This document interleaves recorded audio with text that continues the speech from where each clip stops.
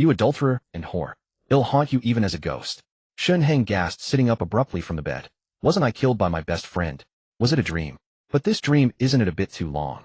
He fumbled for his phone from the bedside and froze when he saw the date. August 8, 2088. I've been reborn. Shen Heng couldn't believe it. He had clearly witnessed his longtime brother Su Chao plunging a knife into his abdomen, and his beloved girlfriend Feng Lu leaned against Su Chaos' embrace, watching him with a cold sneer.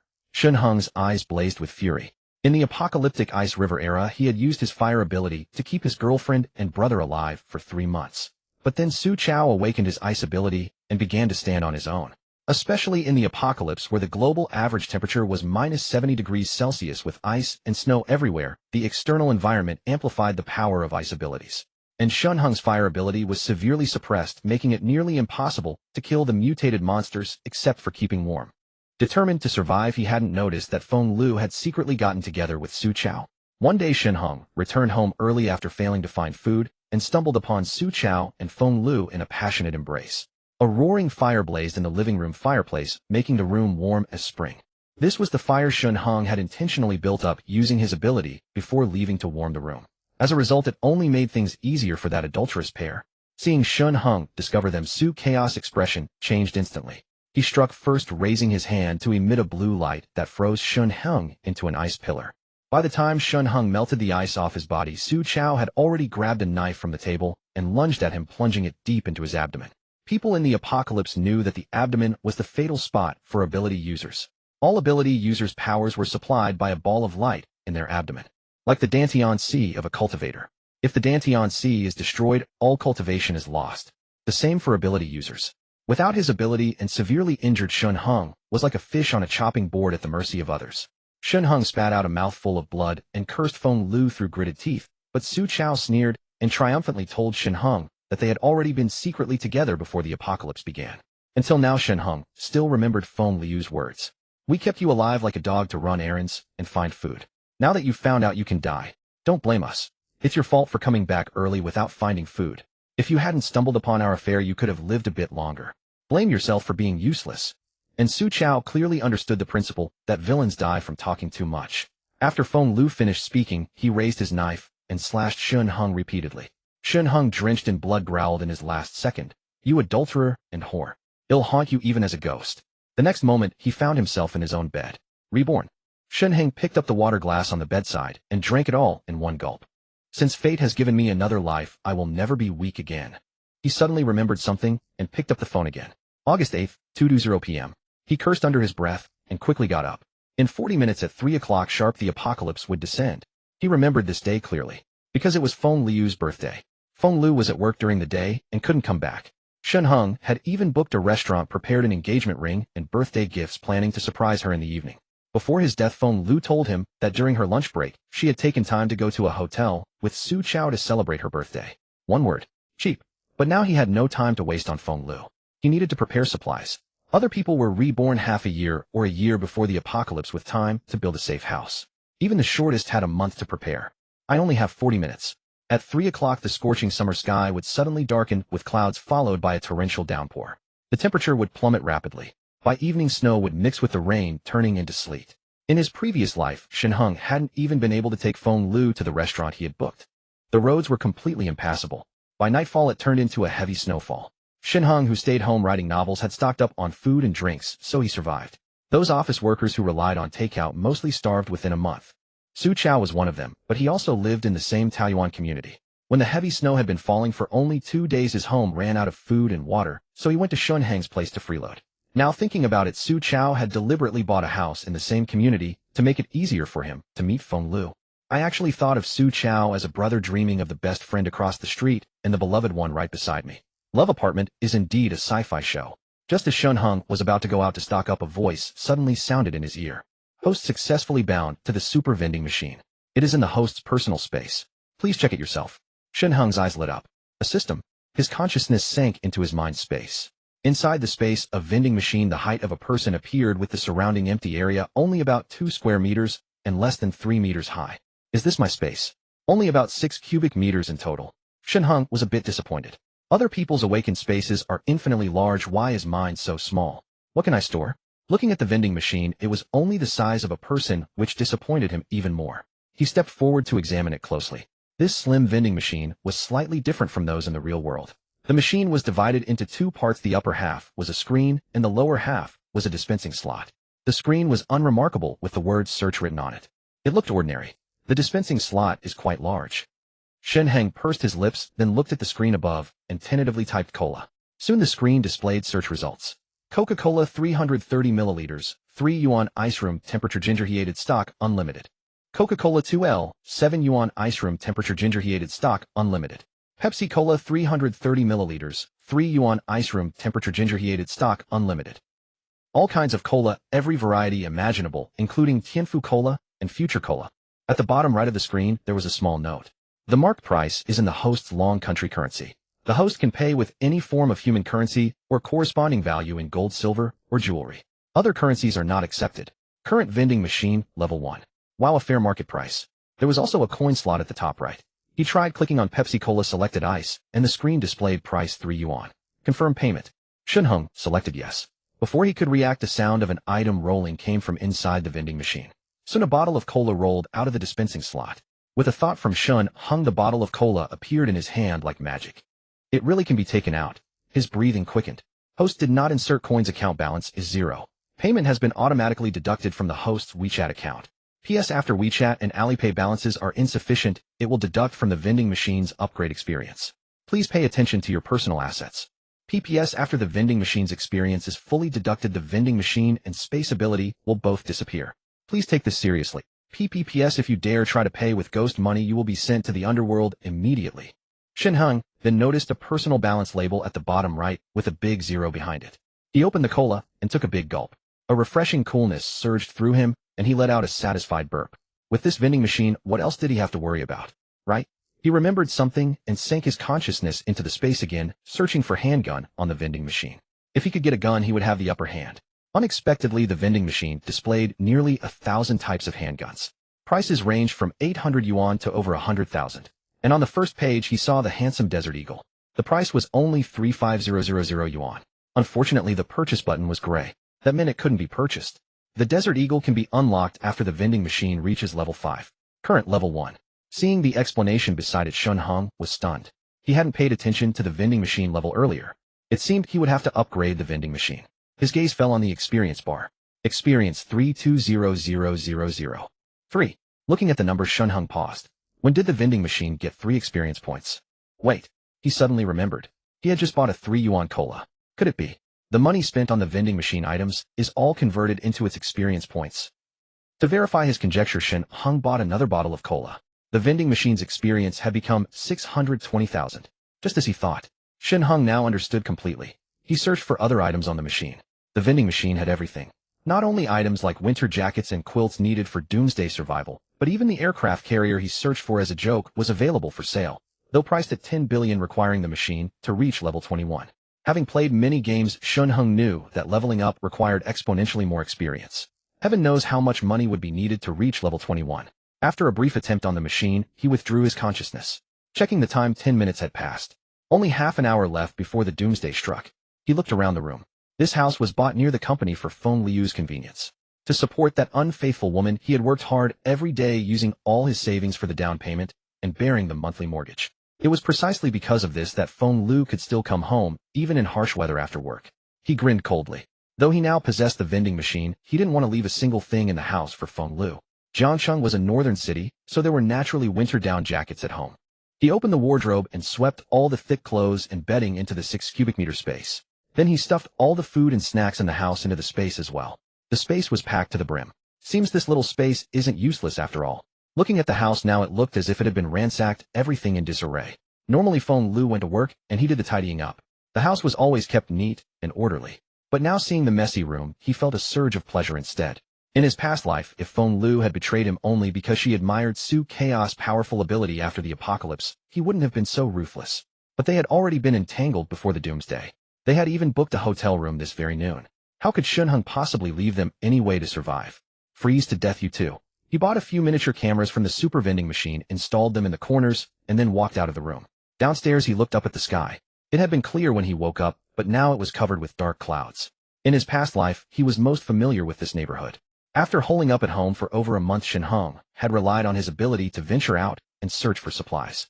Taoyuan neighborhood was large. At the front were 20-30-story high-rise buildings. Behind them was a vast square. Adjacent to Taoyuan Square were 10 rows of townhouses, and further back were luxurious standalone villas.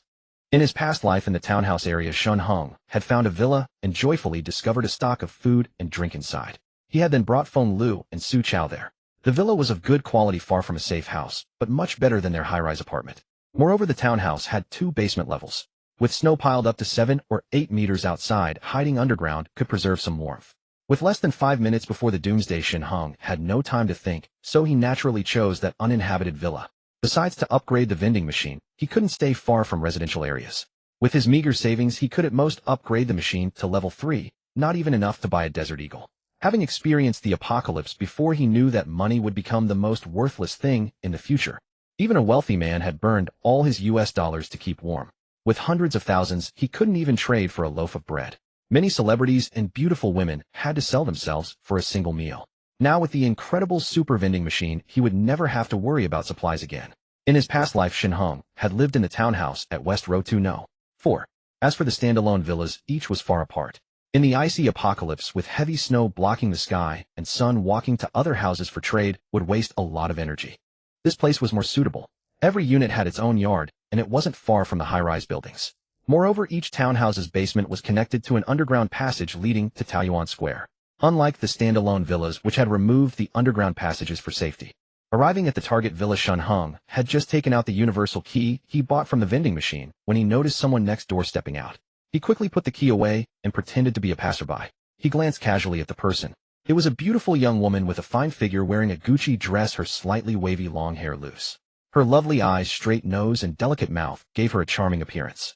The young woman looked up at the sky, hesitated for a moment, then turned back to prepare to drive out. In his past life, there was no one next door. Shen Heng remembered clearly that in the previous life, Unit 3 of Row 2 was definitely empty. That meant this young woman had indeed gone out in the past life, and most likely died outside, never returning. Now that he was about to move into Villa No. For having no neighbor would be too lonely. Besides, people's money was stored in their phones, leaving little cash at home. To upgrade the vending machine, this beautiful young woman was a good option. He checked the time. There were 3 minutes until the storm. Shen Heng deliberately stepped forward and asked, "Ma'am, I'd like to ask, do you know anyone named Su Chao around here?" Su Chao, eh?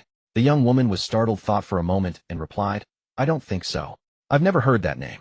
Shen Heng put on an anxious look and said angrily, "That bastard doesn't know where he's gone. He won't answer his phone. I've been looking for him for days. Forget it, it's going to rain. I'd better go back. If I ever find him, I'll chop him to death." Kill. The young woman was shocked, stepped back 2 steps, and looked at Shen Heng. "Young man, murder is illegal. Whatever the issue, you can talk it out. You're young, don't be impulsive." "I don't want to be impulsive, but he owes me a huge sum of money and disappeared. I have to pay my employees' salaries." Shen Heng gritted his teeth. "He owes me money and vanished, driving me to desperation. I won't let him off easy." "You?" The young woman wanted to comfort him further, but by then the sky was completely dark and a torrential rain poured down like a waterfall. The young woman quickly retreated inside her gate. "Ma'am, could you lend me an umbrella?" Shen Heng also hurried to the eaves and asked. The young woman nodded, retrieved an umbrella, and handed it over. "There's no hardship that can't be overcome. As long as you're willing to find a way, even the hardest times can be endured. You should go home now." It seemed she was alone at home, cautiously not inviting him to shelter from the rain, but preparing to close the door.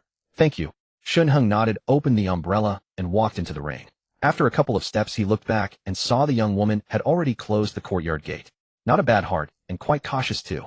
Shen Heng smiled slightly, turned around, and arrived at the entrance of Villa No. For taking out the universal key. System products are always top-notch. In his past life, it took him a long time to open the main door, but this time, he easily unlocked it and walked in, familiar with the layout. He had lived in this villa for nearly 3 months before dying tragically here. Looking at the familiar villa, he was filled with emotion. The villa had 3 floors above ground, and 2 below, lavishly decorated. Each floor was about 150 square meters, totaling nearly 800 square meters. In his past life, he and Feng Lu and Su Chao lived here with room to spare. Now, with only him, it was certainly sufficient. The villa was still empty, as before, spotlessly clean, as if the owner had hired a regular cleaning maid. Standing in the living room, Shen Heng looked out the window, his expression heavy. He was an orphan. His parents had died in a car accident when he was very young. The compensation was divided among unscrupulous relatives, and Shen Heng started writing novels early to support himself. Though he had been a struggling writer for years, hard work was enough to scrape by. Deep down he longed for a home. When he got together with Feng Lu, he felt love again. To marry her sooner, Shen Heng turned into a human typing machine, his hand speed surpassing Kato Taka. Before he could buy a house and get married, the doomsday arrived. But he also had to thank the apocalypse for letting him see the true faces of his so-called good brother and beloved woman. Oblivious to the torrential rain outside, Shen Heng focused his mind and once again tinkered with the super vending machine. The more he searched, the more astonished he became. This vending machine seemed to possess everything imaginable. Not only did it offer snacks and beverages, but it also had the handgun he had just searched for, and even vegetables. Shen Heng purchased a head of cabbage and examined it closely in his hands. The leaves were fresh and plump with moisture, as if they had just been picked. He could buy and enjoy fresh produce anytime he wanted. Why bother hoarding supplies? Shen Heng nodded in satisfaction. It wasn't just food and drink. He also tried searching for a generator and found one available. A diesel generator was priced at 100,000.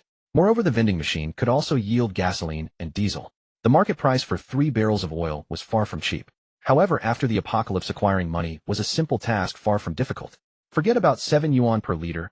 Even 70 yuan per liter was of no concern. After inspecting these items, he purchased some brand new cotton quilts, bedding, and a parka from the vending machine. While examining the parka, Shen Heng suddenly noticed there was an apocalypse premium parka. The notes indicated it could withstand temperatures as low as -80 degrees Celsius, crafted from futuristic high-tech fabric. Next to the parka were the words "System Selected." This was excellent. However, the price was exorbitant, 500,000 for a single piece. To purchase it, the vending machine prompted Shen Heng that his level was insufficient. He needed to reach level 8. The requirement was even higher than that for the Desert Eagle. Shen Heng had no choice but to exchange for some high-end parkas first. After buying these items, the vending machine's experience reached 8,496,20000. Leveling up to 2 was not too far off. Shen Heng was in no hurry to level up. Even if he did, he still couldn't purchase firearms. That was still a long way off. He decided to prepare emergency supplies first and upgrade in a day or two.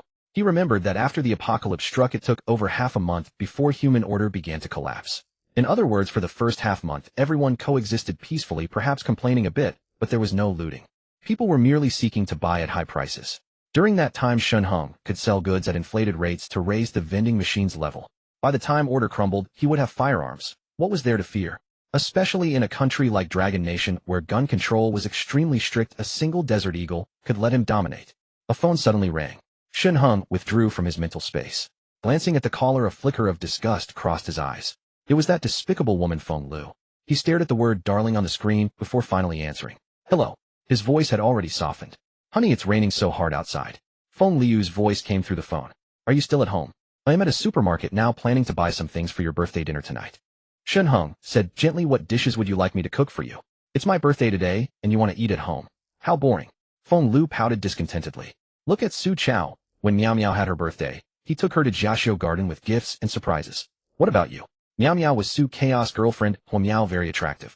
However, after the apocalypse descended, her company was far from Taoyuan residential area, and she couldn't make it back. By the time snow fell heavily at night, Hua Miao could only huddle in her office, eventually freezing to death. In his past life, Shen Heng had heard Su Chao say that Hua Miao was very resistant to being intimate with him. In contrast, Feng Lu had a naturally seductive gaze, only slightly less beautiful than Hua Miao. Those two scoundrels, like dry kindling meeting fire, had inevitably gotten together. Comparing me to that dog, Su Chao. Shen Heng's eyes turned cold, but his voice remained gentle. He'll do whatever you say. When I was making a reservation at a restaurant at noon, I called you. Why didn't you answer? Feng Liu's expression shifted. I was busy at noon. I didn't notice my phone. Busy at noon. It was obvious Feng Lu was lying. Because at that time Shen Heng hadn't actually called her. Moreover, having been reborn, Shen Heng knew exactly what Feng Lu had been busy with at noon. Celebrating with Su Chao at a hotel. Shen Heng sneered inwardly, but spoke aloud. I'll go book a restaurant now, okay? Thank you, honey. Feng Lu laughed, her voice dripping with charm.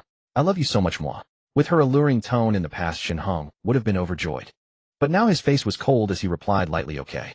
Hanging up, Shen Heng walked to the bathroom in disgust to rinse his mouth. Damn it, saying such nauseating words made him want to vomit. In the past he hadn't known and actually enjoyed it. Now looking back, it was all nonsense.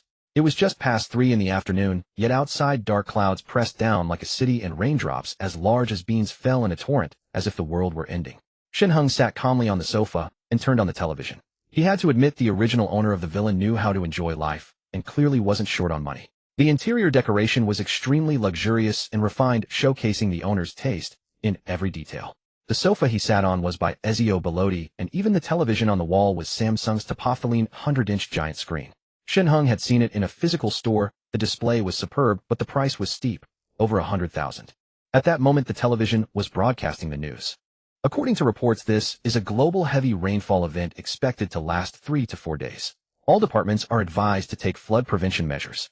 Experts suggest that primary and secondary school students should be temporarily dismissed and switch to online classes, while office workers may adjust their schedules as needed. Additionally, experts urge the public not to panic, not to hoard, and not to inflate prices. Any violations will be dealt with severely. The camera then panned to scenes of people in the rain courteously and orderly boarding buses. Experts. Shen Heng snorted in disdain. So-called experts were nothing but useless old men nearing their graves, sitting pompously before the camera to serve their wealthy masters. A meteorologist lived in Taoyuan residential area. In his past life, that old man had confidently claimed everything was fine, refuting many people's doomsday theories. But later, when Shen Heng went out to scavenge for food, he saw with his own eyes the old man pointing at a neighbor, then a green vine shot from his hand, coiling around and strangling the neighbor to death. The old man then grinned maniacally and ran into the neighbor's house to search for supplies, shouting in the apocalypse, "I am a god." Shen Heng had initially ignored him, but the old man, seeing Shen Heng foraging daily, set his sights on him. While Shen Heng was off guard, the old man launched a green vine to ambush him, but Shen Heng burned it to ashes with a burst of fire. Of course, not all old people were bad. The security guard at the residential area, Grandpa Chin, was a very good person. After gaining superhuman physique abilities, he dutifully protected the community and helped mediate conflicts. However, in the scarcity of supplies, everyone was like a mad dog, and Grandpa Chin stood alone against the tide. In the end, he took refuge in a villa with a female college student named Fu Xiaozhu. Shen Heng never learned what became of them. Grandpa Chin had also saved Shen Heng twice. Remembering the kindness from his past life, Shen Heng took out his phone and sent Grandpa Chin a WeChat message. "Grandpa Chin, the weather seems a bit unusual. You'd better stock up on some instant noodles, sausages, bread, and such just in case." It was only raining heavily now, and one could still go out with an umbrella to shop. But after a night of snowfall, the snow would pile up past the knees, making movement impossible. That was when the true ordeal would begin. "Xiaoshin, didn't the experts say it's nothing serious? No need to hoard supplies, right?" Old Chin replied promptly. "I can't quite put my finger on it, but this rain feels too ominous. The forecast said sunny days for the next few days. Why is it suddenly raining? And it's so heavy. With technology this advanced, there's no reason they couldn't predict it, especially a global downpour." Shen Heng patiently typed his messages. "Alright, I'll go out and buy some food now."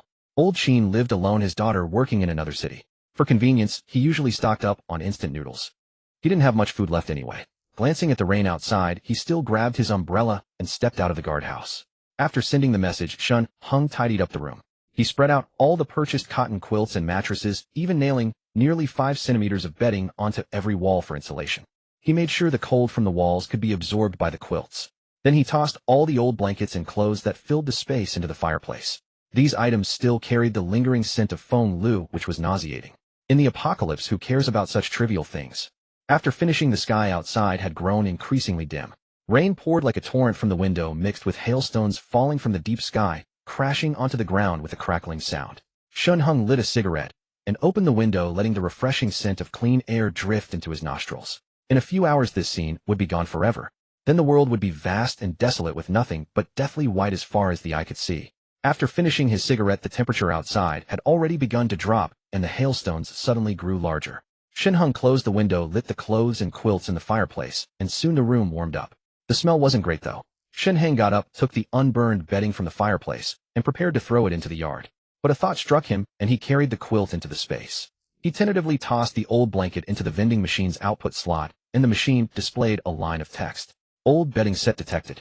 Recycling price 30 yuan. Well, it could recycle, but the price was a bit low." Shen Heng stuffed all of Feng Liu's old things into it, and the screen showed the word balance. Current balance 126. 7 yuan. The old clothes had vanished. It could even exchange for money. Not bad at all. He grinned and placed an empty can on the output slot. Soon another line appeared on the screen. Can detected. Recycling price 0. 15 yuan. After confirming, the balance became 126. 85 yuan. This wasn't just a vending machine, it was a recycling station too. If had known, he would have sold everything from home. When Feng Lu got home and saw everything empty, she'd be utterly stunned. But since had already taken the winter supplies, he couldn't be bothered to go back. With nothing left at home, even if Feng Lu didn't freeze to death, she'd starve. He turned around, picked up a throw pillow from the sofa, and tried to recycle it, but this time it didn't work. Non-host personal item. Recycle denied. So it had to be his own. Even so, Shen Heng was satisfied. He bought some Australian lobsters and seasonings from the vending machine, humming a tune as he walked into the kitchen. On the first day of the apocalypse, he'd celebrate his rebirth with steamed lobster. After washing the lobster, he steamed it on high heat for 10 minutes. While waiting, he minced some ginger, mixed it with Laogan ma chili sauce, vinegar, and sesame oil to make a dipping sauce. Carrying the steaming pot of lobster into the living room, he sat down watching the news on TV, while cracking open the shell, dipping the tender meat into the sauce, and popping it into his mouth. The ocean's fresh sweetness combined with the flavorful sauce was pure bliss. The texture was springy and chewy. He chewed slowly, savoring the quiet moment. Just then his phone rang. It was Feng Lu calling. Hello. He answered casually. Shen Heng, haven't you bought the groceries yet? Feng Liu's impatient voice came through. I'm home. Why aren't you here? And what's this? Did we get robbed? Why is everything such a mess? What? Shen Heng feigned surprise, opening the surveillance app on his phone. Feng Lu had already returned home, sitting on the cluttered living room sofa with a furious expression. Beside her sat Su Chao, listening intently. I'm stuck outside because of the rain. Haven't made it back yet. Hearing this, Su Chao relaxed and put his arm around Feng Lu. She turned and shot him a glare, but didn't pull away, instead leaning into his embrace. Can't you come back even if you get wet? I didn't even ask you to pick me up. Can't you handle a little rain? Are you even a man? You just catch a cold for a few days, but my birthday only comes once a year. How can I feel safe being with you like this?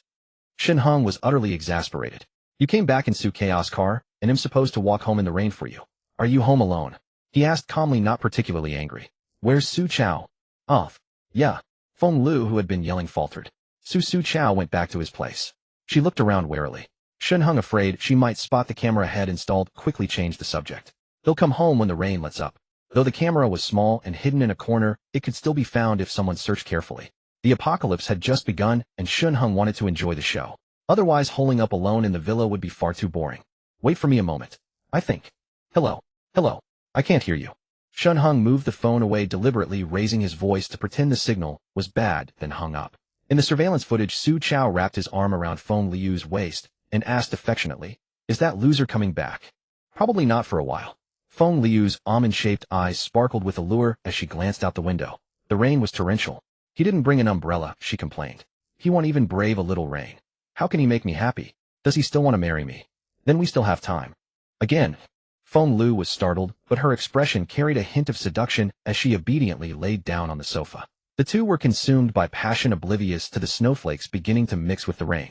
As for the hidden camera in the room, they had no time to notice. Shen Heng watched coldly, unmoved. Though Feng Lu had a nice figure and a pretty face, his heart was as still as water. In the apocalypse, women like her were a dime a dozen, especially a tramp like her. Having been reborn, how could he be so easily swayed? After finishing the remaining steamed lobster, Shen Heng patted his belly contentedly. With a sweep of his mind, the shrimp shells on the table were swept into the vending machine. Recycling price 0. 2 yuan. He could even earn 20 cents from throwing away trash. Shen Heng was thoroughly satisfied. Lying on the expensive sofa, he watched the news. Reports about the heavy rain had already taken over the trending topics, and some local channels had invited experts for live commentary. This rain is rather unusual. Attentive viewers may have noticed that the hail outside is turning into sleet. Normally, these two weather patterns don't occur together. But don't panic. Everything is under control. On screen, a bald old man sat upright, speaking eloquently. Shen Heng curled his lip in disdain. Keep blathering on live TV. Stay another half hour, and you'll freeze to death in the studio. He got up to clean the table. The leftover scraps were his, so he could toss them into the vending machine for recycling, but the dishes still needed washing by hand. In his past life, had lived with Su Chao and Feng Lu. Now washing dishes alone, he felt a pang of loneliness. Maybe. His gaze drifted toward the house next door. Although Shen Heng harbored a heart like Chow Chow's, having lived through a previous life, he was wary of women. Even though he had only survived 3 months in the apocalypse, examples of spouses turning against each other for a morsel of food were everywhere. In the frozen apocalypse, human life was as fragile as grass. If this beautiful neighbor were willing to devote her heart and body to him, Shen Heng would accept her. But the human heart was a treacherous thing, and he would never easily trust a woman, especially a stranger. Having been reborn with such a miraculous vending machine, what kind of woman couldn't he find? For now, upgrading the vending machine was more important. Outside, the rain still poured relentlessly, but snowflakes were growing thicker. Shen Heng added some firewood to the fireplace, and the temperature inside soared. He lounged comfortably on the sofa, scrolling through his phone. The owners group for Taoyuan residential area was already in an uproar. Peak Handsome, what kind of crazy weather is this? Why is it snowing in the middle of summer? I've already put on my winter clothes. Winding path to seclusion, don't worry, I just watched the news. The experts say everything is under control. Old Wang, the weather is getting more and more abnormal these years. It's nature's revenge. Little Chin girl, the streets are in chaos. We're stuck in the car and can't get back, boo-hoo. Winding path to seclusion. Little Chin girl, where are you? Want me to bring you an umbrella? Shen Heng scrolled through the conversations, a disdainful smirk on his face. Winding path to seclusion was a repressed homebody who, like Shen Heng, loved stockpiling. Unfortunately, he only survived a month. Shen Heng remembered that this guy traded half a box of instant noodles for a night with Little Chin girl only to be stabbed to death by her in his sleep. What a fool. He didn't even understand the principle of not flaunting one's wealth. He actually showed off his abundant supplies to Little Chin girl. No wonder she had ill intentions. Afterwards, Little Chin girl cleaned out his home, not even sparing a single fruit in a flower pot. It was precisely because of that fruit that Little Chin girl awakened the ability to phase through walls, ransacking the entire Taoyuan residential area and drawing curses from everyone. Little Chin girl's real name was Chun Mingqing, pure and beautiful. But Shen Heng remembered her vividly, not for her appearance or figure, but because Chun Mingqing had robbed his home 3 times in her past life. After Chun Mingqing awakened her ability, everyone realized the wonder of ability fruits tearing the ground apart in search of them. Shen Heng by chance swallowed one and awakened a fire ability. As for Su Chao, he must have discovered an ice ability fruit without Shen Heng's knowledge. At this thought, Shen Heng perked up and entered his mental space. He typed ability fruit into the vending machine. The next moment he held his breath and widened his eyes. The vending machine actually had ability fruits for sale. The price was 1 million. And the ability fruit was grayed out, impossible to purchase. Purchase level 10. It required level 10 to buy, and the cost was exorbitant. Heaven knew how much money it would take to upgrade the vending machine to level 10. Since there was a chance to get it for free, now Shen Heng wouldn't give it up. He quickly messaged Winding Path to Seclusion, bro, has your pothose borne fruit? Winding Path to Seclusion? Whose pothose would ever bear fruit? Shen Heng's face flushed with embarrassment as he rephrased, bro, do you have pothose at home? Winding Path to Seclusion, I have 3 pots. What's up? Hung, I just renovated my place and want some greenery, but I can't go out in this weather. How about selling me your pothose? Winding Path to Seclusion chuckled. He was a fan of apocalyptic literature, and this extreme weather excited him. Because he had over a dozen boxes of canned sausages and instant noodles stored at home. Logically, a savvy person would quietly stockpile or rush to buy supplies. But this guy wanted to buy pothose. It's Pothos, not a Lolita. Before he could reply, he saw this guy named Hung send another message, 500 per pot deal. Winding Path to Seclusion's eyes nearly popped out as he quickly replied, no problem. How do we trade? Which building are you in? Building 7, Unit 4, Room 1102. Okay, wait for me. Well, trade in person. Putting down his phone, Shen Heng felt elated. 3 pots of Pothos, only 1,500 yuan. And he could get the wall phasing ability fruit. In his past life, people would fight fiercely over a single ability fruit. Most ability fruits only granted enhanced strength or physique. Those with special abilities were few and far between. When Chun Mingqing robbed him for the 3rd time, he gave chase, but she was agile and vanished after phasing through several walls. Chun Mingqing, in this life, they'll take your ability fruit. Let's see how you steal. Shen Heng put on a jacket and crossed through the underground parking lot toward Building 7. The temperature outside had dropped over 10 degrees, dispelling the late summer heat and bringing a chill. As he walked, he pulled out his phone to check the home surveillance. After a few adjustments, he saw that Feng Lu and Su Chao were gone. Reviewing footage from 10 minutes earlier, he saw they had finished their business, discovered the snow outside, rummaged through everything without finding warm clothes, and then Feng Lu followed Su Chao to his place. Too bad he hadn't set up a camera in Su Chao's home. The days ahead would be much more boring. Just then Feng Liu's call came through. Hello. Shen Heng answered. Why aren't you back yet? Feng Lu demanded through gritted teeth. We were robbed. All the winter clothes and bedding are gone. I am freezing to death. Huh, really? Shen Heng feigned shock. Where are you now? I'm at Su Chao's place. Feng Lu snorted. When are you coming back? Baby, wait for me. I'm caught in the rain, but I'll be home soon. Shen Heng's eyes darted as he quickly said, you haven't eaten, have you? I bought lots of food and plan to make your favorite dishes. Braised eggplant, steamed ribs, stir-fried wood ear mushrooms with meat, kung pao chicken, sautéed beef, sweet and sour pork tenderloin. Hearing this, Feng Liu's stomach betrayed her with a growl, and her tone softened. Then come to Su Chao's place. That, wouldn't it be inappropriate? Shen Heng hesitated. Today's your birthday. Shouldn't we celebrate at our own home? Celebrate your ass. Feng Lu nearly lost it, but held back. Then we'll go back now. Oh, and Su Chao hasn't eaten either. You don't mind an extra person, do you? He's your good buddy. Of course I don't mind. Shen Heng laughed nonchalantly. He'll be home soon. Talk later. Feng Lu hung up and said to Su Chao with a sweet smile, bro Chao, let's go. That loser's going to cook for us. Su Chao was starving and nodded eagerly, let's go. They put on thick clothes and hurried downstairs, rushing toward Shen Heng's home. Shen Heng's original apartment was in Building 2, Unit 1, while Su Chaos was conveniently in Building 7. Shen Heng had already reached the underground passage entrance of Building 7. He didn't go upstairs, but hid in a dark corner. After a short wait, he saw Feng Lu wearing Su Chaos jacket and holding his hand quickly heading toward the underground passage of Building 2. As for Shen Heng hiding in the corner, the two didn't even spare a glance. This bitch. Watching Feng Liu's long legs exposed to the cold, Shen Heng's face turned icy. Only after they entered Building 2 did he slip out and walk into Building 7. He entered Unit 1 and arrived at room 702, Su Chaos home. Shen Heng used a master key to open the door easily, installed a few cameras in the corners, and left with a flourish. If it weren't for finding some entertainment in the apocalypse, he wouldn't have bothered coming. The air still reeked of their scent, nauseating and foul. Then he went to Unit 4, room 1102, the home of Winding Path to Seclusion. As soon as he knocked, the door opened, as if the owner had been waiting. The chubby man grinned, holding 3 pots of pothos. Are you Hong? That's me. Shen Heng glanced subtly at the pothos and asked, is this all you have? If there's more, I'll buy them all at 500 each. That's it. Winding Path to Seclusion lamented, I bought 4 pots, but 1 died, and I threw it away. Only these 3 are left. Shen Heng sighed in relief and nodded, alright, I'll take them. After scanning 1,500 yuan, he left in the elevator to the sound of the man's enthusiastic goodbyes. Success. Stepping back into the underground passage, Shen Heng's eyes gleamed. These 3 pots of pothos, though ordinary with just green leaves, he knew that half a month after the apocalypse began, one of them would mutate and bear a dark brown ability fruit. Shen Mingqing. Shen Heng's gaze flickered. Without your wall phasing ability in this life, we can finally settle the score. It wasn't that Shen Heng was petty, but in his past life, he had been thoroughly robbed by Qin Xiaoyao. Every time he found supplies, Qin Mingqing would arrive just in time to plunder them. After the first theft, Shen Heng became cautious. Yet the second time he was still robbed just the same. That woman walked without a sound. She was a born thief. The third time, Shen Heng stayed awake all night staring at his pile of supplies until dawn. The moment he grew drowsy, Qin Mingqing appeared. When Shen Heng jolted awake, she had already stuffed the supplies into her backpack and fled. Even though Shen Heng now possessed fire-based abilities, it was to no avail.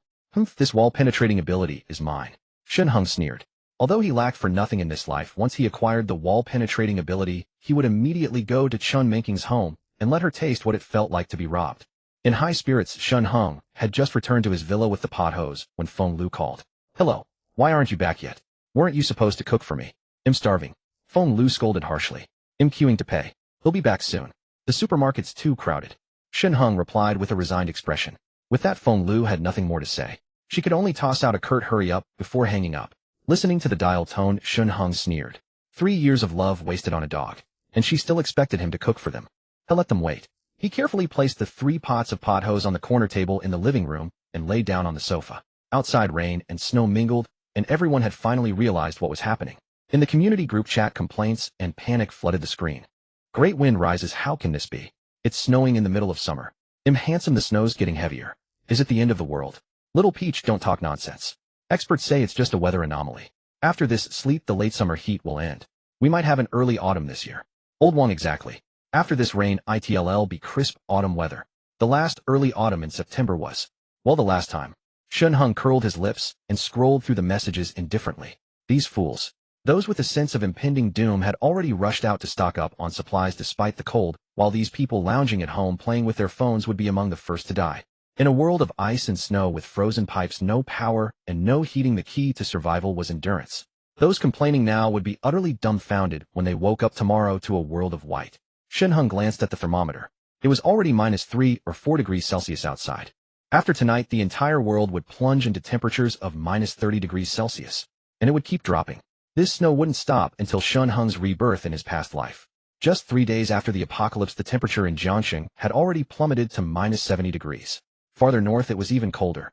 After a few more days of suffering, the populace would descend into panic and conflict due to the lack of supplies. Looting, arson, brother turning against brother, husband and wife becoming enemies. Such scenes were everywhere. After a month with the appearance of ability fruits, the survivors would grow even more frantic. Shen Heng felt no sympathy for these people and couldn't be bothered with their fates. He had only told Uncle Qin to stock up because Uncle Qin had once saved him. This was merely repaying a debt of gratitude. Glancing at the news where a bald expert was still rambling on, Shen Heng found it tiresome. He bought a treadmill from the vending machine, placed it in a corner of the living room, and started exercising. After just over 10 minutes of running, Feng Lu called again. Shen Heng didn't answer. He set the phone to silent and checked the surveillance feed. Feng Lu and Su Chao were huddled together on the sofa, staring eagerly at the security door. Both were ravenous, and with the sudden temperature drop, they were cold and hungry. I should have brought more clothes. Feng Lu leaned against Su Chao, her phone in hand, her expression grim. That waste Shen Heng doesn't know what he's doing, daring to ignore my call. What's with this crazy weather, snowing in the middle of summer? Maybe I should go buy some food. Su Chao scrolled through his phone, frowning. Your place was burgled. No food or drink, even the winter bedding and clothes are gone. I don't have any supplies at my place either. Delivery apps aren't taking orders. Buy what? Feng Lu pouted. Isn't Shen Heng coming back soon? The supermarket's packed. What could we get if we went now? True. Su Chao thought it over and agreed with Feng Lu. Someone in the community group had already posted a video. The several supermarkets in the neighborhood were overflowing with people, and fights had broken out over the checkout queues. Even if they went now, they wouldn't be able to grab much. Besides, Shen Heng, that homebody, loved to stockpile supplies. Surely he had bought a lot this time. Call him again. Seeing Feng Lu put down her phone, Su Chao urged, today's your birthday, so he must have bought a lot. Maybe he can't answer because his hands are full. Try again. If that doesn't work, I'll go meet him. After all, he's my good brother. Okay. Feng Lu nodded. Her phone rang again. Coincidentally, Shen Heng was also tired, so he paused the treadmill and answered, panting. Hello. Hearing Shen Heng's breathlessness, Feng Lu's mood improved considerably. That waste really must have bought a lot. He was even out of breath. Where are you? Feng Lu's voice softened. I'm starving. Why aren't you back yet? Darling, I'll be there soon. Shen Heng put on a sycophantic tone. I stopped to pick up your cake, your favorite black swan. I also bought some braised duck and cooked meat. At the mention of food, Feng Lu could almost taste it. She quickly said, did you buy too much? Maybe Su Chao and I should come meet you. No need, I'll be back soon. Hey, what are you? Don't. Shen Heng deliberately feigned shock in his voice, then hung up before Feng Lu could ask. Feng Lu was a curious woman, and she would definitely call back. As expected, the phone rang again moments after he hung up. After letting it ring for a while, Shen Heng declined the call. A moment later, it rang again. Shen Heng declined once more. Only after Feng Lu had called 4 or 5 times did he pick up. What happened? Why did you hang up? Feng Lu pressed. Her stomach was growling with hunger, and all she could think about was Shen Heng coming home to cook. I was carrying all those bags and talking to you when I entered the neighborhood. A group of people targeted me. Now all the food has been snatched. Shen Heng's voice was tearful. What? Feng Lu's eyes widened. All of it. There were 7 or 8 of them. They just came up and grabbed everything. I couldn't hold on to it. Shen Heng sounded utterly aggrieved. They even took your cake. I got slapped twice and kicked several times. You useless waste. Hearing the food was gone, Feng Lu erupted in fury. A grown man robbed in broad daylight. You didn't even fight back? What good are you? How is this my fault? Shen Heng retorted angrily. I had so much stuff and you kept calling. I was carrying it all in the rain, answering your calls. How could I not get robbed?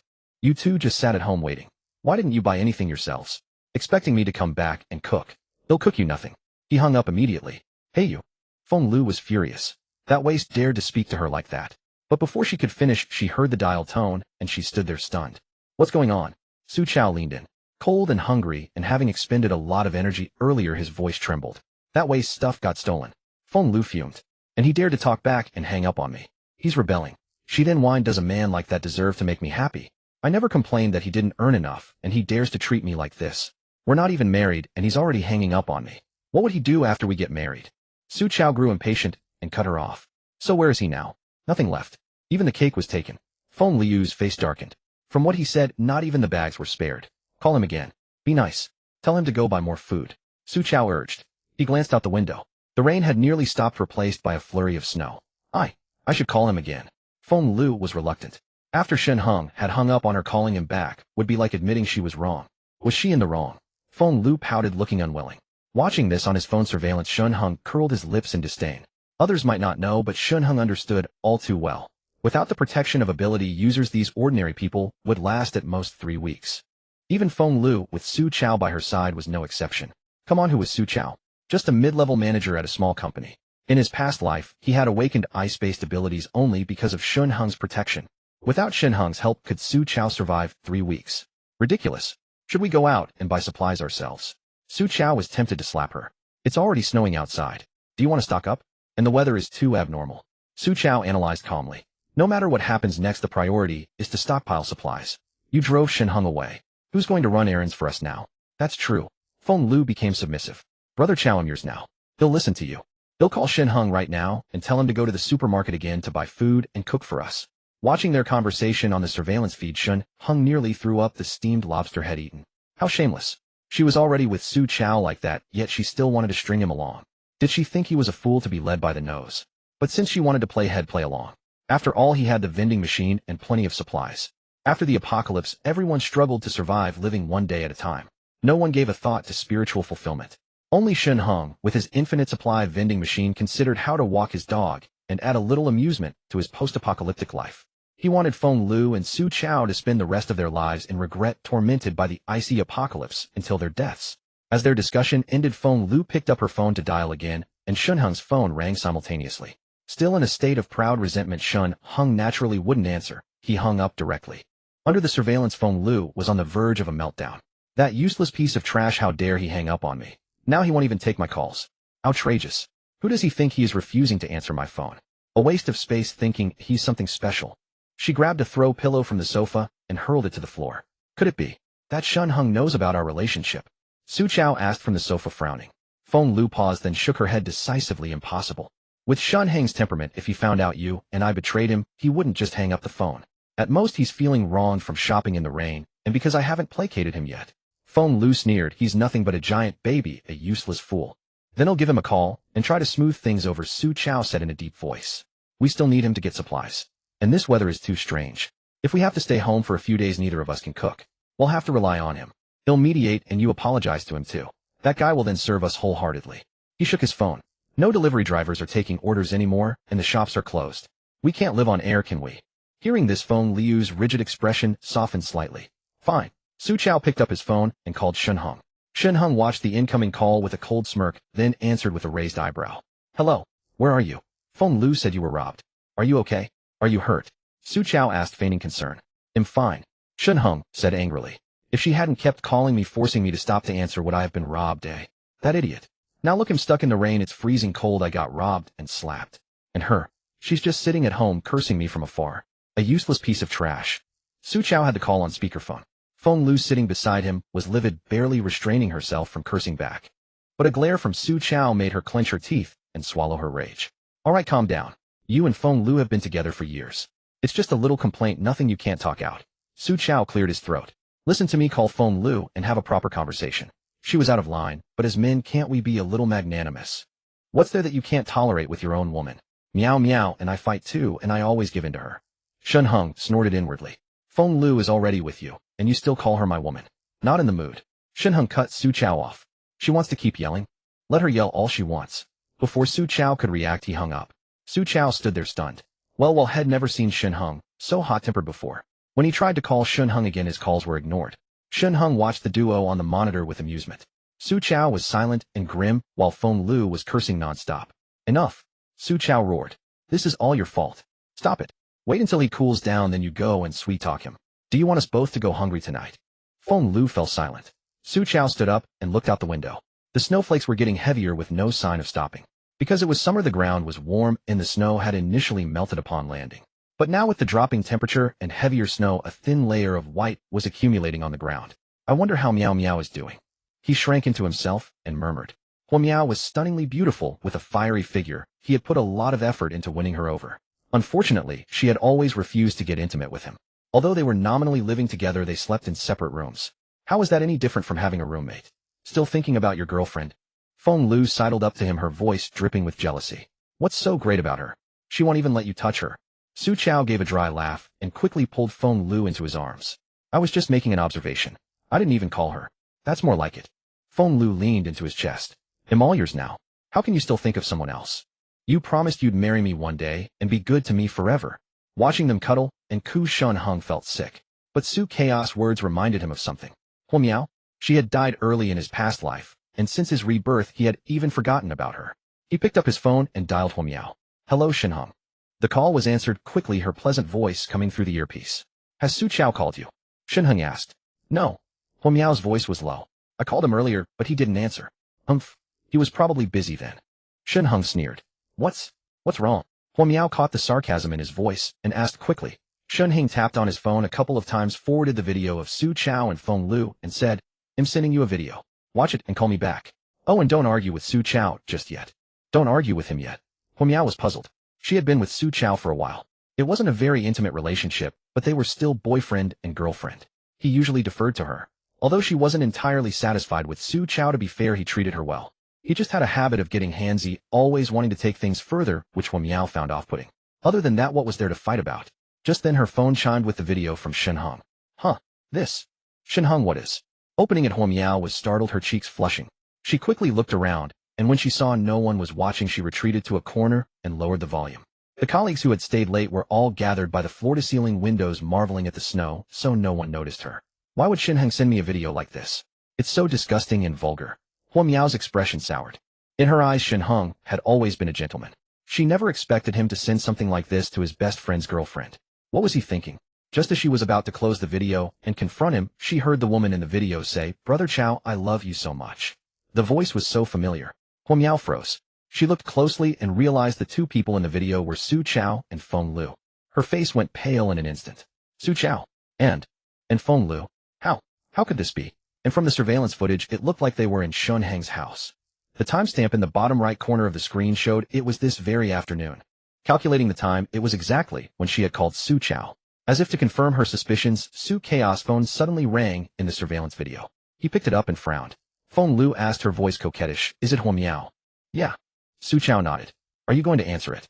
"If you do, I promise I'll be quiet," Feng Lu said, acting very obedient. But Su Chao just tossed his phone aside. That was the exact moment she had called him. Huo Miao's fingers clenched tightly, and she bit her lower lip hard. The torrential rain had just started then. Huo Miao was worried Su Chao might be in danger driving home from work. When he didn't answer, she thought he must be driving and decided not to bother him. Yes, Su Chao was indeed driving. He was driving Feng Lu. The office air conditioner was blowing warm air, but Huo Miao felt cold all over. She stared blankly at her phone, completely unaware that a young man in the corner of the office was secretly watching her. After a moment, Huo Miao closed the video, looked around, and instead of calling Shen Heng, she sent him a WeChat message. "How long have you known? Feng Lu was acting strange a few days ago, so I secretly installed a camera. I never expected." Shen Heng replied quickly. "I just found out a moment ago. I was out in the rain buying groceries, and they were at home. What do you want to do?" Huo Miao sent another message. Shen Heng replied with a wry emoji. "I don't know. My head is a mess right now. Su Chao is your best buddy, and he slept with your girlfriend. Don't you want to get back at them?" Huo Miao seemed furious, sending several messages in a row. Getting angry was a good thing. Shen Heng stretched his arms, a broad smile on his face. Keep stirring the pot, keep her anger burning. A conservative woman like her would never forgive her boyfriend's betrayal. Fight. A good confrontation is the most entertaining thing. Before he could reply, another message from Huo Miao arrived. "Don't you want to sleep with his girlfriend and get your revenge?" "Well now." Shen Heng's eyes went wide. She slept with his girlfriend.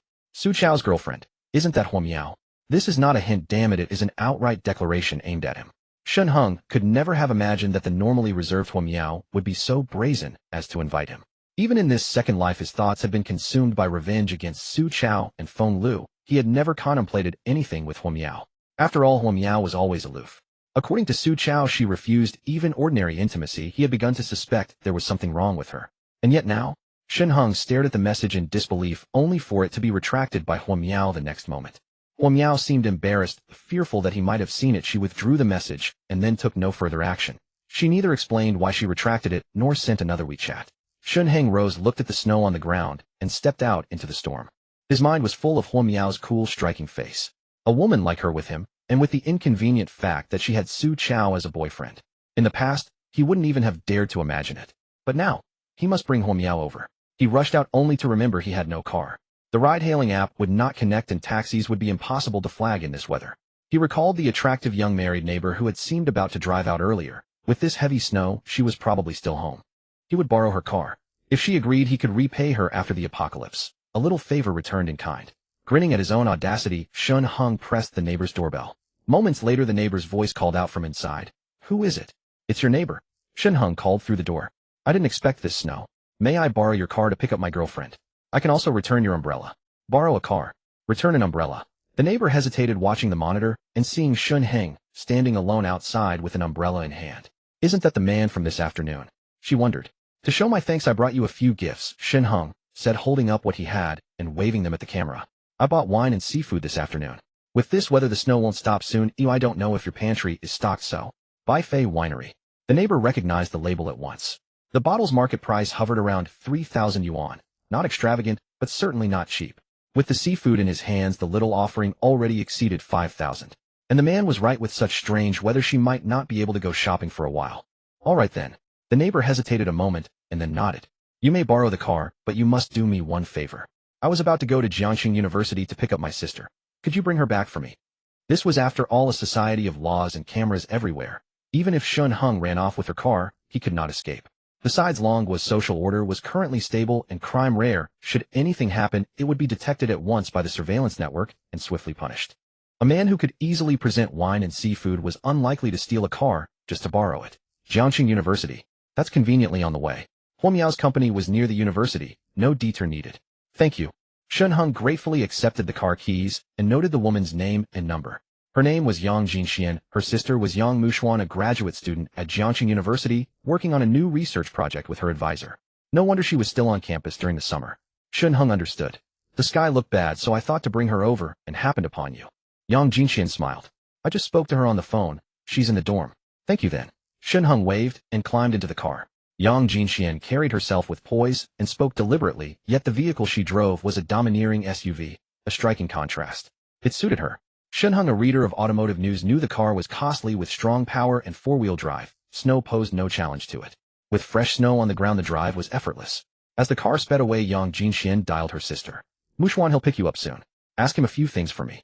Don't worry, sis. Her sister's laughter came through the line. Your husband just died, and already someone wants to win you over. That speaks to your charm. Charm? Don't be ridiculous. Yang Jinxian shook her head. I worry he's from the Song Jia sent to court me. I renounced the Song family's assets already. Relax, sis. Wait and see, it might just be an admirer. Yang Muxuan's tone was teasing, but carried weight.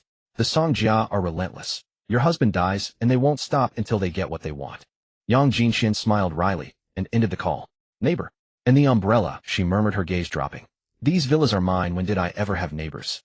Huo Miao's emotions were in turmoil. She had never imagined that Su Chao, who had pursued her so persistently, would secretly be involved with Feng Lu.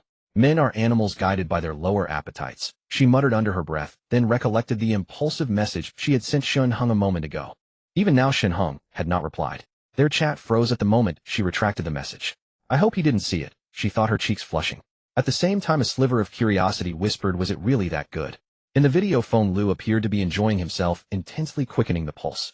The memory made Huo Miao uncomfortable. She stood and walked toward the restroom. The office corridor was empty. Colleagues working late sat by the windows with hot coffee, watching the odd spectacle of snow falling in August. The flakes were heavy and fell with increasing frequency, showing no sign of stopping. The ride apps were useless in such weather. Huo Miao stepped out of the restroom after washing her hands when a shadow fell across her path.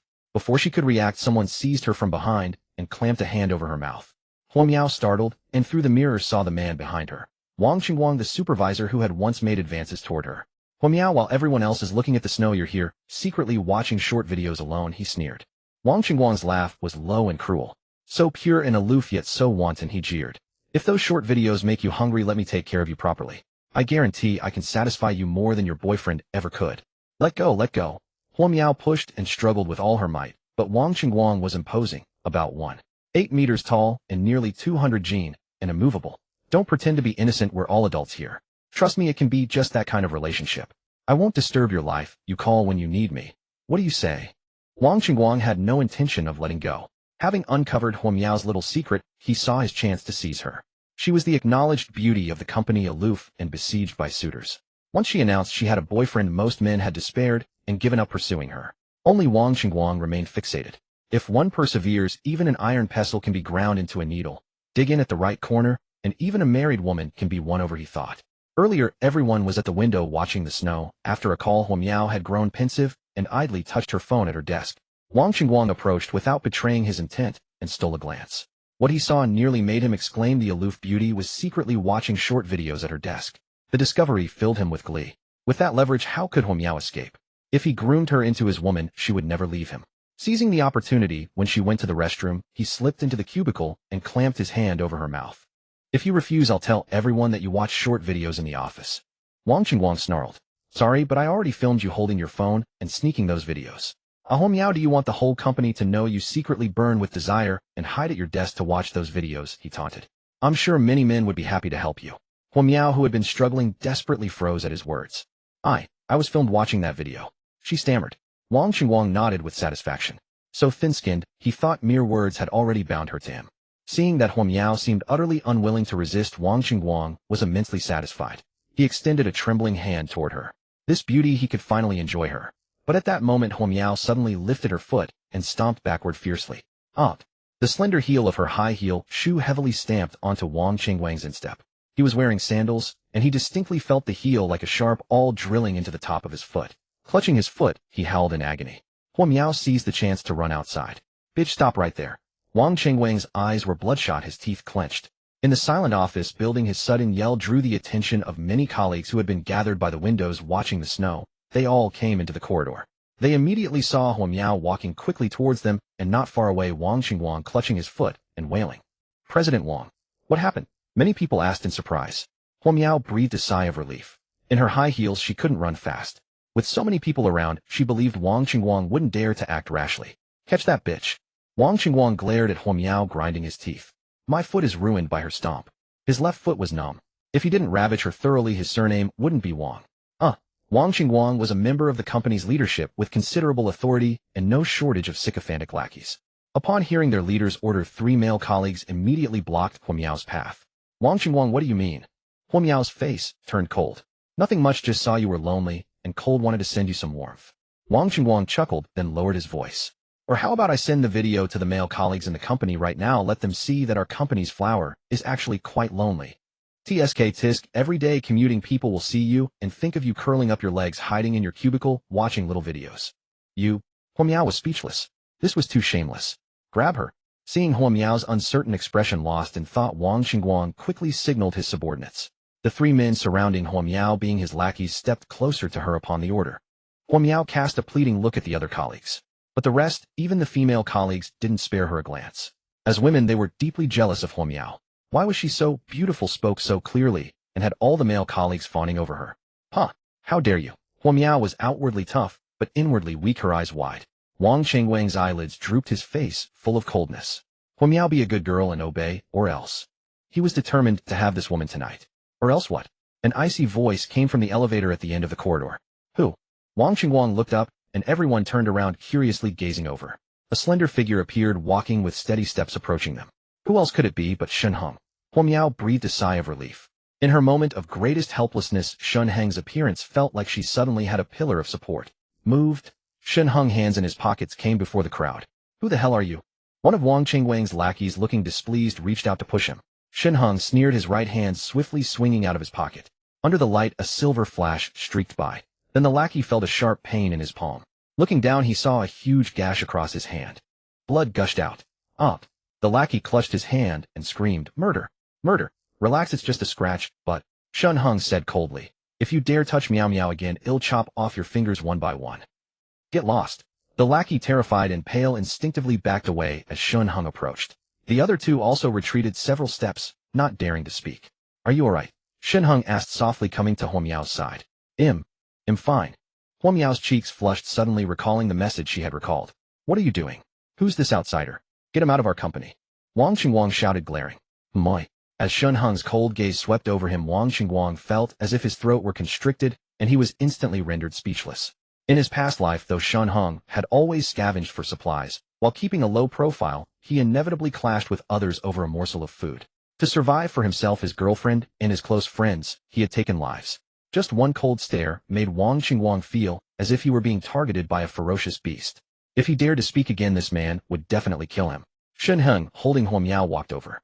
The colleagues in the way all stepped back.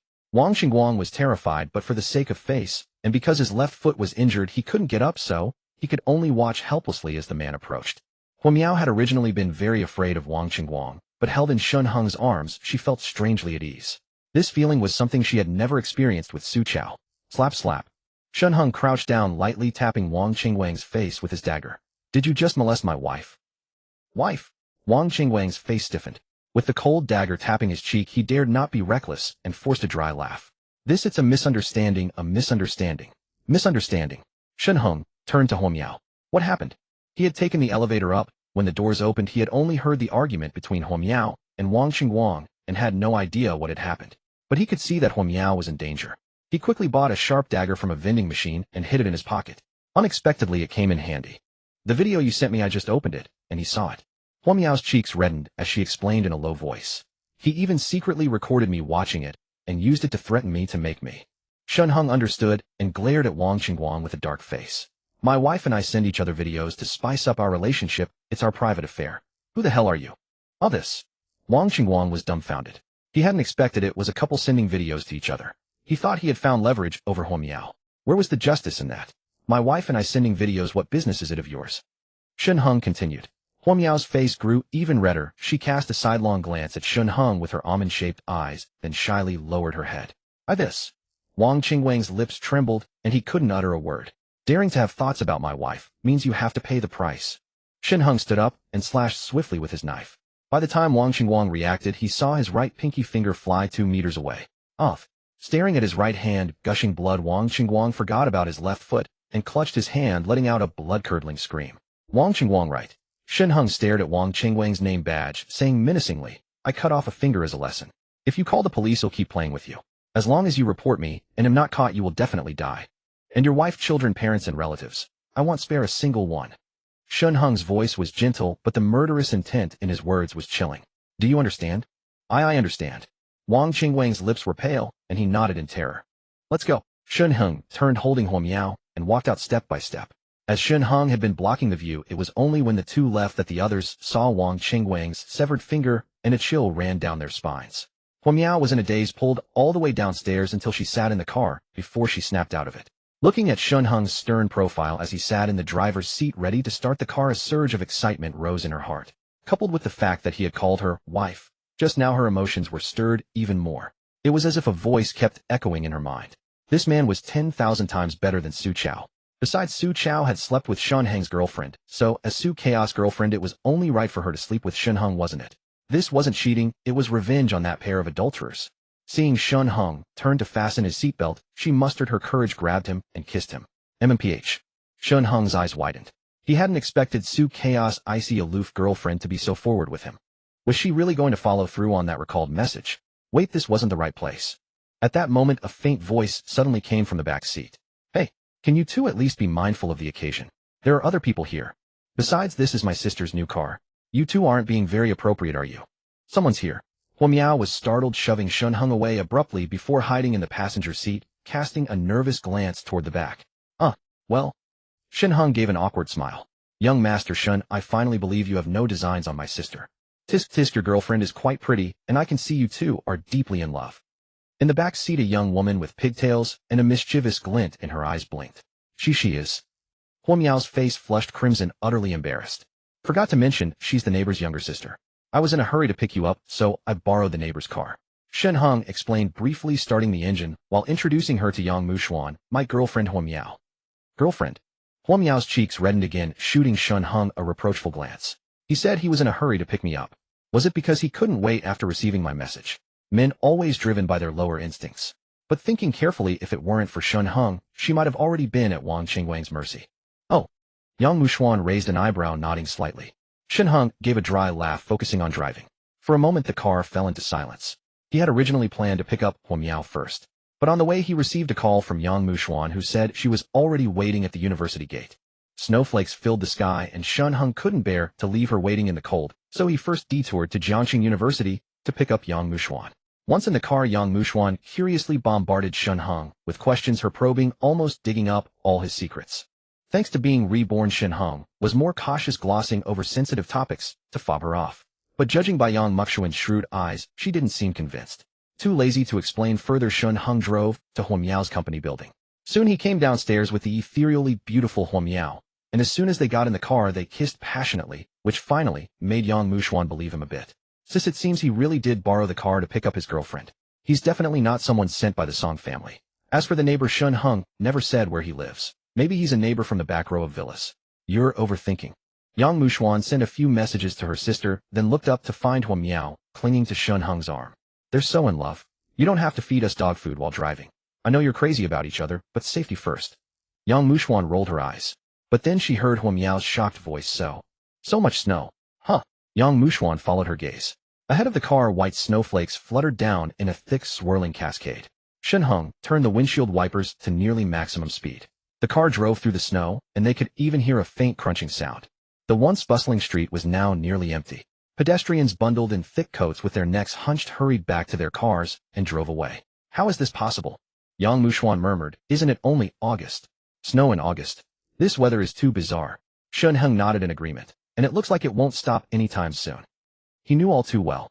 This snow would fall intermittently for half a month. Half a month later, though, the snow would stop, the sky would remain overcast, and the entire world would be blanketed in white.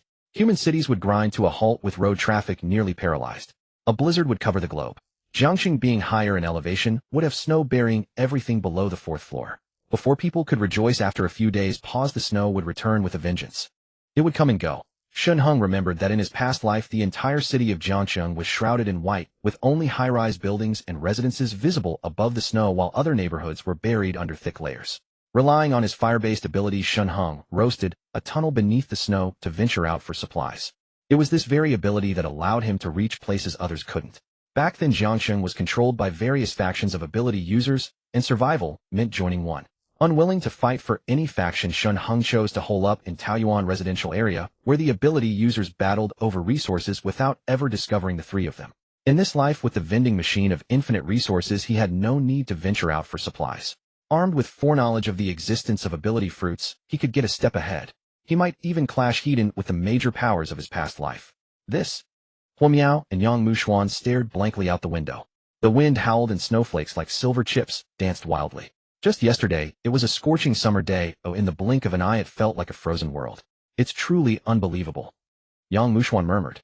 Shen Heng smiled quietly. There were far more unbelievable things to come. If you knew that in just over half a month the world's order would collapse and people would slaughter each other for a single bite of food, you wouldn't be so shocked by summer snow. The car fell silent, both girls staring absently at the falling snow, saying nothing. Shen Heng drove with focus, soon arriving at Taoyuan residential area. Snowflakes swirled, but many pedestrians had already returned home. Those still out, like Huo Miao, earlier stayed at their companies waiting for the snow to stop. Many thought it's summer. Snow in August is too absurd. With such high temperatures, surely the snow would stop soon. That's what Huo Miao thought in her past life too. But what happened in the end?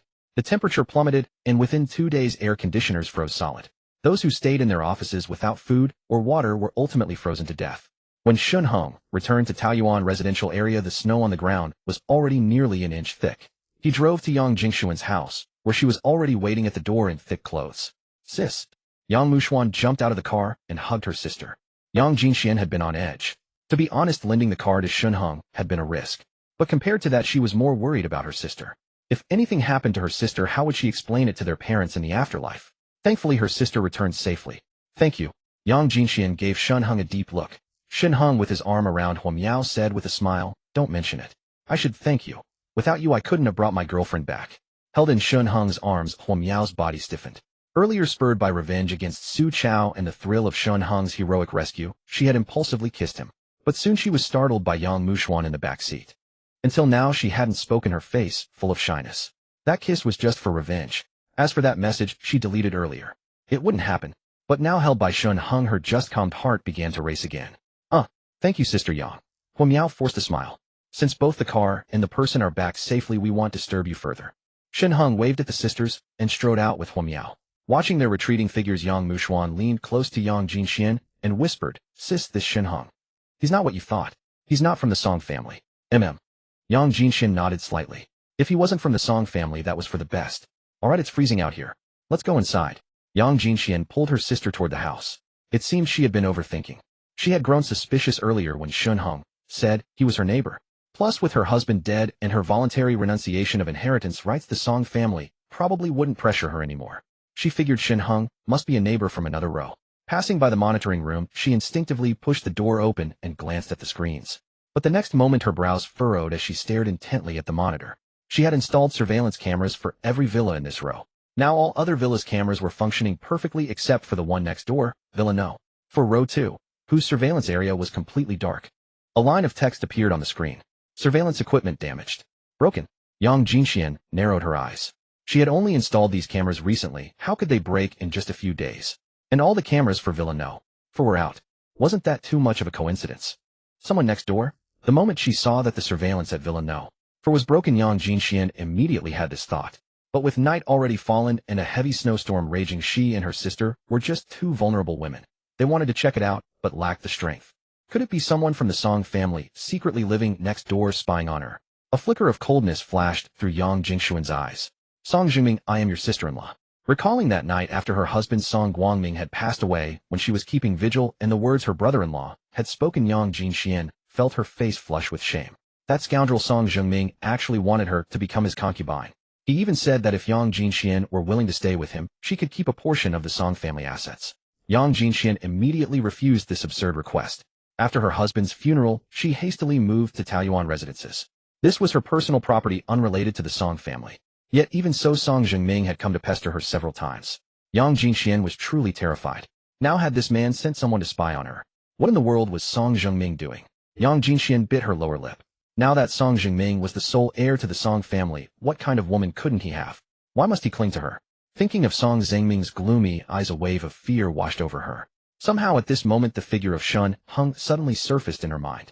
According to her clever little sister, Shen Heng was quite reliable, and he had genuinely borrowed the car to pick up his girlfriend, having nothing to do with the Song family.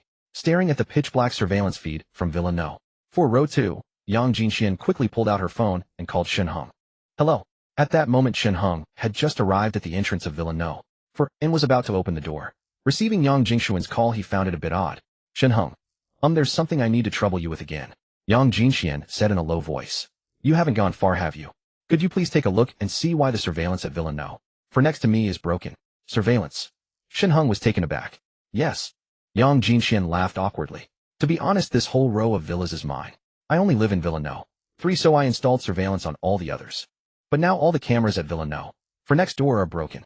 You don't need to go inside. Just check if the camera by the door has been tampered with. Yes, it has. Shen Heng looked up at the camera on the wall. The surveillance camera has been smashed. This? Yang Jinxian's heart trembled, her face turning pale. It must be the Song family's doing. What's wrong? Is someone following you? Seeing that Yang Jinxian hadn't responded for a while, Shen Heng raised an eyebrow and asked. No, it's nothing. Yang Jinxian forced a smile. Thanks. Hanging up, she got up and locked all the doors and windows, then drew the curtains, finally letting out a slight sigh of relief. Sis, is it really someone sent by Song Zhengming? Yang Muxuan's face was solemn. Probably. Yang Jinxian sighed. Forget it, let's not think about that. Muxuan, what do you want to eat? They'll make it for you. She got up and walked toward the kitchen, busying herself.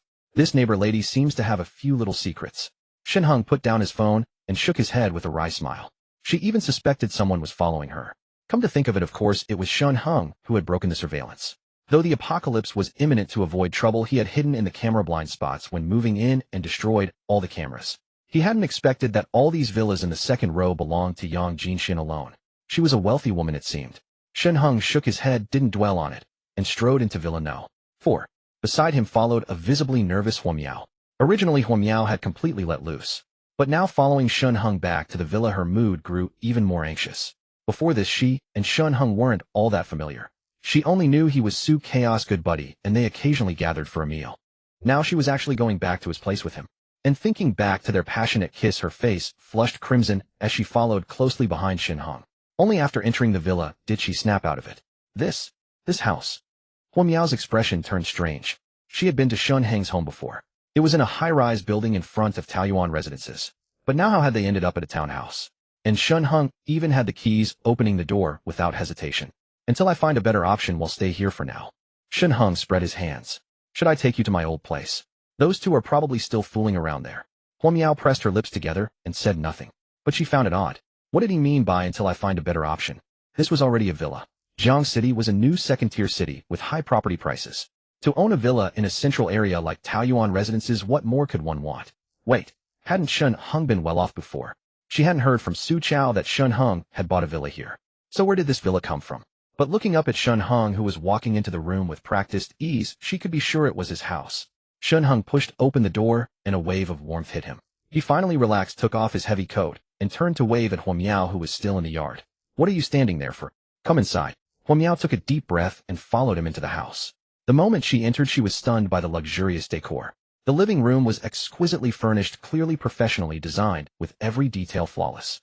As for the furniture and appliances, Huo Miao recognized them at a glance as top-tier international brands. Where had Shen Heng gotten so much money? Huo Miao was astonished. Shen Heng added some fuel to the fireplace, then sat on the sofa and patted the seat beside him. Sit then. Considering she had already kissed Shen Heng, what was there to worry about?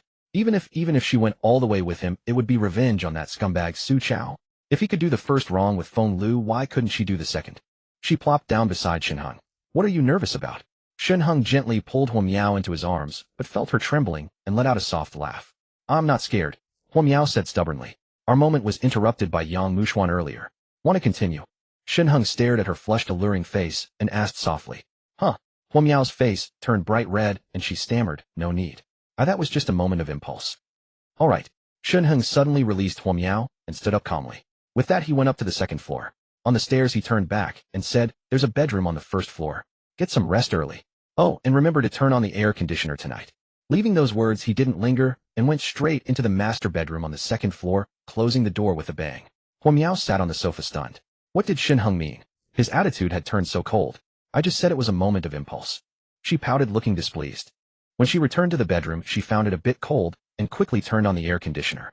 Drawing the curtains, Huo Miao saw that the snow outside still hadn't stopped, and the accumulation on the ground seemed nearly a foot deep. What awful weather. Huo Miao shook her head. Lying in bed feeling the soft high-end mattress beneath her, Huo Miao thought about the day's events and couldn't fall asleep. Her boyfriend of a year had suddenly slept with his buddy's girlfriend, and the company leader Wang Xinguang had shown his true colors, threatening to take advantage of her. Shen Heng had descended like a hero from the heavens and rescued her. In a rush of emotion she had taken the initiative to kiss him. So embarrassing. Huo Miao pulled the blanket over her head. But the feeling of kissing Shen Heng was actually quite nice. Directly above on the second floor Shen Heng sat quietly and thought. In the coming days his main task would be to sell supplies, raising the vending machine's level as much as possible before the legal order collapsed. The higher the level the better items he could buy and the stronger his ability to protect himself. The reason he hadn't sold anything today was that the apocalypse had just begun and people still had stockpiles at home. In a few days when people's supplies were nearly exhausted he would sell at a high price. As for Huo Miao, though her looks and figure were stunning, if she wasn't willing to be proactive then, so be it. In 3 days he would kick her out. With the apocalypse upon him, he had no time to coddle women. The reason he had braved the snow to save her was simply that Huo Miao was exceptionally beautiful and still Su Chaos girlfriend. In the future the identity of Su Chaos girlfriend would still have a buff effect. But what he wanted was a docile, obedient, and beautiful woman. If she played hard to get with him, she had mistaken her man. Shen Heng took out his phone and checked the surveillance left at his old home. No one there. Feng Lu and Su Chao, who had been cozying up in his house earlier, were nowhere to be seen. Switching to the bedroom camera, he found the bed empty as well. Switching the feed to Su Chaos' home, he saw the two had already arrived there, lying on Su Chaos' big bed in the bedroom cuddling. Shen Heng chuckled. These two hadn't even eaten dinner, and they were still at it. Su Chao was really asking for trouble. He turned up the volume, with interest, wanting to hear their conversation. Just treating it as a boring movie to watch. And it was in Chinese so he could understand. But just as they were getting cozy, Su Chaos' phone rang. Su Chaos' expression shifted, and he said urgently to Feng Lu beside him. It's Miao Miao calling. You hide first. Feng Lu, flustered and annoyed, shot Su Chao a coquettish glare before slipping under the covers. Su Chao, seeing nothing amiss above the blanket, breathed a sigh of relief and pressed the answer button. In the first floor bedroom, Huo Miao was unaware that in Shen Heng's eyes she was merely a tool. If she didn't obediently submit to him in 3 days, she would be completely cast out into the freezing snow. How can he be so heartless? Huo Miao pouted. Although it wasn't her first kiss, she and Shen Heng were practically strangers before. They had already kissed. Wasn't that enough? Though Shen Heng hadn't made it explicit, Huo Miao was an adult and understood the implication of his words. Recalling their passionate kiss in the car earlier, Huo Miao's cheeks flushed crimson. But then she remembered Su Chao, who had betrayed her, and her expression grew complicated. Unable to sleep, she quietly opened her phone and scrolled through their chat history. Over the past year she had saved every sweet word and solemn vow they exchanged. Yet their conversation stopped this afternoon. Until now Su Chao hadn't called her even once. Huo Miao felt a chill in her heart. Though she wasn't entirely satisfied with Su Chao and he hadn't truly captivated her, they had been together for a year. Huo Miao was already 28. She had even prepared to marry him. But what did Su Chao do? He handed her a cuckold's crown. After hesitating for a long time, Huo Miao finally sent Su Chao a video call. It rang for a while before being answered. Miao Miao. Su Chaos' face appeared on the screen, though his expression was uneasy. Are you at home? From the background, she could see that Su Chao wasn't at Shen Heng's house, but at home. Yais, Su Chao coughed dryly. Where are you? It's so dark. The lights in the room were all off, so naturally he couldn't see Huo Miao. Our company had a power outage, Huo Miao said gloomily. The air conditioner doesn't work either. It's so cold here. Su Chao, can you drive over to pick me up? This? Su Chao started to speak, but suddenly gasped, his expression growing more strained. What's wrong? Nothing. Su Chao stammered. Miao Miao, it's been snowing outside, I can't make it. Our car is a 2-wheel drive, it can't handle such thick snow. Just bear with it. Tomorrow as soon as the snow stops I'll come pick you up, okay? Tomorrow. Huo Miao's gaze dropped. She had already felt the bitter cold when she followed Shen Heng home earlier. By tomorrow she would be frozen stiff. Wearing only a short-sleeved top and a skirt without heating, could she survive such extreme weather for a whole night? I'm freezing to death. It's too cold. Please come get me, okay? Hua Miao bit her lower lip, struggling to control her emotions. Su Chao was about to speak, but couldn't help gasping twice more nervously, looking down before saying, Meow meow, I really can't come. How about I hire a car at a high price to bring you back? Can't come. What are you doing right now, eh? Hua Miao's voice turned cold. Nothing much, Su Chao stammered. Is Feng Lu with you? Hua Miao dropped the pretense, her tone icy. You're ignoring me, even if it means my life, just to fool around with Feng Lu. Su Chao, who is your girlfriend? Hua Miao's words made Su Chaos' face turn pale. Meow meow, what do you mean? Do I need to spell it out? Hua Miao said coldly. What were you doing when I called you this afternoon? Did you think I wouldn't find out? What I didn't expect was that you brought her back to our home. Aren't you disgusted? Su Chao quickly explained. No meow meow, don't say that. How could I possibly be with Feng Lu? She's Shen Heng's girlfriend. Bastard. Hua Miao's eyes were full of scorn. Even now you're still lying to me. Su Chao, let's break up. I'll let you and Feng Lu be together. We're done. Don't. Su Chao sat up abruptly. He had worked so hard to win Hua Miao over, and after a year they had only gotten as far as holding hands and kissing. He hadn't even scored yet. If he lost such a gem, wouldn't he be at a huge loss? But before he could speak, Hua Miao hung up the video call with a swipe. What's going on? Does Hua Miao know about us? Feng Lu emerged from under the covers, frowning. How should I know? She broke up with me. Su Chao glared at Feng Lu. Did you tell her about our relationship, eh? No. Feng Lu looked aggrieved. If she broke up with you, so be it. You promised to marry me. Why are you yelling at me? You? Su Chao looked at Feng Lu full of helplessness. He had invested so much in Hua Miao, and finally won her over. He was on the verge of hitting a home run, and now they were broken up. What a mess. While he was sulking, Feng Lu suddenly thought of something, and said, do you think Hua Miao might tell Shen Heng about us? Does Shen Heng already know? Otherwise, why would he dare to talk back to me this afternoon, and hang up on me? Probably not. Su Chao slowly shook his head. Hua Miao isn't that kind of person. Besides, she's not close to Shen Heng, and she wouldn't talk about such things. She's too thin-skinned. That's a relief. Feng Lu sighed in relief. This damn weather, we don't even have any food. Tomorrow I'll try to coax him back to prepare supplies and cook for us. Who says we have no food? Su Chao flashed a smile. Feng Lu seemed to understand and cast a coy glance at Su Chao. Shen Heng watched, shaking his head repeatedly. Su Chao was really courting death. It seemed they had just gotten together, and Su Chao was still infatuated with Feng Lu. But a cold smile crept onto his face. I don't care when you got together. In my past life you betrayed me and caused my death. In this life I will never let you off easily. Just as he was thinking, the bedroom door suddenly rattled. Who is it? Shen Heng stood up alertly, then chuckled and shook his head. There were only 2 people in the house. Who else could it be but Hua Miao? Hadn't she just had a video call with Su Chao? Why wasn't she sleeping? What was she doing up here? As soon as Shen Heng opened the door, Hua Miao threw herself into his arms. What was going on? Shen Heng was baffled. Hua Miao pressed him onto the bed. Spotting the surveillance footage on his phone showing Su Chao and Feng Lu embracing, the deep hatred in her eyes intensified. Shen Heng, love me well. Hua Miao's soft, seductive voice whispered in his ear. Outside, the snow was falling thick and fast, the temperature plummeting. Why did you come to my room? Later, Shen Heng asked as he held Hua Miao in his arms. I want revenge. Don't say such useless things. Didn't you just break up with Su Chao? Shen Heng chuckled lightly. Before you broke up with him, you were his girlfriend. We kissed back then, which counts as revenge, right? Now that you've broken up, are you just looking for any man, or do you want to experience something? You saved me. Hua Miao chided. Can't I offer myself in gratitude? How could this man utter such cold words? Offer yourself in gratitude. Shen Heng laughed. In 2 days you'll understand that offering yourself is far from enough. What do you mean? Hua Miao was taken aback. Shen Heng pulled her into his arms, staring into her beautiful eyes, and said in a deep voice, what I want is not just your body, but also your heart. If you give me your body while your heart belongs elsewhere, I don't want such a woman.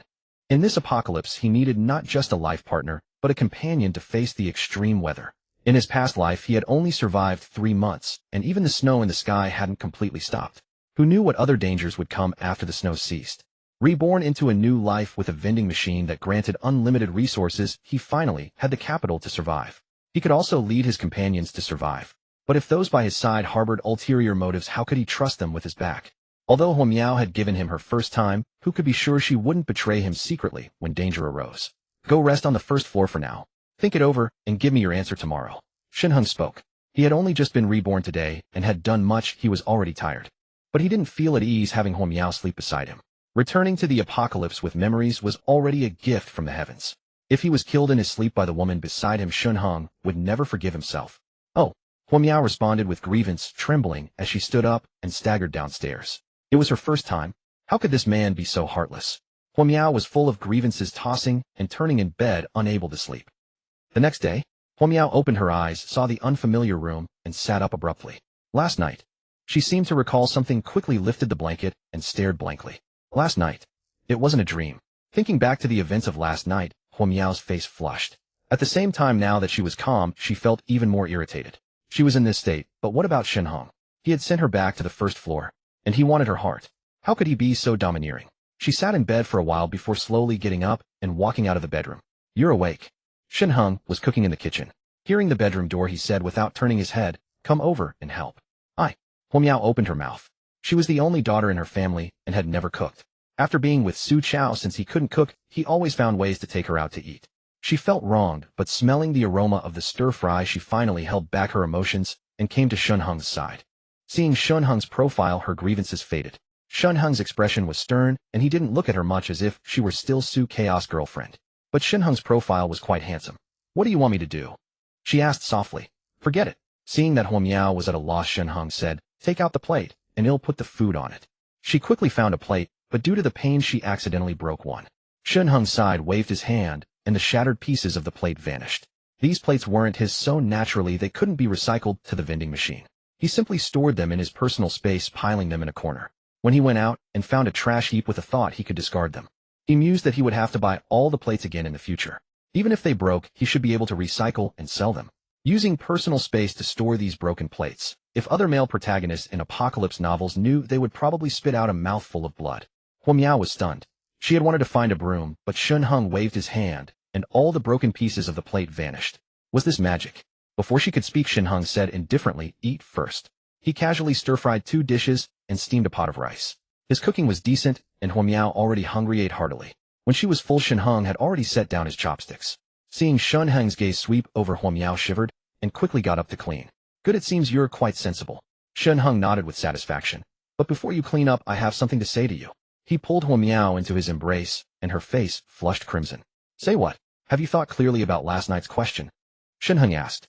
Huo Miao was taken aback and murmured softly, I haven't thought it through yet. But this matter, isn't it always the man who benefits? You already have. I benefit. Shen Heng sneered, took out his phone, and opened the surveillance footage. See for yourself.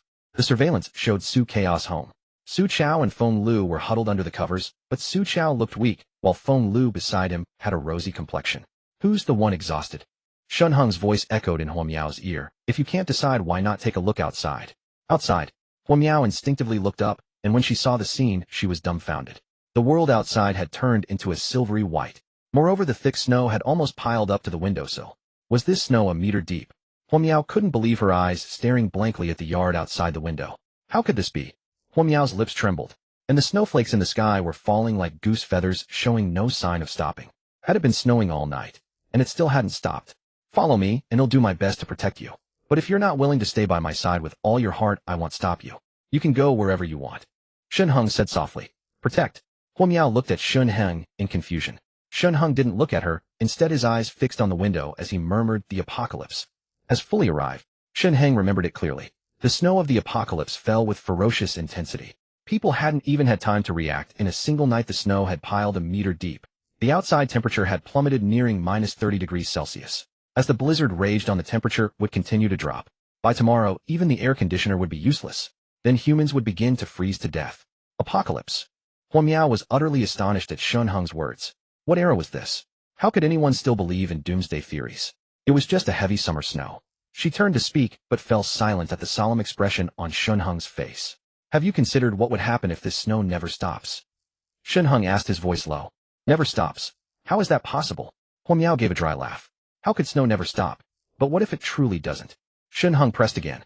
Huo Miao was taken aback. Shen Heng's expression was not that of someone making idle chatter, it was deadly serious. Think about it. In just one night, the snow is already a meter deep. If this continues for a week, or even longer, what will become of the world? Shen Heng raised an eyebrow, turning to look at Huo Miao. His voice was heavy. With ice and snow outside, and all the food at home gone, what will happen to humanity? He had changed his mind now. If this woman Huo Miao could stay by his side, that would be ideal. Honestly, Shen Heng was reluctant to throw her out to fend for herself. So he decided to reveal some details about the apocalypse to her. He wanted to see how Huo Miao would choose. What will happen to humanity? After hearing Shen Heng's words, Huo Miao's eyes narrowed. If the world truly became like that, even cannibalism would occur. Although Huo Miao was an only child from a well-off family, spoiled since childhood, That didn't mean she was stupid. If that day ever comes, I am confident I will survive. Shen Heng's voice came calmly. But what's the point of living alone? Life needs some pleasure. For instance, I want women by my side no matter how many. Huo Miao's face twitched. How could he say such arrogant things without shame? And you are the first I have chosen. Shen Heng's gaze fell on her again. If you are willing to follow me, you must devote yourself entirely to me. After all, there will be many dangers in the future. I don't want those close to me to stab me in the back. As he spoke, he recalled Feng Lu and Su Chao from his past life, and his eyes turned cold. Why are you looking at me like that? Huo Miao pouted, lowering her head involuntarily. I don't know you that well yet. Was last night not enough? Shen Heng's lips curled into a smirk.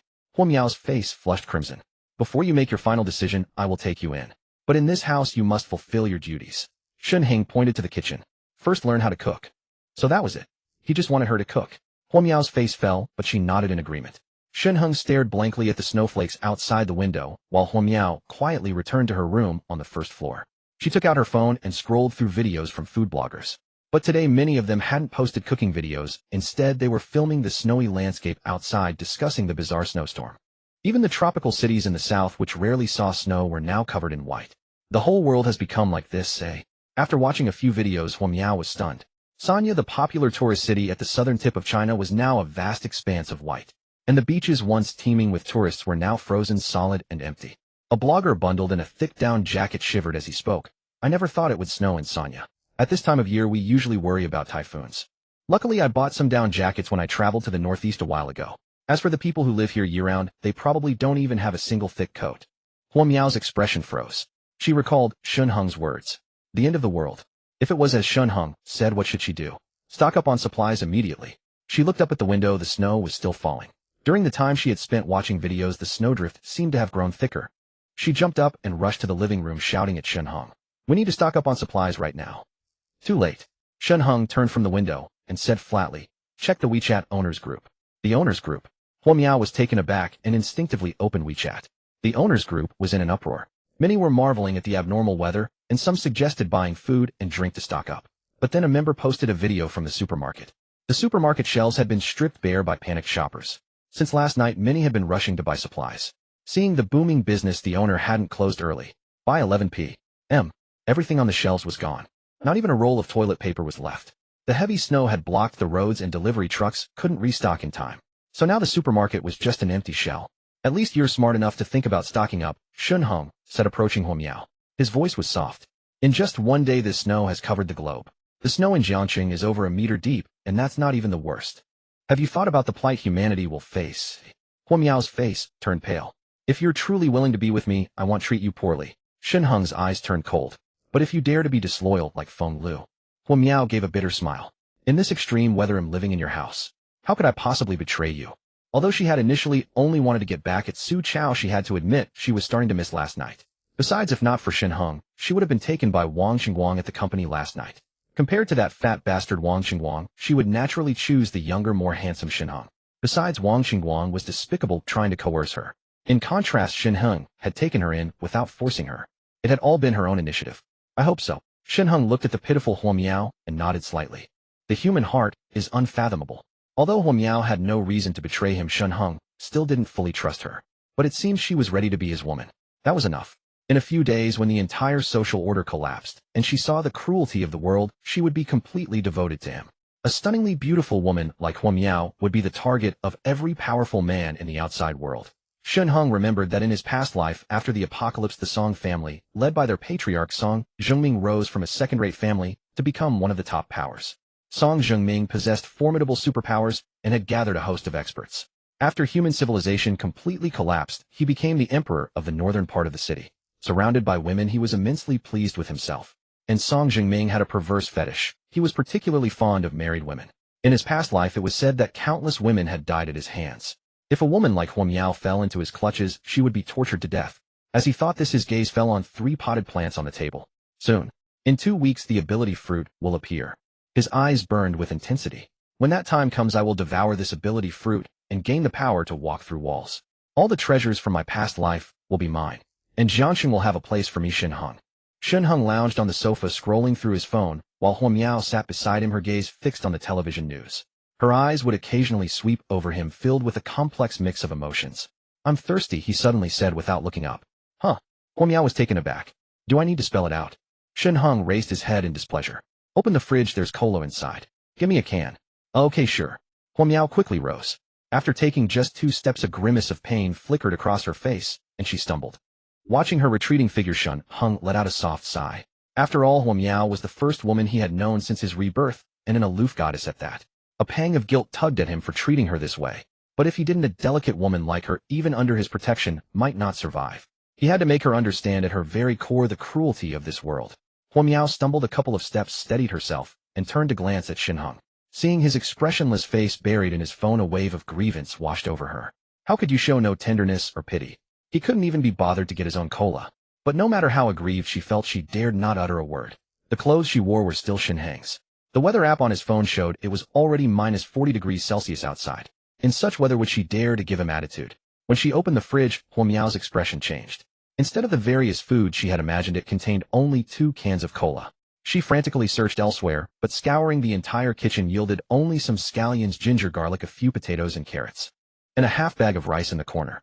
How many days would this meager supply last? Didn't you prepare supplies in advance? How is the fridge practically empty? Huo Miao stared at Shen Heng in disbelief. He'll prepare the ingredients when it's time to cook. Don't worry. Shen Heng replied without looking up. Was it hidden in his bedroom on the 2nd floor? Was this a precaution against her? Huo Miao shook her head bitterly. Shen Heng was her first man. Last night, to be honest, it was partly revenge against Su Chao, but also a genuine attraction to Shen Heng.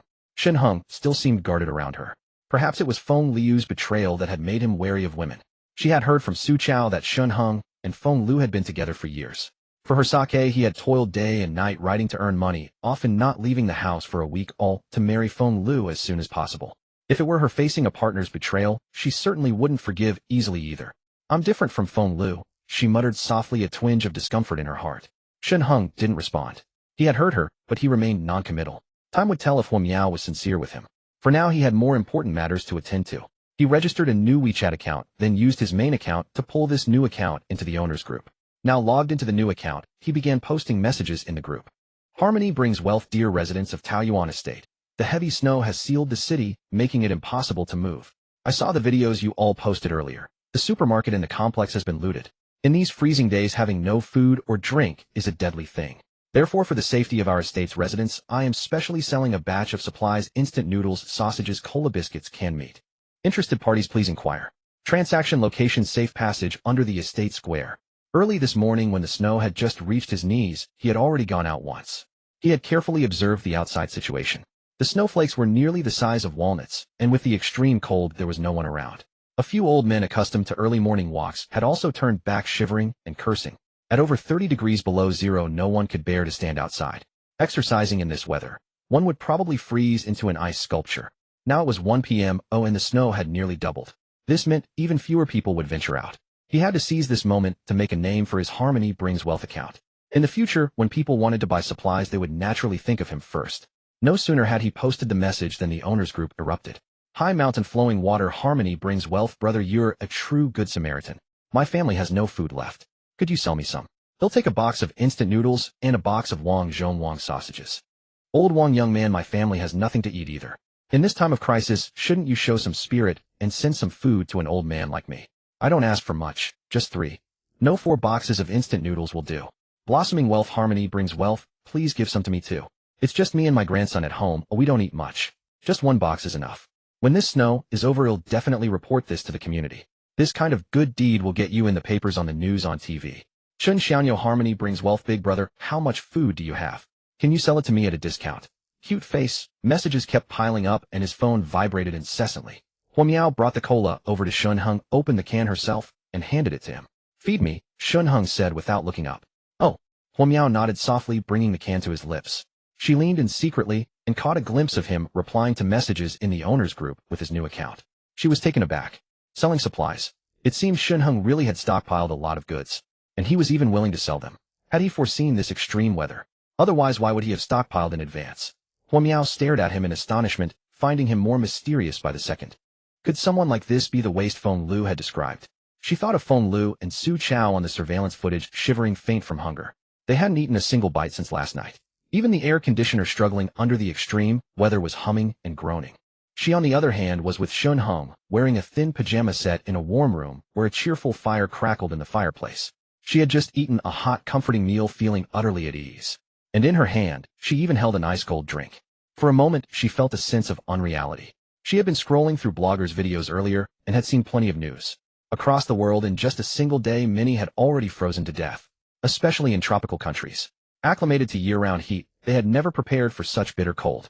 Now after one night of snowfall, the entire tropical coastline was blanketed in white. The world transformed. Those with air conditioners at home were faring better as the units were still running. Homes without air conditioners had turned into ice sculptures. But this had caused a sharp surge in national electricity consumption, and several small Southeast Asian countries had reportedly experienced complete blackouts. The snow outside continued to fall. What if, as Shen Heng had said, it never stopped? What would the entire world become? What are you daydreaming about? Shen Heng's voice jolted her back to reality. Do we have many supplies left? Seeing that he seemed satisfied, Huo Miao asked softly. Why, oi? Shen Heng turned his head. We don't know how long this snow will last. I think we should secure our own livelihood first, and then sell any surplus. She was about to continue when she noticed Shen Heng was intently typing on his phone. Glancing at the screen, Huo Miao was stunned into silence. Bread 500 piece, the sausage 500 piece, instant noodles 1,000 bag, ocan meat 3,000, can cola 500 bottle. These prices. Huo Miao felt dizzy. Was the currency unit Korean won or Japanese yen? Fresh vegetables at 1,000 per gene, pork at 3,000 per gene, beef at 5,000 per gene, lamb at 3,000 per gene. Shen Heng pondered the prices, filling in most of the essential food items, then left a blank line and began editing the list of daily necessities. Quilts at 1,000 each, winter jackets at 1,000 each, oil heaters at 2,000 each. Done. Shen Heng gazed contentedly at his edited information, then posted it in the group. Harmony brings wealth. The above are the prices for the goods I'm selling. Contact me if you wish to purchase. Please note clearly the unit price is in Longwa currency. Also, this is the current price. If the weather continues to worsen, I will adjust the prices accordingly. As his two messages about the goods for sale were sent, the entire owners group erupted into chaos. Old Wong, Harmony brings wealth. Young man, are you robbing us? How can things be sold so expensively? Also, didn't you see what I said just now? Hurry up and send us some food. Blossoming Fortune, Harmony brings wealth. My grandson and I are starving. Hurry up and send us some instant noodles. By the way, you still have those oil heaters, right? Send one over to me too. This terrible weather is freezing people to death. If you send it now, once the snow stops in the future, I will definitely give you a banner of honor and promote you vigorously. High mountain flowing water, Harmony brings wealth. Brother, are you joking? Are you sure it's not Zimbabwean dollars? $500 for a pack of instant noodles? The group grew increasingly heated, and many people added Shen Heng as a friend. Shen Heng had posted the price list in the group just to avoid the hassle. He didn't want to reply to everyone one by one. Those who wanted the goods would naturally speak politely. As for those elderly people threatening him, Shen Heng couldn't be bothered to give them another glance. By tomorrow, the temperature would continue to drop. At minus 50 degrees, the outdoor units of air conditioners would be completely frozen, utterly unusable, and the water pipes in the houses wouldn't yield a single drop. Some families might have stored food, but who would have stored water? At best, they might have a 15-liter bottle of purified water at home. But how long could that last? His prices were already quite reasonable. At least in the early stages, those poor people could afford them. Although the final outcome for 95% of people would be freezing to death, and their wealth would dissipate with their passing. Wouldn't it be better for me to take that dissipated wealth and use it to upgrade my vending machine? So the strategy Shen Heng settled on was to sweep the board. The initial prices wouldn't be set too high, but rather something the masses could afford. Of course, it was only the first day of the apocalypse, so he didn't expect to sell anything at these prices. Humans all share the same inherent flaws. Selfishness. Unless they were on the verge of starving to death, these people wouldn't be willing to spend their money. But Shen Heng smiled. There was plenty of time. Oh, let's play the long game. In the owners group, Shen Heng's message was met with a torrent of abuse. Old Wong, Harmony brings wealth. How outrageous. I'm talking about you. Bring out the stuff now, or else he'll report you for price gouging. Blossoming Fortune, that's right. Harmony brings wealth. Bring out the stuff now, and we can still talk it over nicely. Shen Heng paid them no heed at all. Some even suggested kicking him out of the group. But the group admin was the property manager, and Shen Heng had already spoken to him beforehand. He would deliver some supplies like instant noodles and sausages to the manager that afternoon. Naturally, the manager paid no attention to these people. In the real world, no one was a fool. It was just an owner's group. Let them curse all they wanted. He was huddled at home now, with little food left. This kid called Harmony brings wealth seemed quite sensible, promising not only instant noodles, but also water and an oil heater. With these supplies, he wouldn't have to suffer from hunger or cold. He turned a blind eye and a deaf ear, simply switching off his phone, too lazy to read another word in the group. Harmony brings wealth to those cursing me, especially Old Wang and Blossoming Fortune. Even if you offer double the price I want sell to you. I warn you only once, don't let me remember this. In this bitter cold, if you want to starve to death, I couldn't care less. With this warning, the cursing in the group suddenly stopped. Some who had already typed out messages but hadn't sent them saw Shen Heng's anger and quietly deleted their words. Although everyone still had hope, the internet and electricity were still working. They had already tried. Those without food at home couldn't get any help even by calling the police. Opening the news, the bald expert who had been so assertive on TV was gone, replaced by a young anchor with a somber expression. She repeatedly warned everyone not to hoard supplies, to trust the government, to believe in the rescue efforts. But now there wasn't even a shadow of rescue. It wasn't that the authorities didn't want to help, but the current weather made rescue completely impossible. Fierce gales howled in the sky, snowflakes danced wildly, and airplanes couldn't take off. Every train station and airport was now packed with stranded passengers. The authorities couldn't even take care of these passengers. The reserves at airports and stations were meager, and the overnight heavy snow had completely blocked the roads, preventing supplies from being transported. All the food at the airports and stations had been eaten up. Huge crowds of people were crammed at the front desks, clamoring for the authorities to save them. The authorities couldn't even spare a moment for these people, let alone those huddled in their homes in the residential areas. For a time, a wave of pessimism swept the entire world. All this could be found online. Short video platforms were no longer being maintained. People gradually began to realize that in just one day, due to the global snowfall, everyone seemed to be isolated in their homes. Unable to go out, unable to shop. If they really pissed off Shen Heng, like Blossoming Fortune and Old Wang, and ended up being blacklisted, what would they do if they needed to buy from him in the future? Although harmony brings wealth's prices were high, they might still be necessary later. What if this snow was going to last a long time? Then they would have no choice but to grit their teeth and buy. Just wait. Many owners in the community group had the same thought. Once the snow stopped and social order was restored, they would immediately call the police and have Harmony brings wealth arrested. But for now, it was better not to argue with him. A few people in the group tried to negotiate with Shen Heng, hoping he would lower the prices. Shen Heng didn't indulge them at all and issued a direct warning. After that, no one dared to speak. Shen Heng nodded in satisfaction. If he didn't teach these unruly people a lesson, they would just get more brazen, trying to morally blackmail him. He didn't even have morals, so what was there to blackmail? He knew what they were thinking. They were still fantasizing that this was just a freak snowstorm and that society would return to normal. Unfortunately, they were all just dreaming. Half a month later, the spirit fruits would appear out of nowhere. Many humans would gain superhuman abilities. These extraordinary individuals would establish their own domains, building forces large and small. Yet even then, the authorities wouldn't step in to stop them. What did that prove? The authorities were powerless. Moreover, by then it wouldn't just be humans mutating, even some animals and plants would undergo strange transformations. Shen Heng's smile gradually turned serious. Not only those mutated flora and fauna, but even zombies would start crawling out of the ground. In the freezing cold, humans would be hampered, but the zombies seemed largely unaffected. These zombies, feeling no pain or sensation, would sweep through and wipe out most of the surviving humans. The remaining humans would huddle in their safe zones, struggling to resist. Shen Heng closed his eyes and let out a long breath. This apocalyptic calamity was not just about the extreme cold. There were layer upon layer of trials waiting for humanity. Shen Heng reclined on the sofa, accompanied by the beautiful Huo Miao, who occasionally fed him drinks. This was a life of bliss he had never imagined. To enjoy such comfort amidst the freezing snow, what more could one ask for? Huo Miao had yielded herself to Shen Heng, already prepared to develop a future with him. During her relationship with Su Chao, she would sometimes dine with Shen Heng and Feng Lu. Shen Heng's treatment of Feng Lu was beyond reproach, always patient and gentle. As for Su Chao, though he treated her well, she could always sense that he only wanted to possess her. He lacked Shen Heng's patience with women. Moreover, Shen Heng was more handsome than Su Chao, and as a professional writer, his monthly income exceeded 10,000 yuan. His only drawbacks were his low social status and lack of social connections. She occasionally envied Feng Liu's fortune in finding someone like Shen Heng, a man who meticulously cared for the home and took on all the chores and meals. Where could one find such a man? After Su Chaos' betrayal, perhaps out of revenge, Huo Miao had taken the initiative to approach Shen Heng last night. Today, seeing the world blanketed in snow and ice, Shen Heng's confidence and strategic foresight revealed another side of him to her. Her heart had quietly stirred. If, as Shen Heng said, the apocalypse had arrived, who else could protect her? At least she knew Shen Heng's character well. She also understood his current domineering attitude. After all, when the one closest to your heart suddenly changes, who could accept it?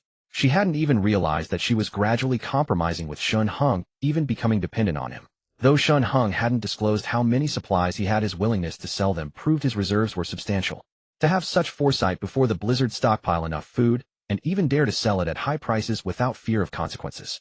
Miao believed Shen Heng must have a backup plan. Even if society restored order, he might not end up in prison. She couldn't explain why, but she had this confidence. A man's mystery and strength invariably captivate a woman's heart. Women are drawn to power, especially independent ones like Miao. In truth, she wasn't truly independent. She had simply never met a man who could make her willingly submit and curl up in his arms. Previously, she only thought Shen Heng was good to Feng Lu, but now she saw him in a completely new light. She hadn't known that Shen Heng owned a villa in Taoyuan community. With such a villa, Feng Lu would never have treated him that way, nor would she have betrayed him. Even as a company executive, Su Chaos' monthly salary was only 20 to 30,000 yuan. To buy such a villa, he would need to save for 20 or 30 years without spending a cent. Watching Miao shy yet affectionate Shen Heng chuckled softly. He knew that this woman had now fully developed feelings for him. Now he needed to deepen those feelings. Miao's figure and features were exquisite, leaving Shen Heng unable to let go. Though Feng Lu was also beautiful, she couldn't compare to Miao. Miao was the ultimate pursuit of every man. Glancing at the time, it was already late. Outside, the wind and snow darkened the sky, and the snowflakes showed no sign of stopping. The snow had piled up another layer, nearly reaching the windowsill.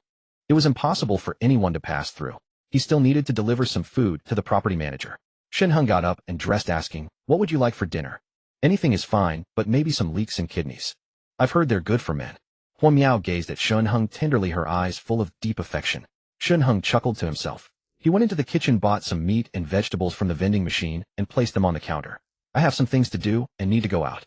Haven't you watched cooking videos online? Try making dinner." Shen Heng kissed Miao on the forehead and instructed, "Though no one's likely to come in this weather. Be careful. When I return, I'll call you. Check the monitor to confirm it's me before opening the door." "You're still going out?" Miao hesitated. "Maybe you shouldn't go with the weather. They'll take the underground passage." Without further explanation, Shen Heng waved and headed to the basement. This villa had 2 underground levels. The first level contained a living room, a study, and a home theater. The second level housed a billiard room, a wine tasting room, a game room, and a computer room. The exquisite decoration was why Shen Heng had chosen to live here in his past life. In his previous life, he spent most of his time on the second underground level, often holed up in the computer room. Though the power was out, the villa had a generator, something Shen Heng hadn't expected. With the generator, they could heat the house and cook with an induction stove, and Shen Heng could play single-player games on the computer to pass the time. However, he had to go out more frequently to find diesel for the generator. It was his frequent absences that made it easier for Feng Lu and Su Chao. With a complex expression, Shen Heng passed through the corridor and arrived at the door of the underground passage on the second level, opening it. The door to the villa's underground passage was reinforced, made entirely of tungsten alloy, and strengthened multiple times. The lock was also highly complex, operable with both fingerprint and password.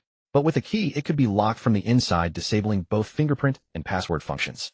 Shen Heng couldn't understand why the original owner had left the underground passage door without any password, facial recognition, or even fingerprint settings. The key was simply placed on the table next to the door, conspicuously visible.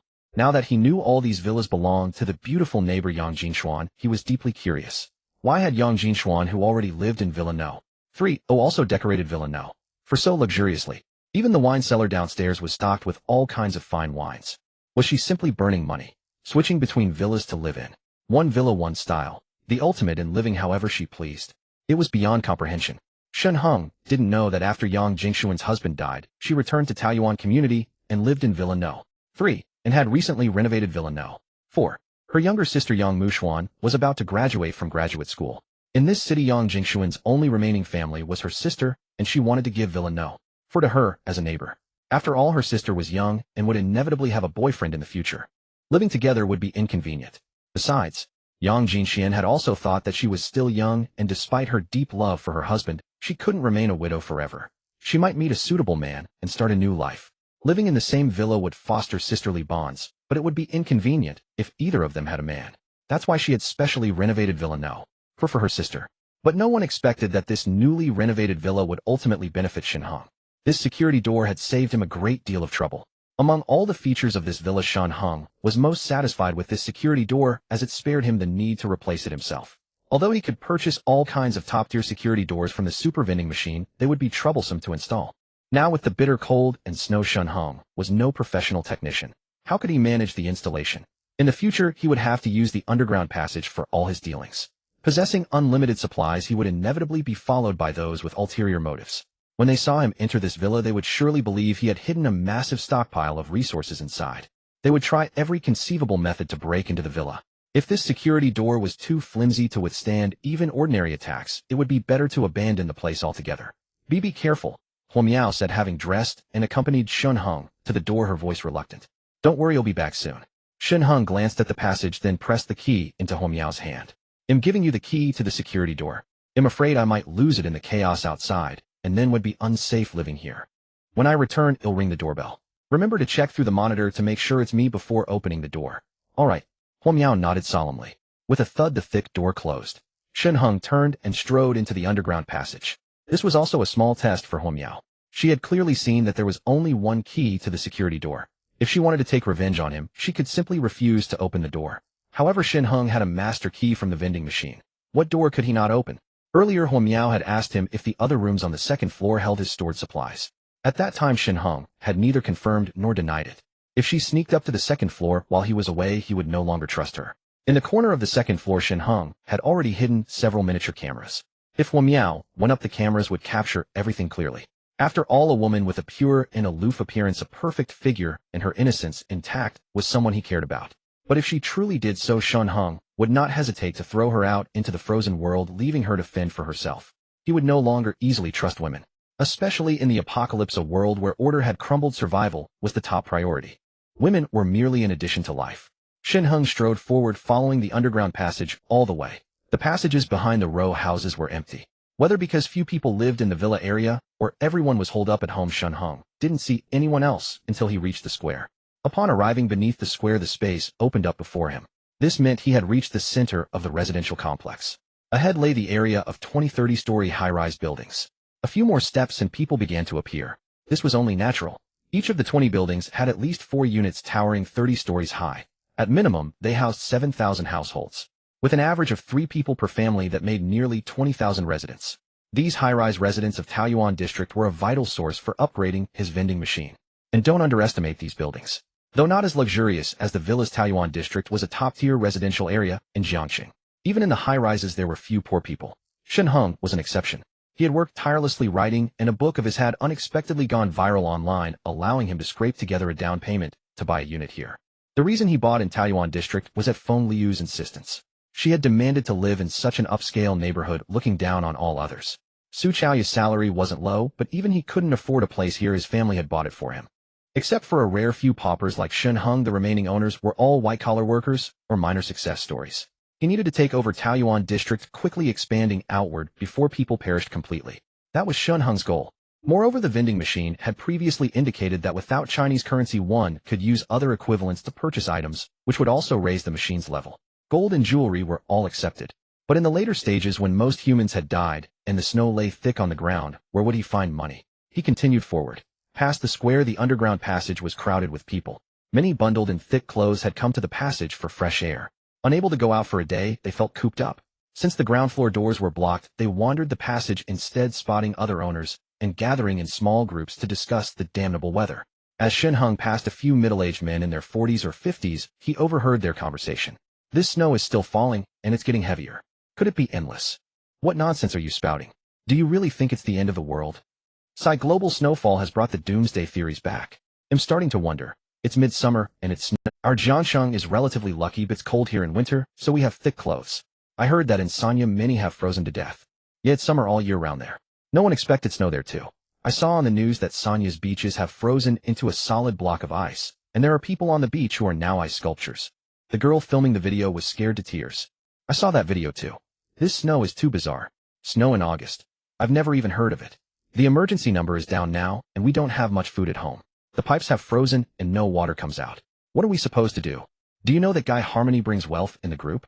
He's selling stuff now. Want to buy from him? Shen Heng, hearing them mention himself, paused and pricked up his ears. The people paid him no mind. In the underground passage, many were gathered in random discussions with no one recognizing anyone else. A bag of instant noodles for 500 yuan, a sausage for 500. Are you crazy with money? Someone immediately retorted, I can't afford that. For 500 yuan, I could buy so many boxes of noodles. Why would I need him? That's not how it works. Even if you have money now, where can you buy it? All the supermarkets downstairs are empty. Another person lamented, if I'd known, I would have gone last night. But I was sleeping at home, and by the time I woke up the stores were empty. Now I have no food at home. If I don't buy, who do I buy from? Brother will sell you a bag of noodles for 100 yuan. Interested? 100. That's a ripoff. Take it or leave it. In a few days when I've eaten mine they'll be gone. Then you'll have to buy from Harmony Brings Wealth. Fine, I'll take it. Me too, give me 2 bags. The crowd quickly shifted topics, all beginning to trade. Those who had been chatting nearby hearing the exchange of supplies also gathered around. Those with money started buying, while those with supplies eyed each other testing prices. You're selling noodles for 100. Fine, I'll sell for 90. One after another they undercut each other, eager to make a killing in the frozen wasteland. Normally a box of noodles cost just 100 yuan. Now a single bag could fetch that price. Watching the bustling crowd, Shen Heng sneered and quietly withdrew. Let them keep raising prices. This was only the first day of the apocalypse. People had no idea how to value food. In a few more days, when they had grown accustomed to high prices and suddenly found that the owners who once sold supplies had nothing left, panic would take hold. And it was then that his supplies would truly sell like hotcakes. Entering Building 4, Unit 2, Shen Heng climbed the stairs. Reaching the 6th floor, he carefully observed the 4 apartments on the 6th and 7th floors. Seeing all doors tightly shut with cold seeping from them, he purchased 3 boxes of instant noodles, a case of water, and a small oil heater from his mental space. He placed everything on the stairs, then descended to the 5th floor and sent a WeChat message to the property manager. I've left the stuff on the stairs at your door. Come get it quickly. If someone takes it, don't blame me. The property manager seemed to have been waiting for Shen Heng's message. Shortly after it was sent, the door to apartment 601 creaked open. A man in his 50s cautiously poked his head out, glanced around, and spotted the boxes of noodles on the stairs. His eyes lit up, and he hurried out. Old Zhang, put on some clothes. It's freezing out there. A woman's voice came from inside the door. Shen Heng was about to leave, but found the voice familiar. He stopped and peered inside. A young woman stepped out, gazing at the middle-aged man with affection. By Shuwan. Shen Heng was stunned. Every boy has his own moonlit goddess during school days. For Shen Heng, Bai Shuwan was exactly that. They were high school classmates, sitting one behind the other. Bai Shuwan was academically gifted, spoke with gentle tenderness, and had a cherubic face. She was the subject of many a late-night dormitory discussion among the boys after lights out. After entering university, Shen Heng lost touch with Bai Shuwan. Soon he met Feng Lu at the same college and became her devoted simp. His persistence paid off. By the time they graduated, Feng Lu finally agreed to be his girlfriend. Unexpectedly, Bai Shuwan had married the property manager, and they lived in the same residential complex. Shen Heng had been living there for a year without ever seeing her. But thinking about it, after buying the house in Taoyuan complex, he stayed home every day, frantically typing away to pay off the mortgage, rarely venturing out. In a small complex, not everyone knows each other by sight, let alone in a massive one housing tens of thousands. From the gap in the stairwell, he quietly observed Bai Shuwan. A few years had passed, and she had become more enchanting than before. Her eyes and brows were brimming with allure. Glancing at the property manager, Shen Heng's face twisted with contempt. This old man looked like he was 50, his face bloated with fat. A pang of bitterness struck Shen Heng. Bai Shujuan, how could you degrade yourself so much? But now, with the apocalypse upon them and resources scarce perhaps. Shen Heng let out a faint sardonic laugh and silently descended the stairs, departing. In the apocalypse, many men would even trade their wives for a bite to eat. The same held true now. In his past life, he had heard that the property manager gave his wife to a thug named Qing Mao, who was so pleased he rewarded the manager with a box of instant noodles. However, the property manager's wife never returned. Eventually, it was said that Qing Mao got into a firefight with a contractor from the complex and died miserably, and the wife ended up with that contractor. After that, Shen Heng lost track of the story. After all back, then his focus was entirely on figuring out how to secure supplies, leaving no time for such gossip. Not long after, the ability fruit appeared, and Shen Heng was among the first to acquire a fire-based power. But when the supplies were stolen by that girl Chun, again his mind turned to guarding against thieves, and he had even less interest in anything else. But in this life, she should only have been with the property manager. At that thought, Shen Heng suddenly recalled Huo Miao at home. In terms of figure and face, Huo Miao was far superior to Bai Shuwan. Shen Heng made his way down to the second underground level and entered the subterranean passage once more. In the passage, the crowd that had been discussing earlier had thinned out considerably. It seemed many had reached agreements and returned to trade. Ignoring the chattering old folks, Shen Heng headed toward the villa area at the back. Reaching the underground entrance of Villa No. For Block 2, he pressed the doorbell. His expression was blank as he waited quietly for the door to open. If Huo Miao refused to let him in, he would simply throw her out. With 20 to 30,000 people in this complex, couldn't he find a pretty girl elsewhere? He remembered that the internet celebrity streamer Little Sand lived in Building 12 of Taoyuan Complex. In his past life, she had eaten an ability fruit and gained some unknown power. Eventually, she followed Chun to join the Song family and left the complex. Now, with an infinite supply of resources, how could he fail to win over a streamer? Standing at the door, he pressed the bell, while checking his phone, reviewing the footage from a few miniature cameras he had left at home. The cameras had captured nothing incriminating, proving that Hua Miao hadn't gone upstairs after he left. This brought a sliver of comfort to Shen Heng. Checking other cameras, he discovered that Su Chao and Feng Lu were still lounging in bed. What a bizarre pair. Calculating the time, they hadn't eaten for a whole day and night. Were they planning to starve to death in bed? However, it seemed they weren't at it anymore, just chatting softly. Brother Chao, I'm starving. Feng Lu pouted. Su Chao was irritated. I'm hungry too. If it weren't for you, I'd at least have the strength to get dressed. Right now, he just wanted to lie in bed quietly. Where the hell did that bastard Shen Heng go? It's been a whole day and he hasn't contacted me.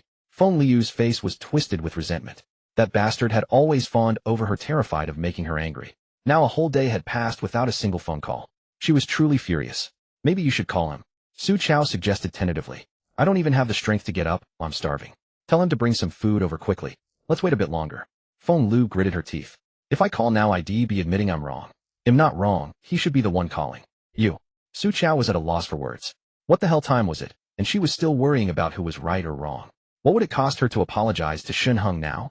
I'm about to starve to death right along with you. She had no sense of urgency. A bimbo with no brains. Just a little longer. I don't want to give in so easily. Seeing Su Chaos displeasure, Feng Lu snuggled into his arms, coquettish. All right. Su Chao nodded quickly. Shen Heng sneered coldly. Just then the small light above the security door flickered on, illuminating Shen Heng's face. The next moment the door swung open and Hua Miao threw herself into Shen Heng's arms. Why were you gone so long? I was so scared. She whispered softly. Shen Heng inhaled the pleasant fragrance from her hair and chuckled him back. Now, and it wasn't that long. Come on, let's go inside. There are too many eyes and ears out here. Right? Snapping back to reality, Hua Miao quickly pulled Shen Heng inside, then cast a wary glance at the underground passage before locking the door. She then crouched down, fetched his slippers, and helped him change into them. Watching her bend over so tenderly, Shen Heng pulled her into an embrace. What are you doing? Change your shoes quickly. I've got something stir-frying upstairs. MMPH. From Hua Miao, Shen Heng felt a tenderness he had not experienced in a long time. With Feng Lu, she never considered his thoughts. Hua Miao, in contrast, was nothing like the icy goddess Su Chao had described. Now seeing her nestle obediently beneath his chin like a koala clinging to a tree, she looked utterly adorable. Oh no! Hua Miao suddenly remembered something, gasped, and quickly got up. She turned back, frowning at Shen Heng. It's all your fault. My dish isn't finished cooking. It must be burnt by now. She spun around and ran swiftly upstairs. Shen Heng let out a contented chuckle and followed behind her. Upon reaching the first floor, he indeed caught a whiff of a burnt odor lingering in the air. Half a pan of vegetables had turned completely blackish-brown. It's ruined. Hua Miao slumped in dejection. It's fine. Shen Heng walked into the kitchen and gave a gentle wave of his hand, and the scorched wok vanished. Recycling value 60 yuan. The vending machine's experience increased by another 60. He casually purchased a new pot and some ingredients, taking a glance at the vending machine. The vending machine's experience had now reached 138,122,0000. The substantial increase was largely due to the seafood and red wine he had bought earlier to borrow the car. Now the balance in his bank account was a little over 10,000 yuan. Most of his previous royalties had all been handed over to Feng Lu. This small sum was what he had secretly set aside to prepare for Feng Liu's birthday. Such meager savings were only enough to upgrade the vending machine to level 2, far from sufficient to purchase self-defense items like firearms. Shen Heng, while skillfully chopping vegetables and cooking, turned his head and asked Hua Miao, how much money do you have in your card? Hua Miao paused, then checked her phone and replied, I have 1500 in my card, 0 in WeChat, and 800 in Alipay. What's wrong? Do you need money? They'll transfer it to you. Wow, 250000. That much. He hadn't expected Hua Miao to be a little rich girl. Shen Heng's eyes lit up. With so much money, he could probably upgrade the vending machine to level 5, right? With this thought, he nodded. Transfer the money to me first. Consider it a loan from you. What loan? Hua Miao murmured softly with a pout, sneaking a glance at Shen Heng, whom he even looked handsome while cooking. Now by a twist of fate, she was with Shen Heng. Her money was just the same as his, wasn't it? She was completely unaware that just moments ago when Shen Heng had walked out of the villa, he had been on guard against her. If she ever lost his trust, she would be cast out into the snowy wilderness without hesitation. Shen Heng's hand trembled. He had heard every word of her soft murmurs. In that moment, he even felt a bit petty. He had been suspicious of her all along. Yet she was completely defenseless with him. Watching Hua Miao transfer all her money to his card without a second thought, Shen Heng pursed his lips and said, as long as you are truly with me, I will never abandon you. Then you must remember those words. Hua Miao laughed, ran up to Shen Heng, and pressed record on her phone. Come on, say it again. I'm going to record this. If you ever bully me in the future, I'll play this recording on loop by your ear. Shen Heng wrapped his arms around her and spoke earnestly into the phone. As long as Miao Miao is truly with me and never betrays me, Shen Heng will treat you sincerely and will never abandon you. Huo Miao looked triumphant and settled on the sofa, beginning to browse cooking videos intently. She had already made up her mind. Once the snow stopped, she would quit her job and learn to manage a household properly. The past day or so had made her start to enjoy this kind of life, staying cooped up at home with Shen Heng, watching the news, admiring the snow, and savoring their sweet time together. Shen Heng finished cooking and set the dishes on the coffee table ready to eat with Huo Miao. It feels a bit cold. Huo Miao slipped on her pajamas. Cold. Shen Heng looked up. Night had fallen and the snow outside had piled up against the window glass. The air conditioner's whirring grew louder, clearly struggling to withstand the frigid weather. He glanced at the thermometer. The outside temperature had plummeted to minus 49 degrees Celsius. You eat first. Shen Heng got up, added more wood to the fireplace, and then brought out several oil heaters. Huo Miao looked astonished. Though she had seen Shen Heng do this twice before, a wave of his hand making the shattered plate and the burnt pan vanish like magic. Now with a single gesture he produced several oil heaters. Are you performing magic? Huo Miao swallowed hard. For now, just treat it as magic, Shen Heng replied with a smile. Although he had grown more at ease with Huo Miao, this involved his deepest secret which he did not wish to reveal just yet.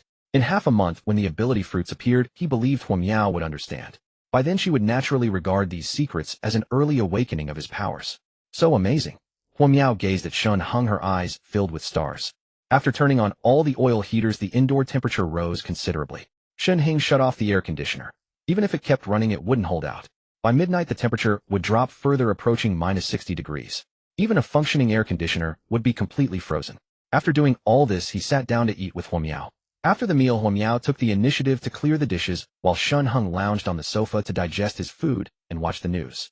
All TV channels were now broadcasting the Dragon Kingdom's official Channel 1. The beautiful female anchor wearing 3 down jackets stood shivering in the studio, exhaling cold air as she spoke to the camera. This sudden blizzard has disrupted lives worldwide. According to reports, the entire globe is experiencing extreme low temperatures. Experts estimate that our blue star has entered a new glacial period. But our official organizations remain operational and are working hard to open passages. During this crisis, our underground railways are being put into use. Soon a trunk line connecting Dragon City with the top 10 cities across the nation will be established. By then, relief supplies will be transported continuously through the railway. Please hold on, do not give up. If we endure, light and warmth will once again belong to humanity. Civilized society will not fade away either. Everyone unite, set aside differences, and support one another. We will surely survive. Shen Heng shook his head. Civilized society. Indeed. Civilized society would still exist in the future, but it would no longer be so civilized.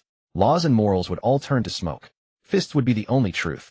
Powerful superhumans would dominate regions surrounded by beautiful women and attended by numerous servants. Moreover, they would seize resource strongholds. In his past life, the Song family had even taken over the official grain depot in Jiangxing. That was precisely why the Song family had risen to become one of the top powers in Jiangxing. Yet despite occupying the official grain depot, the authorities showed no reaction, not even a warning to the Song family. This made it clear that the authorities were facing enormous troubles and had no capacity to intervene. After all, though Jiangxing was not among the top 3 in the Dragon Kingdom, it was still one of the 10 major cities. If the so-called underground railway were truly operational, Dragon City would naturally connect with Jiangxing. The Song family daring to defy the authorities would have been apprehended immediately. Yet until Shen Heng's death nearly a month after the Song family seized the grain depot, the authorities had taken no action at all. Glacial period. Huo Miao, who was washing dishes, suddenly looked up, staring at the TV in shock. Then she turned to Shen Heng, her face full of worry. The glacial period. Will humanity go extinct? Most likely all will die. Recalling how the surviving humans in his past life had all lost their moral boundaries, Shen Heng shook his head slightly. But you don't seem worried at all. Huo Miao put away the dishes, sat down beside Shen Heng, leaned into his arms, and asked softly, Shen Heng, how many supplies do we have left? Shen Heng's eyes narrowed instantly as he stared coldly at Huo Miao nestled in his arms. Was this an attempt to pry information out of him? I was thinking, if supplies are running low, there's no need for us to sell them. Huo Miao didn't notice Shen Heng's gaze at all. Money can be earned again, but if people are gone, nothing remains. We shouldn't just focus on immediate gains. Think about it. Even the authorities have leaked this news, which shows how utterly chaotic the outside world has become. Even if it's just the 2 of us, our supplies will eventually run out. What will we do then? We'd only live a few more days than others. We'd still die soon. Huo Miao sighed. So now we need to take action. Not just protect our supplies at home, but also venture out to find new ones. In this extreme cold, many things can be preserved for a long time. What uses money now? Shen Heng was taken aback. Was this what Huo Miao was thinking? By the way, Huo Miao looked up, gazing earnestly at Shen Heng. Didn't I just transfer 2500 to you? Let's use all that money to buy supplies. I saw people in the owners group starting to discuss trades. While they're still willing to sell, let's spend everything on food and drink, especially things that are easy to store. What do you think? As she spoke, a gleam of realization lit up her eyes. Now I get it. Why you posted in the group like that earlier. And why you asked me for money. You were planning to use a dummy account to drive up prices and create panic, weren't you? Then someone would sell supplies at a lower price, and you'd buy them up. That's what you had in mind, right? Shen Heng chuckled wryly. What was this girl thinking? He genuinely intended to sell supplies. She thought he was using a dummy account to manipulate public opinion. Moreover, Shen Heng wanted to spend all the money Huo Miao had just transferred. He wondered if he could upgrade the vending machine to level 5. If he could reach level 5, he'd be able to buy a pistol. That way, during the half-month before the spirit fruit appeared, they'd have some means of self-defense. After all, in a day or two, people unable to bear hunger would start harboring malicious intentions, and break-ins and murders would occur in the neighborhood. After that, things would spiral out of control. With a gun, he could survive safely through the first half-month. But Huo Miao's words also relieved Shen Heng. She wasn't eyeing his supplies. Instead, she wanted him to use her money to stockpile more. Don't worry about supplies. I won't let you starve. Shen Heng pinched Huo Miao's nose. As I said, as long as you're truly with me, I'll never abandon you. As for the money you gave me, I have other plans for it. Huo Miao opened her mouth to persuade him further, but seeing his gaze, she fell silent. This strong-willed woman had grown accustomed to Shen Heng's dominance. If not for him, she might have already. And she'd still be starving at the office. Can I call a colleague from work now to ask how they're doing? Huo Miao suddenly thought of something and asked, Don't worry, I won't take them in. I just want to know how they're faring. Those colleagues. None of them had stepped forward to help when she was cornered by Wang Qingwang's 3 thugs. If they were suffering, she'd be at ease. Go ahead, ask away. Shen Heng smiled. With a look of happiness, Huo Miao dialed a colleague's video call. Huo Miao, are you okay? It was a female colleague from the company whom Huo Miao had considered fairly close. But last night, she hadn't even dared to call the police. Now receiving Huo Miao's video call, she was both surprised and relieved. I'm so sorry about yesterday. I didn't dare to step forward. Are you all right? I'm fine. Huo Miao watched the video as her colleague huddled on a chair shivering. Faint firelight flickered in the background, casting a warm glow on her face. Are you still at the office? Huo Miao asked casually. Yes. The colleague nodded and switched the camera, whispering. It's freezing outside. The air conditioning isn't working. Mr. Wang Xingguang had people bring out old files and burn them for warmth. But no one's eaten all day, and we're barely holding on. In the video, a fire blazed on the floor of the main office area, with many people gathered around, stretching out their hands to warm themselves. They all wore summer uniforms, curled up silent. A few colleagues stiffly carried files and tossed them into the flames. As the files were thrown in, the fire flared up, but paper burned quickly, and soon the flames dwindled. Hurry up, bring more files. Wang Qingwang's voice rang out. A few male colleagues who had been warming themselves stood up and joined the effort. Lingling, who are you video calling? Someone nearby asked. The colleague froze, then forced a smile. It's Huo Miao. Huo Miao. Many perked up and crowded around. Seeing Huo Miao sitting on her sofa at home, with a fireplace burning, the colleagues grew restless. Miao Miao, you made it home. Huo Miao, you have a fireplace. It must be warm, right? You're so lucky. Your boyfriend came to pick you up. I wish I'd asked you to take me home yesterday. It's so cold here, and we're still in summer clothes. At home, we'd at least have winter coats and blankets. We're freezing to death. A female colleague chimed in. Wang Qingguang suddenly turned his head, and the woman fell silent. Huo Miao. Wang Qingguang approached. Seeing him on the screen, Huo Miao trembled and pressed closer to Shen Heng. Don't be afraid. Shen Heng leaned close to her ear and whispered. The camera naturally captured him. Oomph. Wang Qingwang's face darkened at the sight of Shen Heng. You bastard, when the snow stops, we'll settle accounts. Wang Qingguang ground his teeth. His right pinky was gone. This was a debt that must be repaid. Any time. Shen Heng smiled impassively. I just hope you don't freeze to death at the office before the snow stops. Ha, you're all in summer clothes, and the air conditioning is outright cold. Huo Miao, we've always gotten along well. You called me, so you must care, right? Lingling, the one on the call, had switched the phone to the front camera, her face pleading. Can you come pick me up? Don't worry, I won't ride for free. He'll pay 1,000. I saw your boyfriend's car last night. It's a Mercedes G63, right? It can drive in the snow. Can you ask him to come get us? Yes, us too. Huo Miao, that car is big. We can all squeeze in. Other colleagues chimed in eagerly upon hearing Lingling's words. Some even started grabbing for her phone. Stop it, this is my phone. Huo Miao called me first. Lingling screamed, clutching her phone protectively, then pleaded urgently. Miao Miao, I'll pay 1,000. No, 2,000. Please ask your boyfriend to pick me up. I can't take it anymore. I'll freeze to death. It's been a day and I haven't had a single hot meal. The water pipes in the office are frozen. Only the water dispenser works, and that's empty now. I beg you, for the sake of our friendship, ask him to come get me. I know your boyfriend drives such a nice car that he probably doesn't care about my 2000, but you know my situation. It's just a small token. Watching Ling Ling's desperate expression, Huo Miao sneered. So you know my husband doesn't care about your 2000. Huo Miao cut her off flatly. If you know that, then don't say it. It's so awkward. Meow meow. Ling Ling forced a laugh. It's just a little gesture. Your life is only worth 2,000. I remember your monthly salary is 10,000. Huo Miao mocked. Alright, that's it. I'm hanging up. No. Ling Ling panicked. You called me because you care, right? I'm suffering here and I apologize to you right away. I was wrong for not helping you yesterday. Isn't that enough? Since you care, what's the harm in asking your boyfriend to drive me? I'm not asking for a free ride. First, I didn't accept your apology, and I want. Huo Miao's smile faded, and she said coldly, and even if my boyfriend wanted to come, I'd tell him not to pick you up. Finally, I called just to see how you were doing. Since you're all suffering, I'm relieved. Goodbye and good luck. Oh, and don't curse me yet. You might not understand the situation. The office has electricity, so your phones are charged right. While you still have internet, search for the latest news from Dragon Country Channel 1. Don't thank me. With that, she hung up. You're quite decisive, Shen Heng said with a smile. Huo Miao wrapped her arms around his neck and murmured, if it weren't for you yesterday, not only would Wang Qingguang have, but I'd be huddled by a fire like those colleagues right now. At my darkest moment, you descended like a savior and brought me back. Without you, I couldn't enjoy this life. What happened yesterday wasn't just about getting back at Su Chao. More importantly, I've always dreamed of marrying a hero. Someone who might not come for me on a rainbow cloud, but who gives me enough security that just seeing him makes me feel safe. From the moment you stepped out of the elevator and saved me, I knew in my heart, you are my hero. Huo Miao spoke with deep emotion. Shen Heng smiled at her and asked, do you really mean that? Of course. Huo Miao nodded earnestly. As for those people at the company, even if you insisted on going, I would try to stop you. The snow outside is already over a meter deep. Even if you drove a tank, you couldn't reach the company. If the authorities had the ability to rescue anyone, they would have deployed the military by now. Since there's no sign of them, doesn't it prove that even the military can't carry out a rescue? If the government can't do it, how could I let my husband risk his life? Shen Heng remained silent, pulling Huo Miao closer. This woman was truly clear-sighted. He had thought he would need time to guide and teach her to tell her not to be soft-hearted. In his past life, he had witnessed countless people lose their lives due to a moment of mercy. Women especially were prone to overflowing sympathy, inviting unnecessary calamities. Huo Miao was practically his perfect apocalypse partner. She could keep up with his thinking, suppress her curiosity, and not pry into his secrets. As long as he didn't speak, she wouldn't ask. She was also perfectly in sync with him. The only flaw was that she couldn't cook, but that wasn't a real drawback, as Shen Heng was used to cooking anyway. He silently made a decision.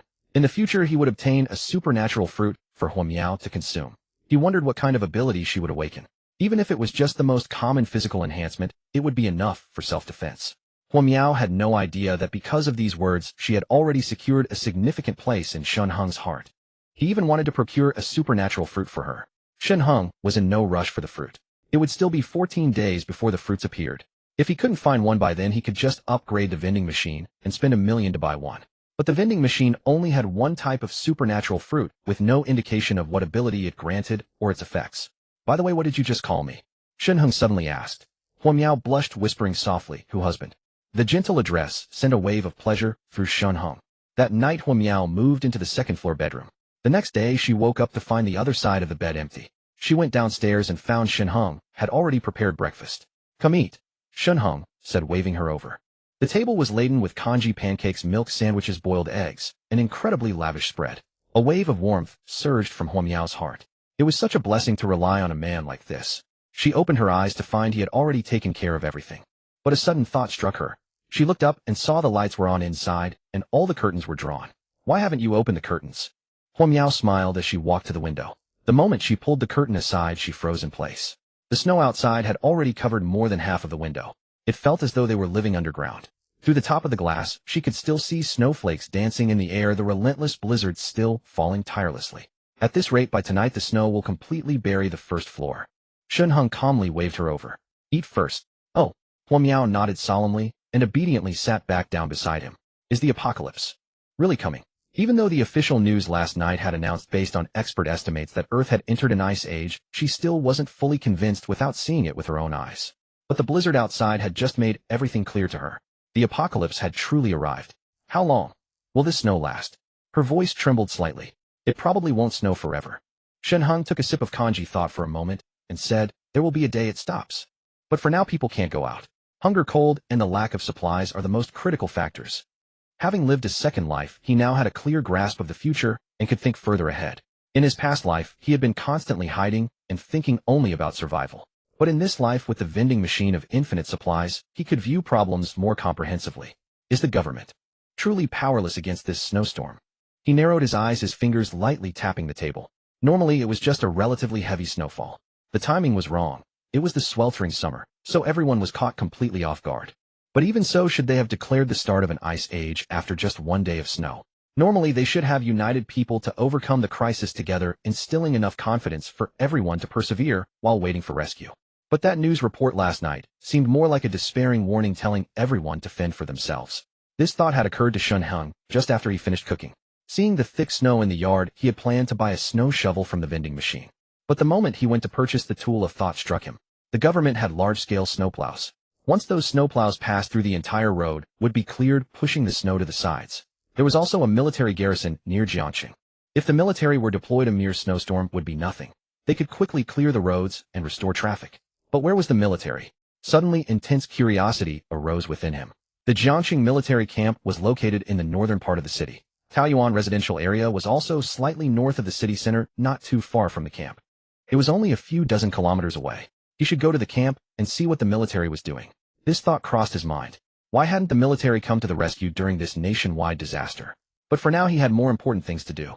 After breakfast, while Huomiao was cleaning up the dishes, Shen Heng opened a window and climbed out.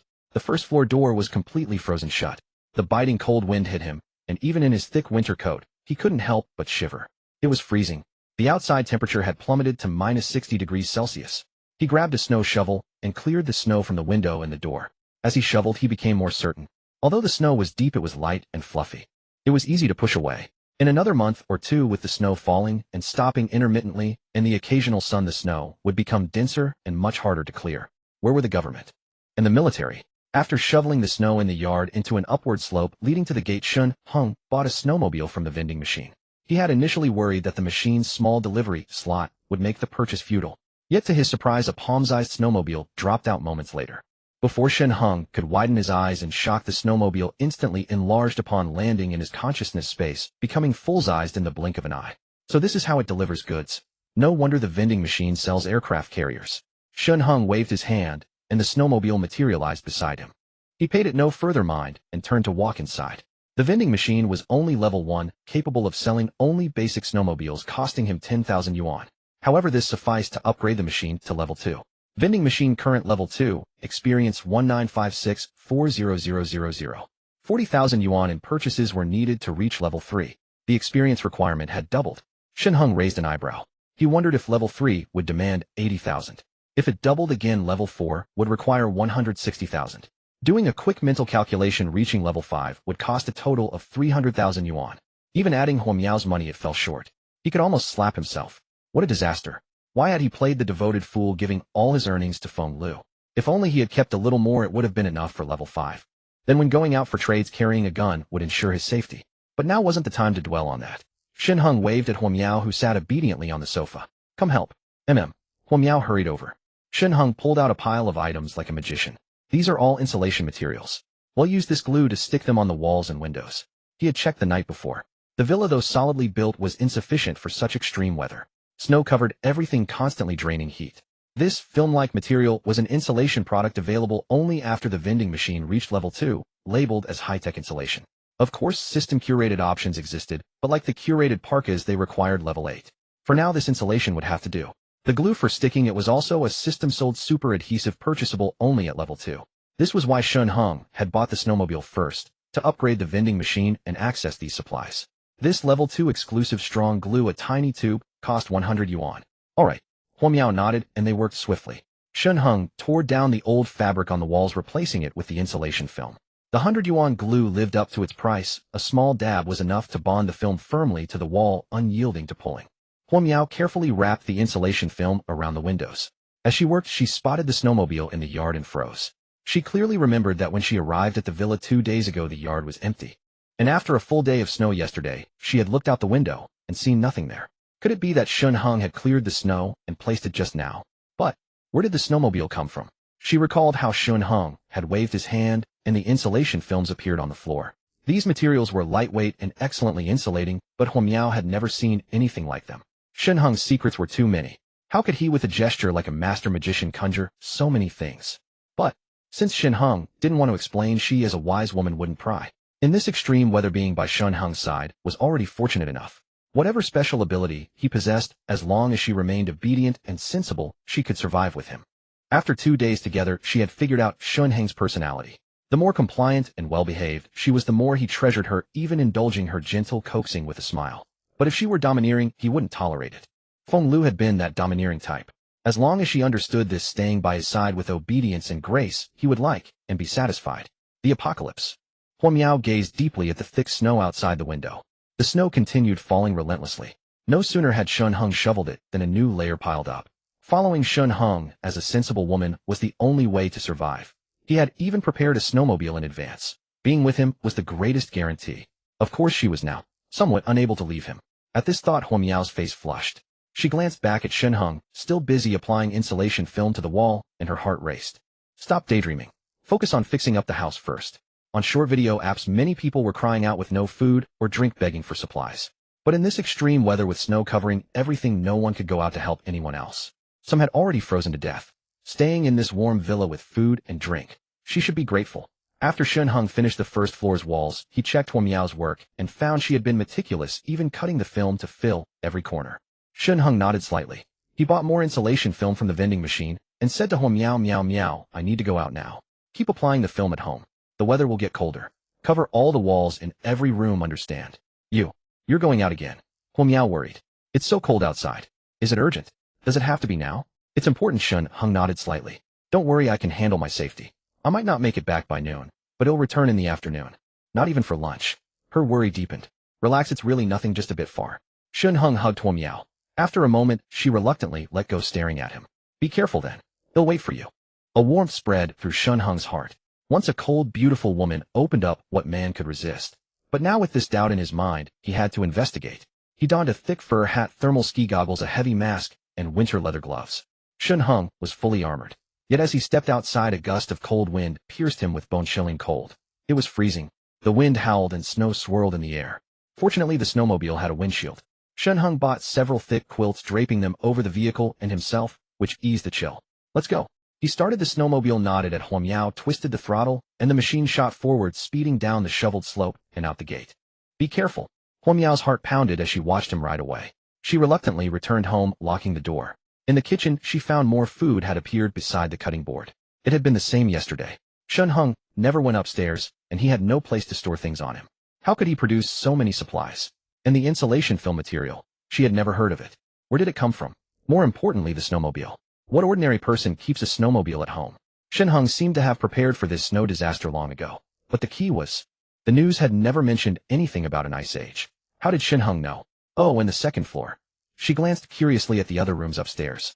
Just how many supplies had he hidden there? Shen Heng raced across the flat expanse of snow.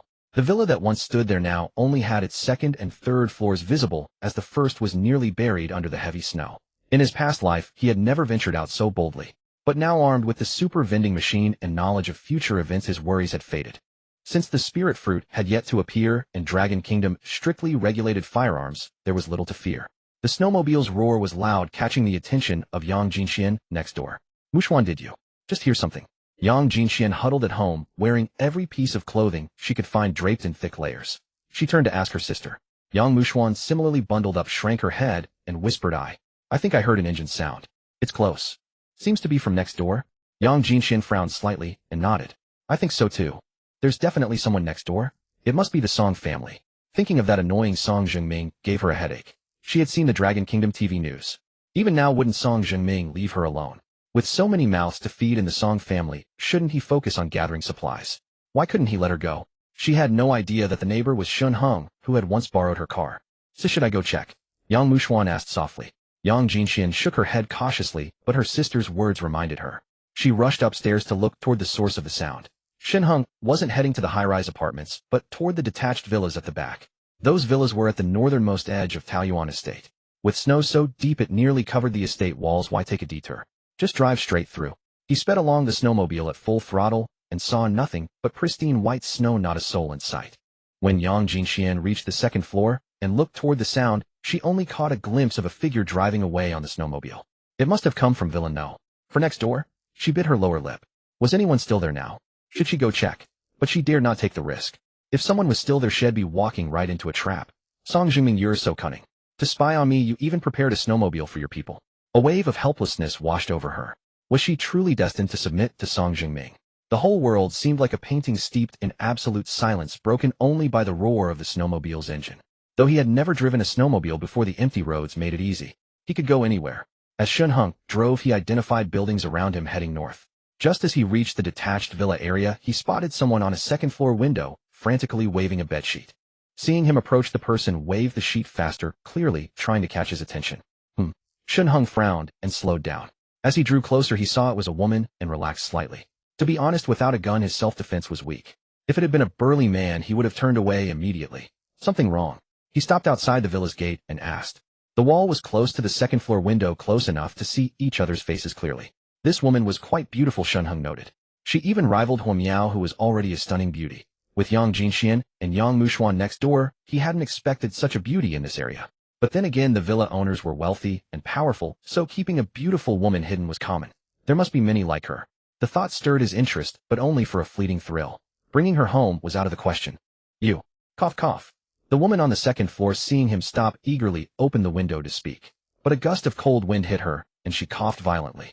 Go ahead, he said. Shen Heng replied impassively, you were trying to get my attention, right? Something on your mind? He glanced around warily. In his past life, he had heard stories of wealthy families using women to lure those with supplies, then ambushing them. But there was nothing unusual nearby. Hello. The woman forced a smile. Chen Xin. Have you heard of me? Chen Xin. Shen Heng paused, then recognized her. No wonder she looked familiar. She was a famous actress. Seeing him nod slightly, Chen Xin relaxed. Good, he knew who she was. I've been filming in Jiangxing, so I'm staying in this estate. She began, but he cut her off coldly. Get to the point. Stop beating around the bush. Chen Xin's expression turned awkward, a flicker of irritation rising. Since entering the entertainment industry, her career had been smooth. Her first historical drama cast her as the lead, earning her the nickname Drumstick Girl and making her the dream girl of countless men. How could this man show no chivalry? But thinking of her predicament, she swallowed her pride and forced a smile. I have no heat, no water, and no food. Could you sell me some? Afraid he'd refuse, she quickly added, I'll pay a high price. A famous actress. How much could he squeeze out of her? Shen Heng's eyes lit up.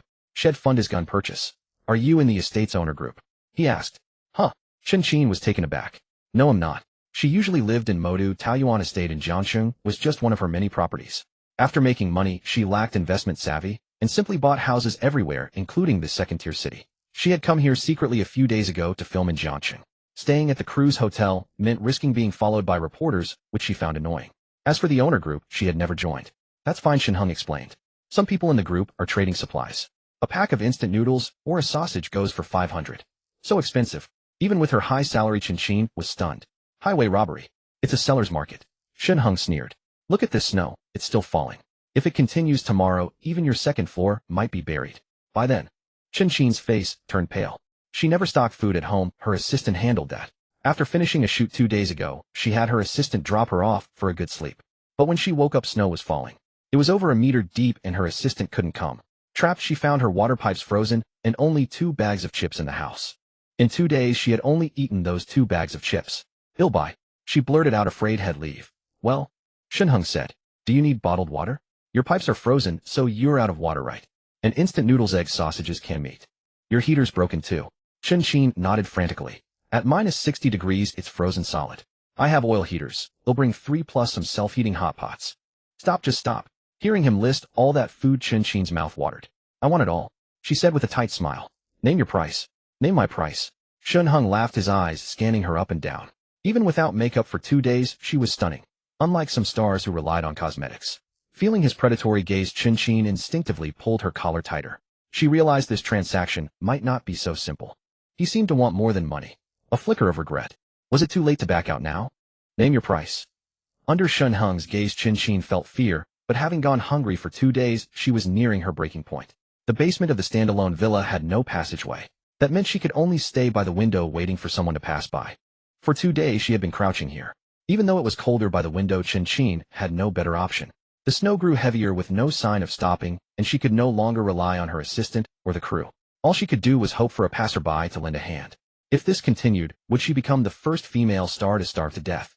She let out a self-deprecating thought. The snow outside had nearly buried the first floor, yet she hadn't seen a single pedestrian, and despair was creeping in. Earlier when she spotted a shadow racing across the snow, she thought her hunger was playing tricks on her eyes. Only when that shadow veered toward her did she forget everything else, hastily grabbing the bedsheet and waving it frantically, hoping to catch the person's attention. Now that person had stopped right in front of her. Looking at him, he seemed full of vigor and vitality, as if he had no worries about food or drink. Moreover, he had a snowmobile which could take him anywhere in this icy, snowy expanse. But now Shen Heng remained silent, his gaze fixed intently on her, and she grew afraid. Though the entertainment industry was chaotic, Chen had always valued her integrity. After several years in the business, she had risen to prominence among second-tier actresses. Yet if she had been more open-minded, she would have long been pushed into the first tier by capital. It was precisely because she refused to offer herself that she never secured truly exceptional resources despite her pure first-love face. Was she about to surrender the purity she had guarded for over 20 years, just for a bite to eat? Chen bit her lip, her expression darkening. 10,000. Shen Heng suddenly spoke. They'll bring you instant noodles, ham, and other non-perishable food along with water and a portable stove. They'll also give you a few oil heaters to keep warm. You pay me 10,000. Okay. Chen hadn't expected that after scrutinizing her for a moment Shen Heng would utter such words, and she nodded without hesitation. As long as he didn't want her body. Come to think of it, if he had forcibly broken in, she weak and helpless wouldn't have been able to resist anyway. At that thought her face flushed. Pay first.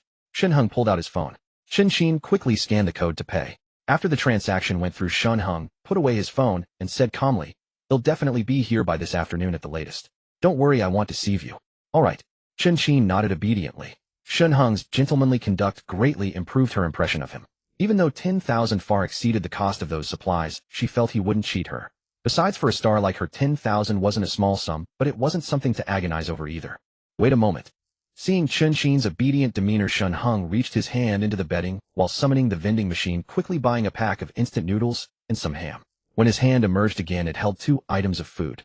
Erase this pack of instant noodles and ham to tide you over. Eat slowly. I didn't bring water, so don't choke. Thank you. Chen took the food, expressing her gratitude repeatedly.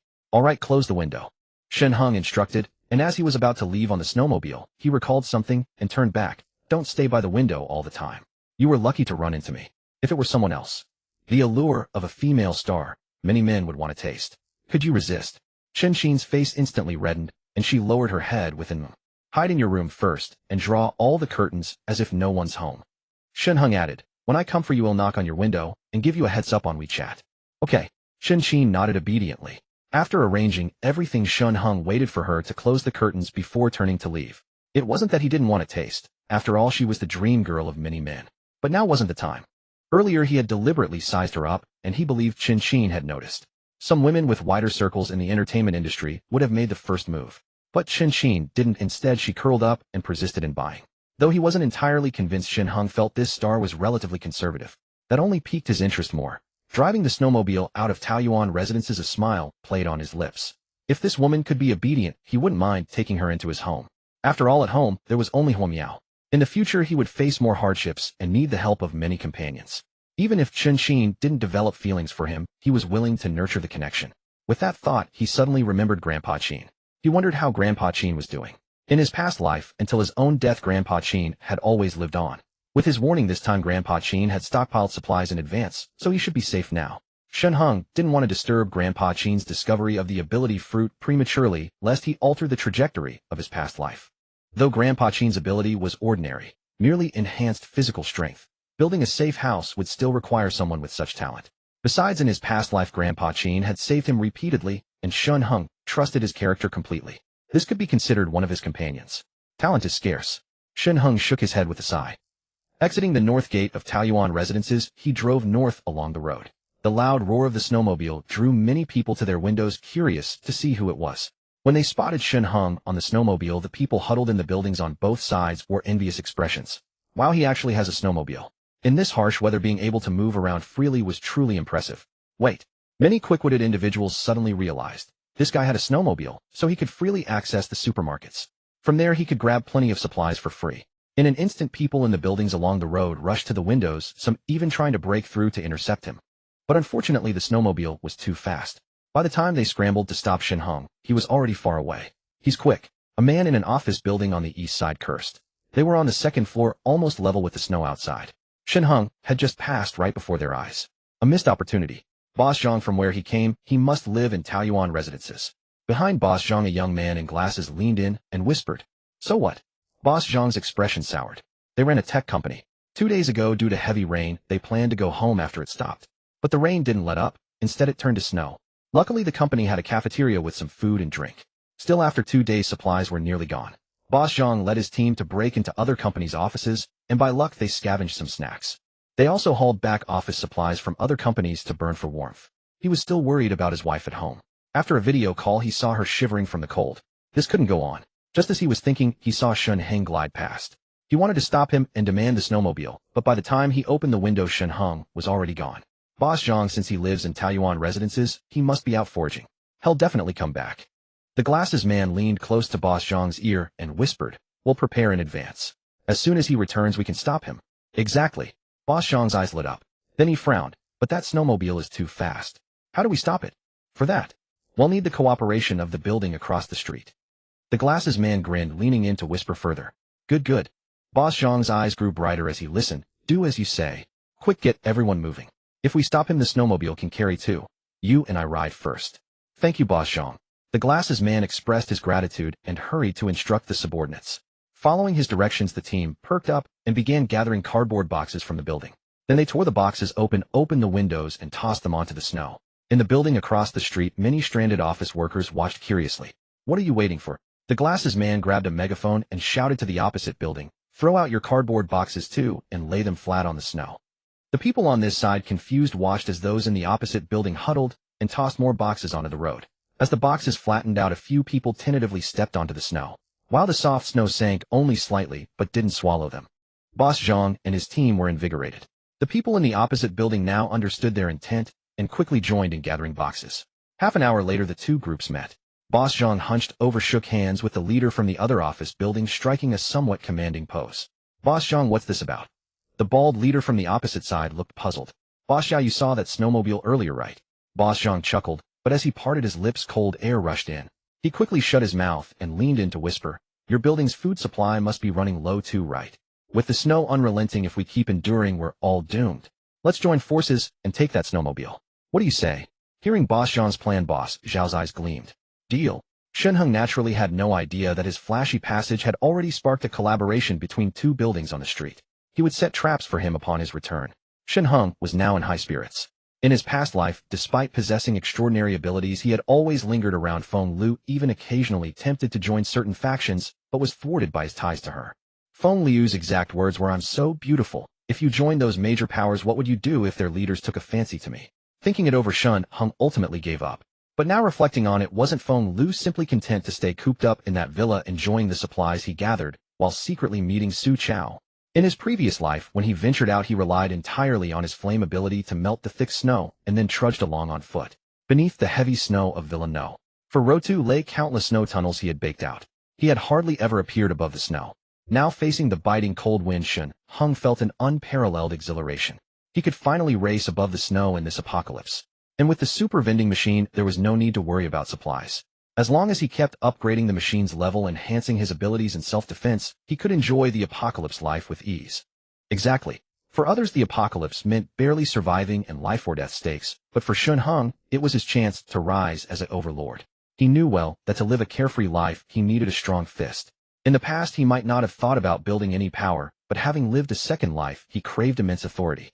That was also why he intended to investigate the military camp. Shen Heng was a child of a law-abiding society, raised to obey the rules. In his past life, he only survived 3 months after the apocalypse and didn't know what became of the Song family later. And the Song family had seized the official granary. Had the Song family struck some deal with the military, or had the military simply ceased to exist, leaving them unchecked? These were questions Shen Heng needed to explore. If the military had completely withdrawn, then he could naturally take the place the Song family had held in his past life. He not only wanted to replace the Song family, but also unify the entire Jiangxing, and even expand outward. The higher the vending machine's level, the more money it required.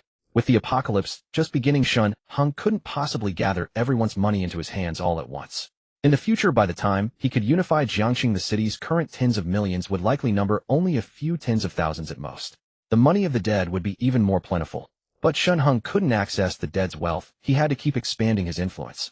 The more territory he controlled, the more people he had. And the more people, the more their money.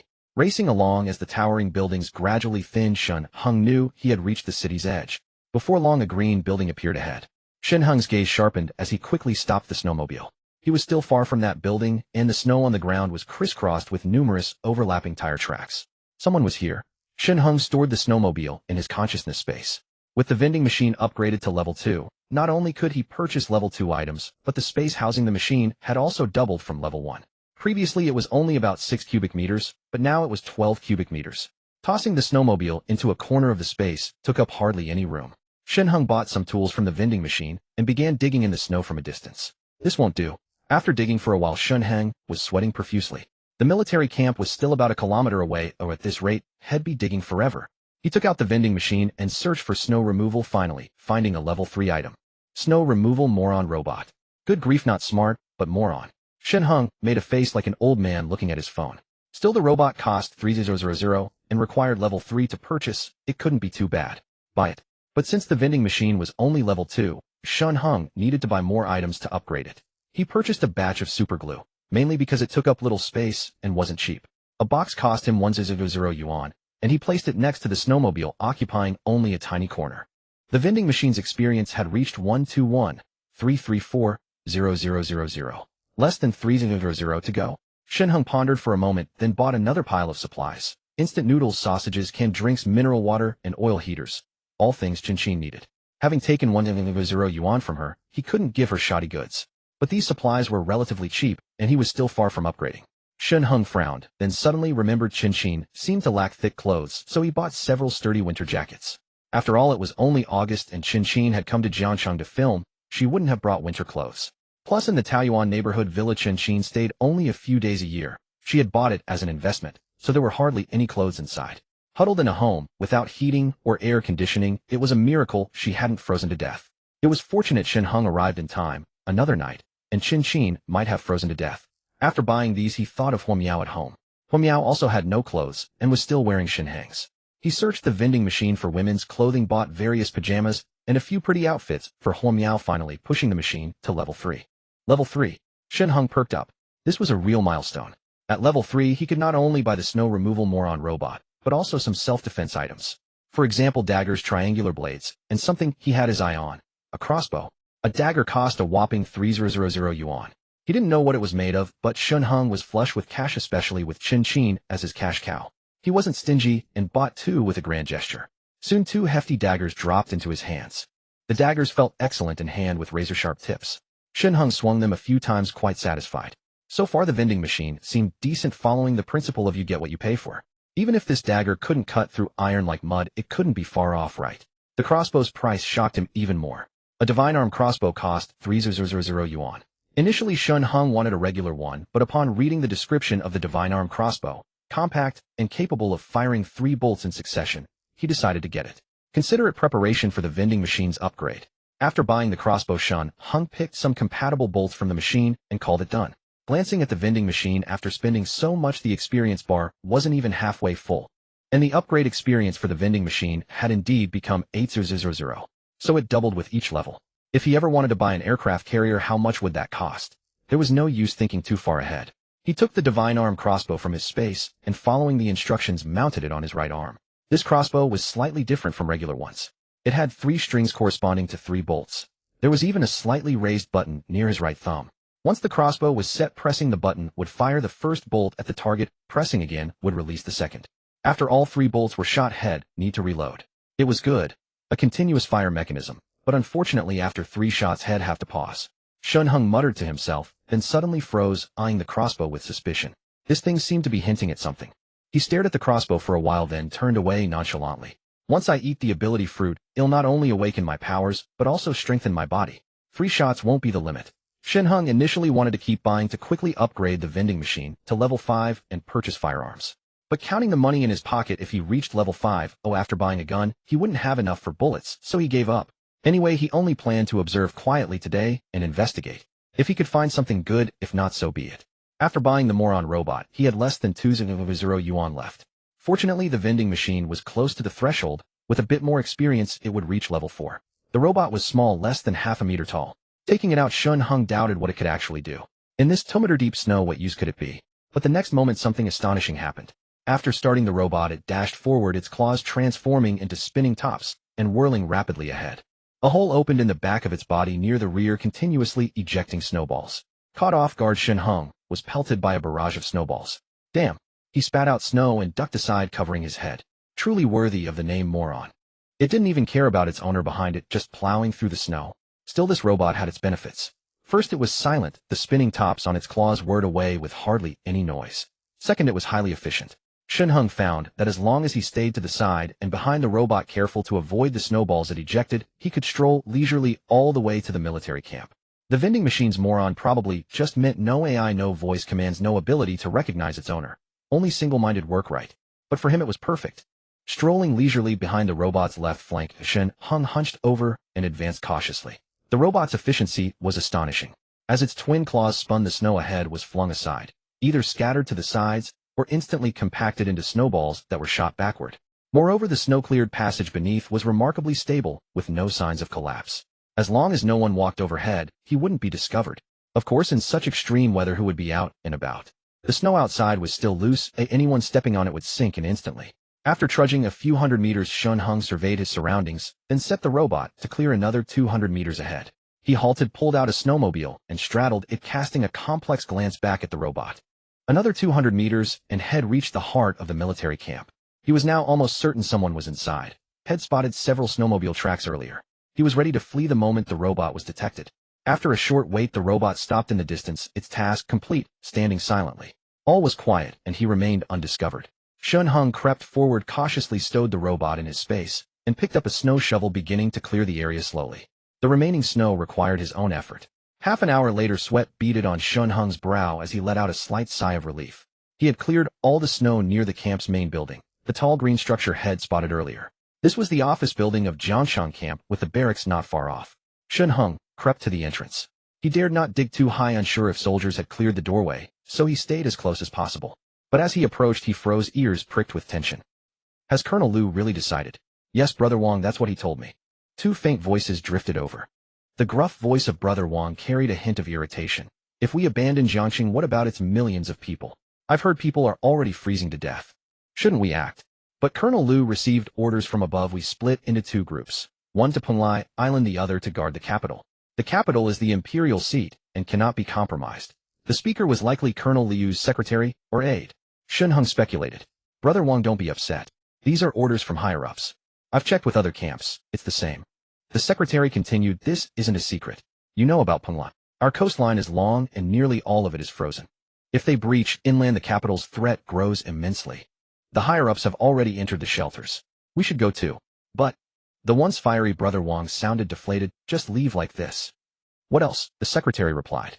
Colonel Liu has already led his team out. The rest of us must reinforce Penlai. It's like this globally. I hear the top brass agreed all national conflicts are set aside to deal with these. Even my buddy station near the Indians has been pulled back. Brother Wang, Colonel Liu is gone, and you are the highest authority now. I'm here to relay his orders. Do you accept? I obey. Brother Wang sighed. How's Penlai? Not good, the secretary said. The Penlai shelter's civilians have all evacuated. It's now fully military. We should go. Everyone's likely ready. All right. Brother Wang knew speed was crucial. There was nothing more to say. He sighed again, but didn't leave. Shen Heng heard no footsteps. Penlai. Beneath the snow, Shen Heng rubbed his chin, frowning. What was in Penlai? From their words, it seemed the global freeze had brought anomalies along the coast, serious enough for the authorities to deploy the military. Jiangsheng's troops were split, some to Dragon City, others to Penlai. No wonder the army never rescued the city. They'd all withdrawn in his past life. Pengzi, Zhengming. At that moment, two more voices rang out overhead, followed by footsteps. Someone was hurrying toward the office building. Pengzi, sorry I'm late. A cordial voice accompanied the footsteps into the building. The snow tunnel where Shen Heng crouched was covered with cardboard. He could see the snow settling slightly with each step above. Don't step on it. Just as the thought crossed his mind, he heard Brother Wang say, Careful, don't collapse it. A foot plunged through the snow, landing squarely on Shen Heng's head. Damn! Shen Heng's eyes widened. He dared not move, letting the snow cover him. This snow is really heavy. The newcomer chuckled, then embraced Brother Wang. Long time no see. Pengzi, you said you wanted to say goodbye. The newcomer asked, Where are you headed? If it's classified, don't tell me. So Brother Wang's name was likely Wang Peng or something similar. Zhengming, we've been friends for years, college classmates. At this point there's nothing I can't say. Brother Wang lowered his voice. Many at the top have received the news. The Song family in Jiangcheng is only second-rate. It's normal you haven't heard. The Song family. Zhengming. Shen Heng froze, then understood. The man who'd stepped on his head was Song Zhengming, the current head of the Song family. In his past life, had been the overlord of Jiangcheng's north side, surpassing all others in power. So Song Zhengming was here too. He strained his ears. What's going on? Song Zhengming brushed snow off his pants, frowning. I've been puzzled. Why hasn't the military helped during this national crisis? Where are you going? This snowfall is a sign of the apocalypse. Brother Wang said gravely. Many higher-ups have already entered doomsday shelters. You probably don't know this, but there's one in Jiangcheng too. The Song family doesn't qualify to enter. Last night, many scholars and professors were secretly taken there along with some of Jiangcheng's wealthiest families, those more powerful than the Song. They funded the shelter's construction, so they have the right to reside. A shelter. Song Zhengming narrowed his eyes. Is the world ending? Experts estimate a 95% chance of human extinction. So the higher-ups launched a species preservation plan to pass on human civilization. It's the only choice. And nationwide, no globally, things have emerged along the coastlines. We need to suppress them so cities are left unattended. We've been brothers for years. Now I'm heading to Penglai. Who knows if we'll meet again? Wang Peng, are you joking? Song Zhengming's voice grew heavier. Of course not. Wang Peng said bitterly. One more thing, my mother can't move well, and I have no shelter spot. I can only count on you as the Song family head. Don't say that between brothers. Song Zhengming exclaimed. Your mother is my mother. When you helped me kill my elder brother, I swore that as long as I live your family will never suffer. By the way, your wife and Xiaodong are still home, right? They'll send someone to bring them to the Song house. Don't worry. Good. Wang Peng was moved, hugging Song Zhengming again, lowering his voice. Shen Heng stood on tiptoe to listen. Thanks to Song Zhengming's earlier step that caved in the snow, he caught Wang Peng's faint words. The Jiangcheng grain depot is near your Song estate. The country's in chaos. The authorities have essentially left the cities to fend for themselves. The depot has plenty of supplies for your entire family. In half an hour, it'll lead the troops out. Seize it immediately. Consider this my last favor as your brother. Remember, take care of my mother, wife, and child. Wang Peng released Song Zhengming and turned away. Go now. Today we never saw each other. Beneath the snow, Shen Heng finally understood everything. So Song Zhengming had this connection. Today he had stumbled upon a juicy piece of gossip. He now realized why in his past life Song Zhengming dared to openly occupy the grain depot. It was because he had the military's backing. The troops stationed in Jiangcheng were about to leave, so the Song family had no qualms. However, what exactly was happening in Penglai that Wang Peng mentioned? Why did the authorities split the army in two, one part to guard the capital and the other to head to Penglai? Not just Penglai, but the coastal regions also seemed to be in some trouble. Though Jiangcheng had Jiang in its name, it was located in the northern inland far from the coastline. In his past life, he hadn't survived long enough to know what happened later. But now at least one thing was certain: the authorities were already in disarray. His mind began to stir. Since the Song family could seize the grain depot, could he also take this strategic position? Though he had the vending machine, if he wanted to build his own power in the future, he couldn't rely on buying everything from it endlessly. If it came to that, the secret of the vending machine would be exposed.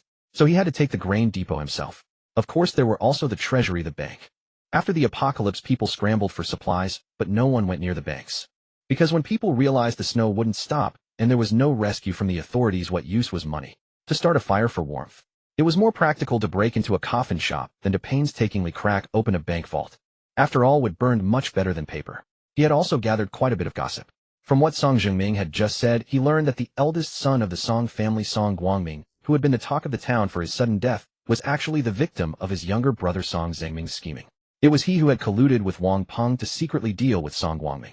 But this had nothing to do with him, he just listened for amusement. Hearing Song Zhengming's footsteps fade away above, followed by Wang Peng's departure, Shen Heng quietly slipped away from the snow tunnel below, retreating backward. He silently made his way along the low snow tunnel, moving backward until he reached the spot where he had originally dug.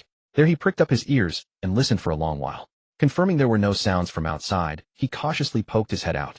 He looked around. Indeed, there was no sound. As for Song Zhengming, he had no idea how he had left. He breathed a sigh of relief and had just climbed out of the snow tunnel when a voice suddenly came from behind him. There is someone. Shen Heng's pupils constricted, and he instinctively rolled forward. As he rolled, a shadow of a staff came crashing down, landing exactly where his head had been. A deep mark appeared in the snow, cutting deep into it. Shen Heng rolled twice cleanly, then stood up, his face cold as he looked behind him. A burly figure pulled an iron staff from the snow, grinning viciously at Shen Heng.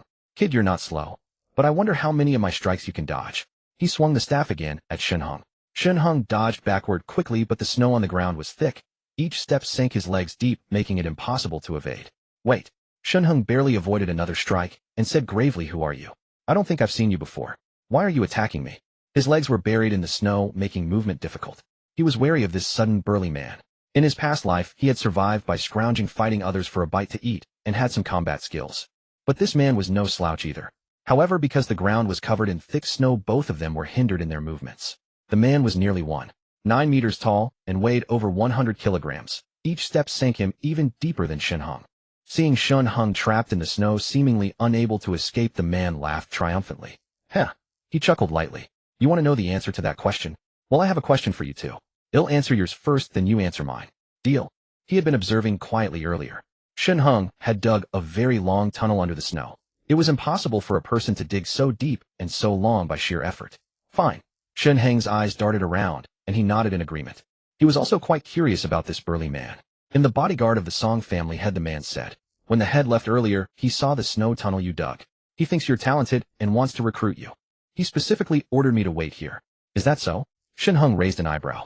But your actions just now didn't seem like recruiting me. Recruit. Under other circumstances, Song Jingming might indeed have tried to recruit him. After all, someone who could dig such a long snow tunnel could become his right-hand man in this icy weather. But after Song Jingming became the overlord of the northern part of the city in his past life, Shen Heng knew well this man was venomous and overly suspicious. Song Jingming must have realized he was eavesdropping, so he left the bodyguard here. He probably intended to ambush and cripple him, then take him back for torture to extract the method of digging the snow tunnel. Indeed, seeing that Shen Heng was alone trapped in the snow and unarmed, the bodyguard felt at ease. He completely regarded Shen Heng as something already in his grasp. This area within 2 kilometers is all military territory. How did you get here? That's the second question. Shen Heng smiled. Let me answer your first question first. I have a snow-clearing robot. A robot? The man was taken aback. I don't believe you. This is it. Shen Heng fumbled in his clothes, pulled out the robot, and shook it at the man. It really was a robot. The man's expression grew even more puzzled. He had never heard of a snow-clearing robot. Was it even for sale? And more bizarrely, would anyone buy this thing? How does it clear snow? The man asked curiously. Like this. Shen Heng pressed the start button, and the robot's 2 claws began to spin. The man's gaze followed the robot. At the same time, Shen Heng raised his right hand, aiming at the man. Whoosh! A faint sound of something cutting through the air rang out. Before the man could react, an arrow streaking through the air pierced his head. The arrow was immensely powerful, jerking the man's upper body backward heavily. Fool! Shen Heng sneered. While pulling out the robot, he had quietly unbuttoned his right sleeve. The arm crossbow sold by the vending machine lived up to its reputation. If he hadn't wanted to know who the man was, Shen Heng would have shot the arrow immediately. But Song Jingming, the cunning fox, was truly observant. He had even noticed the entrance to the snow tunnel he had just dug. From now on, he would have to be even more cautious. As for this bodyguard, Shen Heng had no intention of letting him live. The moment he tried to ambush him, the man was as good as dead. Song Jingming. Shen Heng narrowed his eyes and sneered contemptuously. In your past life you were strong, but in this life, with the vending machine in my possession, the northern part of the city will surely be my domain. This bodyguard was just an appetizer. The bodyguard died a gruesome death. A single arrow pierced his skull, burying itself in the snow. Shen Heng did not bother retrieving the arrow. A piercing arrow cost 100 yuan, a small price for a life. He was not worried about the Song family discovering the body either. The heavy snowfall would soon cover it completely. Even if the Song family found the corpse, they would never locate the arrow buried deep beneath the snow. He approached the man and searched him, eventually finding a wallet. Inside the wallet was the man's ID card. Who still carries their ID these days? Afraid I wouldn't know your name. Shen Heng shook his head with a wry smile, then glanced at the ID and froze. Zhao Jiang. He stared at the name on the card, then at the man's face, a flicker of surprise in his eyes. The Iron Tower, Zhao Jiang. The name struck a deep chord with Shen Heng. In his past life, this man had also consumed a mutant fruit and awakened his abilities. Zhao Jiang's physique was already exceptional, and his ability was superhuman strength. He had fought for Song Jingming in the northern part of the city, earning great merit. He never expected that in this life, before awakening his powers, he would be killed by a single arrow from Shen Heng. This saved him a lot of trouble. After all, to unify Jiang City, Shen Heng first needed to conquer the northern district, and Song Jingming was the first obstacle he had to overcome. His elite soldiers and generals would all become enemies in the future. Killing Zhao Jiang now would save him future trouble.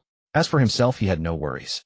Before leaving, Shen Heng had wrapped himself up completely, wearing a leather hat and a mask, leaving only his eyes visible. He even wore anti-snow goggles. Even if Zhao Jiang had captured his image, Song Jingming would never recognize him. Zhao Jiang also had a phone, which Shen Heng crushed without a second thought. He glanced at the sky, but it was getting late. Sounds came from the military camp. Wang Peng was likely organizing the remaining soldiers to leave. Shen Heng loaded another piercing arrow onto his crossbow. Seeing no one around, he retrieved his snowmobile and drove straight towards Taoyuan residential complex. Snow fell heavily, and Shen Heng's figure quickly vanished. Not long after he left, the snow completely buried Zhao Jiang's corpse. Approaching the residential complex, Shen Heng's mood lightened. Once he handed over the supplies to Qin Qin, he could finally go home. This trip had been immensely fruitful. The military had failed to rescue anyone because of trouble along the Dragon Kingdom's coastline that required their attention. The Song family had taken over the city's grain depot on the orders of Wang Peng from the military. Still, he remained vigilant. If not for his battle instincts from his past life, he would have been ambushed by Zhao Jiang without knowing it. If that club had hit him, even if he killed Zhao Jiang, he would have been left crippled. He needed to find a doctor. Preferably a young, beautiful female doctor who would be loyal to him. The thought of a female doctor in a white coat made him miss Huo Miao even more. He's coming. The silence was broken by the loud roar of the snowmobile. Zhang huddled in a building north of Taoyuan residential complex, his eyes lit up. He spoke on the phone with Zhao, who was in the opposite building. Stay sharp. That snowmobile is fast. If we miss our chance, he'll get away. If this ambush fails, we won't get another chance. I know. Zhao shouted, he's here. Shen Heng's snowmobile sped through the snow, but he was already on high alert. Having been reborn and overheard the conversation at the military camp, he had unknowingly altered the course of events. Zhao Jiang's ambush had also taught him that even with a vending machine, he had to be extremely careful. One wrong move, and he would be finished. The world was shrouded in pure white snow. But as he neared the residential complex, he noticed a yellow object stretching across the road from left to right. What was that? On high alert, Shen Heng instinctively slowed down. As he drew closer, he saw a thick layer of cardboard boxes spread over the snow. Someone had clearly laid them down to make walking easier. Before he could observe further, Zhang from one of the buildings let out a shout. The employees huddled on the second floors of both buildings simultaneously pulled the ropes in their hands. 3 ropes buried in the snow snapped, taut, blocking Shen Heng's path. Shen Heng stopped his snowmobile and glared at the office buildings on either side. Hey young friend, we've finally been waiting for you. Zhang swaggered open a window and jumped onto the cardboard boxes. A dozen people followed behind him, their eyes burning with desire as they stared at Shen Heng's snowmobile. In the opposite building, Zhao also emerged with a dozen people. The 2 groups appeared carrying more cardboard boxes and began laying them out towards Shen Heng, attempting to surround him. What do you want? Shen Heng asked coldly. Don't be afraid, we just want to talk. Zhang was wrapped in several bed sheets, but still shivered. He sniffled. They'll make it short, brother. We've taken a liking to this vehicle. Lend it to us. You live in Taoyuan, right? Since you're home, this vehicle is useless to you. But to us it's a lifeline. Yes. Zhao nodded in agreement. I'm Zhao Yojia from Xinhai Technology. Lend it to us, and I'll owe you a favor. A favor? Shen Heng almost laughed out loud. In the apocalypse, the most worthless thing was a favor. And if I refuse? Shen Heng sneered. Refuse. The bespectacled man behind Zhang said menacingly, if you want to take a toast, you'll have to take a punishment. Do you think you can escape? Shh. With that, he waved his hand and shouted, brothers, take the snowmobile, and we can all go home. Hearing his words, the others' eyes lit up. They scrambled over the cardboard boxes, lunging at Shen Heng. Shen Heng scanned them with a cold gaze. They were still far away, and their cardboard boxes didn't seem to reach him. He raised his right hand, aimed at the bespectacled man, and pressed a mechanism. A sharp arrow tore through the air. The man who had been shouting suddenly had blood spurting from his neck. He clutched his throat and fell straight back. Blood splattered across Zhang's face. Xiao! Xiaowang! Zhang felt a rush of warmth across his vision. When he came to his senses, he saw the bespectacled man lying in the snow, blood gushing from his neck like a fountain. Startled, he instinctively turned to look at Shen Heng. Shen Heng stood expressionless, his right arm raised, the arrow on his arm aimed directly at Zhang. I didn't quite catch that. Could you repeat for me? If I don't lend you the vehicle, what exactly are you going to do? Shen Heng had a smile on his face, but the killing intent in his voice sent chills down Zhang's spine. I. Zhang stammered. Even in the freezing snow, he felt his forehead burn under the aim of that dark arrow. He was your subordinate, right? Was this your idea? Shen Heng asked again. Yes, it was his idea. Though the crossbow wasn't aimed at him, Zhao on the other side was terrified. He quickly chimed in. Young friend, I never meant to steal your vehicle. I just wanted to borrow it. Shen Heng turned, aiming his right arm at Zhao. You said earlier if I lend you the vehicle, you'll owe me a favor. Sorry, you're not worthy. Seeing the crossbow aimed at him, Zhao's scalp went numb. He waved his hands frantically, forcing a smile. Brother, you're right. I'm not worthy. Seeing Shen Heng unmoved, he quickly pointed at Zhang. It was him. We were hiding in the building, but he brought people and laid out the cardboard to make a path. He came over and suggested it to me. I didn't think much of it. I just wanted to go home. If I had known you were so formidable, I would have frozen to death in the company rather than dare to cross you. Zhao Yoji, you're lying. Zhang was terrified. He looked at Shen Heng with a fawning smile. Brother, I was also tricked by Xiao Wang. Xiao Wang is the fool you just killed. Ask the people from my company. They can all vouch for me. Really? The others felt a chill down their spines and instinctively nodded. They didn't know how many arrows Shen Heng had left, but who would dare to test it? And his aim was incredibly precise, hitting the bespectacled man right in the throat. Whose throat could withstand such an arrow? Wouldn't that be suicide? You want to live? Shen Heng suddenly spoke. The people trembled, nodding frantically. You're from two different companies, right? Shen Heng asked again. They nodded again like chickens pecking at rice. Now pair up. One from this company with one from that company. Shen Heng directed. Confused but under the threat of the crossbow, they obediently formed about a dozen pairs, mixing the two companies together. Shen Heng counted and almost laughed. There were exactly 13 people on each side. If the bespectacled man were still alive, the pairing would have been uneven. Zhang and Zhao stood together awkwardly. 2 per group, 13 groups in total. Shen Heng announced. Now take out your phones, open WeChat and Alipay, and let the other person check your balance. Since you want to live, I'll give you a chance to buy your lives. Figure out exactly how much money each of you has. Then transfer it all to this Mr. Zhao's phone. Shen Heng pointed at Zhao Yojia, who quickly put on a sycophantic smile. After you transfer the money to him, he'll let you go. Shen Heng smiled. Mr. Zhao, please collect all the money, and then come scan my code to transfer it to me. This? Zhao laughed dryly. Such an important task, maybe we should let Mr. Zhang handle it. Zhang's eyes widened. He wanted to protest, but was afraid of angering Shen Heng. He could only glare at Zhao resentfully, then look at Shen Heng with a pitiful expression. No way.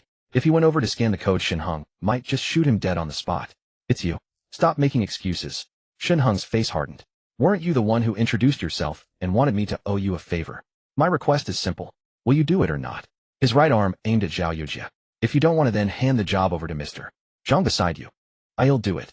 He'll do it. Zhao Yojia, under the aim of the crossbow, was on the verge of a breakdown, desperately nodding his head in fear of the arrow shot by Shen Heng. If an arrow were to fly, he wouldn't even have time to react before collapsing to the ground. The crowd understood. This is outright robbery. Robbery, it's a robbery. Someone muttered quietly. They were all a bit dazed. Brothers, aren't we the ones robbing you? How come you're turning around and trying to rob us instead? Shen Heng looked towards the pair on his left. The person on the right suddenly screamed. No, it wasn't me, it was him. He quickly shifted to the right again, fearing that Shen Heng's aim would be off, and he would be shot too. That's right, it's a robbery. You don't want to give? Shen Heng smiled. Why not call the police? The crowd fell silent. Call the police. If calling the police worked, would they still be huddled in the office building? Now they couldn't even make a phone call. Who knows where the police are? Those with less courage had already obediently taken out their phones, unlocked them, showed their balance to those beside them, then came to Zhao's side to scan the QR code for a transfer. I've spared your lives, and besides, I didn't ask for your bank card money. Isn't that enough? Shen Heng looked at the few people still frozen in place and said, if you have more money in WeChat and Alipay, you can only blame yourselves for your bad luck. I'm only giving you 2 minutes. If you don't want to die, hurry up and scan. Although some were reluctant, seeing those around them queuing up to Zhao Yojia, they could only begrudgingly follow the crowd. The money was shown to another company's team member, who then obediently proceeded with the transfer. After scanning the QR code in silence, they returned to their original positions, following Shen Heng's instructions to check the other person's phone, confirming that both payment tools had balances reduced to 0 before nervously standing still. Zhao Yojia also checked Zhang's phone, where Zhang, with a dark expression, transferred the money to Zhao Yojia. He was used to keeping all his money in Alipay with hardly any in his bank card. Now it was all gone. After receiving the money, Zhao Yojia obediently came before Shen Heng, nervously eyeing the divine crossbow, and Shen Heng's right hand scanned Shen Heng's QR code and hurriedly made the payment. After the payment, he picked up his phone, showing Shen Heng his balance. It has all become 0. Shen Heng was extremely satisfied, patting Zhao Yuji's shoulder. Good. I'll add you on WeChat. Add a friend. I've just given you 3200. Do you still want to fleece me alone? Zhao Yojia, startled by Shen Heng's 2 pats on the shoulder, was terrified and had to force a smile. Okay. Moments later, a new friend named Hachi Shunkai appeared in his WeChat. This is clearly a robbery turned profitable. You guys should still have quite a bit of money in your accounts, right? Shen Heng suddenly said. Zhao Yuji's face revealed a look of terror. You just said to transfer via WeChat and Alipay. Don't worry, I'm a businessman, not a highway robber. What are you afraid of? Shen Heng frowned. Zhao Yojia dared not speak anymore. This business was simply a guaranteed profit. Killing people in the street. This was simply reckless. You guys probably don't have much food left, right? Didn't you just add me as a friend? If you need anything, just contact me. I have plenty of supplies. Bread, ham, instant noodles, sunflower seeds, peanuts, beer, everything you need. Of course, as long as you can afford the price. Shen Heng smiled, then looked at the crowd. All right, all of you, clear the way. Upon hearing this, the crowd knew Shen Heng was about to leave and hurriedly ran to the sides. A few smart ones even cleared away the boxes and ropes in the middle of the road, then showed Shen Heng a humble smile. Shen Heng started the snow vehicle, which roared to life. Then under the complex gaze of the crowd he drove into Taoyuan community. Zhang Xiaoyan, you've really screwed me over this time. After Shen Heng left, Zhao Yojia angrily cursed Zhang. Screwed over. You only have over 300 in your phone, while I have 800. Zhang thought about his savings, feeling his heart shatter. He wiped the blood from his face, which had already coagulated, glanced back at the glasses man in the snow spat from a distance, and returned to the office building without looking back. Let's go back to. Zhao Yojia waved his hand, leading his subordinates back to their office building with cold expressions. The two parties that had originally collaborated closely now said not a word, parting ways. As Shen Heng drove into the community, he felt quite pleased. This outing was truly a huge profit. He didn't expect that upon returning to the community there would be additional gains. The so-called Zhang and Zhao were from small companies with few employees. But the haul was substantial. He now had 1.7 million in his WeChat. His Alipay had increased by 1.2 million. In total he had earned nearly 3 million. With this, he need not worry about upgrading the vending machine. However, now that the vending machine had reached level 3, he had also figured out the upgrade experience. With each level up, the experience required doubled. Now the vending machine was close to reaching level 4. If calculated correctly, upgrading to level 5 would cost 160000. 3 million would only be enough for the vending machine to reach level 8, just enough to buy the combat uniforms produced by the system. To reach level 9, the required experience would be 2.56 million. After that it would be 5.12 million, 10.24 million. The numbers doubled, making Shen Heng feel a bit desperate. However, a meal has to be eaten one bite at a time, and steps must be taken one at a time. Slowly he thought. He already had an extraordinary vending machine, so why worry about upgrades? Step by step, he could always raise his level. Moreover, the meaning of surviving in this apocalypse was not merely about upgrading the vending machine. Shen Heng was a person with not much ambition. He just wanted to live well and enjoy each day. Yet he was determined to dominate only to better protect himself and those around him. He wanted to live freely without constraints. But without formidable strength and power, how could he ensure his freedom? Driving the vehicle into the community, the sky had already darkened. Since the snowfall began, the entire sky was overcast. It was only a little past 4 p.m., but the sky was gloomy and many villas had already turned on their lights. Shen Heng got out of the snow vehicle, found a secluded corner, and quietly put it away. Then he bought a pair of skis to wear. For long-distance travel, the snow vehicle could still be useful, but that thing was too loud and easily attracted attention. Shen Heng used to quite enjoy skiing, although his skills weren't great, he could still glide smoothly. He also bought a sack stuffing all the instant noodles, ham, self-heating hot pot, and oil tinctures from the corner of his space into it. Finally, he stepped onto the skis, dragging the sack, and glided towards Qinchin's house.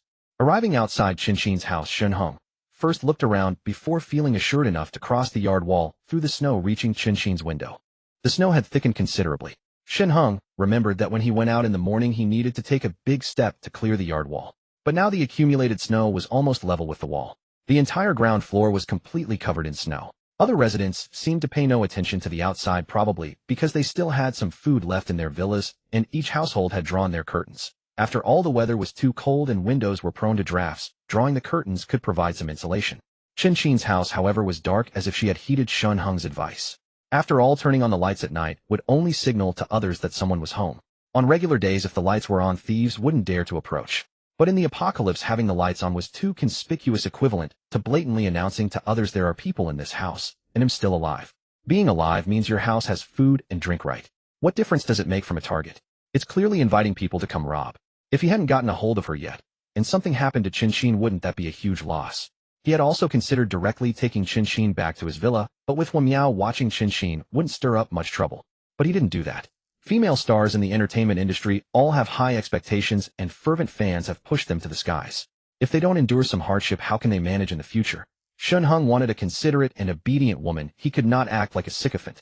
Letting Qinchin endure some hardship, while also using this time to nurture their feelings, would ensure that when he eventually brought her back, she would be grateful and devoted to him. He came to the window, sent Qinchin a message, and then knocked rhythmically on the window. Soon the window opened, revealing Qinchin's surprised face. "You're back." Seeing this woman, it was clear she had been waiting in this room for his return. "Yes." Shen Heng nodded. "These are the things you bought. I've brought them all for you." The sack was heavy. Qinchin took it from Shen Heng's hands, wanting to bring it inside through the window, but found that after being hungry for 2 days, she couldn't even lift the sack. "See, can you help me bring it in? To have no strength left at all." "What are you talking about?" Qinchin rolled her eyes. "Handsome, I've already paid you 100,000. Can't you at least deliver it inside for me?" After saying this, she put on a pleading expression. Please, please, I really have no strength left. For some reason, she who usually showed no kindness to men felt little aversion to Shen Heng now. Perhaps it was because in this frozen apocalypse he was the first person she had met and had also helped her. It might also be that Shen Heng had sold her supplies without making any excessive demands, only asking for a high price, which she could still accept. Alright. Shen Heng had no extreme intentions either. He only wanted to tease this superstar who was the center of attention. Of course, if Chen Xin took the initiative, Shen Heng wouldn't mind having something happen between them. After all, he wouldn't be losing anything. He took the items out of the sack and tossed them one by one onto the bed inside the room. Everything's in your room. I have things to do, so I'm leaving now. Chen Xin stared blankly at Shen Heng. Her admiration for him rose yet again. Honestly, if Shen Heng had barged in and forced himself on her, she would have had no recourse. But although he was playful with his words, his actions were gentlemanly, and he didn't enter the room. Thank you. Chen Xin looked at Shen Heng with a complex gaze. No problem. Shen Heng waved his hand and turned away. If you need anything, just send me a message. They'll sell it to you cheaper next time. With that, he stepped onto his snowboard and glided away. Hey. Chen Xin wanted to say more, but the words died on her lips. She stared blankly at Shen Heng's retreating figure. His face was completely covered, so Chen Xin had no idea what he looked like. But she could tell from his voice that he was probably quite young. A young man who didn't make any excessive demands of her. She knew very well that 90% of her fans were male. Many of them regarded her as a pure and beautiful moonlit ideal, and she understood that these fans harbored fantasies about her. But Shen Heng only joked with her and didn't take any real action. He didn't even ask for her autograph. Chen Xin was utterly confused. Was she no longer famous? Or had she become unattractive? However, a chill brought her back to her senses. Chen Xin quickly got up and plugged in the oil heater. As the heater's temperature rose, the room gradually warmed up. She placed a few bottles of water beside the heater. These bottles of mineral water had already frozen into solid lumps after just a short time outside. After the mineral water thawed, Chen Xin carefully tore open the packaging of a self-heating hot pot. More than 10 minutes later, steam rose from the hot pot, and its aroma filled the room. Chen Xin sighed and lifted the lid. The first bite nearly brought her to tears. She had been hungry for 2 days. Finally, on the evening of the third day, she had a hot meal. She had tasted many delicacies, but none compared to this self-heating hot pot. During her idle days at home, she had watched countless videos and knew that the entire world had turned into a frozen wasteland. Yesterday, many elderly people had frozen to death from the sudden temperature drop. By last night, when the air conditioners had frozen, even young people were beginning to freeze to death. Especially in the Hainan area where people had no thick clothing at all, many had already perished. By the afternoon, even videos from Hainan had stopped appearing. Her friend Yang Tianbao in her circle was vacationing in Sanya. Chen Xin wanted to check on her, but she couldn't reach her at all. I hope she's okay. She sighed inwardly as she ate the hot pot. Right now, she was barely surviving herself, powerless to do anything about her friend's safety. Chen Xin knew that if she hadn't met Shen Heng, she probably wouldn't have lasted much longer. Thinking of Shen Heng, a wave of gratitude washed over her again. What did he really look like? Chen Xin didn't know that when a woman becomes curious about a man, it was the beginning of her downfall. Meanwhile, Shen Heng returned to Villeneuve. Completely unaware that his status in Chen Xin's heart had soared. He would visit her when he had time and gradually extract more from Chen Xin. Sooner or later, she would become completely dependent on him. Shen Heng believed in mutual consent. If he forced her, how would he be any different from a wild dog? In the yard, the snow he had cleared that morning had piled up again. Fortunately, the door was still exposed. Shen Heng followed the dug slope, slid into the yard, and knocked gently. But after knocking for a long time, no one answered. Shen Heng's expression turned serious. Was this woman not opening the door for him? What was she thinking? Shen Heng instinctively knocked harder. He was certain that Huo Miao must have heard him. But after waiting a few minutes, the door still didn't open. His face darkened as he picked up his phone and sent her a voice message. What are you doing? I'm outside. The next moment, the door suddenly swung open. Before Shen Heng could speak, Huo Miao threw herself into his arms. What's wrong? Shen Heng had been angry, but he found Huo Miao trembling in his arms, her voice choked with tears. After you left, someone came. Someone came. Shen Heng was taken aback. Who? He asked coldly. I don't know. Huo Miao curled up and whispered. I didn't open the door. I just lifted the curtain and took a peek. They were dressed from head to toe, so I couldn't see clearly. Shen Heng was surprised. More than one person. In his past life, when he brought Su Chao and Feng Lu to live in the villa, no one had come knocking. But that was also 20 days after the apocalypse. Why would anyone come now? He carried Huo Miao into the house and checked the rooms. Seeing no signs of disturbance, he breathed a sigh of relief. Taking off his coat, he added some firewood to the fireplace, gently held Huo Miao, and patted her back. It's okay. I'm here. Those words seemed to give Huo Miao immense strength. She wiped her tears and began to narrate quietly. After Shen Heng left, Huo Miao started applying the insulation film on the second floor. Before she could finish, she heard a knock from downstairs. She thought Shen Heng had returned for something and happily went to open the door. Before going downstairs, she glanced out the second-floor window. The next moment, she saw several cardboard boxes and padding boards spread on the cleared snow below. She knew that Shen Heng had driven away on his snowmobile. The snow was pristine white with only 2 tire tracks, nothing else. Huo Miao became alert. She leaned forward to look at the front door on the first floor. 2 people were standing downstairs wearing thick down jackets completely different from Shen Heng's attire when he left. Huo Miao didn't dare make a sound. She quietly lay by the second-floor window, carefully watching below. The 2 figures stood shivering outside the door, pounding on it forcefully. Huo Miao didn't recognize them at all, so she naturally didn't dare open the door. After knocking for a while with no response, they started knocking on the glass. Huo Miao silently opened the second-floor window a crack. The cold wind rushed into the room, but she didn't care. She pressed her ear to the window. "Bro, looks like only that guy on the snowmobile lives in this villa," a short, stout figure said to a tall, thin one.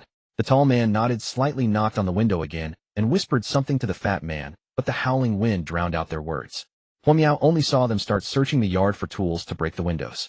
Fortunately, this house was originally prepared by Yang Jinxian as a gift for her sister. When it was renovated, they had specifically installed reinforced glass. The 2 brothers tried for a long time, but couldn't break it. Coupled with the heavy snow and wind, they were already exhausted from the walk and had no strength left. "Let's go," the tall man said to his brother. "Let's find better tools and come back to break in. Bro, the round trip will take a lot of time. What if he comes back and finds us? What are you afraid of? He's on a snowmobile. If he comes back, we'll hear the sound. If we can break in, we can take all his supplies," the tall man growled. "He has a snowmobile, so he can easily go out and find food. We don't have much left to eat."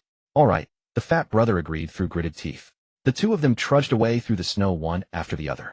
Huo Miao breathed a sigh of relief and wanted to call Shen Heng, but his phone was unreachable. She could only curl up at home, afraid to make a sound. She didn't dare turn on the lights, hiding alone in the bedroom closet, trembling with fear. She didn't even dare go to the basement.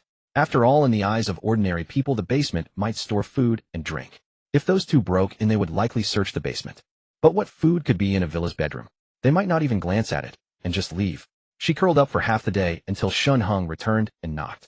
Huo Miao shuddered, thinking the brothers had come back, her heart filled with tension. As the knocking grew louder, Huo Miao was almost in tears. Her legs were weak, and she didn't even dare go to the window to check, afraid of being seen by the brothers.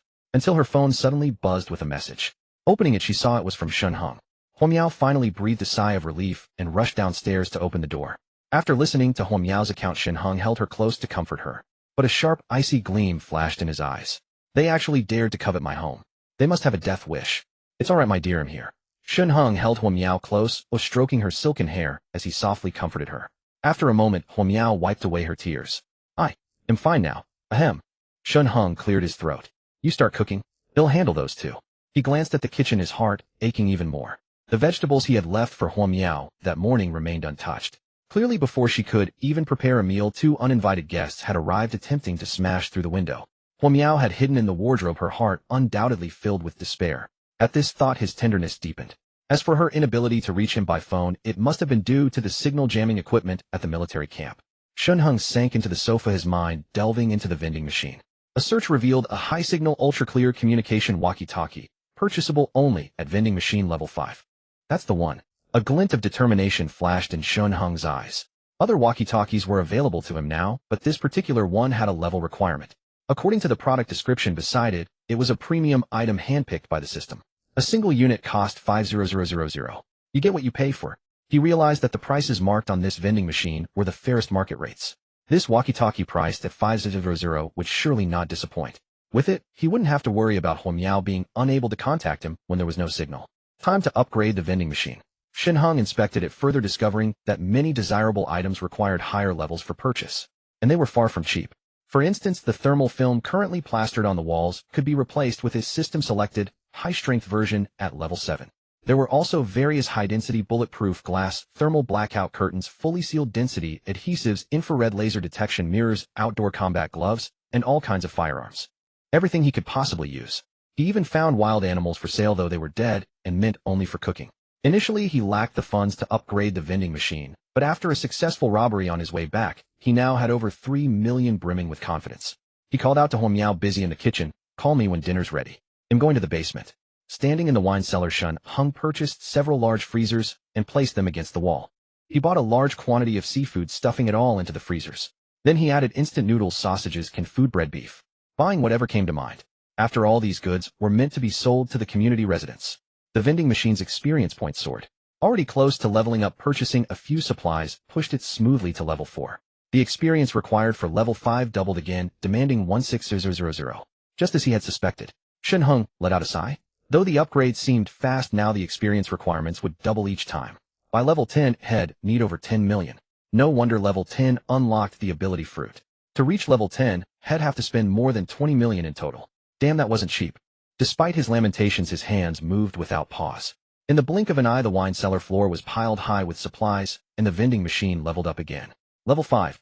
The next level required 3200 experience. Shen Heng paid it no mind, already mentally prepared. He searched for the long-desired handgun. Rows of pistols previously grayed out and unavailable were now all purchasable. Shen Heng excitedly browsed the various firearms. After comparison, he bought 2 Walther PPK series pistols reasonably priced at 600 each. These appeared frequently in the classic Blue Star film series 007. The pistol offered excellent value, light and compact, perfect for Huo Miao to defend herself. However, he still had reservations. If he gave her a gun, would she one day betray him and pull the trigger? Having experienced Feng Liu's betrayal in his past life, he no longer trusted women easily. He didn't want to relive the story of the farmer and the snake. According to the script of his previous life, Huo Miao would have frozen to death in the company by now. He had saved her. Yet how Huo Miao would treat him in the future remained a complete mystery. Even though she had become his woman and was utterly obedient, Shen Heng hesitated. In the end, he placed the pistols in a corner of his consciousness space and bought 2 Colt M1911s from the vending machine. This was the masterpiece of Gun Master Browning, classic and handsome in design, with formidable power. He didn't purchase the Desert Eagle he so admired. Though it looked cooler, its recoil was too strong, impractical for anything beyond showing off. He bought numerous magazines, storing them all in a corner of his consciousness space. If he ran out of bullets during a fight, he wouldn't need to rush to reload. With a mere thought, these magazines would appear in his hand. Reloading. He suddenly realized that pistols had few bullets per magazine, but a machine gun could fire continuously. He quickly searched.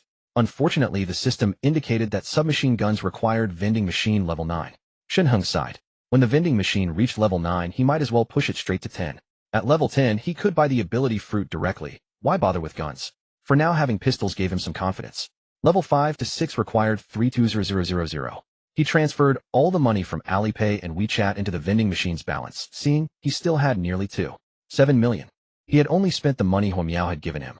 Level 6 to 7 needs 6400, level 7 to 8 needs 1.28 million. The total consumption for the first 8 levels would be. Shen Heng calculated silently. He found a pattern. For instance, to level up from 6 to 7 required 6400 experience, meaning the total consumption for the first 6 levels was 6200. To level up from 7 to 8 needed 1.28 million, so the first 7 levels had cost him 1.26 million. The money spent was always 2000 less than the current level's requirement. So to level up to 8, I need 1.28 million plus 1.26 million. 2.54 million. Shen Heng sighed. Despite his substantial balance, it was only enough to reach level 8. Level 8 to 9 would require 2.56 million, and level 9 to 10 needed 5.12 million. In other words, to get the vending machine to level 10, he'd have to spend a total of 10.22 million. He needed to plan his spending carefully. He bought more supplies, and then started purchasing household items. Though he had applied thermal film today, he could now buy the system's premium high-strength version. He didn't plan to tear off the old film, but intended to layer the new one on top. Only then could he ensure the warmth didn't escape. The high-density bulletproof glass, though expensive, was also necessary. But how to install it? Lost in thought, he noticed the strong adhesive in a corner of his consciousness space. Of course, why not just stick the bulletproof glass directly onto the existing windows? He bought all the items to reinforce the villa, and the vending machine reached level 7. Shen Heng had originally wanted to push it to level 8 to buy a system-selected thermal jacket. After all, his current jacket, though thick, was cumbersome and not very warm. Outside at minus 60 degrees, driving the snowmobile was still quite cold. After tonight, the temperature would drop further. It would eventually stabilize at minus 70 degrees. Unfortunately, a system-made jacket cost 5,000. Too expensive. By the time he reached level 8, his balance wouldn't be enough. He needed more money. Shaking his head, he carried a pile of items upstairs. Huo Miao had just finished cooking and placed the dishes on the table. Let's eat. Good. Shen Heng, exhausted from the day's work, was indeed hungry. He sat down with Huo Miao, telling her they would continue applying thermal film later. The curtains also needed to be replaced with premium system-selected ones. Huo Miao nodded with a smile. She had grown fond of decorating their home. The thermal film was beautiful, blending seamlessly with the walls like wallpaper. Shen Heng continued planning. He needed to install more micro cameras. That way he could detect intruders from afar. Just then a loud bang echoed from the window. An excited voice followed from the yard. Bro, this works. I've already cracked a gap. Keep at it. We'll break through the window. His snowmobile's gone, so the house must be empty. Another voice chimed in. He can come and go freely with that snowmobile. He must have hoarded plenty of supplies. Hua Miao stiffened in his arms, trembling involuntarily. It was the two uninvited guests from the afternoon. Don't worry. Shen Heng reassured her, rising to head outside. His face had turned ashen. Damn bastards daring to rob him. The two brothers outside were still busy. The tall, thin one directed his chubby younger brother as they raised golf clubs and struck the glass again. Bang. Though the glass didn't shatter, it dented. Progress. The brothers' eyes lit up. The fatigue from their journey dissipated. Just as they prepared to continue, the door suddenly opened. An icy voice echoed in their ears. What are you doing? Huh? Startled, the brothers spun around. Seeing Shen Heng standing at the door with a grim expression, the tall, thin man raised an eyebrow and smirked. Brother, you're home. I didn't hear your snowmobile. He scanned the yard as he spoke.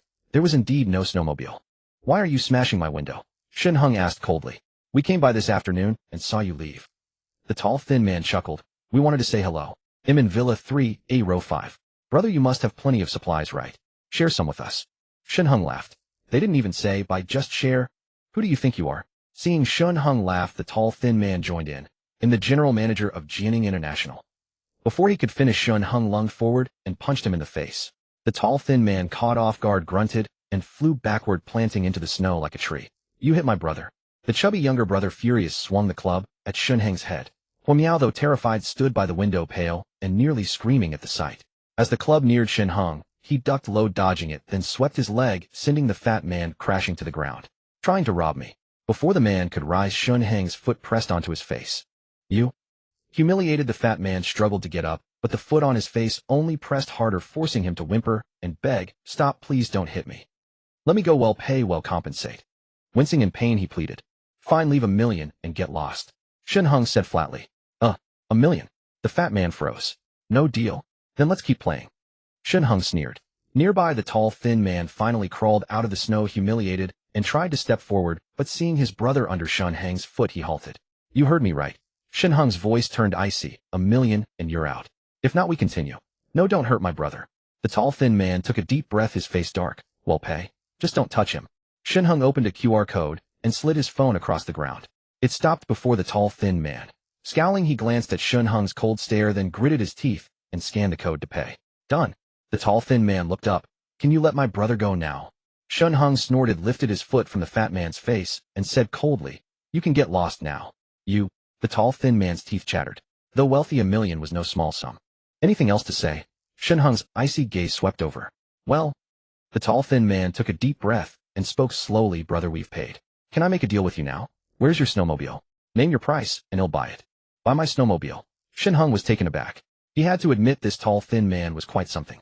Even after being humiliated, he could swallow his pride. A man destined for greatness. But in his past life, he hadn't seen these two. Maybe they froze to death or fell under some other powerful faction. How much are you offering? Shen Heng smiled faintly. Another $1 million in the bank. Now he could afford the system's premium winter jacket. If he could rake in more cash and upgrade the vending machine to level 9, he could buy a submachine gun, even landmines. Shen Heng had already planned it out. Even after awakening his powers, had fortified the villa into an iron fortress. That way he could rest easy without intruders sneaking in.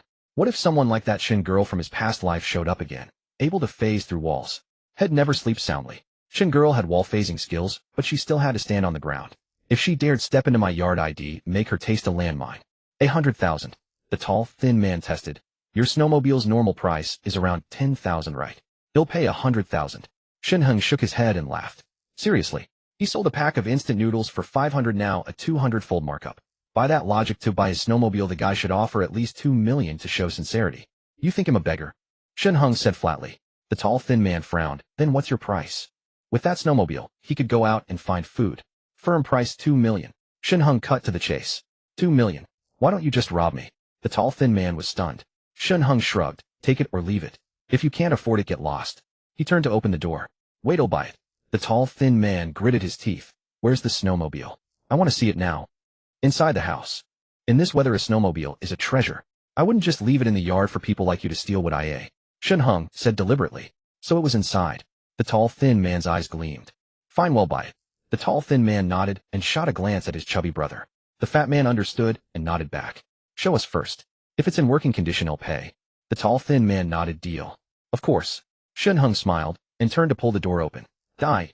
The brothers lunged, raising their clubs to smash Shen Heng's head as he opened the door. Watch out. Inside, Huo Miao, pale-faced, screamed from the window. A woman. The tall, thin man spun around, spotting Huo Miao, and was stunned. She was beautiful. As a small-time boss had seen plenty, but none compared to Huo Miao's quality. That morning he and his brother had only seen Shen Heng leave alone. So when they came knocking later, this beautiful woman was home. She just hadn't opened the door for them. Regret flashed through the tall, thin man's mind. If he'd known such a beauty was hiding inside, he'd have smashed the window and barged in no matter what. How could he leave a beauty alone at home? His eyes fixed on Huo Miao, he suddenly heard a loud bang. He turned instinctively to see Shen Heng, facing him expressionless. His brother, who had raised the club to attack, lay in the snow, blood gushing from his neck. The tall, thin man froze. Before he could react, Shen Heng raised his right hand. The dark muzzle of an M1911 pistol aimed at his head. A gun. Eyes wide, pale as death, he dropped his club and raised his hands high. Boss, please don't shoot. The lanky man never anticipated that Shen Heng would be armed with a gun. His heart was filled with bitterness. Had he known his opponent possessed a firearm, he would never have dared to approach, even at the cost of his life. With such stringent gun control in the Dragon Kingdom, the fact that this man could acquire a weapon spoke volumes about his formidable background. He was far from being a match for someone of this caliber, a mere owner of a small company. Brother, I was wrong. Please don't shoot, don't shoot. The lanky man stared nervously at the gun barrel, terrified of an accidental discharge. He dropped to his knees and begged, I was wrong, please spare my life. Now you realize your mistake. Shen Heng sneered coldly. I truly know I was wrong, truly. The lanky man kowtowed, frantically pleading loudly. No wonder the women in this man's house were so beautiful. For a big shot like this, it would be strange if the women by his side weren't stunning. How much money is left in your phone? Shen Heng suddenly asked. Huh? The lanky man was taken aback. Seeing Shen Heng's impatience, he quickly checked his phone and stammered, Brother, there's still one. 2 million. Only a little over 1 million, and you dared to offer 2 million for my snowmobile. Shen Heng glared. The lanky man explained with a dry laugh. I just wanted to agree, then snatch the car when you weren't looking. But brother, I absolutely don't have the guts now, please spare me. Still have 2 million. Fine, transfer it all over. Shen Heng said impatiently.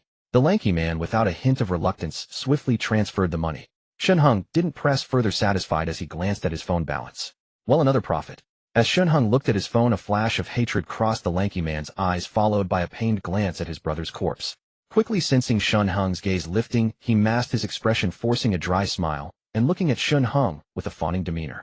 As long as the Green Hills remain, there's no shortage of firewood. Rest assured, little brother, once I get out, I will find a way to kill him and avenge you. And that woman in the house, I won't let her off either. You can go now. Shen Heng snorted, pointing at the corpse on the ground. Take him with you. Don't leave him in my yard. It's bad luck. Yes, I am leaving now. The lanky man nodded and bowed, then dragged his brother's corpse away with a sorrowful expression. The snow in Shen Heng's yard had been cleared earlier, now forming a sloping path. From the yard following the snow slope, one could directly reach the courtyard wall. The villa's wall was usually high, but now with the accumulated snow, it was level with the wall. The lanky man dragged his brother's corpse, turning to leave his face already filled with hatred. He'll kill him, I must kill him. How dare he kill my brother? I will definitely take revenge. You two stay put in the house, or don't let me catch you going out. Once you leave this villa, I'll smash your windows, and take good care of that woman first. After you return, I'll hide and ambush you. As he stepped over the wall, he turned to look at Shen Heng, his face shifting to a smile. Brother, then I'll be off. Shen Heng nodded slightly. Just as the lanky man dragged his brother's corpse outside, Shen Heng suddenly called out, Hey! Huh? The lanky man froze and turned around. The next moment, he saw Shen Heng's gun aimed at him again, the trigger pulled without hesitation. Bang! The pistol roared once more. The lanky man's body jolted, staring in disbelief at his own abdomen. Despite the thick clothing, his stomach had been pierced, blood gushing out. Moments later, an excruciating pain shot through his mind. Aye. The lanky man stared at Shen Heng in disbelief. Hadn't this guy said he could leave? Why did he shoot again? You smashed my window and planned to attack me. How could I let you walk away unscathed? Shen Heng sneered coldly. The lanky man tried to speak, but couldn't utter a word, instinctively clutching his stomach as blood continued to flow, staining the pure white snow beneath him crimson. The freezing temperature quickly coagulated the wound, and the biting wind numbed the pain almost entirely. His consciousness began to blur. I just asked you to drag that corpse out of my yard. Shen Heng shook his head with a cold smirk, leisurely stepping forward, aiming the gun at the lanky man's head. Goodbye. He pulled the trigger. With the gunshot, the lanky man collapsed heavily, staring at Shen Heng with wide eyes, as if dying with regret. Shen Heng paid it no mind. In his past life, he had witnessed people devouring each other for survival, fighting to the death for a morsel of food. Killing these two now carried no psychological burden. However, the two corpses lying by the wall were inconvenient.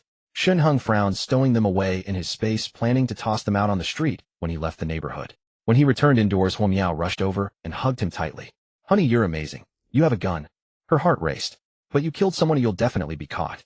Are you hurt? Let me see." Seeing Huo Miao's concerned gaze, Shen Heng almost wanted to give her one of the two compact PPK pistols stored in his space for self-defense. But he held back. He wasn't 100% certain about Huo Miao yet. "I'm fine." Shen Heng waved dismissively. "As for being caught, you've been home these days scrolling through short videos. You must have seen the news, right? Not to mention police responding. Can you even get through to an emergency hotline now?" Huo Miao had no real grasp of the apocalypse.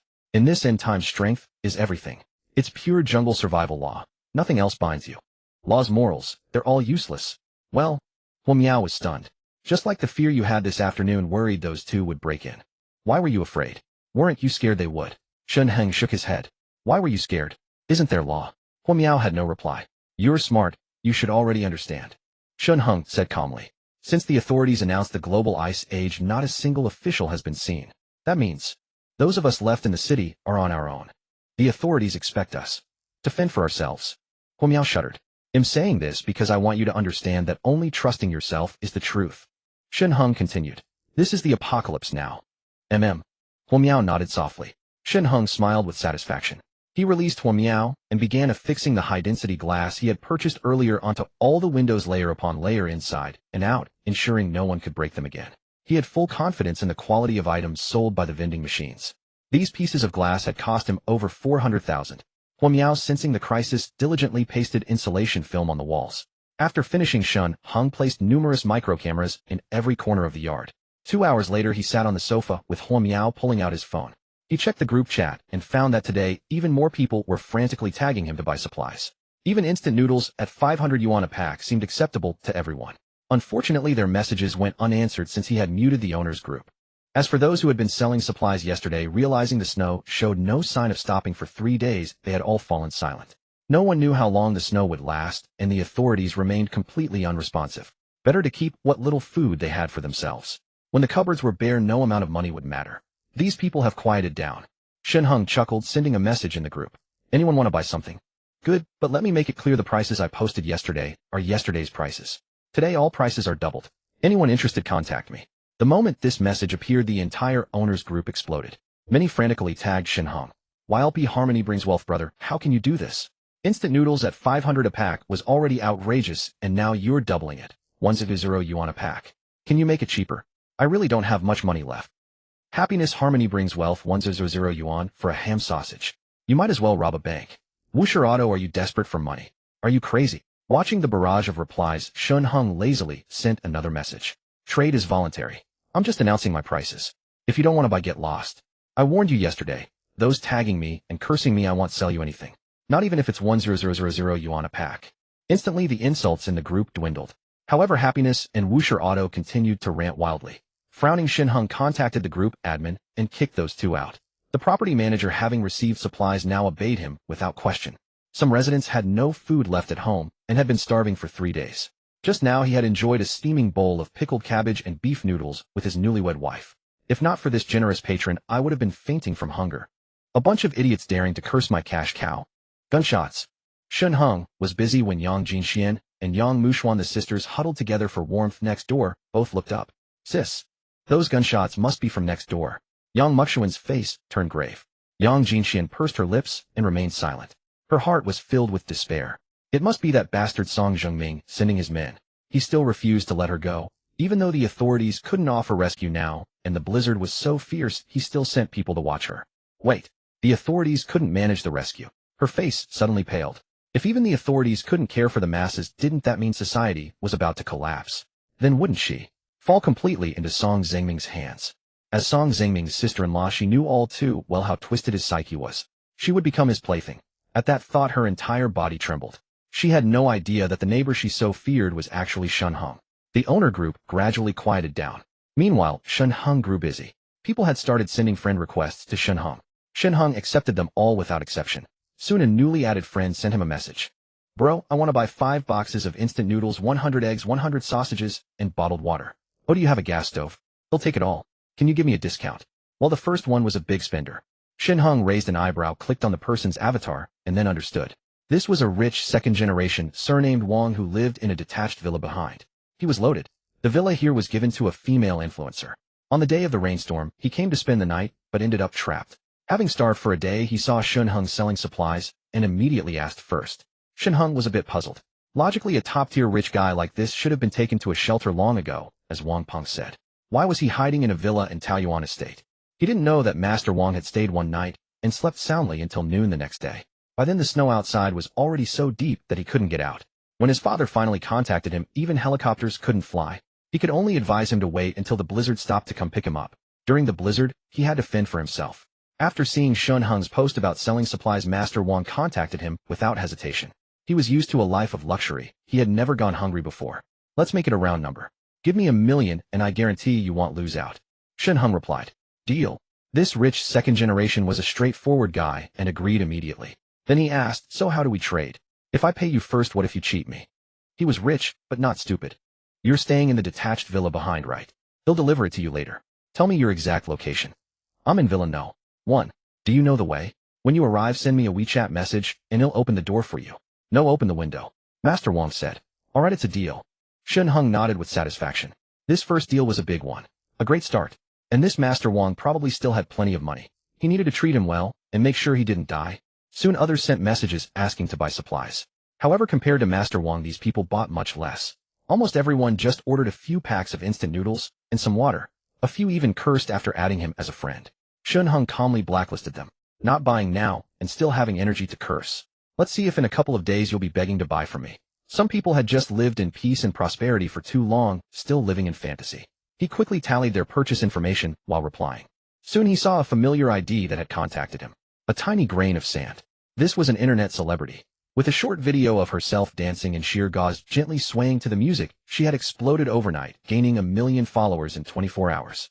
Afterward, she became a full-time influencer, a top name in the influencer circle. Handsome, can you make it a bit cheaper? It's way too expensive. A tiny grain of sand sent a message followed by a pitiful emoji. She sure knew how to act cute. But Shen Heng knew this was just a typical habit of influencers. He replied coolly, the price is fair, no cheating. If you don't want it, don't waste my time. I'll buy. A tiny grain of sand sighed and replied honestly, I want 1 box of instant noodles, and also. She ordered quite a lot, only slightly less than Master Wang's list. She usually hired a cook, but after the cook left 3 days ago, a heavy snowstorm hit. There was some food in the fridge at home, and she had survived on it for 2 days. But starting today, there was nothing left to eat at home, and the air conditioner wouldn't work, turning the whole house into an ice cellar. Cold and hungry, she even felt that if she couldn't get a hot meal soon, she would freeze to death there. She had already scrolled through the owner group and saw Shen Heng selling supplies. She had tried to add him as a friend this morning. But Shen Heng wasn't checking WeChat at the time, so he hadn't accepted her request. Just now when she saw Shen Heng post again, she immediately reapplied. This time she finally got through. Transfer me 3,000 in total, and I guarantee you'll get more than your money's worth. Shen Heng replied. A tiny grain of sand felt a pang of pain. Though she was an influencer and made money fast, this guy named Harmony Brings Wealth earned even more than she did. Fine. No matter how much it hurt, now wasn't the time to think about that. A tiny grain of sand agreed. In half an hour, it'll be trading below the underground passage square. You can come down to pick up the goods. Shen Heng sent another message. Master Wang in the detached villa was farther away and had no underground passage, but he was a big client, so Shen Heng could make a special trip. As for the owners in the townhouses and high-rise apartments ahead, he didn't want to run around. With so many people, if he turned into a delivery guy and delivered to every door, he'd run himself to death. Alright, fine. A tiny grain of sand agreed. She wanted to ask Shen Heng why, as a paying customer, she had to go downstairs to trade. When she ordered delivery, it was always brought to her door. 3,000 worth of goods, and she still had to go downstairs to get them. But she didn't dare say it out loud. 3 days after the snowstorm, the authorities still hadn't made any rescue moves. Even the emergency line was dead, with only a looping broadcast from Dragon Nation News announcing the arrival of the Ice Age. Every city was in chaos now. Under these circumstances, she should be grateful that someone was still willing to sell supplies. She curled up, pulling the quilt tighter around herself. What if she angered Harmony Brings Wealth and he refused to sell her anything? Wouldn't she starve to death? Look at Old Wang and Blossoming Wealth in the group. They've been blacklisted. Harmony Brings Wealth had just announced that even if those two offered 10,000 for a pack of instant noodles, he wouldn't sell to them. Not only that, Anyone in the group who bought supplies from him and was caught reselling them to those two would also be cut off. That's right. Relying on his unlimited supplies, Shen Heng had completely blacklisted the old man and woman who liked to morally blackmail others. Shen Heng, naturally unaware that his gunshots had just killed the two brothers, had already stirred fear and anxiety in the neighboring sisters. His phone buzzed incessantly with friend requests and inquiries, keeping him busily engaged. These were all customers eagerly throwing money at him. The customer is king. Just then his phone pinged with another friend request. Spotting the familiar avatar, Shen Heng let out a soft chuckle. Feng Lu.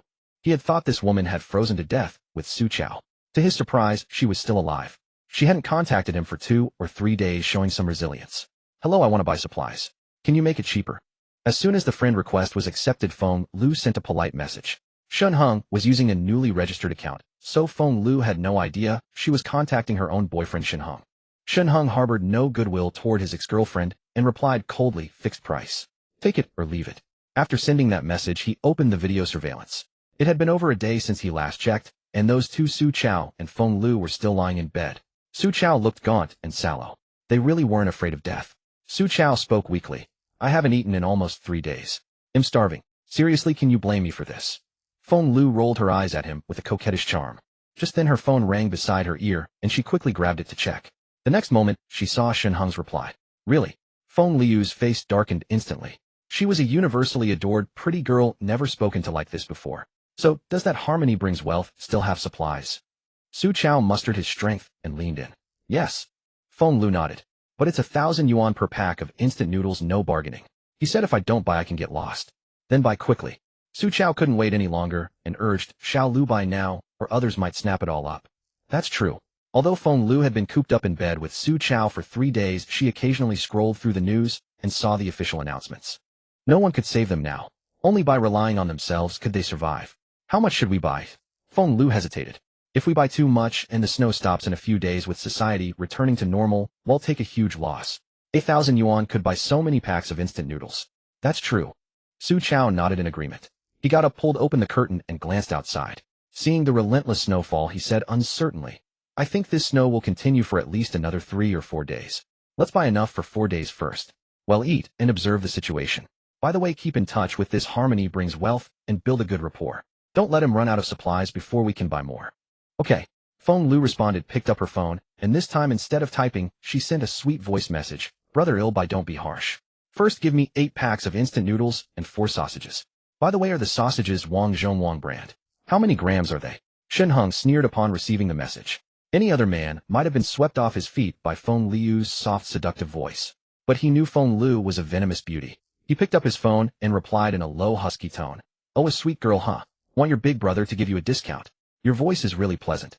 Feng Lu coquettishly pleaded, Brother, just make it a bit cheaper for me. Su Chao beside her wore a grim expression, as if he had swallowed something foul. Feng Lu was his woman. Yet she wasn't even angry, and was flirting back with the guy. What are you jealous? Putting down her phone, Feng Lu glanced at Su Chao. I'm doing this for our own good. If you had stocked up on instant noodles at home, would I have to haggle with him like this? I haven't even seen his face. He could be some greasy middle-aged man, and I'm the one who has to stomach it. What are you complaining about? I didn't mean that. Su Chao sighed, mumbling. Shen Heng watched the surveillance feed, while grinning, listening to Feng Liu's messages. This woman was truly despicable. 4 sausages and 8 packs of instant noodles, right? That's 12,000 in total. They'll send you a message later, and you can come downstairs to pick them up yourself, Shen Heng replied flatly. Brother, can't you deliver them? Feng Lu pouted. That depends on how you behave, Shen Heng snorted. If you want delivery, you know what to do. If not, then just come downstairs and get them yourself. Fine, okay. Feng Lu clenched her fists in frustration, but had no choice. Now that harmony brings wealth held the supplies, she couldn't afford to fall out with him. Not only that, but she had to deliberately stay on good terms with him. Just because he has some instant noodles. What's there to be cocky about? Shen Heng chatted with other customers for a while, with Huo Miao beside him, taking notes diligently. Despite her many questions, she didn't ask. When no more inquiries came in, Shen Heng stretched and said, All done. He turned to glance at Huo Miao's notebook. The handwriting was neat, meticulously recorded. Stay here. I'm going out for a bit. Shen Heng ruffled Huo Miao's hair. Husband. Huo Miao hesitated, but finally spoke softly. I saw the official news. Earth is entering an ice age. Will it last very long? Probably very long. Maybe we'll spend our entire lives in the snow and ice. Shen Heng sighed. He had lived too long in his past life. But 3 months later the world remained unchanged, still frozen and snow-covered, with humanity reduced by over 90%. Over time, edible resources would dwindle and conflicts among humans would escalate. Back then Shen Heng had even suspected that within a few years humanity would be completely extinct. But now, he had overheard Wang Peng's conversation and learned of the shelter's existence. He now understood that the Dragon Kingdom's government had disappeared only because they had to evacuate important individuals to shelters, making a final effort for humanity's survival and reproduction. He didn't blame the authorities. After all, the apocalypse had struck suddenly, and they could only try to save the most critical people, high-ranking officials and outstanding experts in various fields. It was only natural that he didn't qualify for shelter entry. After all, he was just a minor online writer with no rescue value. If he were in the government's shoes, he probably wouldn't have done much better. This life. Huo Miao's lips trembled. She too understood the weight of the term Ice Age. Earth's history had seen 3 major ice ages: the Cambrian, Permian, and Quaternary. Experts estimated that each ice age lasted millions or even tens of millions of years. Since we're destined to live in this extreme apocalypse for the rest of our lives. Huo Miao mustered her courage and pleaded softly. Then let's not sell our supplies, okay? Besides, currency will soon be worthless. What use is having more money? In the apocalypse, fewer than 1 in 10 humans survive. When survival itself is a problem, who cares about money? The money in the phone is no different from virtual numbers. Paper money has some use, but besides lighting fires for warmth, it's even too rough for wiping. She truly couldn't understand why Shen Heng insisted on selling their supplies in this weather. Was he tired of living? Huo Miao's concerns were not unfounded. In this apocalyptic scenario, supplies were the true hard currency, while money held no value. When people are starving to death, what use is all the wealth in the world? Don't worry, I have enough supplies to last us a lifetime. More than we could ever use.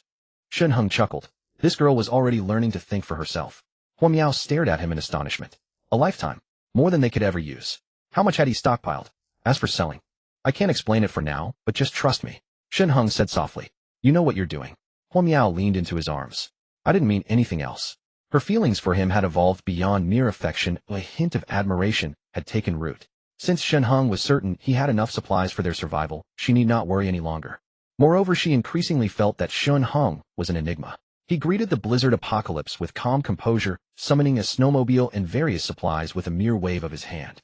Amid the extreme weather, he methodically fortified the villa, pasting insulation film, reinforcing windows, installing cameras, as if transforming the house into an apocalyptic fortress.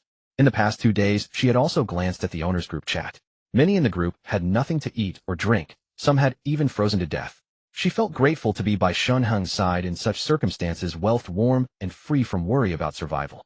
As for the starving owners, she wished she could help, but the supplies she used were all Shen Heng's, and she had no say in their distribution. Moreover, in this apocalypse, everyone had to be frugal. If she gave supplies to others, what would become of her? Huo Miao was no naive fool. She understood that in the apocalypse, humanity's basest instincts would be fully unleashed. Everyone would be selfish to survive. Who would share their food to help others? Even now, when Shen Heng sold instant noodles for 1,000 yuan a pack, no one would buy them, even at 10,000 or 100,000. Money would become utterly useless. She couldn't quite grasp why Shen Heng insisted on selling the supplies. Could it be? He was kind-hearted and wanted to help others. But he didn't have enough to save everyone, so he had to screen out some people. Shen Heng, unaware of Huo Miao's inner turmoil, nodded and led her toward the basement.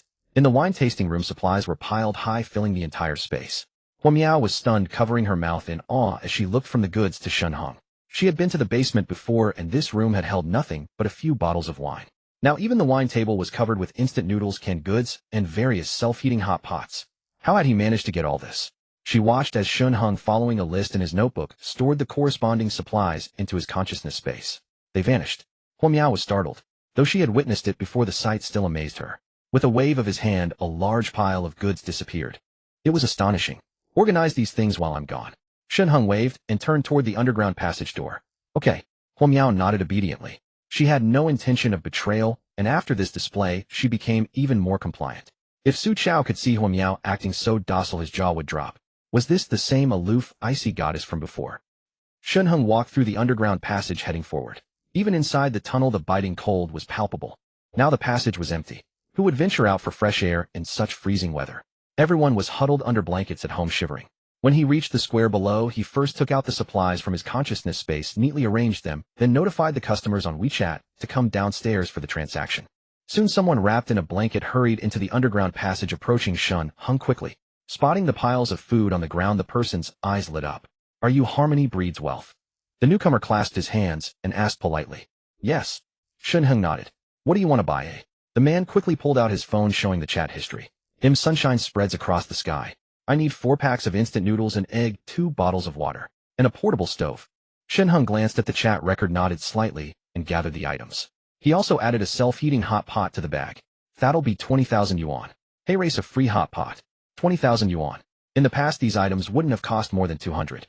A portable stove was about 100 yuan, and 4 packs of noodles plus an egg totaled around 10. Now they were selling for 20,000. Thank you. Even so, the man quickly transferred the money and left with profuse gratitude. Before he had even left, others descended the stairs heading toward Shen Heng. Brother, I want 3 packs of instant noodles. An elderly man in his 60s, breathing out puffs of vapor, asked in a low voice, can you cook the noodles here? No. Shen Heng replied coldly. If you want cooked noodles, go cook them yourself. The old man's face fell. The gas pipes at home had frozen, so he couldn't light a fire. If he could cook, why would he ask? Hey, why don't you help this old man? I see you have plenty of portable stoves here, someone chimed in. Shen Heng looked up disdainfully. These stoves are reserved. How can I just use them? Who pays for the gas? Him, or you? You? The man pointed at Shen Heng, speechless. If you want to buy. Don't lecture me. I'm just a merchant. If you have money and want my goods, you're welcome. If you don't, and still try to boss me around, get lost. Shen Heng said coldly. Others might not know, but Shen Heng was well aware. That shivering old man wasn't so easy to kill. In his past life, the old man had lived well until Shen Heng's own death. He was the community's meteorological expert who awakened an ability and robbed many neighbors of their food. He had even targeted Shen Heng, coveting Feng Liu's beauty and wanted to take her. Unfortunately for him, Shen Heng had already awakened his fire ability, which countered plants. A single blaze had scorched the old man, sending him fleeing in disgrace. Shen Heng glanced at the man who had spoken up for justice and shook his head slightly. He had no impression of this young man. He probably hadn't lasted long after the apocalypse began. You, a short-lived fool, want to play the hero. Take care of yourself first.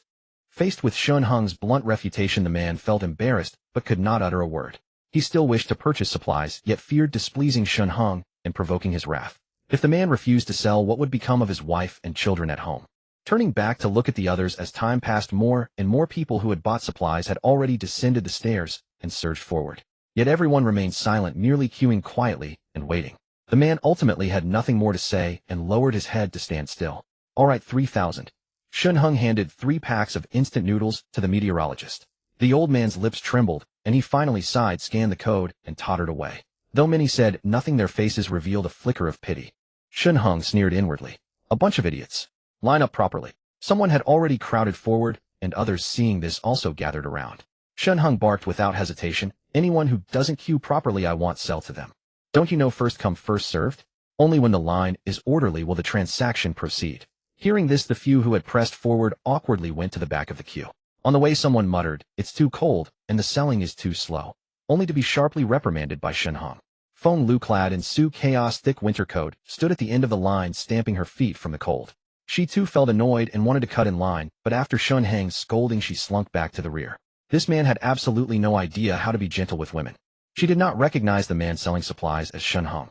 After all, he was now fully bundled up, his face almost entirely obscured, making his features unrecognizable. She only found his voice somewhat familiar, but she didn't dwell on the possibility of it being Shen Heng. That useless wretch is probably dead from the cold by now. At this thought, she let out a silent, cold laugh. She had long grown tired of Shen Heng. If it weren't for the fact that he still earned a decent amount from writing each month and handed it over to her, she would have broken up with him long ago. This was fine too. If Shen Heng were still alive, she would have to buy him a pack of instant noodles. 1,000 yuan for a pack of noodles. Was he even worthy? Though it was now the apocalypse, people still adhered to the rules. Hearing Shen Heng's rebuke, no one spoke, silently queuing up, not daring to defy him. In a few more days, people would be completely different. Some might even resort to snatching supplies. Shen Heng mused darkly, but he felt no worry. The 2 pistols on his body and the crossbow on his right arm gave him immense confidence. All the homeowners in line, when they reached Shen Heng, smiled, voluntarily showed their chat records, and bought honestly. Shen Heng in turn would occasionally give a free pack of noodles or a sausage to big spenders who had made transactions worth tens of thousands, making everyone happy. After a while, a commotion arose from the back of the crowd, and many turned their heads. What's the noise? Keep quiet. Shen Heng frowned and shouted. That's a little grain of sand, someone exclaimed softly from behind. She was a renowned beauty and a famous internet celebrity in the neighborhood. Many men instinctively turned to look at her. A little grain of sand wore thick clothes and even a mask, yet she was still recognized despite that. She could only nod awkwardly to everyone, gesturing for them to queue. So flirtatious, a borderline influencer. Feng Lu muttered resentfully. Though a little grain of sand wore heavy clothing that concealed her perfect figure, she seemed to radiate an innate glow. Even half her face was enough to captivate attention. Shen Heng was quite satisfied. No wonder she was a top influencer. Her looks were stunning. Unlike Huo Miao and Chen Qin, this woman had a face that could enchant the masses. Paired with a pair of fox-like eyes, even a single glance from her felt like an invitation. Huo Miao was the aloof goddess type, while Chen Qin was pure and fresh. The three women were each unique. As the supplies beside Shen Heng dwindled, the number of people in line gradually decreased. Those who had bought their goods clutched them and hurried home. Though they inwardly resented Shen Heng's exorbitant prices, what could they say given the absurd weather? Even if they wanted to report him, they would have to wait until the snow stopped and order was restored. A considerable number of people harbored such thoughts. They would spend tens of thousands at Shen Heng's place, but only to report him for price gouging once society returned to normal. Then he would have to refund the excess. People no longer held back, some even demanded to buy more during the transaction. After all, the money would eventually return to their own pockets. Why worry? But Shen Heng rejected all such requests. The goods he brought out were exactly what everyone had ordered on WeChat in advance. The vending machine allowed for instant purchases, but even if he bought more, how could he produce them? He didn't want to be talked about or become the center of attention. He just wanted to make a fortune quietly. Those who were flashy usually died quickly. Soon it was Feng Liu's turn. "Brother, I contacted you on WeChat earlier," she said in a sweet coquettish tone, showing him their chat history on her phone. "Oh, so you're that little flirt," Shen Heng said deliberately. His voice remained as low as before, so much so that even Feng Liu didn't recognize it at first. What are you saying?" she replied, her face flushing with embarrassment. What a disgusting man. She cursed inwardly. But for now she wanted to stay on good terms with Shen Heng, so she couldn't say those words aloud. Feng Liu was a beautiful woman with high standards. Among the tall, rich, and handsome, Shen Heng only met the tall and handsome criteria. Even so, Feng Liu was dissatisfied with Shen Heng. Despite his relentless efforts to earn money, bringing in over 10,000 a month, she treated him with indifference, growing closer to Su Chao instead. This fully wrapped man whose age and looks were hidden even dared to flirt with her. In the past, she would have slapped him. Suppressing her disgust, she forced a smile and said, "Brother, I saw you giving away supplies to others. I've also bought over 10,000 worth of stuff. Can't you give me something too?" "What do you want?" "My sausage." Shen Heng chuckled. "Oh, stop it." Feng Liu blushed and pouted. "I didn't buy a portable stove earlier. Can you give me one?" "You really have some nerve asking for that. A stove costs over 100 and I'm selling it for over 10,000. You bought just a few packs of noodles and you want me to throw in a stove?" Shen Heng looked up and said, "Dream on. Don't even think about it." Feng Liu stood frozen. "The stove is sold separately. Don't count on such good fortune." Shen Heng sneered. Feng Liu's face turned crimson, but she finally nodded, suppressing her anger as she took the bag and squeezed out, "Brother, I'll be going then." "Go on," Shen Heng said, waving his hand impatiently, unwilling to give her anything. Feng Liu turned and stomped away in a huff. She had seen Shen Heng give freebies to others who bought over 10,000 worth of goods. But when it came to her, she had also spent over 10,000, and he gave nothing. Shen Heng paid her no mind. After all, the money she used to buy things was essentially his. Was there any problem with him taking back what was rightfully his? To be honest, Shen Heng could easily kill Su Chao and Feng Liu right now. But he didn't. The apocalypse had just begun. He had plenty of time to play with them slowly. If he killed them outright, where would be the fun?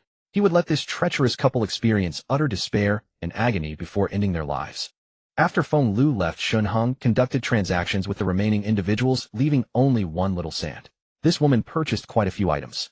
One Little Sand, who usually didn't hoard supplies, bought not only food and drink, but also thick quilts, a portable stove, and an oil heater. "Big brother, there's so much stuff. Could you help me carry some?" One Little Sand approached cautiously, testing the waters, then quickly added, "Two can pay you. How about 10,000? All right." All those who needed supplies had left. Aside from seeking out young Master Wang for a trade, Shen Heng had nothing else to do. This One Little Sand was beautiful with a stunning figure, and he found himself intrigued. Going along wouldn't hurt. One Little Sand, overwhelmed with gratitude, quickly transferred 3100 to Shen Heng. He picked up the bundles and followed her toward Building 16. As he reached the entrance of the building, he cast a casual glance at a corner. 3 people were hiding in that corner. By now, aside from the residents who had come down to trade supplies, everyone else should be at home. Though their homes were like ice cellars, it was still far better than the freezing outdoors. What were these 3 doing here?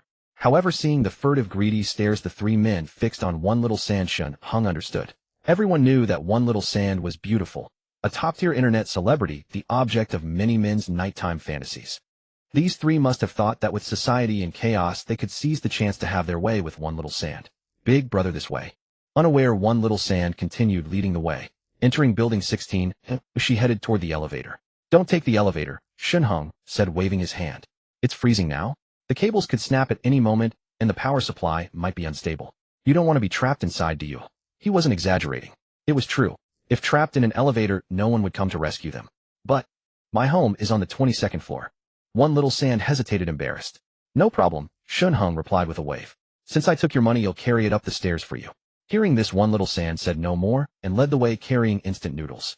Shen Heng followed closely behind, laden with supplies. As they reached the 3rd floor, Shen Heng's ears twitched. He sensed that the 3 men hiding in the corner had quietly entered the building. They followed silently. These 3 were indeed after one little sand. Shen Heng narrowed his eyes, pretending not to notice, and continued chatting with her as they slowly climbed the stairs. Big brother, do you own a supermarket? You have so many supplies. One little sand kept chatting with Shen Heng. He nodded casually. On the afternoon of the storm, I happened to stock up on a lot of goods, and then the snow started. Call it luck. I can make a small fortune. I'm not complaining about your prices. I'm grateful you're willing to sell, she said with a smile. You had the foresight to stock up. It shows your sharp eye. She was articulate and her voice was pleasant. Just then Shen Heng heard a faint sound from below now. He looked down warily, but unexpectedly a noise came from above. Moments later 4 figures appeared, blocking their path. What do you want? The 4 menacing figures made one little sand nervous. You? Little sister, you might not know them, but you should know me, right? The 3 from behind sauntered up, blocking their retreat. Leading them was a 30-something thug with a crew cut and a lecherous face, his eyes fixed on one little sand. You? Zhao Weilong. One little sand's face paled. You? Sha. Crew cut. Zhao Weilong sneered. I chased you for so long, why wouldn't you agree? Now I've got my chance. Let's see where you can run this time. He then glanced dismissively at Shen Heng and barked, this has nothing to do with you. Get lost. One little sand looked at Shen Heng with a pleading, terrified expression. Oh. His reply made her close her eyes in pain.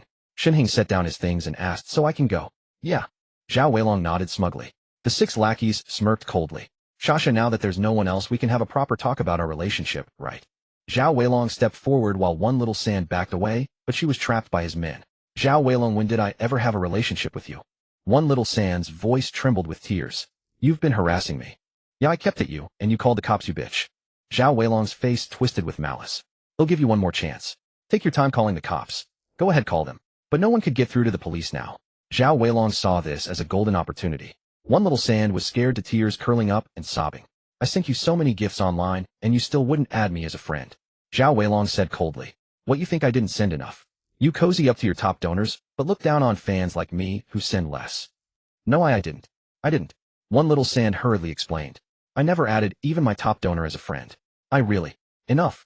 Zhao Weilong suddenly bellowed. My brothers have been freezing for you. Now you have 2 choices, either come to my place willingly and have some fun, or we'll drag you there ourselves. But if my brothers put in the work, you'll have to entertain them too. Hearing this, the others leered, their predatory gazes roaming over one little sand. She was on the verge of tears as they closed in with nasty grins. That's enough, a voice came from below. Zhao Weilong froze, then looked down the stairs and roared. Who's down there? Get the hell out. A click of a lighter, and Shen Heng slowly emerged, cigarette in mouth. I thought this was a lover's quarrel, but it's just a rejected suitor turning to force. Brother, that's not how you win a woman. You're still here. Zhao Weilong sneered at the sight of Shen Heng pointing down the stairs. What, trying to play the hero? Look in the mirror. What are you even capable of? The others burst into laughter. I gave you a chance to run, but you stayed. Fine, then you're staying too. Zhao Weilong's face twisted into a grin. I was planning to deal with you in a few days, kid. You've got plenty of supplies, right? Hand them over, and I might let you live. He was also in the owner's group and had seen Harmony brings wealth, selling supplies in bulk. He had originally planned to gather his crew to rob Shen Heng that afternoon, but when they assembled, they spotted one little sand rushing downstairs to line up, so they changed their plans. They were all on the 15th floor. Unit 1501 was Zhao Weilong's, and across the hall was one of his lackeys' place. Blocking one little sand here meant no one would interfere.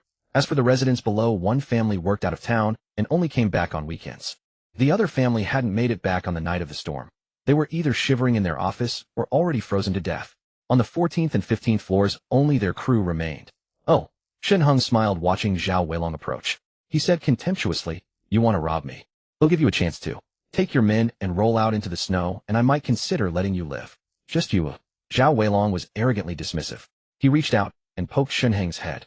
Kid, is there something wrong with your, The moment his hand touched Shen Heng's forehead, Shen Heng's expression turned cold. He seized Zhao Weilong's right hand and twisted it hard. Zhao Weilong screamed, his body twisting sideways involuntarily. At the same time, Shen Heng took the lit cigarette from his left hand and pressed it firmly into Zhao Weilong's eye.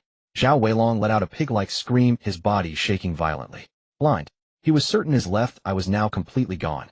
Handsome, Shen Heng said with a smile, leaning close to Zhao Weilong's face. I didn't catch that. How about you repeat what you just said? The 6 men upstairs were all stunned after hearing the agonized scream of their leader Zhao Weilong. A few seconds later, the underlings who had snapped out of it rushed toward Shen Heng, shouting, "Stop, right now." "Oh, still want to fight?"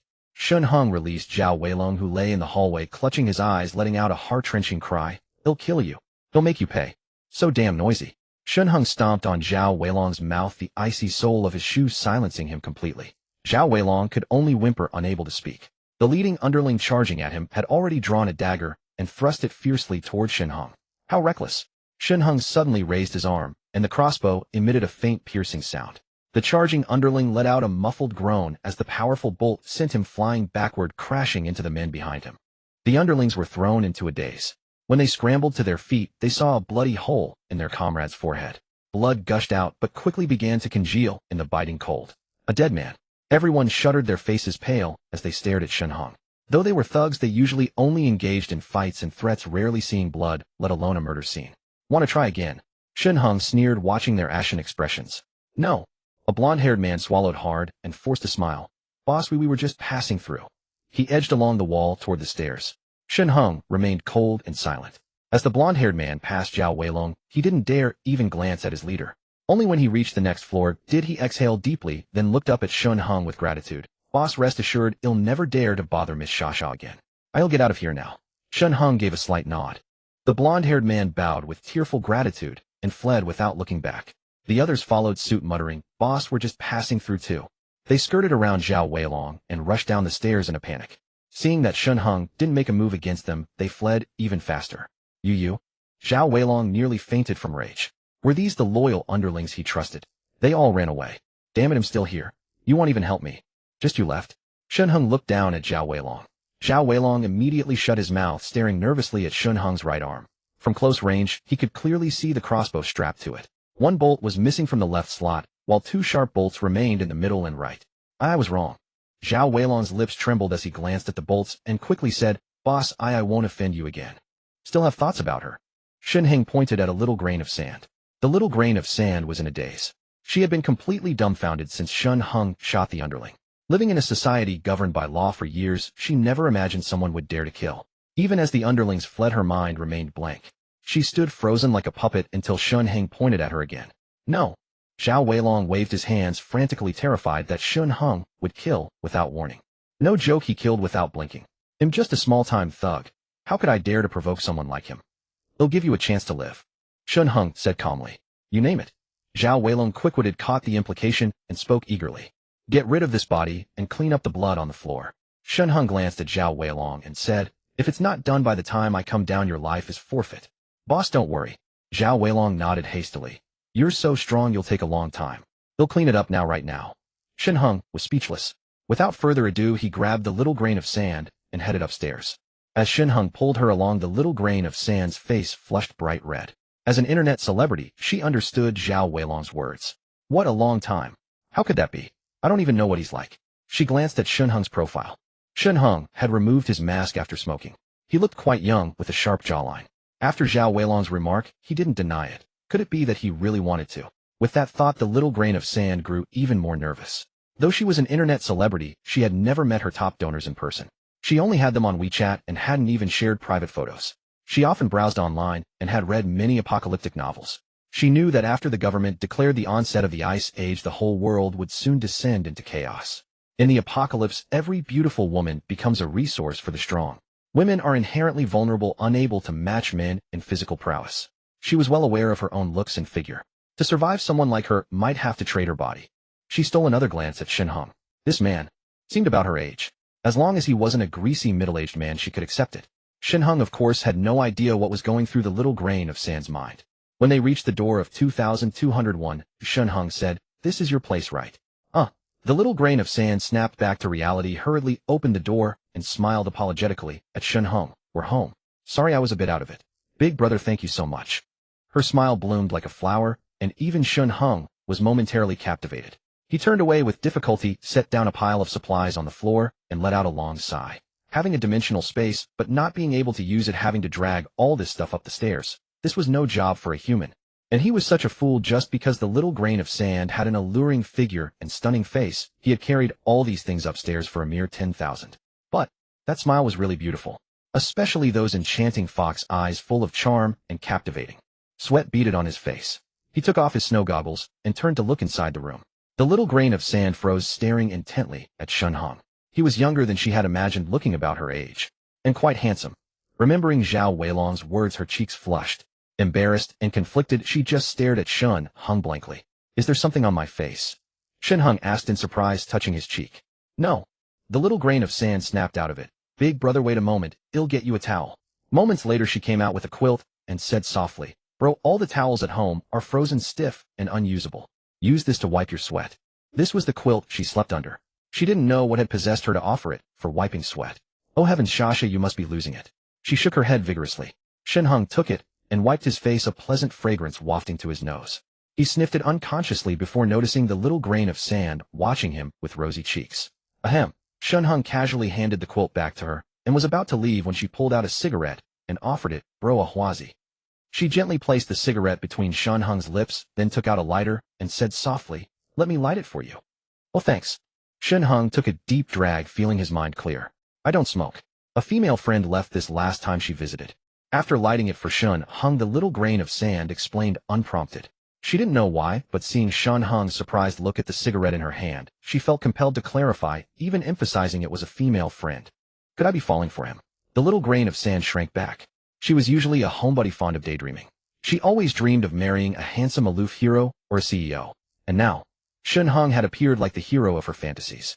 Even though Shen Heng had killed someone, she wasn't afraid. "Oh," Shen Heng smiled. "Then I'll give you a Fizzy too." He pulled out a pack of Safi from his dimensional space. "Ah, thank you." The little grain of sand was startled, but took it. Sanitary pads were priceless in the apocalypse. She had run out and her period was due in a few days. Since it was from her hero, she had no reason to refuse. "Want me to put it on for you?" Shen Heng joked, taking in her tempting appearance. The little grain of sand's eyes widened. "Big brother, I lit a huazi for you, and you want to put on a Fizzy for me. How is that the same?" Seeing little sand's dazed and surprised expression, Shen Heng smiled. Faced with such a goddess, he couldn't help but tease her with a playful remark. Little Sand's face flushed even redder. "All right." To Shen Heng's surprise, she nodded, her cheeks burning, and gazed at him with affection. "What the hell?" This left Shen Heng bewildered. "Ahem. Even if you haven't gotten your period, I can still give you this chance." Little Sands leaned in, her face still red, but her eyes locked onto his. "What's wrong?" Scared. She knew all too well that without Shen Heng the consequences would have been unthinkable. She felt a deep fondness for him. With anyone else daring to make such a joke, she wouldn't have given them a second glance. But with Shen Heng, she felt no anger, only nervousness and anticipation. Shen Heng fell silent, frowning slightly. He had long heard that the influencer circle was chaotic.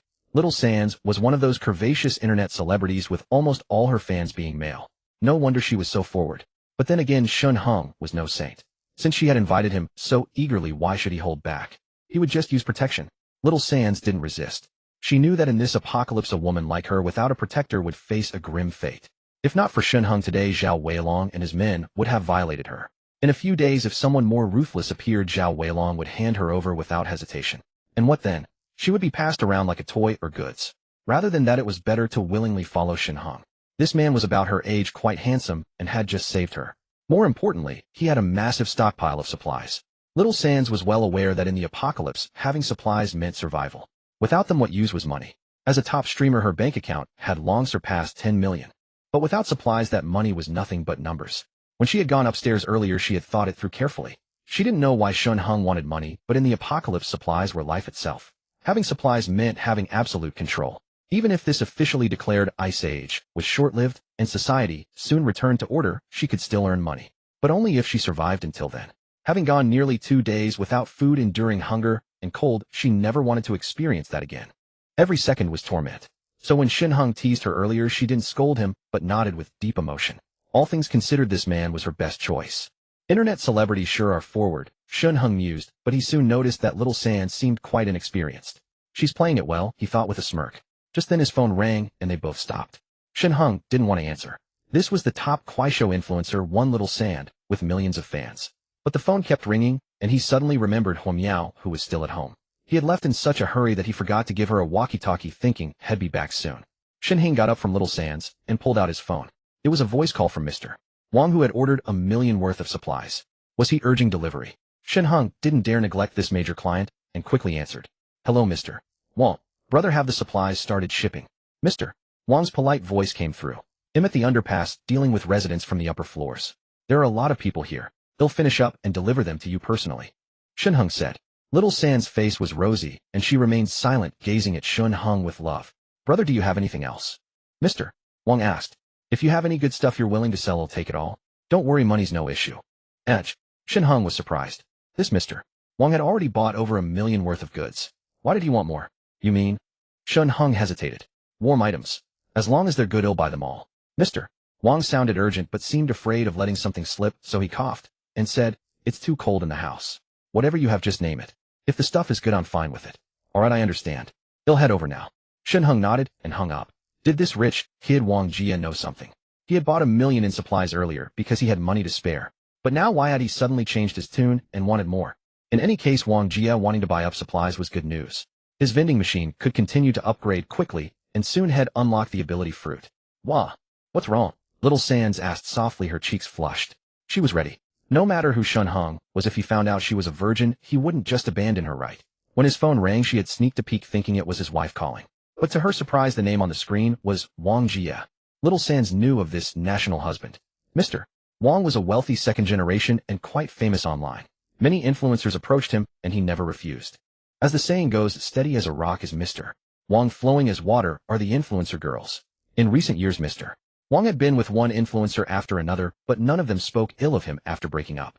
This spoke volumes of his charm and wealth. She hadn't expected this handsome young man to be connected to Wang Jia. Mr. Wang was an early internet celebrity. In recent years, as his family faced an economic crisis, he had entered the family business to handle public relations and rarely flirted online anymore. But the legend of this top-tier rich kid still circulated online. Little Sans, as an influencer, had naturally heard of Mr. Wang. However, she wasn't particularly interested. She had risen to fame, quickly gaining millions of followers in just a few days with a few short videos, achieving financial freedom. Although she wasn't interested, Mr. Wang's reputation preceded him. She knew that even though his family had been selling off assets in recent years, he was still far beyond the reach of small influencers like her. Moreover, after receiving Mr. Wang's call, Shen Heng's brow had furrowed and he had stopped what he was doing. Before she could ponder further, Shen Heng got up and put on his jacket. Then he said to the bewildered Little Sans, I have something to take care of. If you want to find me, just send me a WeChat message and it'll come anytime. Oh, and one more thing. As he was about to leave, he conjured a bag and placed it by the door. This is a reward for just now. I'm very satisfied. Hey. As Shen Heng opened the door to leave, Little Sans quickly said, my name is Song Yinsha. Remember it, okay? Shen Heng didn't look back, but waved his hand to show he understood.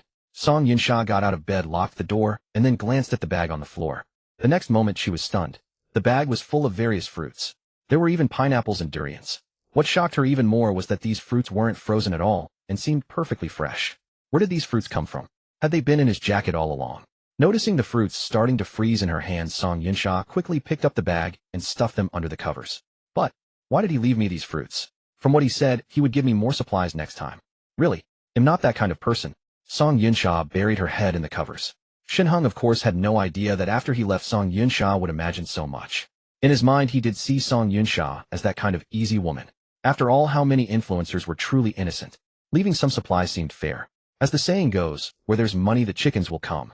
Rural chickens flock to rice and city chickens are the same. As he walked, he savored the kiss from earlier. By the way, what was Little Sans' name? Shen Heng stopped and scratched his head. Forget it. Whatever her name was, he hadn't planned to take her back to the villa. Inside villa no. 1. Wang Jia, wrapped in a quilt, slumped on the leather sofa, his brow deeply furrowed. Beside him, 3 beautiful women huddled together, trembling. The fire in the fireplace flickered, casting dancing shadows across Wang Jia's face. He recalled the phone call from his father just moments ago. Jia, your mother and I are in the shelter. Don't worry. But for now, the shelter can't send anyone to rescue you. The blizzard is intensifying, helicopters can't fly, and all the snow vehicles are being used to transport supplies. On top of that, there's some trouble in the shelter. Internal conflicts. Even with the police called in to maintain order, it's barely enough. For now, stay put in the villa. Don't wander off. Do whatever it takes to survive. Once the blizzard stops, I'll have them pick you up immediately. Our Wang family has poured a fortune into building the shelter for the authorities, even facing cash flow issues and having to sell off land. They know this. So they've promised to send for you as soon as things stabilize. You're our only child. You have to hold on. Hearing this, Wang Jia quickly said, Dad'll take care of myself. Someone in Taoyuan village was just selling supplies. I spent 5,000,000. After listening, Old Wang narrowed his eyes. Did he sell to other residents too? Yes, many people are buying. He went to the high-rises first since there's an underground passage between them and the townhouses. He said he'll deliver to my standalone villa later. Wang Jia explained. Old Wang paused before saying, ask him how much he has. Buy as much as you can. He'll transfer you more money. What's wrong, Dad? Wang Jia was surprised to see another 100 million transferred to him. This blizzard will last a long time. And the coast? Old Wang hesitated. Never mind the rest. If he's willing to sell, buy as much as possible. Anyway, I'm worried the shelter won't be able to pick you up anytime soon. You'll have to rely on yourself to survive. Understand? At this critical moment, don't worry about money. Staying alive is what matters. If we lose money, we can earn it back. But if we lose you, the Wang family line ends.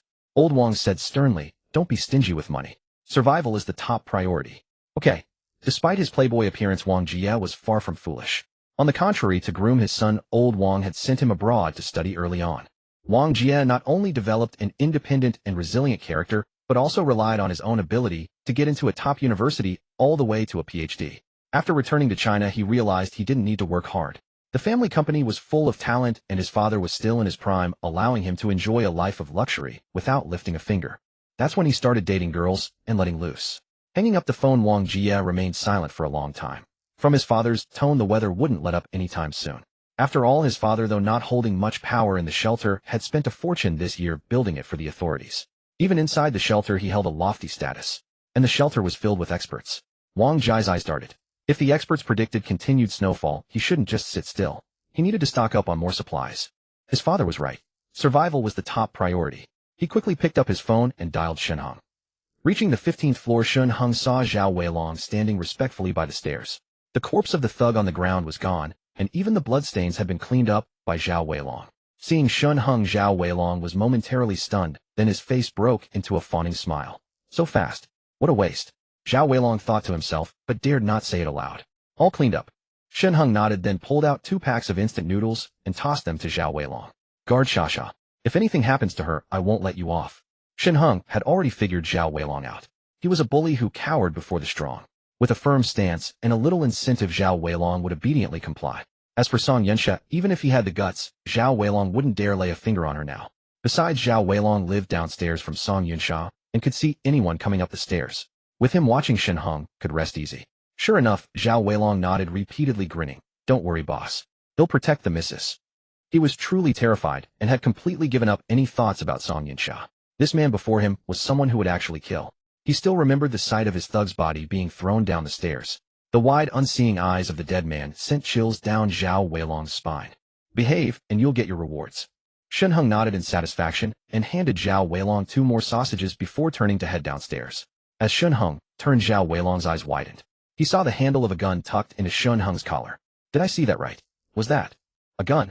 Recalling the earlier message in the owner's group about gunshots near the townhouses, Zhao Weilong's face turned even paler. This easygoing big shot had come from that direction. Could it be that the gunshots were from him?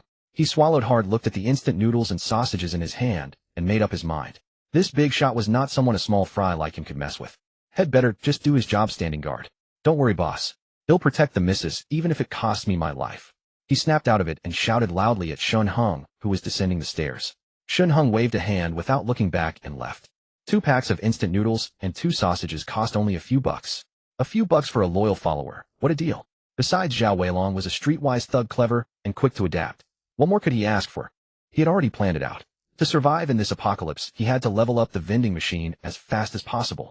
That would boost his combat power and survival chances. If he delayed, the starving and freezing people of Jiangsheng would soon die off. Most people now use digital currency. Opened their phones, and all they saw were numbers. Once these people died, their phones would be locked, slowing his progress. A slow start meant falling further behind. In the future, he was destined to leave Taoyuan village. And it wouldn't take long. Only if he leveled up the vending machine enough and found a true safe house would he consider taking it easy. Otherwise, he had to become a qualified dealer as quickly as possible. When he left Taoyuan village, he would leave some supplies behind, in case someone still had money to buy them. And those left behind had to be loyal followers. Zhao Weilong was his first pick. If the guy was smart enough and could handle big tasks, Shen Heng would be willing to groom him. In the apocalypse, giving him food meant he wouldn't dare steal his money. After all, what use was money in the apocalypse? Only if Zhao Weilong went mad would he betray him. Zhao Weilong was evidently unaware that Shen Heng had already marked him as a potential underling. Trembling with fear, he returned home, rising every so often to peer down the hallway. Yet thinking it might be an overreaction, he eventually picked up his phone and sent a friend request to Song Yunsha, who lived upstairs. Is this guy never going to stop? Song Yunsha pouted. But the thought of Shen Heng filled her heart with sweetness. I don't even know his name yet. Could it be that he doesn't like me? She glanced at the fruit tucked under the blanket. No, a woman like me. No man could possibly dislike me. Just then her phone rang. Could it be that big brother sending me a message? Song Yunsha's eyes lit up as she hurriedly grabbed it. But upon seeing a friend request, she pursed her lips and casually opened it.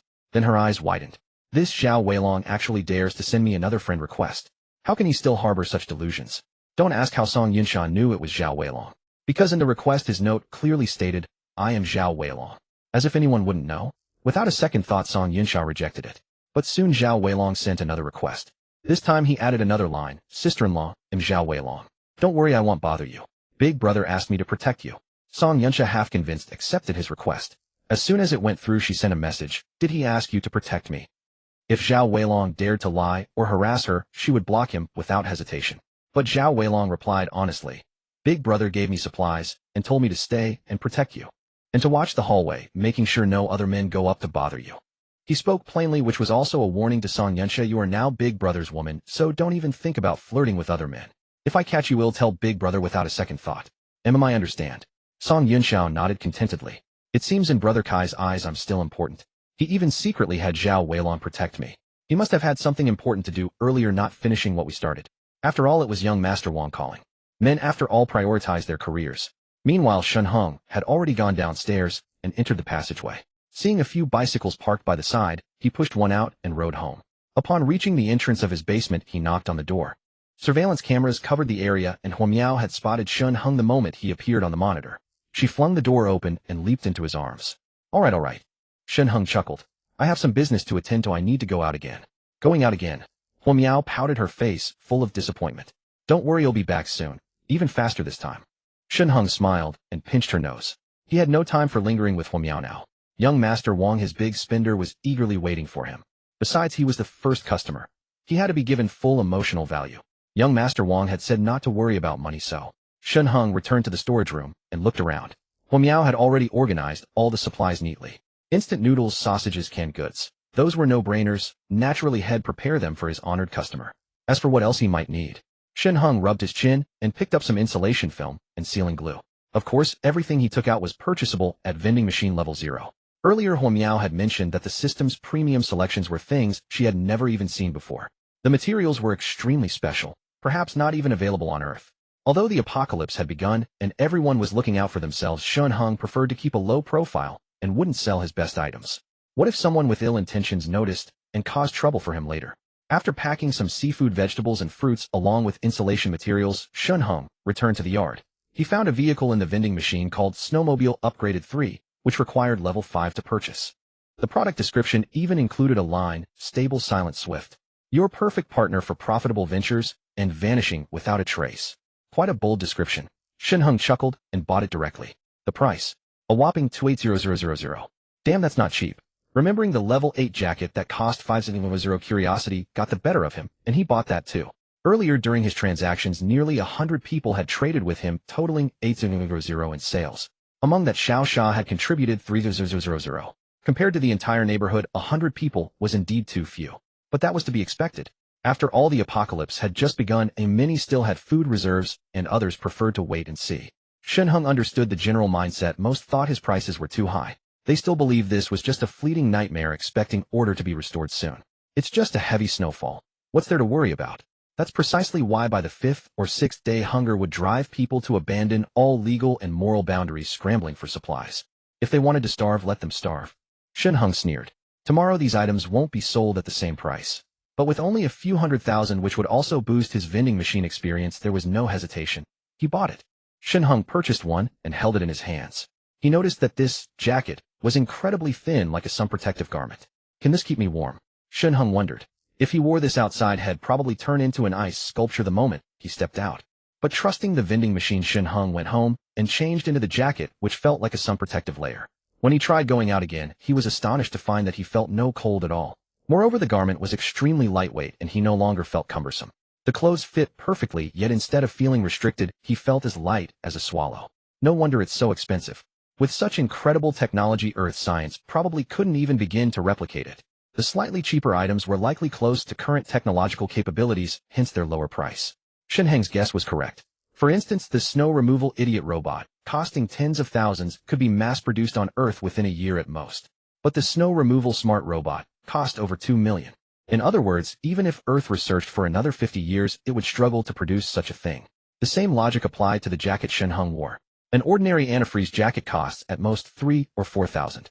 The vending machine also sold such items. But the one on Shen Heng cost 5,000 precisely, because the vending machine system deemed that Earth's technology could never replicate it. Honey, aren't you cold? Huo Miao stood behind him worried, holding out a heavy coat to drape over him. No need. Shen Heng waved his hand and looked back at Huo Miao. When I get back, I'll get one for you too. Huo Miao had a great figure, and wearing so many layers every day was too troublesome. Far better to wear this jacket, which perfectly accentuated her silhouette. Oh, Huo Miao nodded obediently. She had grown accustomed to Shen Heng producing all sorts of strange items. Shen Heng stretched a few times before pulling out the upgraded snowmobile he had purchased earlier. The system described it as fast and silent, exactly what he needed. With the world now covered in ice, and snow going out would easily attract attention. Especially since snowmobiles were notoriously loud, making it impossible to hide his movements. With a wave of his hand, Huo Miao watched in shock as a car-sized vehicle appeared in the yard, its shape quite peculiar. It looked like a car, but upon closer inspection the 4 tires had been replaced with ski tracks. Shen Heng stuffed all his bags and bundles into the trunk, even piling them on the seats before climbing into the driver's seat. The driver's seat was no different from a regular car. It had a steering wheel and gears for forward and reverse. Shen Heng pressed the start button. The vehicle shuddered slightly, but made no sound. Sitting in the driver's seat, Shen Heng knew the vehicle was running. He shifted into drive, and the tracks beneath the vehicle jerked, propelling it smoothly across the snowy slope in the yard, gliding out effortlessly. Utterly silent. Shen Heng waved at Huo Miao before turning to drive the vehicle. He adored this car too much. Just as the system had described, it was silent and smooth. No thunderous roars like a street racer. He could go out freely whenever he pleased. Moreover, the car was pure white, blending seamlessly into the snowy landscape. As the world was draped in silver, this little car darted through, making it hard for anyone to spot it. What a perfect snow traveler it was. Shen Heng caressed the steering wheel. It was incredibly easy to maneuver, responding instantly to his commands without any skidding or loss of control on the snow. He drove the car to a spot not far from young Master Wang's villa, quietly parked it, and then stowed it away. The detached villas behind were designed for privacy, each with tall walls and spaced far apart, ensuring the residents' seclusion. This convenience worked in Shen Heng's favor. He didn't have to worry about being seen at all. He dumped all the supplies on the ground, tied them up with ropes, and placed cardboard boxes underneath. Then he put on his skis. With a single glide forward, he could drag the massive pile of supplies behind him. Though it was a bit exhausting, he was not far from young Master Wang's one villa, so he could make it with some persistence. After gliding for a while with the supplies, Shen Heng was panting heavily, sweat pouring down his forehead. At that moment, the advantage of the system's carefully selected jacket became apparent again. Despite sweating profusely, the moisture was quickly dried and expelled. The jacket was breathable too. Yet despite the breathability, he didn't feel cold at all. It was practically a godsend for going out in the snow. Shen Heng's eyes lit up. With the upgraded silent and swift snow vehicle plus this jacket, he felt like he could go anywhere, just like Mundo.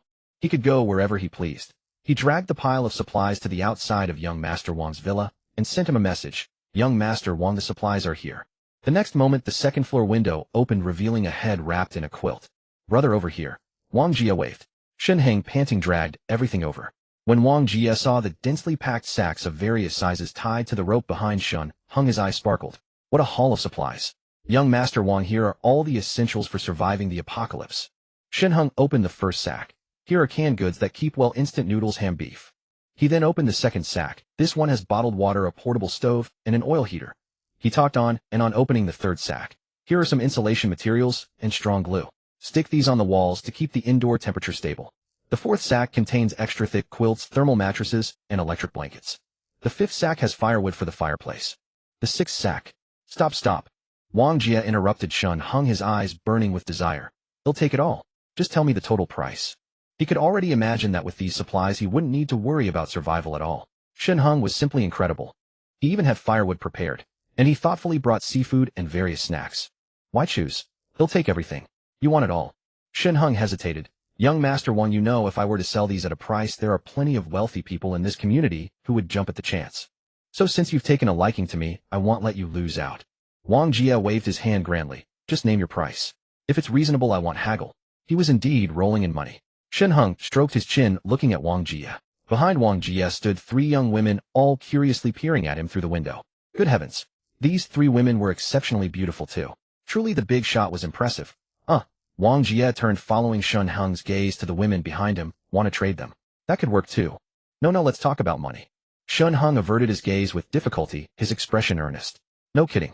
He had plenty of supplies. Though these women were pretty, Huo Miao and Little Sands were no less attractive. In fact, in Shen Heng's eyes, they were far more beautiful than Wang Jie's 3 women. After all, those 3 women exuded a worldly air. Oh, Wang Jie chuckled. Brother, they're all internet celebrities with millions of fans. Others would find it hard just to get a date with them. If you want, take your pick. Then he winked at Shen Heng. But don't take them all, or you'll be bored alone in the villa. No need. Shen Heng waved his hand repeatedly. Yet a doubt flickered through his mind. These 3 women were also internet celebrities. That was the same profession as Little Sands. Why didn't he sense that worldly air in Little Sands? He didn't know that Little Sands couldn't be compared to these women. These things. Shen Heng looked back at the many sacks he had dragged, then tentatively asked, would 20 million be acceptable? Wang Jie raised an eyebrow. Honestly, in the past, 20 million could buy a warehouse full of these items. But this was the apocalypse, not a time of peace and prosperity. His father was still holed up in a mansion-like mountain villa, now reduced to living in a shelter. Compared to the 100 million his father had just given, he didn't think Shen Heng's price was excessive at all. He immediately nodded. Deal, I'll take it. Truly a big shot. Shen Heng was overjoyed. 20 million. That was enough to level up the vending machine to 10. Level 10 meant he could buy the ability fruit. Tonight, he would gain supernatural powers. Shen Heng shook Wang Jie's hand vigorously, and Wang Jie, feeling he had gotten a good deal, hugged Shen Heng warmly. Brother, how about you stay tonight? Wang Jie patted Shen Heng's back firmly. I'm not too sure how to use this insulation film.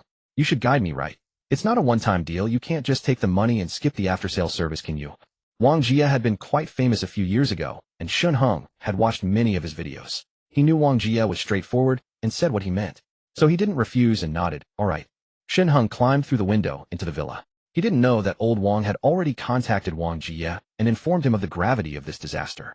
The authorities had calculated that this catastrophe would kill at least 98% of the global population. Humanity was nearly on the brink of extinction. The major shelters were almost humanity's last hope. As for how many people could survive in a city of 10 million, no one held much confidence. Moreover, all official snow vehicles had been dispatched to seize supplies. In some large supermarkets and warehouses, officials with weapons were already in control, loading up the snow vehicles and transporting them load by load to the shelters. Only after all the supplies were hauled away would they have time to pick up Wang Jie. Though Wang Jie was displeased, he had to accept the conclusion. They wouldn't even spare a single snow vehicle to fetch him.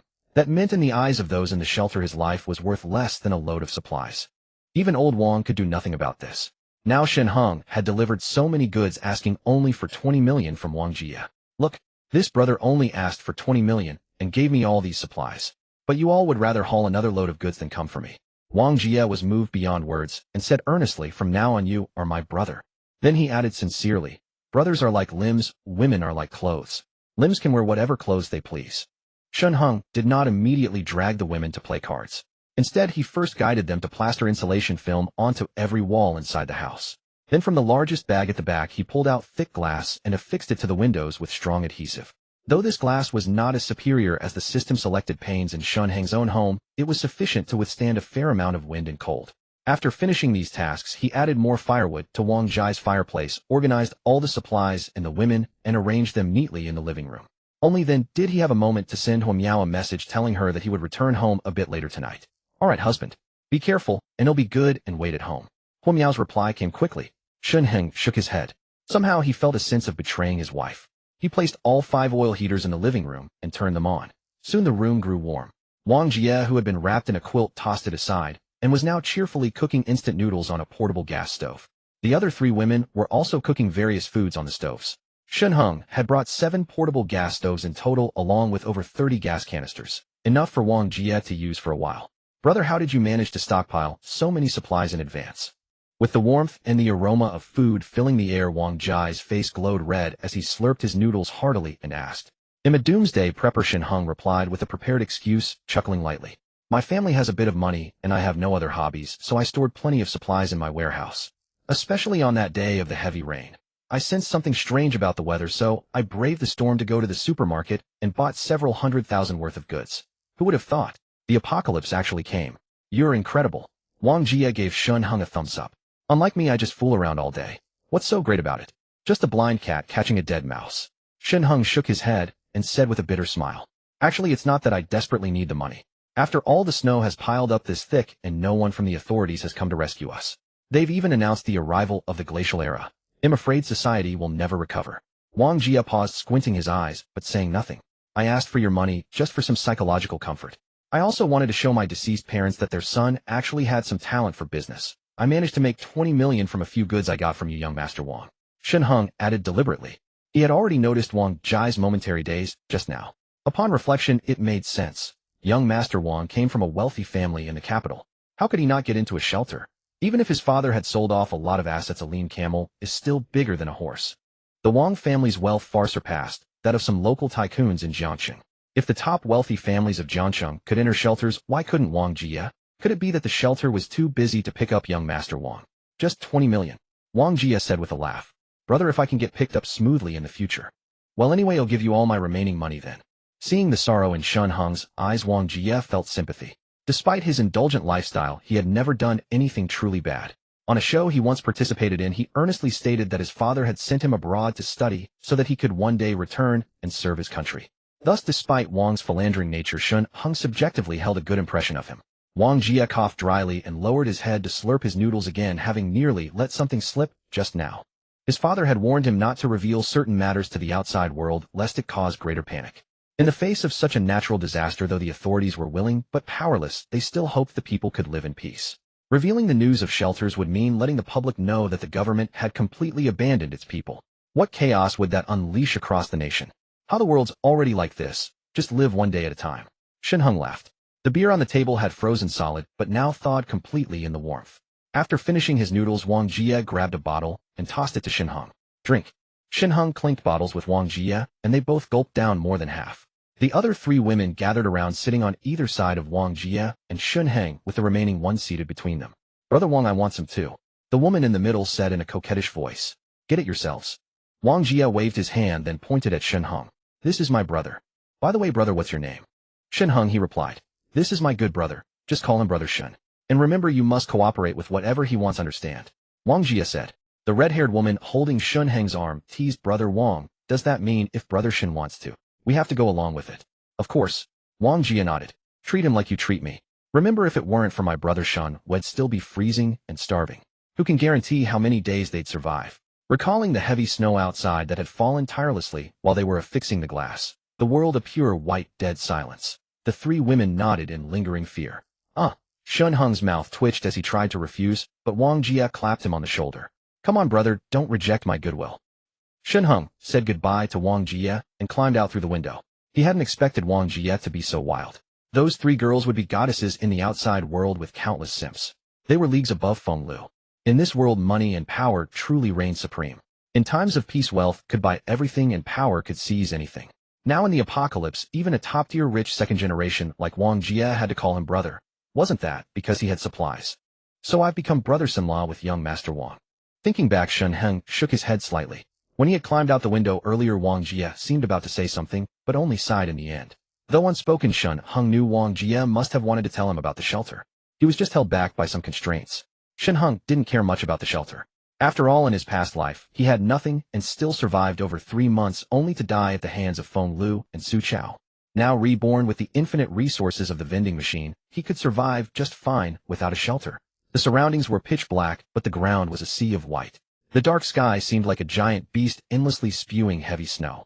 Shen Heng went to a corner, quietly took out a snowmobile, and silently drove back to his villa along the road. Hu Miao was already asleep on the second floor. Shen Heng went to the basement, his eyes burning with determination. The card held 20 million.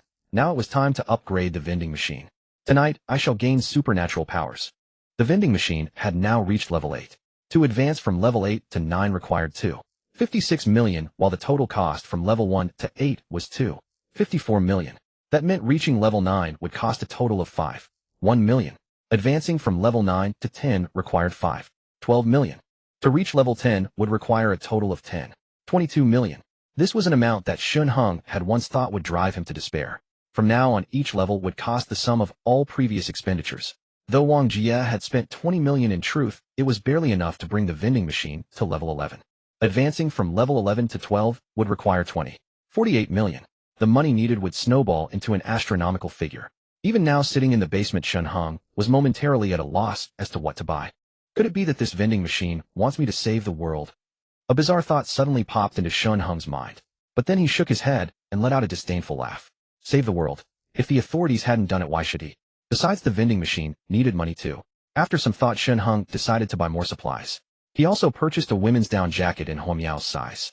One piece of clothing cost 5,000, and the experience bar, already more than halfway full, surged forward by a notch. With the addition of a large quantity of food, the vending machine soon reached level 9. Level 9 unlocked submachine guns and landmines. Shen Heng's eyes lit up, and he immediately began a frenzied shopping spree. The submachine guns were expensive, and combined with the landmines, his unsparing purchases sent the experience bar skyrocketing, pushing it straight to level 10. Shen Heng rubbed his hands in excitement. After 3 days in the apocalypse, he could finally acquire supernatural abilities. After all, the ability fruit wouldn't appear until half a month into the apocalypse, but now he would gain powers ahead of everyone else. However, just as he was about to search for ability fruit, a line of text suddenly lit up inside the vending machine. The vending machine system is about to upgrade, and a gift will be awarded to the host. Please retrieve it after the upgrade is complete by opening the vending machine. Before Shen Heng could react, he was ejected from the consciousness space. Hey. He was utterly bewildered. He tried to re-enter the consciousness space, but found he couldn't get in. Once inside the consciousness space, everything around was pitch black, with only a single line of numbers glowing in the center. 235957. 235956. 235955. The numbers counted down slowly. Did this mean the vending machine system would need 24 hours to complete the upgrade? Shen Heng scratched his head. He checked the time. It was now 2 a.m. That meant he wouldn't be able to open the vending machine again until 2 a.m. the next day. A lot of my stuff is still in the consciousness space. He hadn't taken out the submachine guns and landmines Head just bought. Since Head never used them, what if they accidentally detonated in the basement and killed him? He thought it was safer to keep them in the consciousness space. But who would have thought that after pushing the vending machine to level 10 in one go, it would still need a system upgrade? Damn it. Shen Heng sighed. If Head taken out the landmines, Head at least have something to do during the day tomorrow. He could have buried some landmines. Tomorrow Head have to continue trading and selling supplies. He couldn't even go to the villa next door since the snowmobile was still in the space. He got up and returned to the bedroom. You're back. Huo Miao came over to greet him. He'll cook for you. No need, I'm not hungry. Shen Heng shook his head. You? Have you been drinking? Huo Miao caught a whiff of alcohol. Yeah. A sense of absurdity rose in Huo Miao's heart. Outside it was freezing and snowy, yet Shen Heng had been drinking. Where had he been drinking? Shen Heng was feeling drowsy now, and with the alcohol, he soon fell asleep. Huo Miao looked at his face, then frowned as she noticed a strand of red hair on his neck. Red hair? That was clearly a woman's. And besides the smell of alcohol, Shen Heng also carried a faint trace of perfume. The scent was subtle, seemingly a high-end brand. Huo Miao was taken aback. She wanted to shake him awake and ask, but then thought, what status did she have to do that? She quietly got out of bed. Inside the room, several oil heaters were running, making it very warm. There was even a humidifier on the floor, so the air wasn't dry. She pulled back a corner of the curtain and saw that outside snow was still falling heavily. Yes, she sighed. Shen Heng had demonstrated his abilities in front of her. With a wave of his hand, he could conjure up a vast amount of supplies from thin air. While he was out earlier, she had seen complaints in her besties group chat. Several of her girlfriends were trapped at home by the snow and couldn't even get out. And since everyone was used to ordering takeout, they had no supplies at home except for some snacks. In contrast, she could still eat all kinds of seafood, fresh vegetables, meat, and even fruit at home.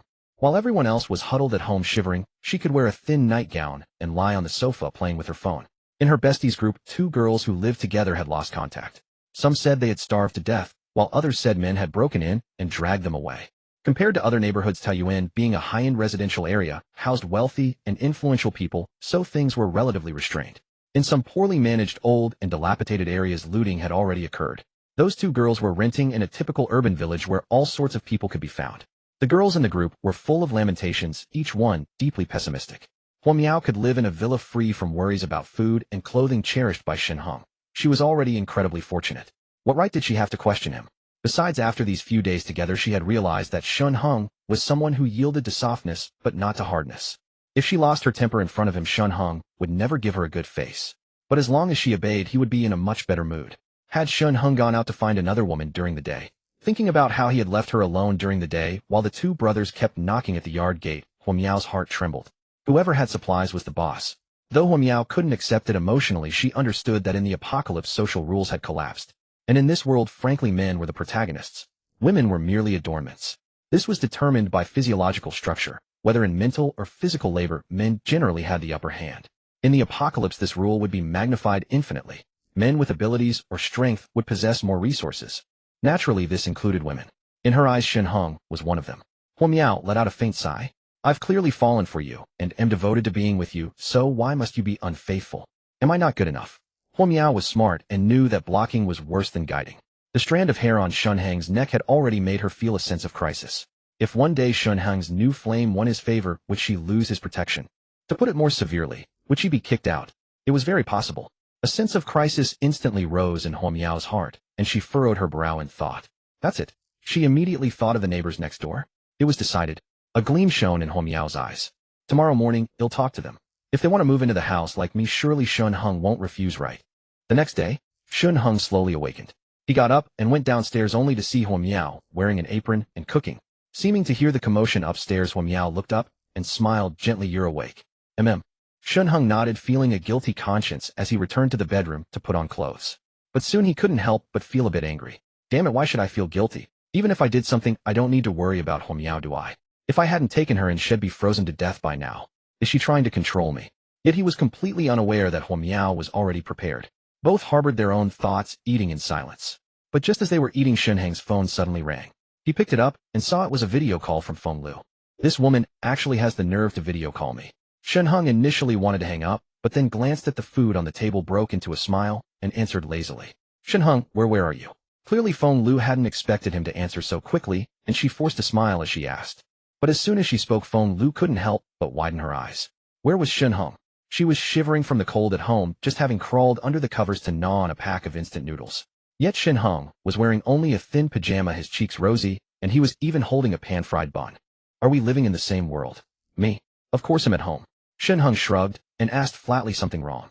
This isn't our home, is it? Feng Lu asked dryly. From the edge of the video, the decoration of the room Shen Heng was in was completely different from their home. Wait, he has another home. Feng Liu's tone immediately turned displeased. Where are you staying? Why haven't I heard you mention having a house in Jiangqing? Did you buy a house behind my back? Listen to yourself. Shen Heng grinned and stuffed the pan-fried bun into his mouth. We're not together anymore, are we? Why are you questioning me in that tone? The pan-fried bun was fragrant with juice spilling out as Shen Heng ate, grease dripping from his lips. Feng Lu swallowed hard with envy. She snapped back to reality and stared at Shen Heng. What do you mean? What do I mean? Shen Heng shook his head with a smile. That should be my question to you, Miss Feng Lu. What do you mean? If there's nothing else, I'll hang up. Don't, Feng Lu quickly said. She was already starving.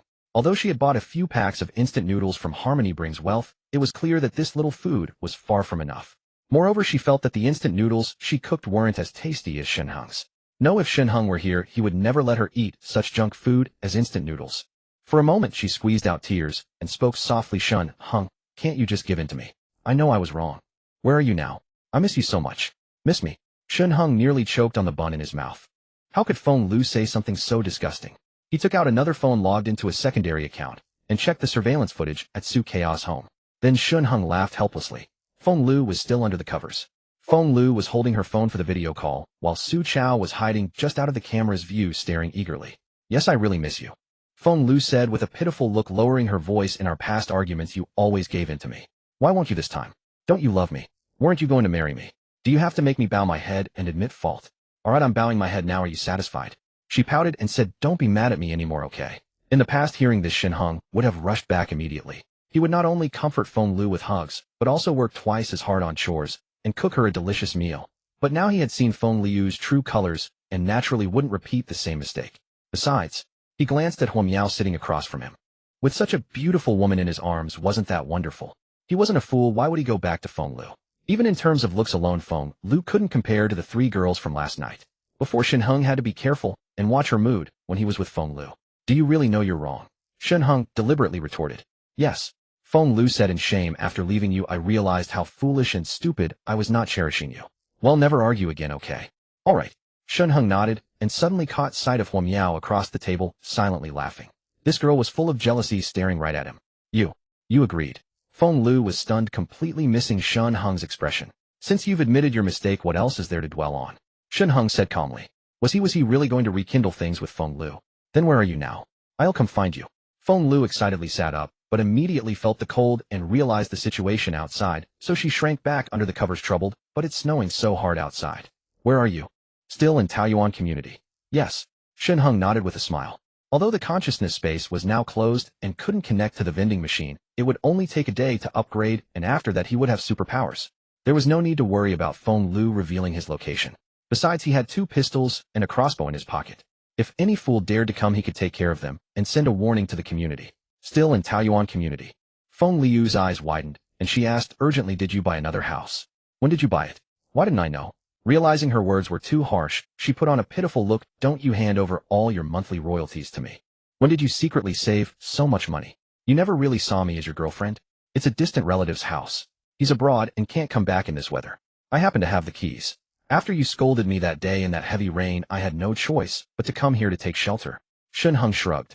A distant relative? Why haven't you mentioned it? Feng Lu muttered, and Su Chao beside her anxiously pushed her, signaling her to get to the point.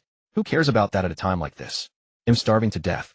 He had just seen Shen Heng eating pan-fried buns, grease dripping from his mouth, and Su Chao was so tempted, he almost swallowed his tongue.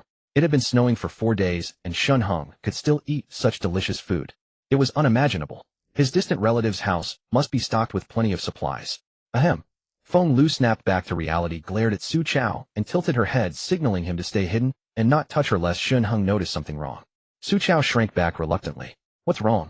Shen Heng had already seen their little moves on the other phone, but still deliberately asked, is there someone with you? No. Feng Lu laughed unnaturally. I'm at home. Really? Shen Heng looked surprised, but the decoration behind you looks like Su Chaos Place. By the way, didn't you say a thief broke in and stole your thick clothes and blankets? Where did you get that blanket you're wrapped in? Hearing Shen Heng's doubt, Feng Lu was at a loss for words. Su Chao, standing beside her, forced a smile and leaned toward the camera, chuckling dryly. Shen Heng, your place was robbed, and there was no warm clothing left. Feng Lu nearly froze to death. Thanks to me, I let her come to my home and found some of my thick clothes for her to change into. By the way, we're such good brothers, you wouldn't suspect anything improper between us, would you? Of course not, you're my good brother. I would never suspect you. Shen Heng deliberately emphasized the words, good brother. That's good. Su Chao breathed a sigh of relief. I knew it. Rest assured, I've taken good care of Feng Lu while she's been staying at my place these past 2 days. But you know I don't have much stock at home. Now there's no food left. I even had to buy a few packs of instant noodles from that guy selling supplies in the neighborhood. Harmony brings wealth. That bastard is so shady. $1,000 for a single pack. When you and Feng Lu reunite, you'll have to remember my kindness. I bought her those outrageously priced instant noodles. Of course. Shen Heng nodded with a smile. Miao is there too, right? With your girlfriend around, how could I ever worry about you? And Feng Lu crossing the line. Miao had already caught the mockery in Shen Heng's tone and knew he was just toying with them. A smile returned to her face. Miao. Of course she's here. Su Chao, eager to avoid provoking Shen Heng's anger, went along with his words. She's in the bathroom right now. She's been keeping Feng Lu company these days, and they're both staying in the guest bedroom. So don't you worry about your good brother stealing your girl. Hearing Su Chao mention her name in the video, Miao gave a silent, cold laugh. But her gaze toward Shen Heng was filled with affection. Oh, Shen Heng nodded. By the way, where are you now? We're starving over here. And it looks pretty warm where you are, right? Well, come find you. Su Chao quickly steered the conversation back. Hang on. Shen Heng picked up a wonton from the table, blew on it, and ate 2, followed by a few sips of soup. The slurping sounds came through clearly on the other end of the line. Feng Lu and Su Chao watched with envy, smacking their lips unconsciously. They felt as though their stomachs were being tightly clenched. Shen Heng, we're starving and freezing to death here. Just say something already. Don't you love your little Lu anymore? Feng Liu's eyes brimmed with tears. Hearing her coquettish voice, Shen Heng nearly spat out the soup in his mouth. Su Chao, we've been brothers for years. It's not that I don't want you to come over, but I have my own difficulties. Shen Heng picked up a lobster from the table and started eating. It was leftover from last night. Shen Heng had wanted to throw it away, but Miao couldn't bear to waste food, so she reheated it in the morning. She hadn't even dared to eat it herself, saving it for him instead.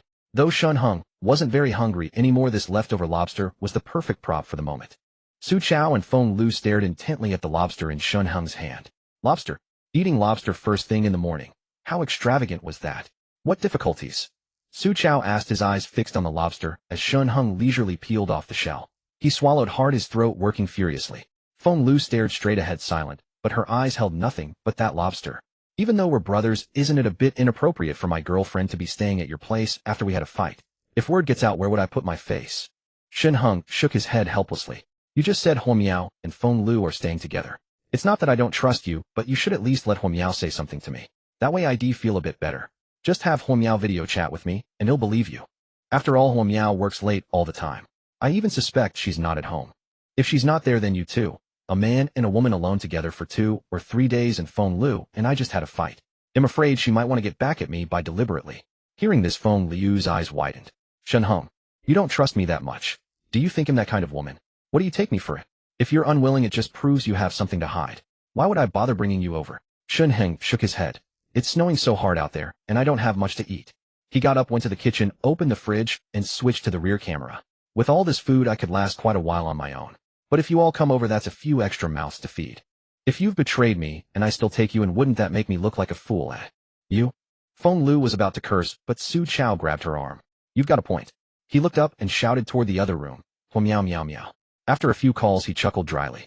Meow meow seems to have a bit of diarrhea. Then wait until she's done and video call me. Shen Heng hung up the call. What's there to talk about with them? Don't tell me you're thinking of rekindling things with Feng Liu. Huamiao's cheeks flushed as she gave Shen Heng a playful glare. You're not still into her, are you? What are you talking about? Shen Heng shook his head with a wry smile. I have you now. Why would I go back to her? It's just boring on a cold day. I'm just messing with them like teasing a dog.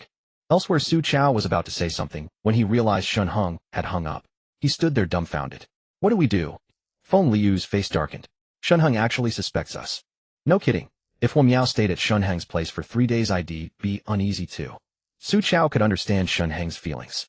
It's true that Shen Heng was your doormat and crazy about you, but after that fight the other night, he might not want to get back together.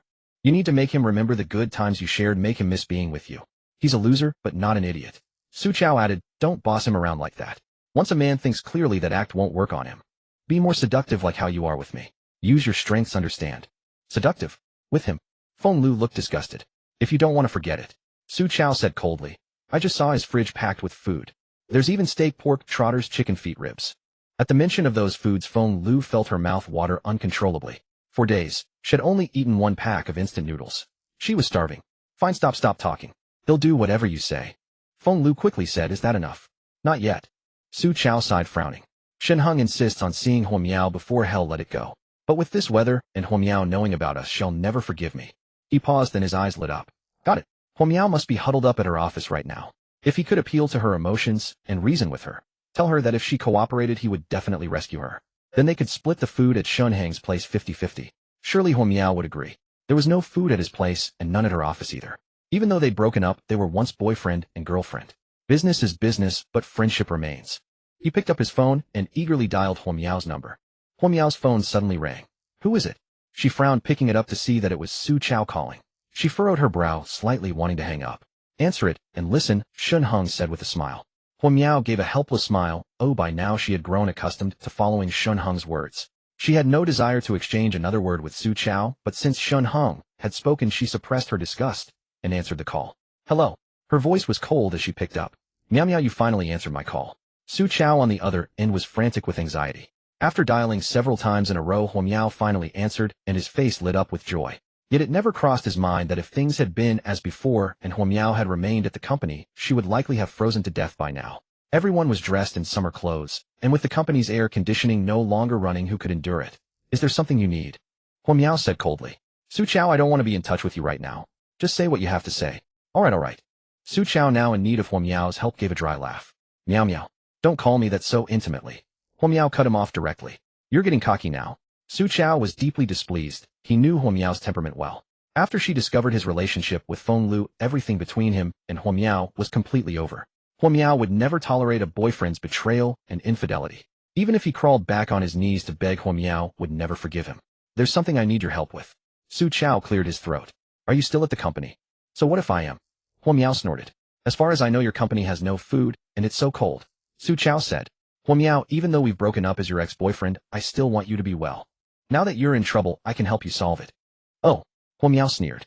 She had already turned on the speakerphone, so Shen Heng, beside her, could hear clearly. How do you plan to solve my troubles? Aren't you with Feng Liu at Taoyuan community? You're so far away from me. Can you even rescue me? Of course I can. Su Chao hurriedly said. Shen Heng has a lot of supplies. It's been snowing for 4 days straight, but his fridge is still packed full. And it looks like his place is very warm. He's only wearing a thin pajama.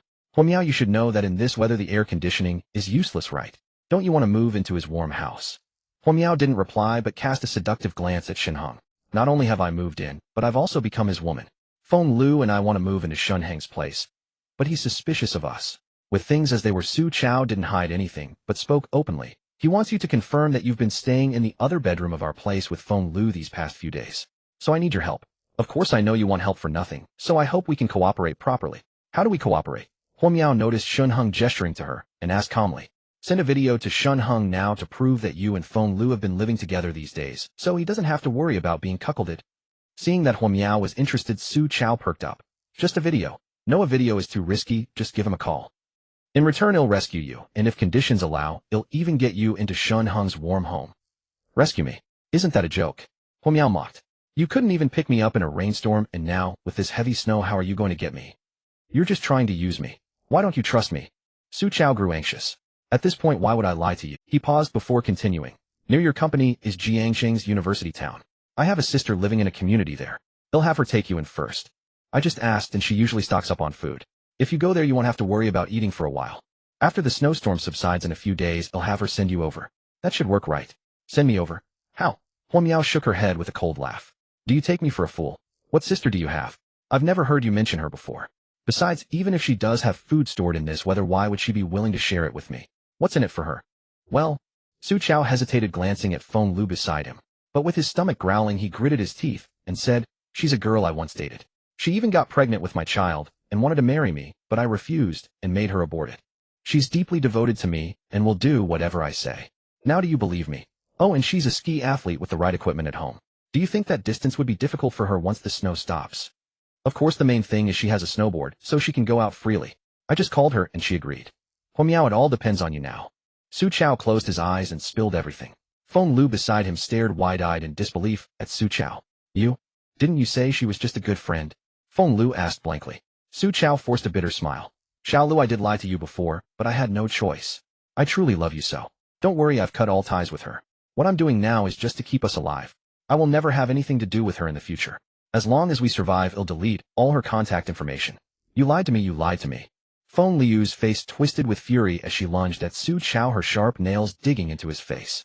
Enough. Su Chao shoved her away, shouting angrily. Feng Lu, if you keep this up, don't blame me for turning against you. We're at a critical moment, and you are still being so childish. If we starve any longer, well, die. If you want to die, go ahead, but I don't. Feng Lu was stunned, but this time she fell silent and didn't strike again. Seeing this, Su Chao couldn't help but pull her into his arms, speaking softly. I'm done with that woman, just like I'm done with Huo Miao. We won't have any other relationships. He'll marry you, trust me. Really? Feng Lu asked. Of course. Su Chao was about to offer more assurances when Huo Miao interrupted him. Alright, I understand. They'll contact Shen Heng now. While Su Chao and Feng Lu were arguing, Shen Heng had leaned close to her ear and quietly instructed her to do so. Shen Heng wanted to see if there really was such a foolishly devoted woman in this world willing to go to such lengths for a scumbag like Su Chao. After all, even the university town community, no matter how close, would be deadly to go out in this weather unless one had a snowmobile like his, otherwise they'd likely freeze to death. Did Su Chao truly have such charm? He didn't believe it. In this biting cold, Shen Heng had no intention of letting Su Chao and Feng Lu freeze to death at home so easily. It was only the 4th day of the apocalypse. How dull would it be if they died so simply? Let them live another 10 days. Half a month after the apocalypse, the ability fruit would ripen. Even with memories of his past life, Shen Heng was determined not to let Su Chao gain any abilities this time. He would dispose of them on the eve of the fruit's ripening. You agreed? Su Chao asked, beaming. Huo Miao replied coldly before hanging up. Setting down her phone, she pouted and said, Why did you make me cooperate with him? Don't you find it amusing? Staying cooped up at home all day with nothing to do. Just sit back and enjoy the show. Shen Heng chuckled. I'm not letting them in any way, rest assured. And more importantly, I have no feelings left for Feng Lu. A woman like that could throw herself at me, and I wouldn't bat an eye. My eyes are only for you, Miao Miao. Honey. Huo Miao was deeply moved, but couldn't help sighing. If your heart truly held only me, then why would there be another woman's red hair on your neck? After all, Shen Heng had gone out fully geared. There was no way a strand of hair would end up there unless had been intimate with someone. If that woman really goes to our company while I'm not there, what should I do? After a brief kiss, Huo Miao suddenly recalled this question and asked. That's simple, Shen Heng replied with a smile. Didn't you call that female colleague from your company earlier? Make another call. After hearing Shen Heng's words, Huo Miao shook her head with a wry smile, and then dialed Lingling's number. This was the colleague she had contacted before. She wondered if Lingling had frozen to death yet. The phone rang only once before Lingling answered. Huo Miao, why are you calling me again? Lingling's voice carried a hint of resentment. She had pleaded earnestly for Hua Miao to save her before, but what had Hua Miao said? She told them to go die. Are you checking to see if we're dead, oi? Sorry, we're alive and well. Want me to video call and show you? Ling Ling curled up, drawing closer to the fire. It's not just me, many people from our company are still alive. Ling Ling sneered. And Mr. Wang and the others. Around her sat several listless colleagues. Earlier when colleagues contacted others, everyone had perked up and gathered around. But none of the friends or family they could reach were able to help. After 4 days they had nearly all given up hope. Even now, hearing Hua Miao's call, they merely glanced over, then lowered their heads, numbly tossing pieces of office desk wood into the fire. Ling Ling, do you want to live? Hua Miao ignored the other's sarcasm and cut straight to the point. Nonsense.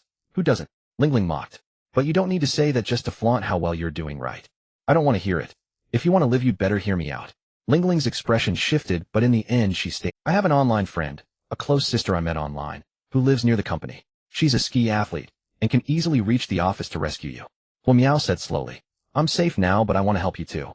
So I lied to her saying I'm still at the company just to get you out safely. Ling Ling's pupils contracted, but she said nothing.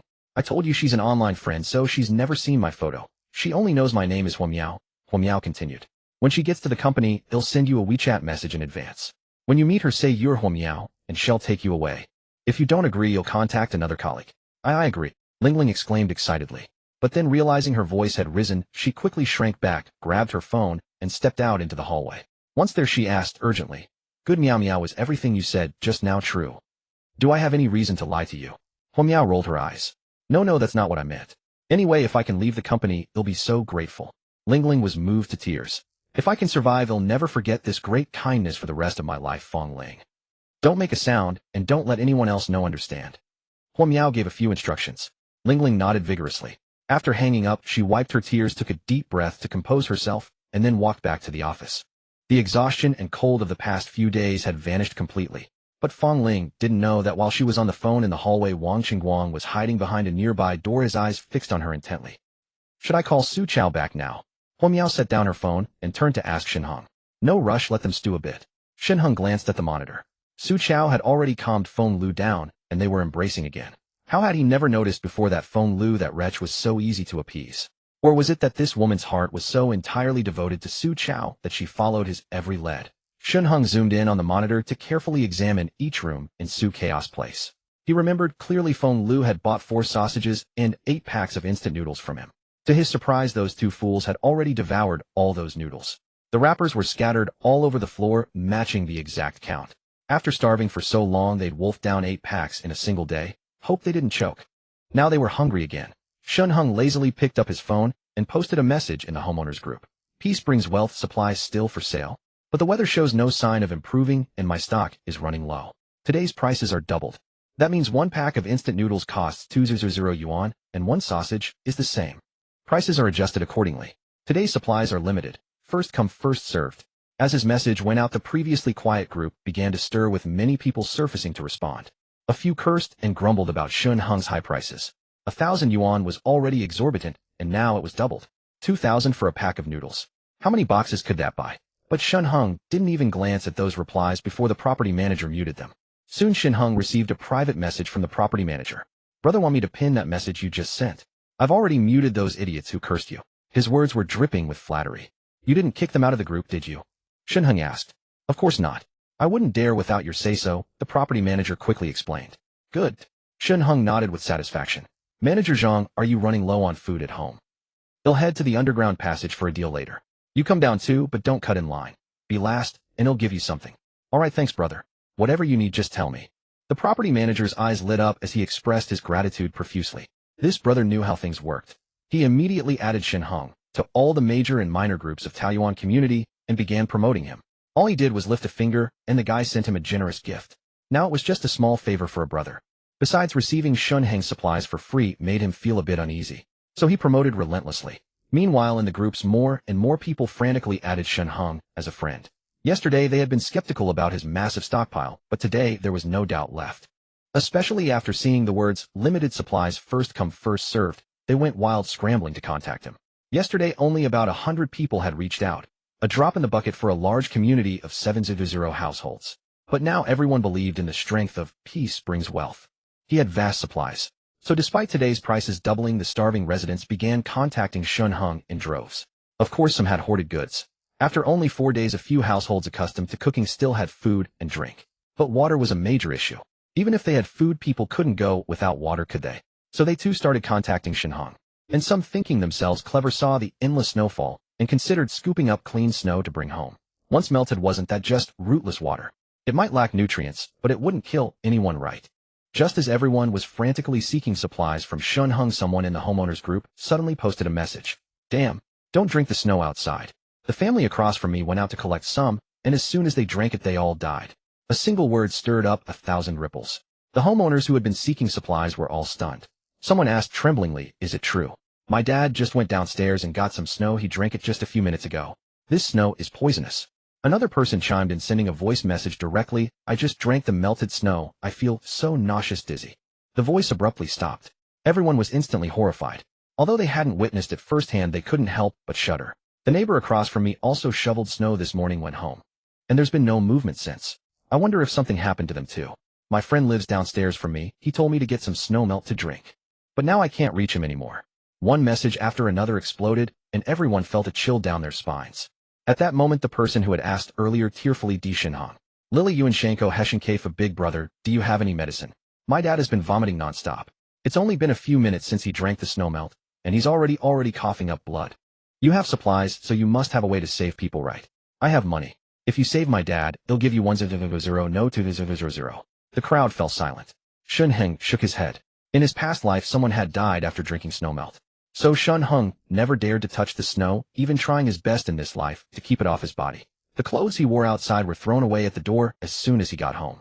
Every time he returned, he would first wash his hands, even extravagantly using mineral water in the hot water tank to shower. In his past life, when he couldn't find drinking water for a while, Shen Heng even drank his own urine. Later he found a shop selling drinking water with several large barrels of mineral water, which solved the water problem. In this life, deaths from drinking snow would also occur. Shen Heng was not a saint. He couldn't be bothered to warn others. Too many people died in the apocalypse. Shen Heng couldn't save them all. Thinking back to his previous life, it seemed that people had started drinking snow melt on the 4th day of the apocalypse. He hadn't expected the same to happen in this life. Heshenkafu, sorry, I'm not a doctor. I can't save anyone. Lily Yuanshenko fell silent, presumably in despair. But then someone in the group spoke up. Yiazikiyu Heshenkafu, do you have any laxatives, emetics, and antibiotics? I'm a doctor. I hope I can help in some small way. A doctor? Shen Heng raised an eyebrow. Staying holed up at home was safe enough, but with the freezing cold a doctor might come in handy. Besides, if Huo Miao ever got pregnant, they might need a doctor for the delivery. Even in the apocalypse, Shen Heng still wanted to have his own child. With the vending machine, even if they had a baby, it wouldn't suffer any hardship. If possible, he wanted this doctor to be at his disposal. Heshenkafu Yiazikiyu, I do have the medicine, but the laxative costs 500, the emetic 800, and the antibiotics 100. If you want them all, 200 for the package. Earlier, Shen Heng had gone on a buying spree from the vending machine to upgrade it. Naturally, that included medicine. Now that it was tens of degrees below zero outside and Shen Heng was still an ordinary person, he could easily catch a cold. If something went wrong and he died early, it would be such a waste. He hadn't just bought cold medicine, he had purchased a lot of other medications too. In his past life, after Shen Heng gained his powers, his physical condition improved significantly, even his cold resistance increased. But now he didn't have any powers yet. To ensure his survival, he naturally placed medicine on the same level as food. Besides, medicine didn't take up much space. In the wine tasting room, Huo Miao had already organized the medicine for him, stacking it in a corner. Lily Yuanshenko 200. That expensive. Why don't you just rob a bank? The others in the group were also in an uproar. Heshenkafu, if you think it's expensive, don't buy it. Let me reiterate, I'm just a businessman, not a charity. Lily Yuanshenko fell silent. He felt he was being manipulated.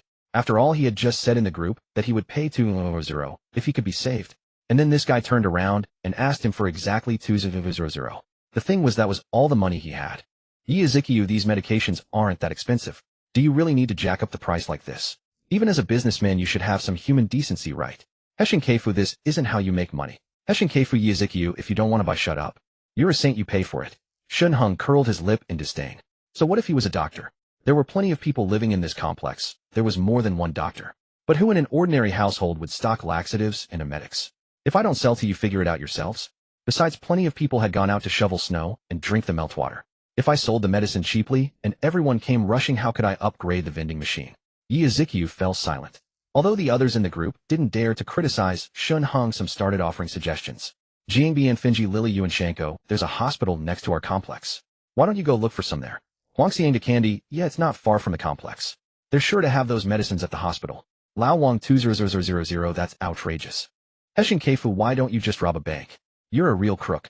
Shen Heng had already stopped selling food to Lao Wang, so he was letting himself go. At this point, Yazikiu spoke up in the group. According to feedback from other homeowners, after drinking snowmelt, people quickly become disoriented and eventually die. Usually going to the hospital in time would be fine, but with this heavy snow outside, how long will the round trip take? Going to the hospital and finding the medicine by the time you bring it back, the person might already be. Building 16, Unit 2, Apartment 2602. Ning Yao sighed. Wearing a pair of gold-rimmed glasses on her nose, she looked helplessly at the chat in the homeowner group on her phone. The blizzard blocked out the sky and the sun, as she hadn't eaten anything for over a day. Moreover, her husband worked at a research institute far from Taoyuan Complex, and she hadn't been able to reach him since yesterday. As a doctor, her duty was to heal the wounded and rescue the dying. So even on an empty stomach, when she saw someone send a distress message, she still actively DM'd them wanting to help. Of course, if she could get some food in exchange for her help, that would be even better. Her online name was Yazikiu. She just hadn't expected that the rich guy Heshin Keifu in the group would sell emetics, laxatives, and antibiotics for such a high price. Although she had money, she couldn't possibly pay for the medicine for the people in the group. Unfortunately, she didn't have these medicines at home. Logging out of the group chat, she contacted a colleague at the hospital. When the apocalypse struck, the hospital was changing shifts as usual. She had just finished her day shift and braved the rain to go home. The colleagues who took over the shift were having a hard time, all huddled up in the hospital, especially since the hospital was large and the cafeteria was far from the inpatient building. In this freezing weather, the main entrance on the first floor was covered in snow, so they couldn't even get to the cafeteria. Her colleague replied hastily, Dr. Ning, those medicines you mentioned are gone now. Many colleagues and patients in the hospital drank snowmelt because they were hungry and thirsty. To save people, everyone dug a tunnel under the snow to the medicine storage room. These medicines have all been used to treat the colleagues and patients. Even her colleagues had drunk the snowmelt. Ning Yao's heart sank. She quickly said, don't drink anymore. There must be poison in the snow. Of course. I have to go save people now. Putting down her phone, Ning Yao rubbed her eyebrows in despair, her face full of hopelessness. She tried calling her husband again, but it was still the same familiar voice. The number you have dialed is powered off. Ning Yao pressed her lips together and closed her eyes in pain. As a medical doctor who had studied abroad and returned with outstanding achievements, Ning Yao possessed impeccable medical skills. Before the age of 30, she had already become the director of the emergency department. She was no stranger to life and death, yet in this apocalyptic era, with her husband out of contact, and after prolonged exposure to cold and hunger, she was well aware that her husband had most likely met with an accident. Her husband's research institute was a sterile chemical laboratory devoid of any food or drink, filled only with precision instruments. How could one survive in such a place? Besides, her husband never carried a charger. Even if he were still alive, trapped inside the lab, his phone would have long run out of battery. She couldn't even step outside the door, let alone search for her husband. She felt utterly powerless. Just then her phone buzzed. Ning Yao snapped back to reality and quickly picked it up. Someone had mentioned her in the owner's group. A flicker of disappointment crossed her face, but she still opened the group chat. Old Wang, Yijiqiu, are you a doctor? You're not in cahoots with that Harmony Brings Wealth guy, are you? Recommending others to buy overpriced medicine, then splitting the profits with him, and saying it takes a long time to go back and forth. You said that deliberately to scare everyone. Ning Yao was taken aback. She never expected her reluctant suggestion to invite such disdain. In cahoots with Harmony Brings Wealth. What a joke. Trembling with rage, she typed furiously, but just as she was about to hit send, she hesitated and ultimately deleted the message. Then she replied calmly, say what you will. I'm Ning Yao, an emergency physician at the Jiangxing People's Hospital next door. I just asked my colleagues. Many in the hospital drank the melted snow, and all the medicine has been used up. Even if you go now, you probably won't get any. She also posted a screenshot of her conversation with a colleague. Old Wang fell silent. Lili Yuan Shangchao was anxious. Dr. Ning, I've heard of you. So what should I do? My father. If you can afford it, I suggest buying medicine from Harmony Brings Wealth. If not, there's no other good option. The decision is yours. Ning Yao replied coolly. As a doctor, she had witnessed too many farewells between life and death. She merely offered the best advice calmly. Whether the patient's family accepted it was none of her concern. Old Wang Si. Still saying you're not in league with him. The only suggestion you have is to buy from that profiteering scumbag. Any other bright ideas? Humph. Ning Yao's temples throbbed. Do you have a better idea? Old Wang stopped being sarcastic. If you can save him, then Old Wang said nothing. Shen Heng grinned his arm around Huo Miao as they lounged on the sofa watching the drama. This group was quite lively. Too bad that in a while most of these people would be dead. And this Old Wang. He would be the first to die. Shen Heng sneered, narrowing his eyes. I won't sell you anything. Let's see if you starve first. He got up to pack supplies. Since his consciousness space was locked today, he would have to carry everything on his back and transport it all the way. Fortunately, Shen Heng had ridden a bicycle back yesterday. But today he couldn't sell thick quilts anymore. He could only sell convenient food items like instant noodles and bread. That was fine too. When those owners saw how little he had to sell, they'd probably scramble to buy. The prices would naturally rise. He and Huomiao stuffed the supplies into sacks and tied them onto the bicycle. The basket, both sides, and the rear seat were all bulging with tightly packed sacks.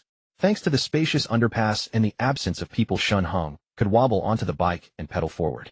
To avoid drawing attention, he wore an extra thick jacket over his system-selected combat suit. Though it made him look bulky, his movements were barely affected. The system-selected combat suit was essentially like a tight-fitting garment. In the apocalypse, others wore thick clothes weighing over 10 pounds wrapped up like dumplings. But all of Shen Heng's clothes combined weighed very little. "I'm off." Shen Heng waved at Huomiao. "Be careful." Huomiao nodded obediently. Even though she still didn't understand why Shen Heng insisted on selling supplies and the stock in the basement was dwindling, she wisely refrained from asking. If Shen Heng didn't want to talk about it, she shouldn't pry. But she thought of the strand of red hair around Shen Heng's neck and found it hard to accept. Shen Heng was so strong. She needed to feel a sense of urgency. With his vast resources, women would surely throw themselves at him. Instead of letting that happen, she should take the initiative. She was his first woman. If she could win his heart, she could guard their home. That way her own life would be secure. She turned her head and glanced at the underground passage door of Villa No. 3 nearby. The door was tightly shut. She squinted. Maybe she should bring Yang Jinxian and Yang Mushuan over on her own initiative. That way Shen Heng wouldn't have time to go out during the day. She wanted to knock on their door, but feared exposing herself. In the apocalypse, even if the underpass was empty, it was best not to linger outside. Remembering Shen Heng's warnings, Huomiao quickly turned and went back inside. Back home, Huomiao saw Shen Heng's old phone still on the sofa. This was his old phone logged into his original WeChat. He now carried a new phone logged into the Harmony Brings Wealth account dedicated to business. Without the consciousness space, Shen Heng had to minimize what he carried, so he left the old phone behind. Shen Heng's phone was still here. Huomiao's eyes lit up, and she quickly picked it up. Shen Heng had already told her the password because as a simp, aside from chasing Feng Lu, he had no other secrets. Shen Heng had even told her that this phone could access the surveillance of Su Chao and Feng Lu, so she could keep an eye on that pair of scumbags and see what schemes they were up to. Now this worked to her advantage. Huomiao unlocked the phone and found Yang Jingshuan's WeChat. She forwarded the contact to herself and then used her own phone to add Yang Jinxian. Shen Heng was naturally unaware of Huomiao's thoughts. Had he known, he would have praised her without hesitation. What a sensible and understanding wife. One couldn't even find such a good spouse in dreams. He was now laboriously riding his bicycle heading south. Fortunately, the underpass was flat and spacious. Though cycling was arduous, it was far better than dragging a sack on foot. Once the system upgrades, I must buy a pickup truck. Shen Heng panted, thinking to himself. Then I can transport supplies by truck. This is too exhausting. Arriving at his usual spot, he untied the sack and placed it on the ground, then plopped down onto a small stool. He sent a message in the owner's group. "I'm here. Anyone who wants to buy supplies, come down now. Supplies are limited, if first come first served. Don't talk about reservations or anything. Cash only, no exceptions." As soon as the message was sent, someone quickly ran out. The big shot Harmony Brings Wealth had made it clear. Cash only, no exceptions. A young man sprinted over, stopped before Shen Heng, glanced at the sack on the ground, and asked, "Brother, would you sell all of this in one go?" "All in one go?" Shen Heng looked surprised. "Yes," the young man nodded. "I just saw you said cash only, no exceptions, so I wanted to ask. If you're unwilling to sell it all to me, that's fine. Don't be upset, ill by normally." Shen Heng looked him over.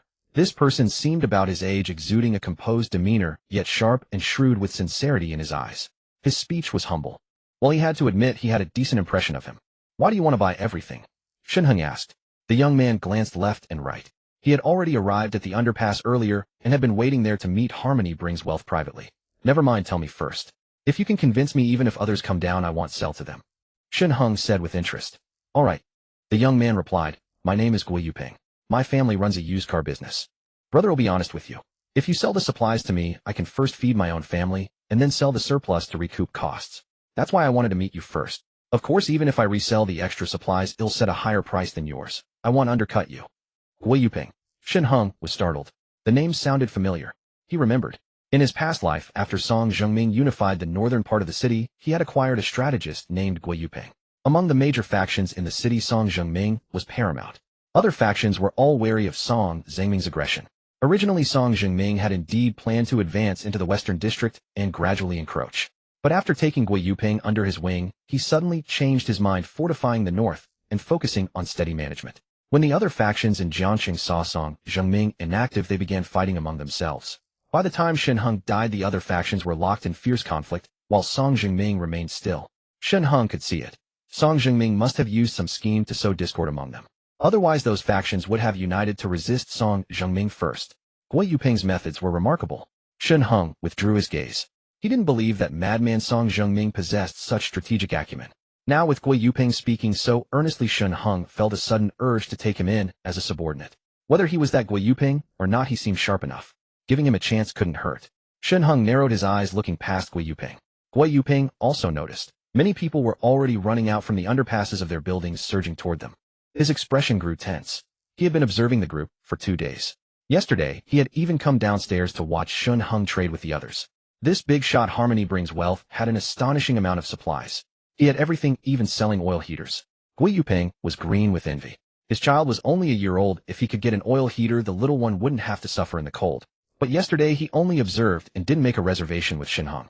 Today he added Shen Heng on WeChat and mentioned wanting to buy an oil heater, but Shen Heng said they were temporarily out of stock. Just as Gui Yuping was about to be disappointed, Shen Heng explained that oil heaters would be available tomorrow. This amazed him. In this weather it was inconvenient for everyone to go out. How could this mysterious big shot have no stock today, yet have it tomorrow? It was simply unbelievable.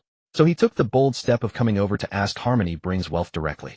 After all, although this big shot had a temper, Gui Yuping had summed up his group messages as being quite reasonable. He wouldn't engage in normal discussions, but would step in to shut down shameless remarks like old wongs. Alright, I'll give you a chance. Shen Heng nodded. They'll sell you all these supplies in one batch.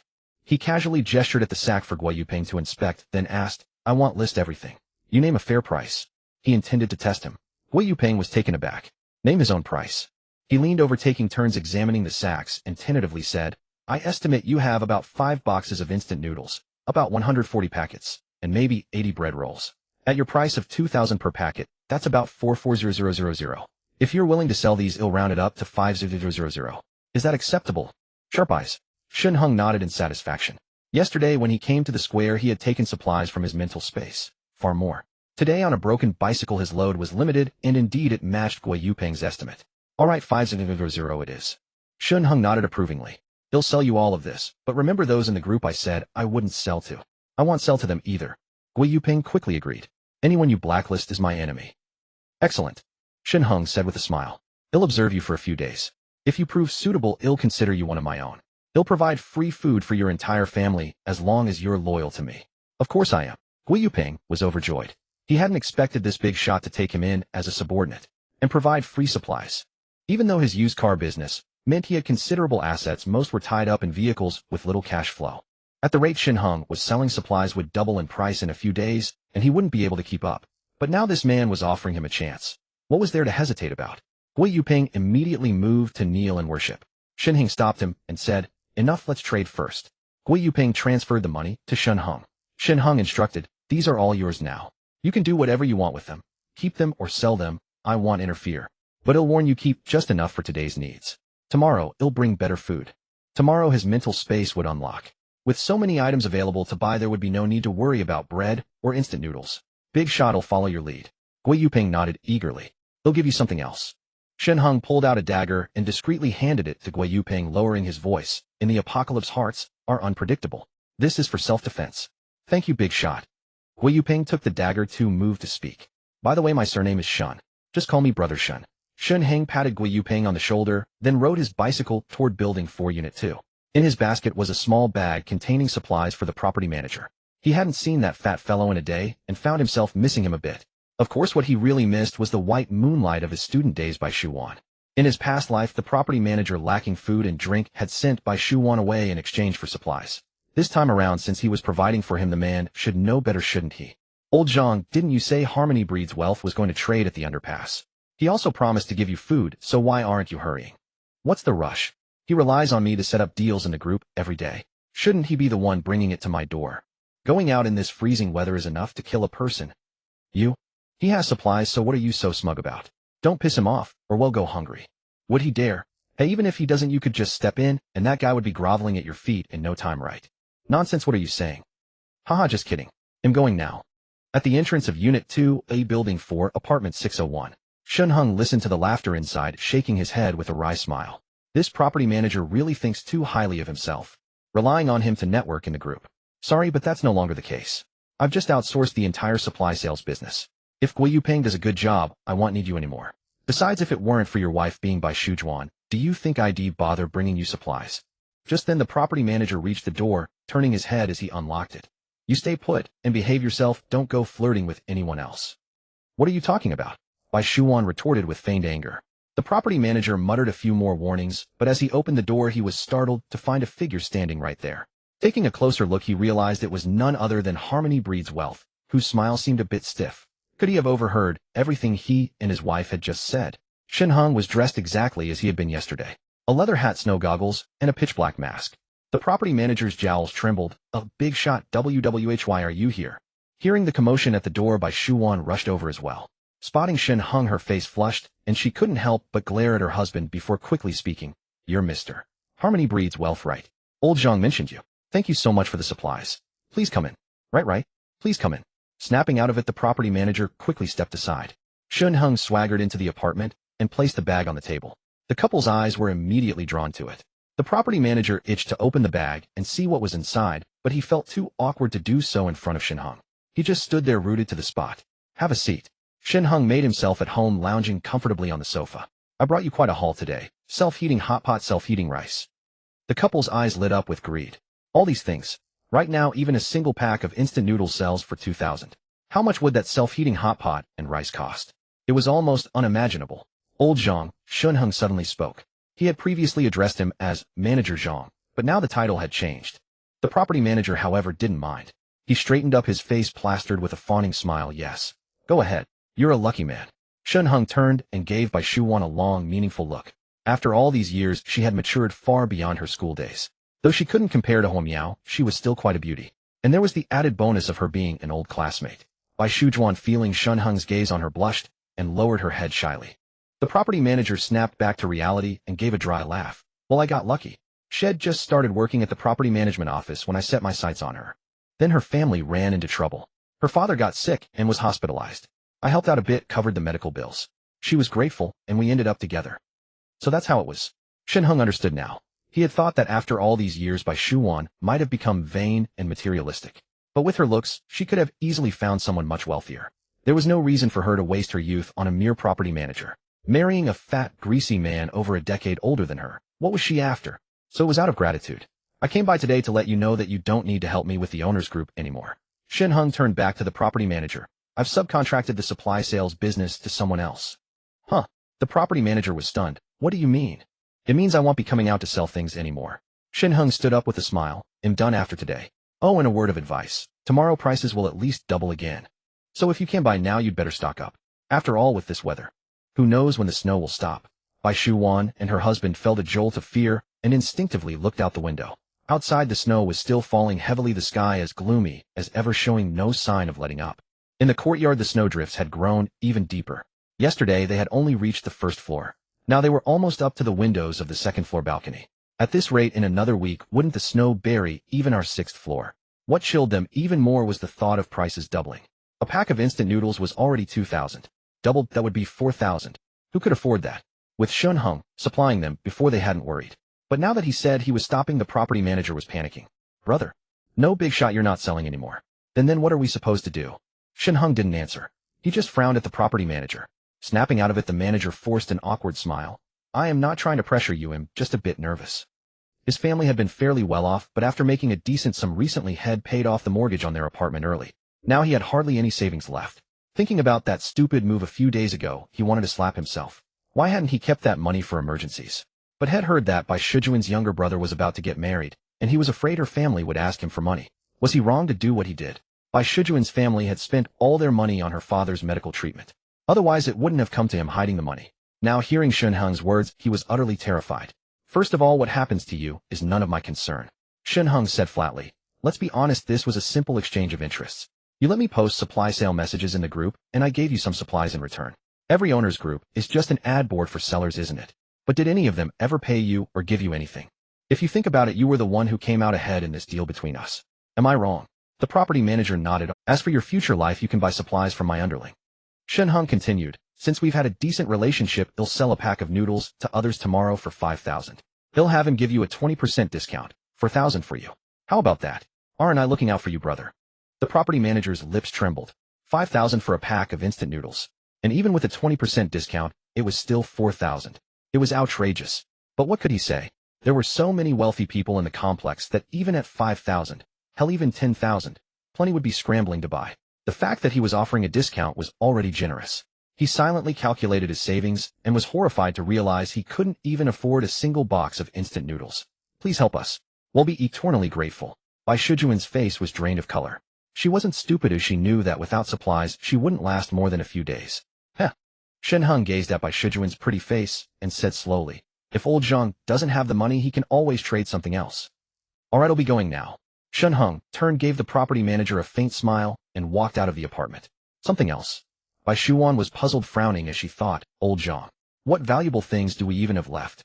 We scrimped and saved over $1 million and you used it all to pay off the mortgage. Now our entire savings are barely over 100,000, right? Even adding in all my gold and jewelry, it probably won't amount to much. Old Zhang let out a bitter hollow laugh.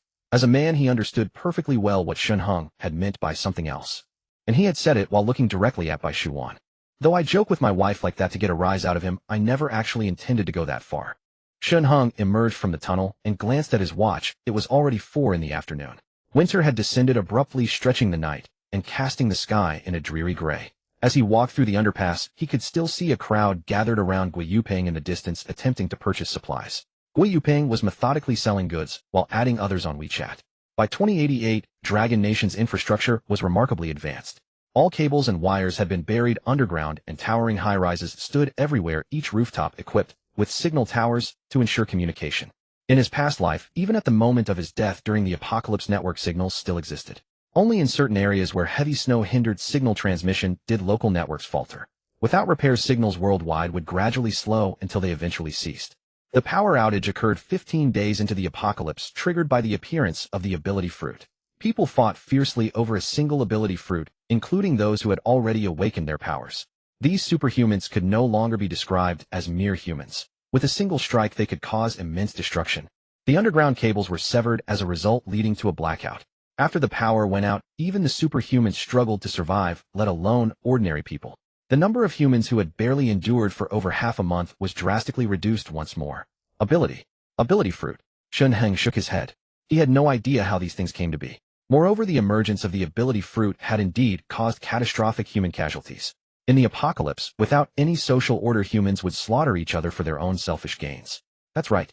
He suddenly recalled someone mentioning in his past life that an ability fruit might sprout in the underground passage near the entrance of Building 16. Shen Heng quickly strode over. At the entrance of Building 16, he carefully observed for a moment and noticed a tiny green blade of grass in the stair gap of Unit 2. Despite the freezing weather, the grass was tenaciously alive, not withered by the cold. The blade no longer than a thumb stubbornly grew. Could this thing really bear an ability fruit? Shen Heng was skeptical. Yet aside from this spot, there wasn't a trace of green anywhere else. It couldn't possibly sprout from a stone, could it? It wasn't a stone monkey.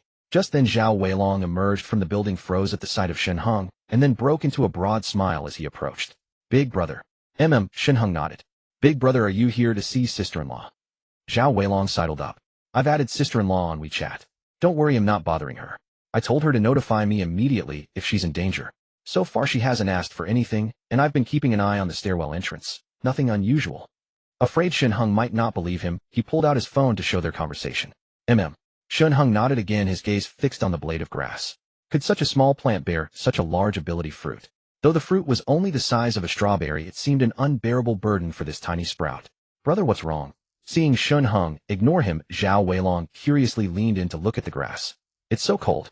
How do you think it survives? Shen Heng asked. This genuinely stumped Zhao Weilong. He scratched his head.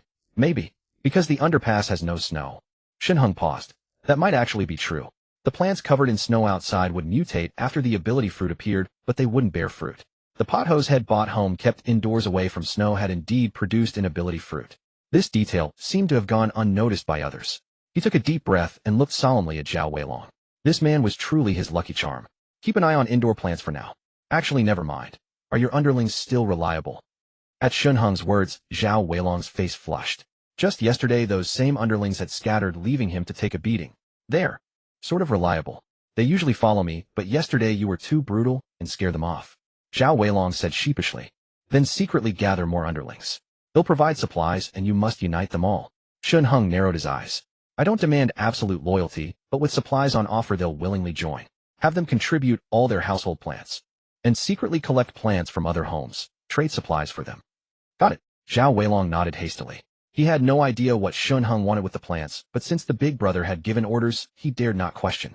He only knew one thing: follow the big brother, and there would be food. That was enough. Shen Heng wanted to see just how many ability fruits he could gather by collecting as many household plants as possible before they began to bear fruit. In this weather no one had food to spare. Who would refuse to trade plants for food? You couldn't eat plants. Later go find Guo Yuping, that young man selling supplies over there. Shen Heng pointed into the distance. Tell him you're with Brother Shen, and he'll give you some supplies. He currently had no extra food himself. Since he intended to groom Zhao Weilong as a subordinate, he needed to earn his loyalty. Tomorrow I'll get you more food. For now, just make do with instant noodles and bread. Shen Heng patted Zhao Weilong's shoulder. He's also my subordinate. When you gather your brothers, have them secretly protect Guo Yuping. Don't let anything happen to him. You can count on me, Brother Shen. Zhao Weilong was overwhelmed with gratitude, nodding repeatedly. If the Lord does not abandon me, I would gladly swear fealty. Look at Brother Shen's magnanimity. He truly treats him well. Brother Shen, aren't you going up to see sister-in-law? As Shen Heng prepared to leave, Zhao Weilong asked softly. Shen Heng hesitated for a moment, then waved his hand. You keep protecting her secretly. I have other matters to attend to. Take care, Brother Shen. Zhao Weilong watched respectfully as Shen Heng rode away on his battered bicycle, then pulled out his phone to contact his underlings. Ertzi, come out, it's time to work. Bonsuin, get downstairs now. Oh, and you still have a few potted plants at home, right? Bring them along. Xiao Lu, go ask your neighbor. I remember he has a rubber plant half a man's tall. Ask if he'll trade it for a pack of instant noodles. Zhao Weilong arranged everything methodically. Meanwhile, Huo Miao added Yang Jinxian on WeChat. Seeing the contact Shen Heng had recommended, Yang Jinxian accepted the friend request without a second thought. She also glanced at the other's moments. It seemed to be Shen Heng's girlfriend. Why would she add her? Out of politeness, Yang Jinxian sent a message. Hello, is there something? After a moment, Huo Miao replied. Yang Jinxian looked at the message and was utterly stunned. Would you be willing to bring Yang Mushuan and become my husband's girlfriend? She recognized every word, yet strung together the sentence seemed incomprehensible. Su Chao and Feng Lu huddled together at home. They began to follow the example of some neighbors, burning their furniture for warmth. It was unbearably cold. As night gradually fell, the frigid air pressed down directly from the sky. Even hiding under the blankets at home, they couldn't stop shivering. By evening, the entire neighborhood was aglow with firelight from every household, as if the whole complex was ablaze. Feng Lu warmed herself by the fire, feeling the bone-chilling cold slowly dissipate and her body revive. She exhaled a breath of steam and turned to ask Su Chao, has Huo Miao contacted Shen Heng yet? It's already dark. If she hasn't gained his trust, we'll have to endure another freezing night in this cold house. She recalled the video call where Shen Heng had been wearing only a thin pajama set. It was unimaginable how warm his home must be. More importantly, he was eating pan-fried buns and sipping hot wonton soup, even indulging in lobster early in the morning. The mere thought of that scene made Feng Liu's mouth water uncontrollably. Why don't you ask Huo Miao again? Feng Lu urged. If we freeze any longer, he'll end up with chronic arthritis. All right, Su Chao nodded, picking up his phone to send a message to Huo Miao. He cast a sidelong glance at Feng Lu, a hint of disgust already creeping into his heart. Though Feng Lu was decent, her temperament was far too extreme. She had no brains at all. Just earlier she had quarreled with him over the female skier from the university town, and it had taken all his reasoning and persuasion to calm her down. For now you're still useful. Once I get to Shen Heng's place and finish him off, I'll kick you out. With a fridge full of supplies like his, what kind of woman couldn't I find? After sending the message to Huo Miao, he glanced at the owner's group chat. In it, some women had already posted their photos offering themselves for a bite to eat. The price to pay went without saying. One woman's picture made Su Chaos heart itch. He had even secretly added her on WeChat, planning to contact her after dealing with Shen Heng. But for now, Su Chao still needed Feng Liu's help. She was an indispensable part of the plan to take down Shen Heng. They had already agreed once they met Shen Heng, Feng Lu would apologize earnestly and reminisce about the good old days, and Shen Heng, being the fool he was, would surely let them in. That night Feng Lu would take the initiative to seduce him, and Shen Heng, the idiot, would fall for it. Then Feng Lu would let out a deliberate scream, their prearranged signal. Su Chao would seize the opportunity to burst in and kill Shen Heng outright. Huo Miao had sent a message to Yang Jinxian, but received no response for a long time. What was going on? Hadn't she made herself clear enough? Just as she was about to send another message, a knock came at the door. Checking the monitor and seeing it was Shen Heng, Huo Miao broke into a sweet smile and quickly opened the door. Let me take off my coat first. Shen Heng went to the bathroom to wash his hands, thoroughly changed into his pajamas, and came to the living room. Taking his usual seat, Huo Miao nestled into his arms. Honey, what do you want for dinner? He'll go prepare it. At home, she had been constantly learning various recipes online. Now she was a passable little chef. Anything is fine. Shen Heng pulled Huo Miao closer, relaxed his body, and planted a kiss on her forehead. Huo Miao giggled about to return the kiss, but her phone suddenly rang. Who's sending you a WeChat message? Shen Heng asked. I don't know either. Huo Miao replied somewhat awkwardly, then turned and headed to the kitchen to busy herself. She thought it might be a message from Yang Jinxian and feared Shen Heng might see it. If her husband found out she had taken it upon herself to arrange a concubine for him, would he resent her for being too presumptuous? Probably not, right? Didn't men all like women who were understanding like her? Fortunately, Shen Heng was already sitting on the sofa absorbed in his own phone, so Huo Miao quietly picked up hers to check. It was a message from Su Chao. Huo Miao, have you contacted Shen Heng? Does he believe what we said? My friend is ready to set off now. It's freezing and hard to travel at night. Once you've confirmed, I'll have her pick you up. Oh, and I told her you're my cousin. Don't slip up. We need to work together to survive, don't we? Huo Miao smiled. This guy was certainly impatient. If it were her, she wouldn't even bother with that pair of scumbags. But since Shen Heng wanted to watch the show, she would play along willingly. Huo Miao breathed a sigh of relief and asked Shen Heng, Su Chao is asking me. How should I reply? Just tell him you've confirmed with me, and see what he does next, Shen Heng said, leaning in with interest. Huo Miao acknowledged, and picked up her phone to reply. I've contacted him, and he believes Feng Lu and I are living together. Now can you have your skiing sister come pick me up? Su Chao had been waiting anxiously, and upon receiving Huo Miao's message his face lit up with joy. She's contacted Shen Heng. Su Chao turned and told Feng Lu before quickly sending a voice message to Huo Miao. Her name is Lu Chenxi. Don't you dare reveal our relationship to her. Otherwise, if she kicks you out, don't blame me. They'll contact her now and have her pick you up. After listening to Su Chao's voice message, Huo Miao relayed the information to her colleague Feng Ling. Ling, her name is Lu Chenxi, and she'll come to get you soon. Remember, you must say you're Huo Miao, Su Chao's cousin, or she won't take you. Got it. Got it, Miao Miao. Feng Ling was overwhelmed with excitement and kept assuring her, as long as she could leave the company. Here she couldn't even guarantee her own survival. And she was still wearing thin summer clothes. It was freezing to death. Feng Ling breathed a quiet sigh of relief. But just then Wang Qingwang's voice rang in her ears. Ling, who are you chatting with so happily? Startled, Feng Ling quickly shoved her phone into her pocket and stammered, No one, just a good friend. Boss Wang, how could I be happy? Trapped here with this endless snow outside, I'm too worried to even cry. Wang Qingwang said nothing, only let out a couple of hollow chuckles before turning away. Combining this with the phone call Feng Ling had made in the hallway earlier, he was certain she had arranged for someone to pick her up. But with snow this thick, how would they get here? Wang Qingwang couldn't figure it out. But if someone did come, wouldn't he just snatch their means of transportation? Huo Miao busied herself in the kitchen, and soon the aroma of a home-cooked meal wafted through the air. Shen Heng meanwhile lounged on the sofa chatting with Gui Yuping on his phone. A virtuous and beautiful woman cooked in the kitchen, while he like a leader delegated tasks to his subordinate. This was a life Shen Heng had never dared to imagine. He even felt a flicker of gratitude toward the apocalypse. Had it not been for the icy cataclysm, he would still be that miserable, penniless simp churning out words for a living. Gui Yuping reported that the afternoon supplies had sold quite well, but Zhao Weilong had come looking for him, and he had shared a significant portion of the food with him. Since they were all working under Brother Shen, it was only natural that no payment was expected. Shen Heng offered words of comfort, expressing his full satisfaction with Gui's actions. He then instructed that the next day's supplies would also be entrusted to Gui for sale, and even told him there was no need to front the money, he could simply transfer the proceeds afterward. Grateful for Brother Shen's trust, Gui Yuping quickly pledged his unwavering loyalty, vowing never to embezzle a single cent. A promise. In the apocalypse, who would take such hollow words seriously? Shen Heng naturally was not so naive as to believe in Gui's absolute devotion. He directly sent a WeChat message to Zhao Weilong instructing him to send 2 sharp-witted underlings to keep an eye on Gui Yuping the next day. On the surface, they were to pretend to be customers looking to buy supplies, but their true purpose was to secretly watch him. Zhao Weilong immediately acknowledged the order. Just then Su Chao called via video. Hello. Shen Heng answered lazily. Bro, Huo Miao called you, right? Su Chao said with a dry laugh. She was in the bathroom, I had her use her phone to call you. You believe me now, don't you? Of course. Shen Heng nodded. After all, you and I are brothers. You would never do something so despicable, right? Su Chaos smile stiffened. If you ever did such a thing, you'd rot from head to toe, and your whole family would die a miserable death. Su Chaos' face turned ashen as he struggled to maintain his smile. I really shouldn't have doubted you. It was my own pettiness. Shen Heng shook his head with a sigh. Let's not talk about that anymore. Su Chao took a deep breath. Most of my furniture has been burned for warmth. Where are you staying? If you don't let us come over, we'll freeze to death. Yes.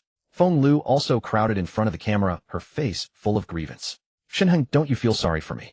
I'm about to die. What does that have to do with me? Shen Heng was taken aback. Feng Lu was also stunned. What do you mean? We broke up, remember? Shen Heng said with a grin. Seeing you in a bad way actually puts my mind at ease. Sorry, but I have to eat now. Bye. He hung up the phone directly. Time to eat, honey. Huo Miao urged only after hearing Shen Heng in the call. He looked up to see several dishes already laid out on the table: sweet and sour spare ribs, yuxiang shredded pork, mapo tofu, and hand-torn cabbage. 2 meat dishes and 2 vegetable dishes. There was also steaming hot pumpkin porridge and whole wheat flatbread.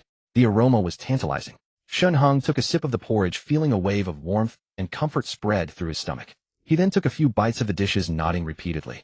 Meow meow, your cooking has improved so much in just these few days. To make such a feast in such a short time. I started preparing the sweet and sour spare ribs right after you left this afternoon, and I marinated the yuxiang shredded pork in advance. So it actually took me quite a while to cook. Huo Miao laughed. But I'm glad you like it. To capture a man's heart, one must first capture his stomach. Although she had never cooked before, she now discovered she seemed to have a natural talent for it. She hadn't produced any disastrous dishes. On the contrary, every dish looked and tasted quite good. Shen Heng savored the meal and offered some suggestions which Huo Miao patiently noted, planning to improve next time. Yes, she would just cook according to her husband's taste. On the other side, Feng Lu, whose call had been cut off, was trembling with rage. If Shen Heng were in front of her, she would scratch his face to shreds and tear his mouth apart. Had he just been toying with her all this time? Calm down, calm down. Su Chao frowned and shouted at Feng Lu twice. What else can we do? Feng Lu took 2 deep breaths. The icy air instantly restored her composure. But the hatred in her eyes refused to dissipate. Get a grip. At worst, well, just call him again. Su Chao said in a stern voice. Apologize properly. He's been simping for you for years. Can he really have no feelings left for you? He's definitely just throwing a tantrum.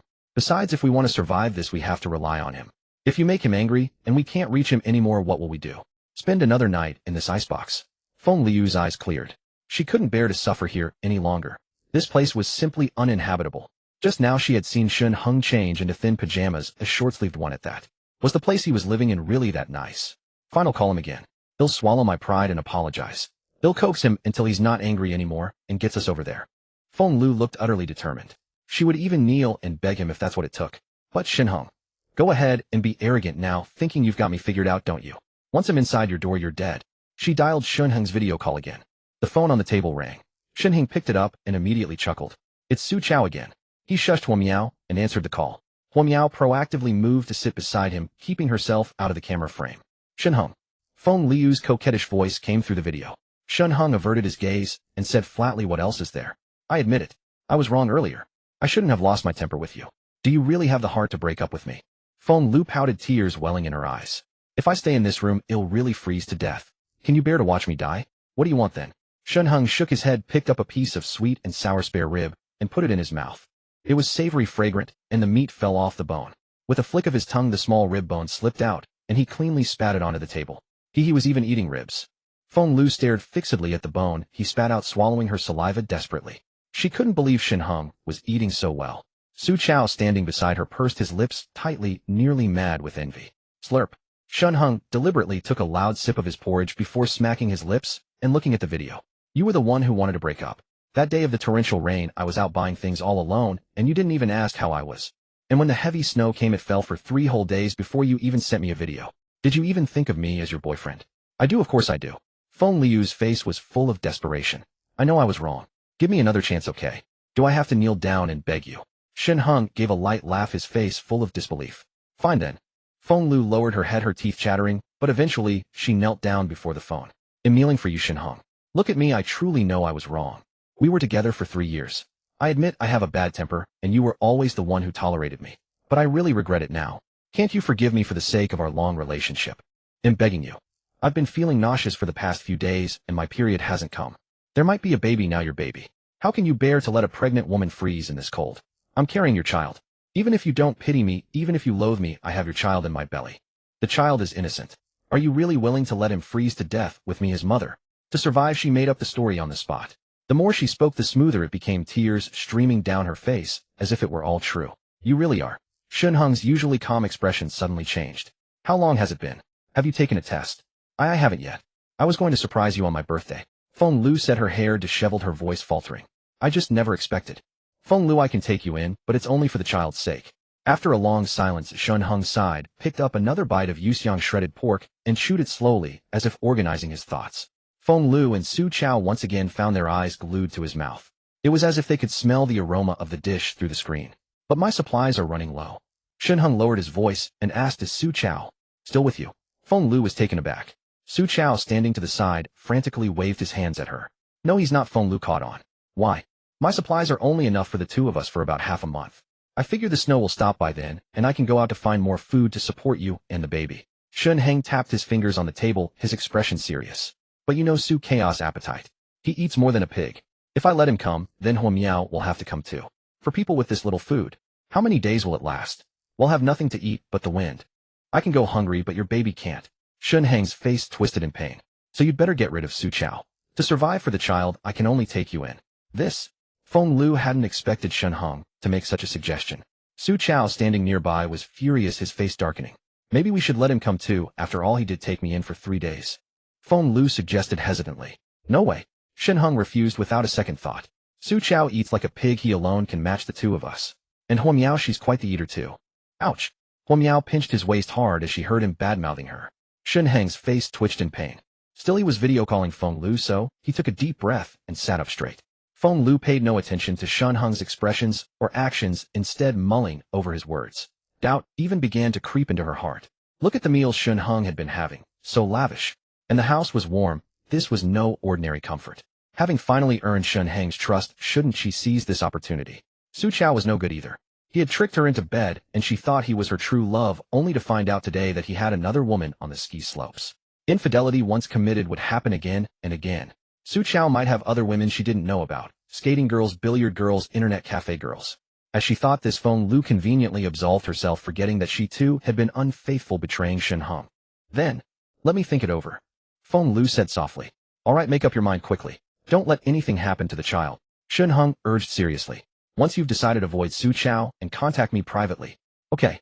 Feng Lu nodded. They'll hang up now. Haven't had dinner yet. Shen Heng picked up another piece of mapo tofu, smacking his lips in delight. Save some for me, I'm starving. He'll contact you soon. Feng Lu quickly said. But before she could finish, Su Chao reached out and ended the video call. What are you doing? Feng Lu glared at him angrily. What do you think? Su Chao retorted, equally indignant. If I hadn't hung up, you'd have spilled our whole plan to Shen Heng. Look at you, so pathetic. Feng Lu's knees ached from kneeling. She stood up furious. Su Chao, I followed your plan, apologized to Shen Heng, even knelt for him. What now that he's forgiven me, but won't let you into his house, you're panicking. Just impotent rage. Slap. Before she could finish, Su Chao struck her hard across the face. Feng Lu stumbled, clutching her cheek in disbelief. You hit me. Are you trying to scare me? Su Chaos' face darkened as he spoke coldly. Can't you use your brain? Shen Heng is clearly driving a wedge between us, and you still dream he'll take you in. We're in the same boat now. Only by working together to take over Shen Heng's home can we survive. In morning, you don't entertain such illusions. If you try to abandon me, he'll tell Shen Heng everything about us. Let's see if he still wants you, a used woman, or if he'll remain devoted to you. Feng Lu froze, staring at Su Chao with narrowed eyes. Yes, they were in this together now. If Shen Heng found out about her and Su Chao, he would never forgive her. What she hadn't expected was that Su Chao would actually strike her. Su Chao, this is the first time you've hit me. You used to not even bear to scold me. She murmured. Su Chao sighed, pulled her into his arms, and coaxed softly. I was afraid you'd leave me. I'm sorry. Does it still hurt? We truly love each other. I was scared you'd be deceived by Shen Heng and got anxious. Trust me, I won't do it again. I was just jealous. Yet in his eyes a flicker of disgust appeared. If Feng Lu weren't still useful, he would have killed her right then. A woman who can't accomplish anything but can ruin everything. How could you do this to me? Sob. Feng Lu wept in Su Chaos' arms, her face pressed against his neck, a flash of hatred in her eyes. Su Chao, you dare hit me now and hide other women behind my back. A fickle man, utterly unreliable. But for now she couldn't shake him off. She would go along with it for the time being. Once inside Shen Heng's house, she would tell him Su Chaos' plan and join forces to take him down. She would cut off his tongue first to stop him from spreading rumors. Though they held each other tightly, both harbored ulterior motives. As night deepened, Feng Lu and Su Chao finally reached an agreement. Neither could abandon the other, for if one tried to contact Shen Heng alone, the other would expose them. After a shower, Shen Heng lay in bed as his phone rang. This time the video call came from Feng Lu's account. Shen Heng smiled. The woman couldn't wait any longer tonight. Feng Lu, pampered and spoiled, couldn't endure even a bit of hardship. She was eager to move in right away. Too bad he wasn't a junkyard. He didn't take in just any trash. With the fragrant and stunning Huo Miao in his arms, how could he ever fancy a woman like Feng Lu? The system upgrade had about 5 more hours to go. In 5 hours he could spend $1 million to buy an ability fruit. Then he wouldn't have to live in fear. He wondered what kind of power the vending machine's fruit would grant him. The phone kept ringing. Shen Heng snapped back to reality and answered the video. Shen Heng, what were you doing? Why didn't you pick up for so long? Feng Liu's side was pitch dark, and she pouted coquettishly though he couldn't tell where she was. However, the surveillance on his other phone clearly showed Feng Liu shivering under a quilt on Su Chaos' bedroom bed, with Su Chao sitting across from her watching. Just took a shower. So have you decided? Shen Heng asked, knowingly aware they couldn't part ways. Shower? Feng Liu was stunned. Seeing Shen Heng on the video, his hair wet and shirtless, she knew he wasn't lying. She, on the other hand, hadn't bathed in days, her hair greasy and disheveled, looking like a beggar. But in this bitter cold the pipes had long frozen, not a drop of water flowed, and even drinking water was scarce. How could Shen Heng still manage to shower? She couldn't imagine how warm his home must be. Su Chao also realized this, his eyes wide with shock. I stocked up on plenty of bottled water. Though the pipes are frozen, I pour the water into the heater. It's enough for a quick wash, Shen Heng shrugged. A bottle of water cost only 1 yuan. Filling the large jacuzzi might take a dozen cases, but it was still cheap, just 400 or 500 yuan. Now that he sold a pack of instant noodles for 2,000, he could net over 1,000 after the bath cost. All profit, no need to fret. Bottled water for a shower. Feng Liu's lips trembled. What a waste. Outside people paid 2,000 for a single bottle, but Shen Heng used it to bathe. Such extravagance. Now that snow outside carried a virus making it undrinkable, the price of bottled water had skyrocketed. Some who hadn't stocked up were willing to pay 3,000 for a bottle. And Shen Heng used it for a shower. If you come over you can shower too, Feng Liu. Your hair looks greasy, haven't bathed in days, right? Isn't it uncomfortable? Shen Heng said sympathetically. His words made her feel itchy all over. She was about to speak when she caught Su Chaos' menacing glare. She steadied herself and whispered, Shen Heng, him in the hallway now. Su Chao is in the bathroom. I want to come to you now. He'll sneak away and he won't notice. Will you come get me? But you just showered, it going out might make you catch cold. Why don't you tell me your exact location and he'll come to you? Shen Heng nodded. All right, come over now. I'm in the townhouses. Townhouses? Feng Liu's eyes lit up. Which row and number? Su Chao held his breath, ears perked. Once they knew Shen Heng's place, he couldn't escape. Besides, there was an underground passage between the townhouses and their high-rise, making it easy to get there. She felt relieved. Thank goodness Shen Heng lived in the townhouses. If it were the detached villas behind, they'd freeze to death in the blizzard before reaching him. Row 2. Shen Heng paused, then frowned. You're not in cahoots with Su Chao to ambush me, are you? Row 2. Which seat in row 2? Just tell me. Feng Liu was anxious, but she turned to look around, then whispered, how could that be? You're my boyfriend, I love you the most, I wouldn't lie to you. Hurry up and tell me which seat in row 2. Oh, my phone's dead, I forgot to charge it. It's about to shut down.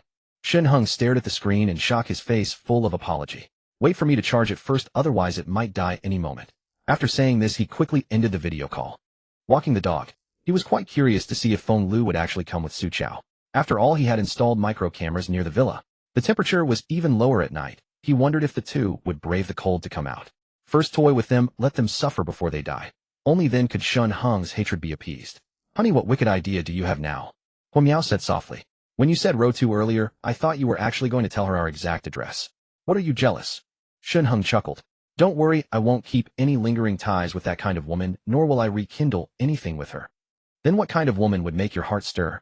Huo Miao felt a pang of resentment and glanced deeply at Shen Heng's neck. Today she didn't find any woman's hair on him, but her sense of crisis hadn't diminished. By the way, go urge Su Chao, give him some pressure. Shen Heng whispered to Huo Miao. Huo Miao nodded and, following Shen Heng's instructions, took out her phone. She had been at home these past few days, scrolling through videos, cooking, and tidying up the house. Although it was warm and joyful being with Shen Heng, it was inevitably boring. Now accompanying him, she found amusement in watching the drama unfold. She sent a message to Su Chao telling him to quickly contact Ski Girl to pick him up. At the end of the message, she threatened Su Chao if Ski Girl didn't come to pick him up tonight, she would contact Shen Heng and tell him everything. Su Chao, desperate to get into Shen Heng's house, naturally complied without hesitation. After coaxing Ski Girl for a while, he instructed her to go pick up Huo Miao.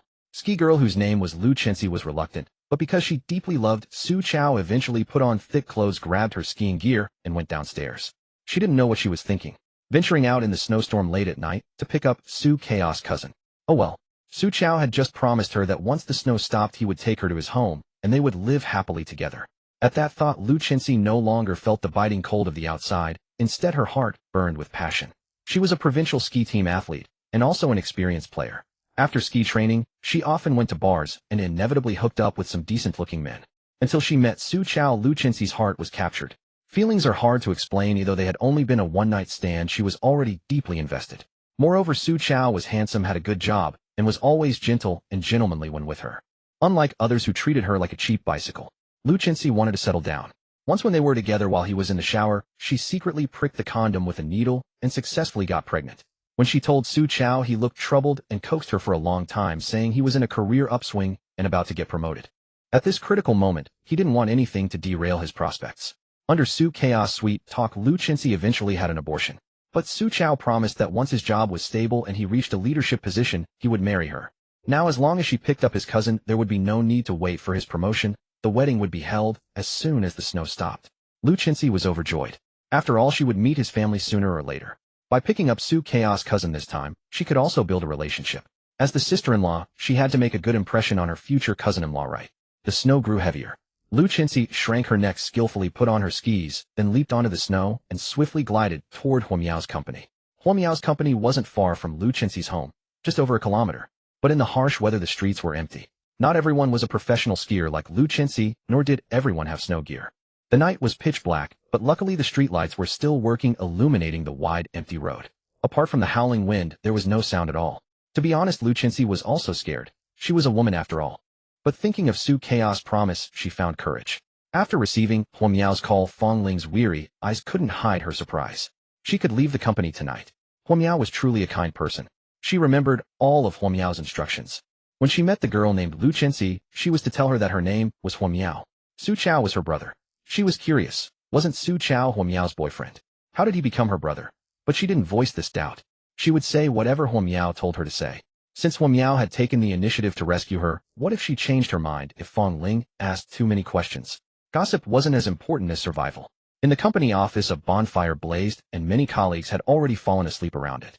According to Wang Qingwang's orders, someone had to stay up every night to watch the fire and keep it from going out. Otherwise, everyone would freeze to death in the middle of the night.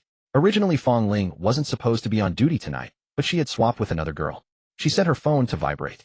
That way, when Lu Chenxi arrived at the company building, she wouldn't alert her colleagues. She glanced around. Sorry, my dear colleagues.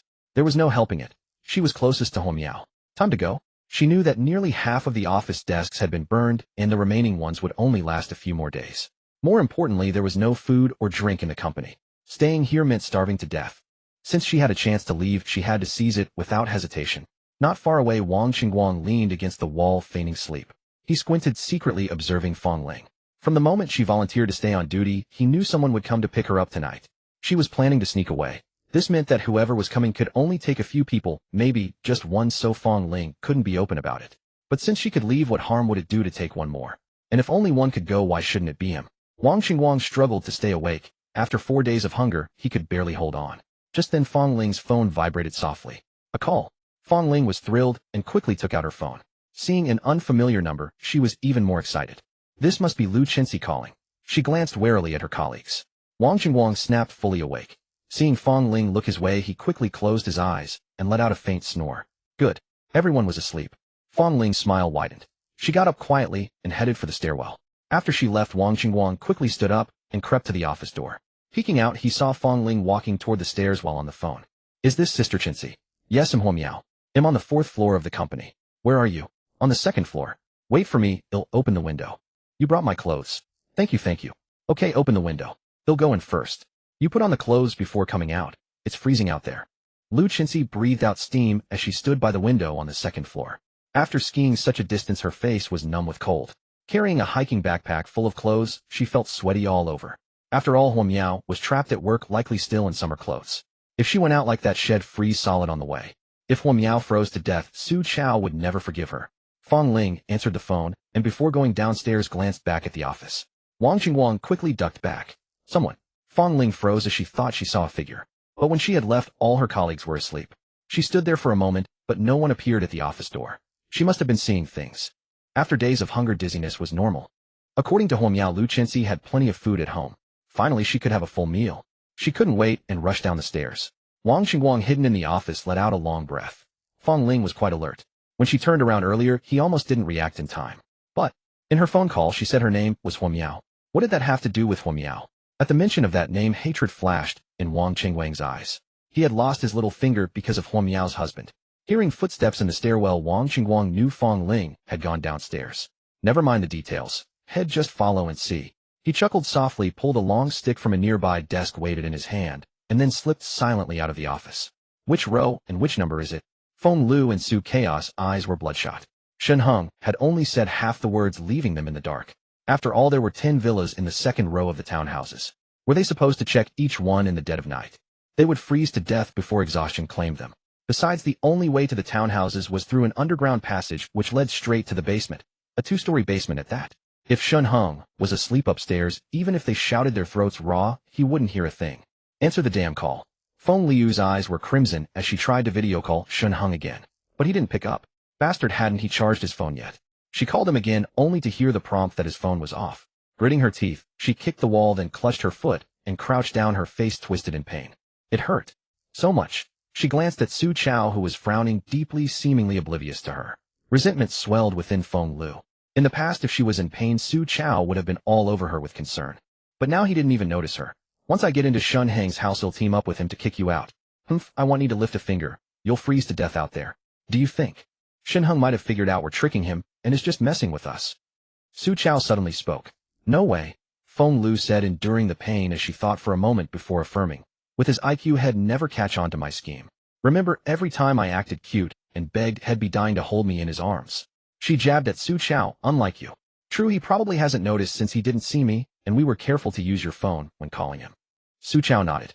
But logically, when Shen Heng found his phone dead, he should have charged it right away. Why is it still off? How should I know? Feng Lu rolled her eyes.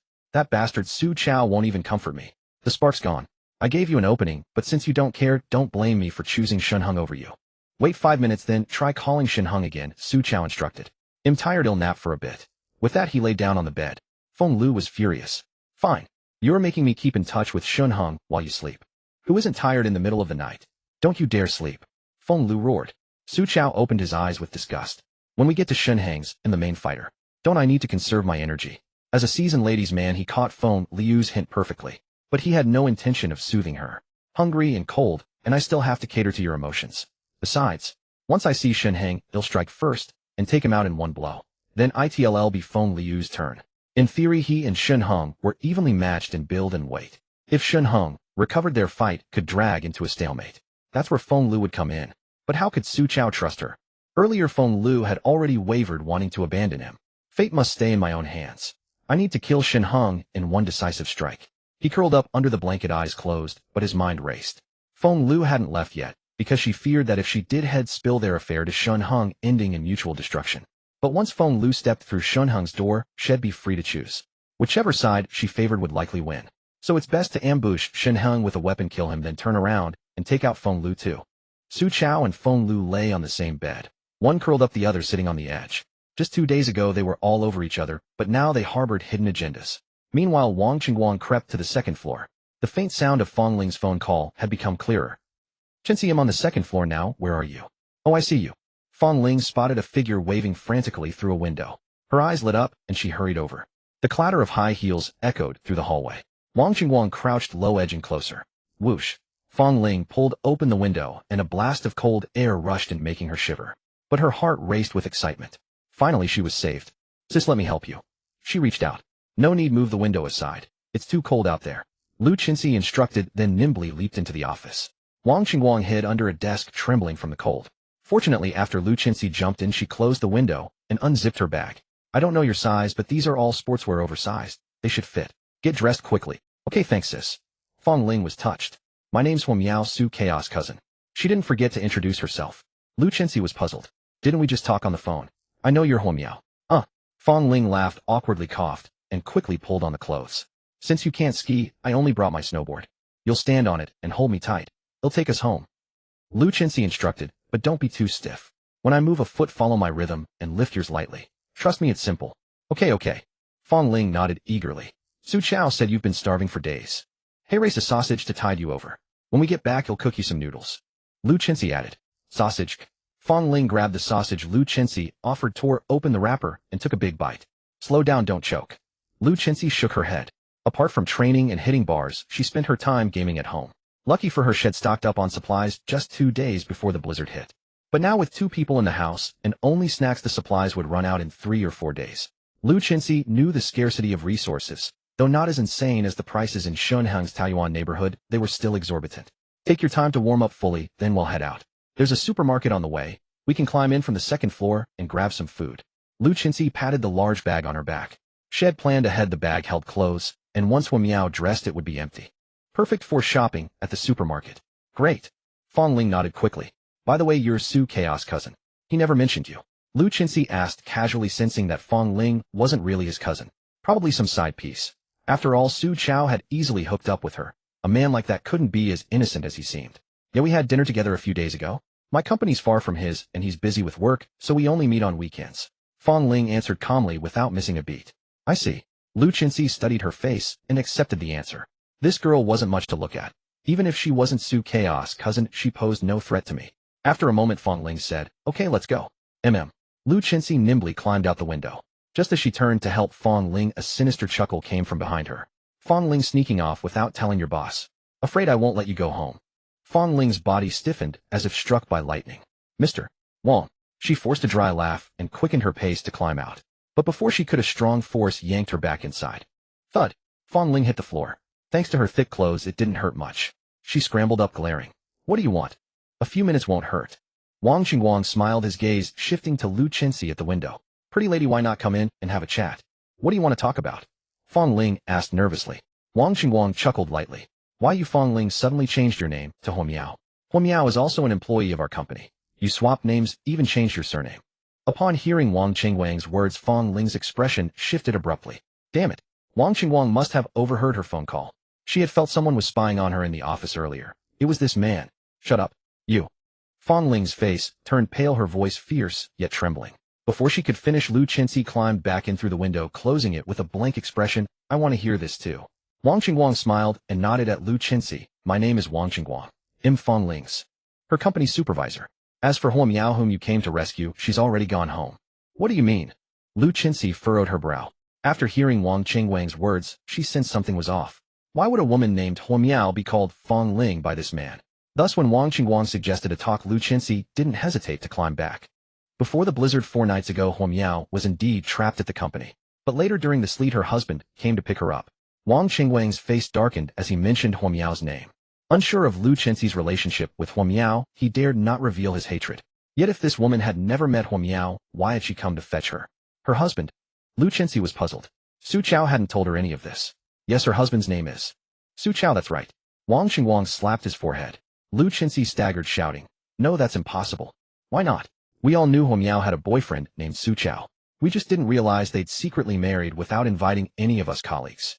Wang Qingguang said flatly. That night was the first time I saw her husband. He was quite handsome, about 178 centimeters tall. Lu Qinxi's face paled. No, you must be lying. Why would I lie? There are plenty of other colleagues upstairs all asleep. Do you want me to wake them up so you can verify? Wang Qingguang could tell. This woman had a special connection with Su Chao. Thinking of the man who had severed his pinky, he wished he could skin him alive. That scumbag was quite the player, wasn't he? He had even fooled this woman. Hearing Wang Qingguang's words, Lu Qinxi took a deep breath, stared at Fong Ling on the floor, and bellowed, tell me. Fong Ling cowered in fear, stammering, my name is. Her name is Fong Ling, as I said. Wang Qingguang pulled out his phone, opened the company's employee records, and handed it to Lu Qinxi. Here, this is our employee info. It has Huo Miao's photo and Fong Ling's. See for yourself. Lu Qinxi took it with trembling hands. Even though they were just ID photos, one glance was enough to realize the woman she had come to save was Fong Ling, not Huo Miao. Huo Miao was stunningly beautiful. Even the ID photo was captivating. Lu Qinxi had to admit Huo Miao was far more attractive than herself. How could this be? Since he already rescued Huo Miao, why did he trick me into coming out? Lu Qinxi muttered, dazed. What does he want? I had an abortion for him, and he still deceives me. Is lying to me that amusing? I think I understand what's going on. Wang Qingguang pieced it together and grinned. Were you pressuring Su Chao to marry you? Yes. Lu Qinxi sighed, swaying on her feet. Obviously Su Chao was playing both sides. Wang Qingguang declared, you pushed too hard for marriage, but he just wanted a fling. Honestly, between Huo Miao and you, if you were Su Chao, who would you choose? Lu Qinxi remained silent, her face growing paler. The grass is always greener on the other side. He was just toying with you. Wang Qingguang continued. Now with this terrible weather, he found a perfect way to get rid of you. Think about it. Even though you can ski, getting from your home all the way to our company must have been incredibly hard, right? In this freezing cold, if you wore too little, you'd easily freeze to death out there. As far as I know, people are dying in large numbers nationwide, even globally, and the authorities haven't shown up yet. Once the snow stops and society recovers, if you die out here, who will even remember you? The news will just report how many people died across the country. Your cause of death will be either freezing or if you die on the road in thick clothes, it's easily explained. You ran out of supplies at home, went out to look for food, and tragically froze. Most likely no one will care about you. Your life will just be a statistic in the news. Lu Chenxi's pupils contracted. Indeed, Wang Qingwang's analysis made sense. Why else had she gone through the abortion alone? Su Chao hadn't even bothered to show up. When he called earlier, she had thought he finally had a change of heart. Now she realized she was the fool. Bastard. Lu Chenxi's eyes burned with hatred. That scumbag actually wanted her dead. Did he feel no remorse at all? You hate Su Chao, and so do I. Wang Qingwang raised his hand. See this? Because I flirted with Hua Miao, he came to the company that stormy night, cut off my pinky, and dragged Hua Miao away. I think we could form an alliance. Alliance? Lu Chenxi was taken aback. It's simple. You're a single woman, aren't you? Wang Qingwang sneered. It would be very hard for a woman alone to get revenge on Su Chao. But with me it's a different story. Lu Chenxi looked at Wang Qingwang and nodded instinctively. He was tall and strong, a decent partner for cooperation. When the snow stops, he'll make him pay. Even kill him. Wang Qingwang ground his teeth. As long as we leave no trace, the authorities will just attribute his death to freezing in this snow disaster. After all, with so many bodies, it would take the authorities time to process everything. People barely surviving the snowstorm wouldn't bother investigating further. In the post-disaster recovery, the focus would be on rebuilding and ensuring humanity's survival. No one would have time for such matters. Fine. Lu Chenxi's face darkened as she nodded coldly. She had loved Su Chao, but now that he wanted her dead, how could she ever forgive him? She would never let that scumbag off. Wait. Fang Ling panicked. Lu Chenxi had come to rescue her. What about me? You... Wang Qingwang sneered. You conspired with Hua Miao to harm this lady, and you still expect her to take you away. I can only take one person. Lu Chenxi's gaze at Fang Ling was ice cold. Before Fang Ling could speak, Wang Qingwang lunged at her, stripped off her thick coat, and put it on himself. Give me back my clothes. Fang Ling wept. Get lost. Wang Qingwang kicked her aside. Then he followed Lu Chenxi out the window. The biting cold made him shiver involuntarily. But breathing the outside air, he felt a surge of relief. They were saved. Fang Ling, crying pitifully, lunged at Wang Qingwang as he climbed out, gripping him tightly. Looking for death. Wang Qingwang's eyes flashed with cruelty. Grabbing a wooden stick from the office, he struck Fang Ling's head viciously. But Fang Ling still clung to his clothes. Let go. Let go, damn it. Wang Qingwang's face twisted with rage. Seeing Fang Ling determined to die, he mustered all his strength and struck her head several more times.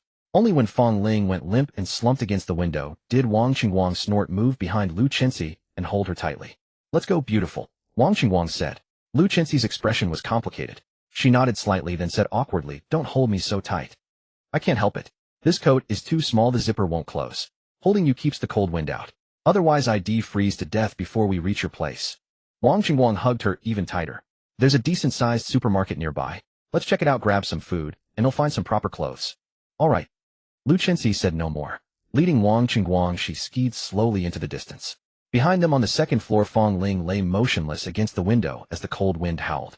Wang Qingwang and Lu Chenxi arrived at the supermarket, whereupon Wang Qingwang, wielding a wooden stick in his hand, forcefully smashed the glass. It was merely ordinary glass, easily shattered. Wang Qingwang enlarged the opening, crawled inside, and then pulled Lu Chenxi into the supermarket as well. The supermarket's supplies were not fully stocked, but showed no signs of being ransacked. Evidently, this was the result of the mass panic buying on the night of the torrential rain. However, even the remaining items would be enough to sustain them for a while. Wang Qingwang found 2 garments, put them on, and felt much warmer. He then stuffed all the usable items into his bag. After packing 3 or 4 bags, he leaned close to Lu Chenxi's ear and whispered, let's leave it for tonight. We'll come back tomorrow during the day to fetch more. That should be enough to last us for some time. Lu Chenxi, taken aback by his proximity, blushed and stepped back, asking, why not take it all tonight? We could make a few more trips. Since it's been snowing for 4 days straight and no one has come to this supermarket, it's unlikely anyone will in the short term. Wang Qingwang replied seriously. Wang Qingwang said with a stern expression, besides, even if Su Chao doesn't care about you, how could I not? The temperature is clearly colder at night. What if something goes wrong? By the way, do you have any skis at home? I know a bit about skiing, we can travel together tomorrow. I wouldn't feel at ease letting you go back and forth alone. Lu Chenxi fell silent, her cheeks flushing. This middle-aged, portly man actually cares about me. Seeing her expression, Wang Qingwang smirked inwardly. They say a woman is vulnerable after a heartbreak. Indeed, she's easy to win over. Though Lu Chenxi wasn't a top-tier beauty, she was decent enough. He resolved to step up his efforts and win her over. In this freezing weather, staying home well-fed and warm with such a woman by his side was true earthly bliss. After climbing out of the supermarket with Lu Chenxi, they skied off again. This time Lu Chenxi clearly no longer minded Wang Qingwang's tight embrace. Tonight looks promising. Wang Qingwang's eyes lit up. He mused that he had Su Chao to thank. If it weren't for that bastard, he would never have met Lu Chenxi. He had just learned that Lu Chenxi was a ski athlete, so her physique must be excellent. Once he had enjoyed her company and appeared before them with her, he would see if Huo Miao would still stick by Su Chao. Given Huo Miao's cold nature, she would surely break up with him. Then perhaps he could take advantage of her vulnerability, as he did today. Lu Chenxi suddenly said coquettishly, "What are your hands doing? Don't you like it?" Wang Qingwang chuckled. Lu Chenxi said nothing, snorted, and continued skiing. He was certain he could win her over tonight. Wang Qingwang was thrilled. "Su Chao, you've done me a favor." Little did Wang Qingwang know that the Su Chao he was so grateful for was actually Shen Heng. Not even Su Chao himself would have imagined that Lu Chenxi would end up with Huo Miao's superior. After calling Shen Heng several times only to find his phone off, Feng Lu cursed again. "Stop it." Su Chao scowled angrily. "If you don't let me rest, how am I supposed to deal with Shen Heng later?" "Deal with what? We don't even know which villa he's in." Feng Lu retorted defiantly. Feng Lu said sulkily, "Are we supposed to search door to door?" Hearing this, Su Chao didn't argue, his eyes lit up. "You're right." "Huh?" Feng Lu looked bewildered. "There are only 20 villas in row 2. 10 on the east side, 10 on the west." Su Chao nodded slightly. "We can't just wait to die. Since Shen Heng's phone is off, let's go look for him. We'll search while calling. If we reach him, we'll be nearby, saving time." "But it's so cold." Feng Lu shrank her neck, reluctant to go out. "If you don't try and Shen Heng keeps his phone off all night, what then? Are we going to huddle in this house all night? We've burned everything burnable except this double bed. If we burn that, we'll have to sleep on the floor." Su Chao frowned.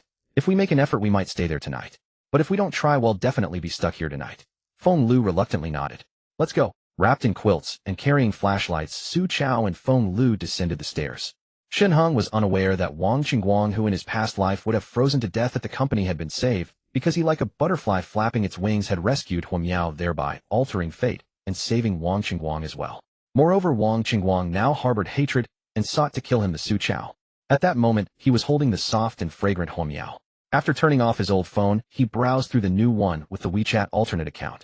He scrolled through the news where many were still posting, as it was already the age of self-media, and everyone could be a reporter. The news was mostly complaints about the lack of food, drink, and the bitter cold. Some posted warnings not to drink melted snow, claiming it was toxic. It was evident that the population nationwide was plummeting. Some living abroad who regularly posted about foreign conditions shared similar news. The U.S. government had swiftly mobilized its military, seemingly ignoring the plight of its citizens. Everything depended on self-rescue. A wave of pessimism was spreading. Shen Heng deliberately searched for news about the Dragon Kingdom's coast, hoping to find relevant reports. Half the military had been dispatched to the coast for unknown reasons, but the news was like a stone sinking into the sea. He finally found a coastal headline. Shocking. Something appears on the Dragon Kingdom's coast. But as soon as he clicked, it prompted that the news was false and had been deleted. Even in such dire times, the authorities had the energy to delete news. What exactly had appeared on the coast? He shook his head. There were less than 3 hours left until the system upgrade was complete.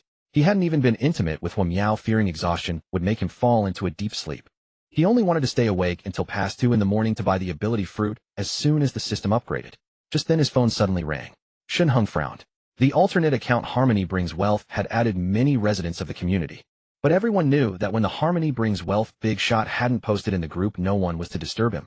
Anyone who contacted him proactively would be directly deleted and blacklisted and would never be sold any supplies. He opened it to find a message from One Leaf Nose Autumn. "I'm sorry to bother you so late. I was wondering if you have montmorillonite powder. The child next door has diarrhea, and I don't have any such medicine at home." She hadn't been married long and had no children, so naturally, she didn't stock children's diarrhea medicine. She had just gone to bed when the neighbors knocked. The couple next door, knowing that Ning Yao was a specially recruited medical expert from Jiangxing People's Hospital, came begging with their child in their arms. A healer's heart was kind. As a doctor, Ning Yao couldn't abandon her duty to help. But without the proper medicine, she was helpless. Then she thought of Shen Heng.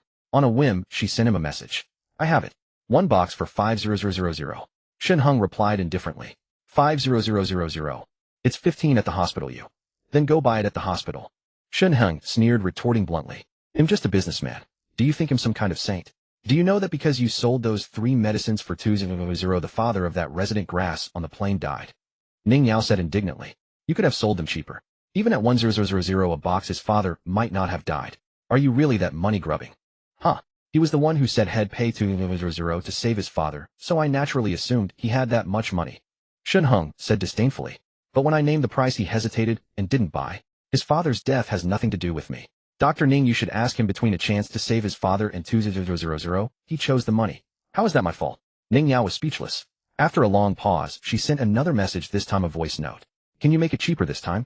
This is just a 4-year-old child. 50000 is too much, isn't it? Her voice was very pleasant, carrying a hint of pitiful charm. But that was useless to Shen Heng. He said lazily, Dr. Ning, it's a fixed price. Buy it if you want, if not, forget it. Have you ever seen a patient haggle at a hospital? Do those who can't afford treatment beg and plead with your hospital for reduced surgery fees?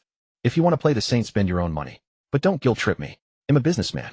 Sorry, I have no morals. The sound of autumn leaves is heard, and it comes from a young girl. If she could be of use to him, Shen Heng would be quite satisfied. He needed a doctor, and if that doctor happened to be a young and beautiful girl, that would be even better. After all, no one wants an old man following them around, right? However, compared to that, money is more important. Money is his core foundation. Without it, the vending machine cannot level up, and he too would eventually be lost among the crowd. As for doctors, there are plenty in the Taiyuan community alone. Just give them a little food and drink, and many would be willing to sell their lives for him. Ning Yao was directly rendered speechless. She turned her head and looked at the young couple across the hall, who were all smiles, and sighed. The child only has diarrhea, but without the appropriate medicine. I don't know about others, but I only know that harmony brings wealth. But he wants 500 euro for a box of montmorillonite powder. 5000. Yes. Ning Yao shook her head. If you want, you can ask others, but if it really doesn't work, you can only buy from Harmony Brings Wealth. A wave of helplessness surged in her heart. She really didn't dare to offend Harmony Brings Wealth too much. After all, there was no food left at home, and she wanted to buy some food from this big shot tomorrow. If the big shot blacklisted her, she wouldn't even be able to buy anything. She heard that Old Wang and Flower Blooming Prosperity were blacklisted by Harmony Brings Wealth, and they still hadn't eaten. In the owner's group, someone quickly sent out a message. Changdao Auto Repair, may I ask everyone who has montmorillonite powder? My child is having diarrhea. I am willing to exchange it for 2 packs of instant noodles. Soon someone replied. Ilu Feishing, I have it at home. Just to confirm, I want 2 packs of instant noodles in exchange. Changdao Auto Repair, Ilu Feishing, brother, rest assured, I will definitely keep my word. I've added you as a friend, please accept it, and we'll chat privately. Watching their conversation, Shen Heng smirked. It seems the person Ning doctor wanted to treat just now was this Ilu Feishing. He was unwilling to part with 500 for the medicine, but was willing to trade 2 packs of instant noodles. What a fool. As time goes by, he will understand that not even 500 would buy him instant noodles. Money is utterly useless. However, since these two want to trade, let them trade. Although Shen Heng seemed to have shut out a few of them, it was merely to create an image of someone who does not tolerate nonsense. He only wanted others to fear him. To be honest, he actually hoped these people could all survive. At the very least, before he drained their savings, they should all stay alive. Once their money was gone, it would have nothing to do with him. Changdao Auto Repair thought they had struck a bargain, as 2 packs of instant noodles only cost 400, while the big shot at Harmony Brings Wealth priced the montmorillonite powder at 500. He excitedly ran downstairs to trade. Ilu Feishing was also very pleased. A box of useless medicine could be exchanged for 2 packs of instant noodles. Suddenly, the previously quiet owners group became lively again. Many were inspired to start bartering. Of course, food was still the most scarce resource, and some who fell ill wanted to buy medicine, feeling that Harmony Brings Wealth was charging too much, ultimately reaching an agreement with other owners. Gui Yuping sent a message, Brother Shin, should I prohibit them from trading privately? He had already sold quite a bit of supplies during the day and tasted the sweetness of it. He had also interacted with Zhao Weilong and knew that Shen Heng had asked Zhao Weilong to help secretly recruit underlings to maintain the sales points. Gui Yuping's loyalty to Shen Heng grew stronger. Brother Shen said that as long as he obeyed, he would continue to manage supplies for his family in the future. No need, let them be. Shen Heng was indifferent. What did it matter to him what they traded? After all, in the end, all the money would flow into his pocket. Gui Yuping repeatedly agreed, and seeing that Shen Heng had no further instructions, he dared not interrupt. Tonight the system would finish upgrading, and tomorrow he would go to the underground passage, where he could carry a massive amount of supplies. At that time, he would hand everything over to Gui Yuping to sell, and test him for a few days. Once Gui Yuping passed the test, he could free up his hands to prepare to strike at other communities. After the apocalypse hit, the snow continued for over a week, only pausing for a day or two before the sun appeared. However, the temperature across the blue planet remained unchanged, offering no hint of warmth. Yet under the sun's rays, the heavy snow would continue to solidify. This meant that after 1 or 2 days of sunlight, the accumulated snow would become firm, allowing people to slowly walk on it and venture outside. At that time, all the snow would sink a bit, but the snow already began to freeze, and people walking on the compacted snow would no longer sink into it. If people could go outside, it would signify that order would gradually break down. Those who reacted quickly would rush to gas stations, restaurants, supermarkets, and clothing stores to loot. Those slow to react would gather friends and family, forming various factions. Ultimately, they would fall into chaos over the scramble for resources. Shen Heng hoped to occupy Jiangsheng before the chaos ensued.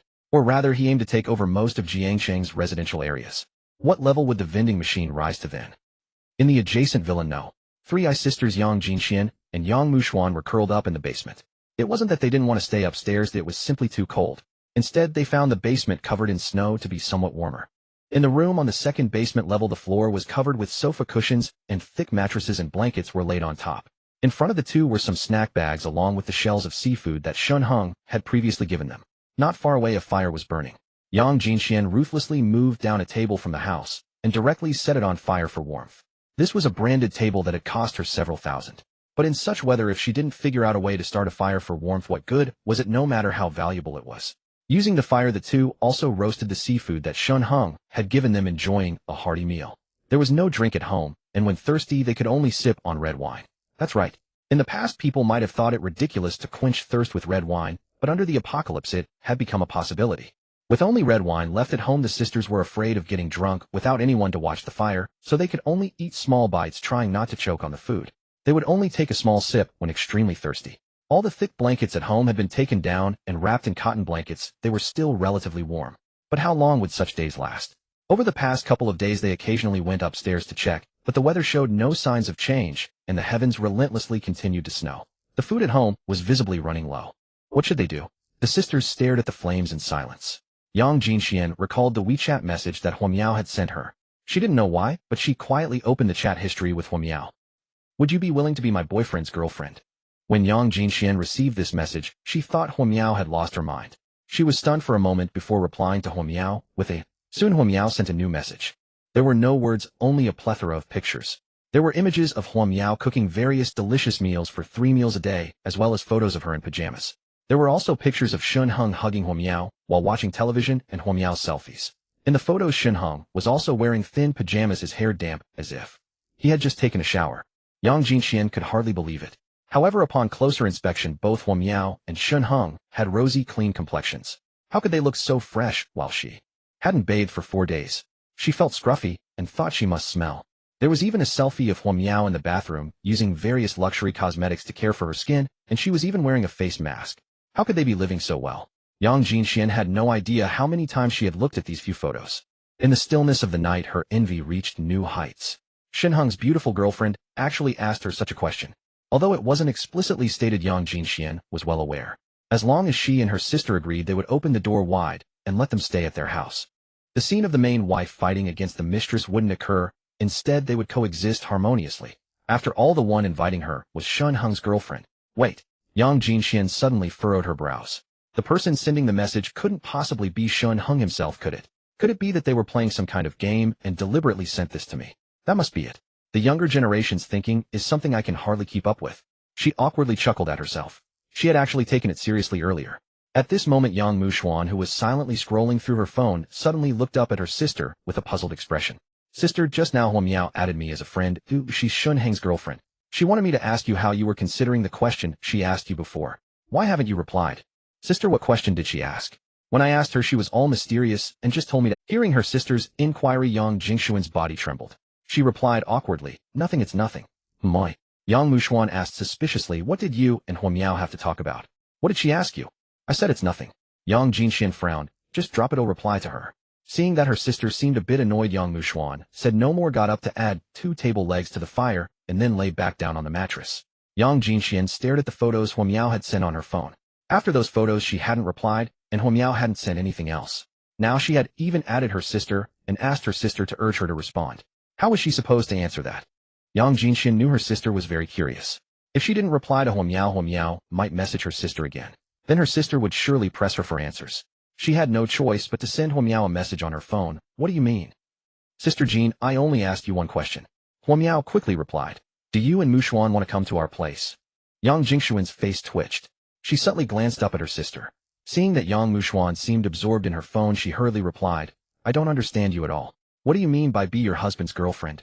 It's literal. My husband is Shen Heng. Are you willing to be Shen Heng's girlfriends? Huamiao didn't beat around the bush with Yang Jinxian. She directly said, I'm sure you've seen the photos I sent you. The outside world is freezing, but with my husband I'm still living a high-quality life. Just say yes and I'll talk to him. You're so beautiful, my husband will definitely agree. Yang Jinxian was shocked. You and Shen Heng are a couple, and you want to find a girlfriend for Shen Heng. Huo Miao replied with a cute nodding girl emoji. Yang Jinxian rubbed her eyes, utterly bewildered. She was only 29, but for the first time she felt she couldn't keep up with the world's changes. Yang Mushuan lay on the bed staring at her phone, but her mind was entirely on her sister. She could tell that Huo Miao's words had shocked her sister's eyes were wide open. What on earth were they talking about? Her heart itched with curiosity, and she really wanted to sneak a look. But she remembered how uncomfortable her sister had looked when she asked earlier, clearly not wanting her to know. Fine if she didn't want to show her. She wrinkled her nose.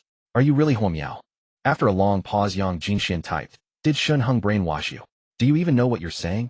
Of course I do. At that moment Shen Heng was settling Zhao Weilong. Zhao Weilong had done well recruiting about a dozen young strong men. Although the guy wasn't very skilled in combat, he was quite efficient in handling affairs. Seeing that Shen Heng wasn't looking at her, Huo Miao confidently replied, Do you know what's happening outside right now? Even if you haven't gone out, you must have seen the messages in the homeowner group, right? Yang Jinxian replied with a single word. Then let me ask you bluntly, do you have any food left at home? Huo Miao chuckled. Even if you do, it shouldn't be much, right? Yang Jinxian fell silent. Aside from the seafood they had for lunch, there was indeed no food left in the house. And the seafood from lunch was almost gone. They hadn't even been full. Now they had been hungry for 12 hours. Hit the nail on the head, didn't I? Huo Miao said cheerfully, if you agree you can not only live in our warm house, but also enjoy all kinds of delicious food. Shen Heng had said there was absolutely no need to worry about food. And Huo Miao had indeed realized that Shen Heng wasn't lying. In the past few days, no matter what she craved, Shen Heng could produce it like magic. There were even all sorts of fruits. Huo Miao didn't know how Shen Heng did it. After all, the outside world was freezing and all food had long since frozen into blocks of ice, yet the vegetables and fruits Shen Heng brought out were incredibly fresh, as if just picked. When Shen Heng was selling supplies earlier, she had worried about starving if they sold everything. But Shen Heng had clearly said they had enough to last 10 lifetimes. So what was there to worry about? The most important thing was to win over Yang Jinxian and get them on her side. Many people had already died outside. Huo Miao also understood that if she had stayed at her company with no food or water, she would probably be dead by now. No wonder Shen Heng called this the apocalypse. In the apocalypse, supplies were scarce, but beautiful women were plentiful. If Shen Heng ever got tired of her and kicked her out, that would be truly devastating. When she video called Su Chao earlier, she had clearly seen that the home she once lived in now had ice on the walls. Su Chao was curled up in his blanket, unshaven and haggard. In contrast, she was still enjoying a comfortable life. And after spending these days together, she had deeply fallen for Shen Heng. Women always like to attach themselves to powerful men. Huo Miao knew she was hopelessly in love with Shen Heng. To avoid being separated from Shen Heng, she had to make a decision. Whether to share generously or be kicked out later, she needed to plan ahead. This would also let Shen Heng see her magnanimity and make him like her even more. Moreover, Yang Jinxian was someone she had recruited herself, so they would be on her side. In the future, even if others came along, they would be newcomers, while Yang Jinshuan and Yang Mushuan would be united and would have to listen to her. In summary, it seemed she was making a sacrifice now, but the returns would be much greater. In the past 2 days, while scrolling through videos and news at home, she had noticed something was off. As an office worker, she had always longed for the blue sky and sea, so she followed a few seaside bloggers. But now all those bloggers had stopped updating. She even deliberately searched for news about the seaside, but found nothing. This made her suspicious and even more anxious. What had happened to the seaside? This only strengthened her resolve to cling tightly to Shen Heng's leg and never be abandoned. Of course, for now Shen Heng doted on her, and she was content. Her parents in the countryside were safe for now. The old couple had a habit of stockpiling food, grew their own vegetables, had plenty of supplies, and even had coal and firewood in the back. So they were secure. With a beloved man by her side and her parents safe at home, Huo Miao was truly deeply satisfied.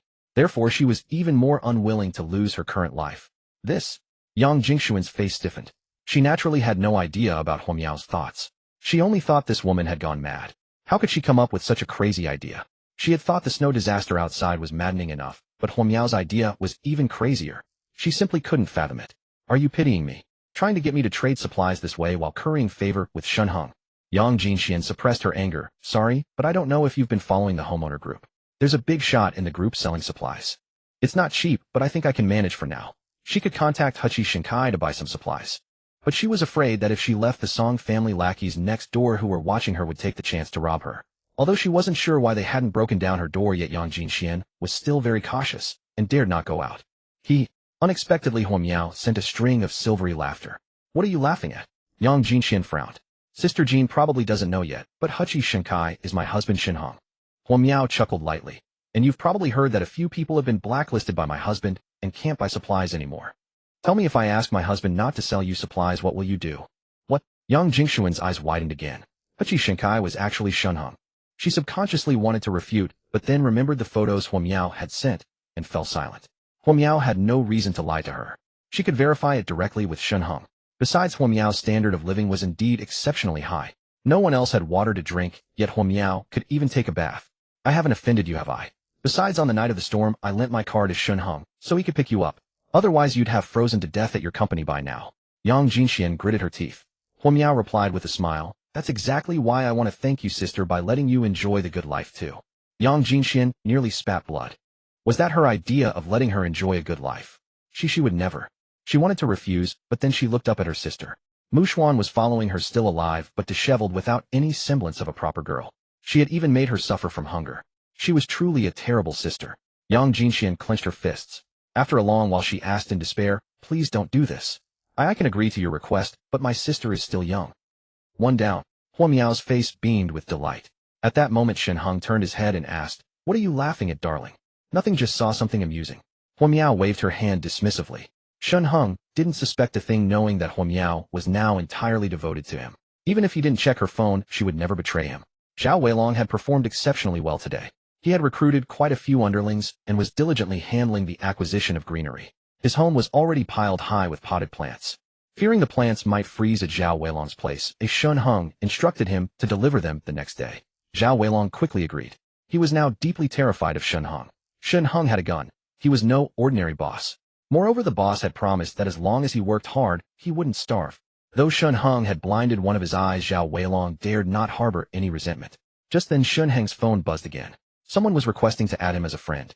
Shen Heng now declined most requests, as the business of selling supplies had been entirely handed over to Gui Yuping. He casually opened the request, intending to glance at it and dismiss it to clear the red notification. Shen Heng had a slight obsessive-compulsive streak and couldn't stand unread messages. However, this time the applicant's message read, Yang Jinxian. You're Shen Heng, right? Shen Heng was momentarily stunned. He was sure he was logged in, as harmony brings wealth. Had his identity been exposed? He turned to Huo Miao and said, let me see your phone. Huh. Huo Miao was taken aback as Shen Heng took the phone from her. The screen displayed her chat with Yang Jinxian. Shen Heng's eyes widened in disbelief as he stared at their conversation, dumbfounded. Darling, you're discussing this with Yang Jinxian. Huo Miao had actually. Was he dreaming? Seeing his dazed expression, Huo Miao pouted and leaned in. You're not mad that I didn't tell you beforehand, are you? Of course you're not, because your obedient wife is so understanding, right? What? What are you doing? Shen Heng was caught between laughter and tears. Then promise you won't be angry. Huo Miao carefully studied his expression before whispering. After you came back last night, I found a strand of red hair, a woman's, on your collar. Last night. Shen Heng paused, then suddenly understood. She must have found the hair and suspected he had another woman, sparking her insecurity. Is this your way of being extra good? Afraid I might abandon you one day? He pulled her into an embrace, speaking softly. Yes. Huo Miao looked aggrieved. So I thought if there was someone else you wouldn't have time to fool around. And you'd always remember my kindness, never leaving me behind. Shen Heng was moved. Don't worry, I promised you before. As long as you don't betray me, I'll never abandon you. He never imagined that a woman like Huo Miao would be so obedient, gentle, and even proactive in considering these things for him. And not just an ordinary woman. The beautiful young wife next door, and her sister too. The thought of Yang Jingshuan's lovely face made Shen Heng swallow hard. To be honest, Shen Heng had thought about Yang Jinxian before, but never expected it to happen so suddenly. And Yang Jinxian had agreed. Aren't I enough for you? Yang Jingshuan, having waited long without a reply from Huo Miao, grew anxious. Why are you forcing this? Why must women make things hard for each other? Besides, are you truly willing to share? It's utterly absurd. Why aren't you answering? Am I not enough? Yang Jinxian sent another message. Don't push me too far. But Shen Heng was still embracing Huo Miao, moved by her words, ignoring the phone's ringing. I can't bring myself to say it. She's my sister. I promise to be obedient and understanding. Please spare her. If even the two of us don't satisfy Shen Heng, it'll help him find someone else in the future. Isn't that enough? Seeing Huo Miao still silent, Yang Jinxian grew desperate and pleaded humbly. Shen Heng was harmony brings wealth. If she defied him, she might be blacklisted. Then no matter how much money she had, what good would it do? Without food or water, she'd soon die in the basement. Yang Mushuan watched her sister's expressions shift from shock to confusion to sorrow, growing more curious. What had Huo Miao said to her sister? Sis. Just as she spoke, the basement door suddenly erupted with loud banging. Bang, bang, bang. Both were startled. Yang Jingshuan's face turned pale as she tremblingly approached the basement door. The knocking grew more intense. Yang Mushuan held her breath, watching her sister nervously. It's the Song family. It must be the Song family's spy next door.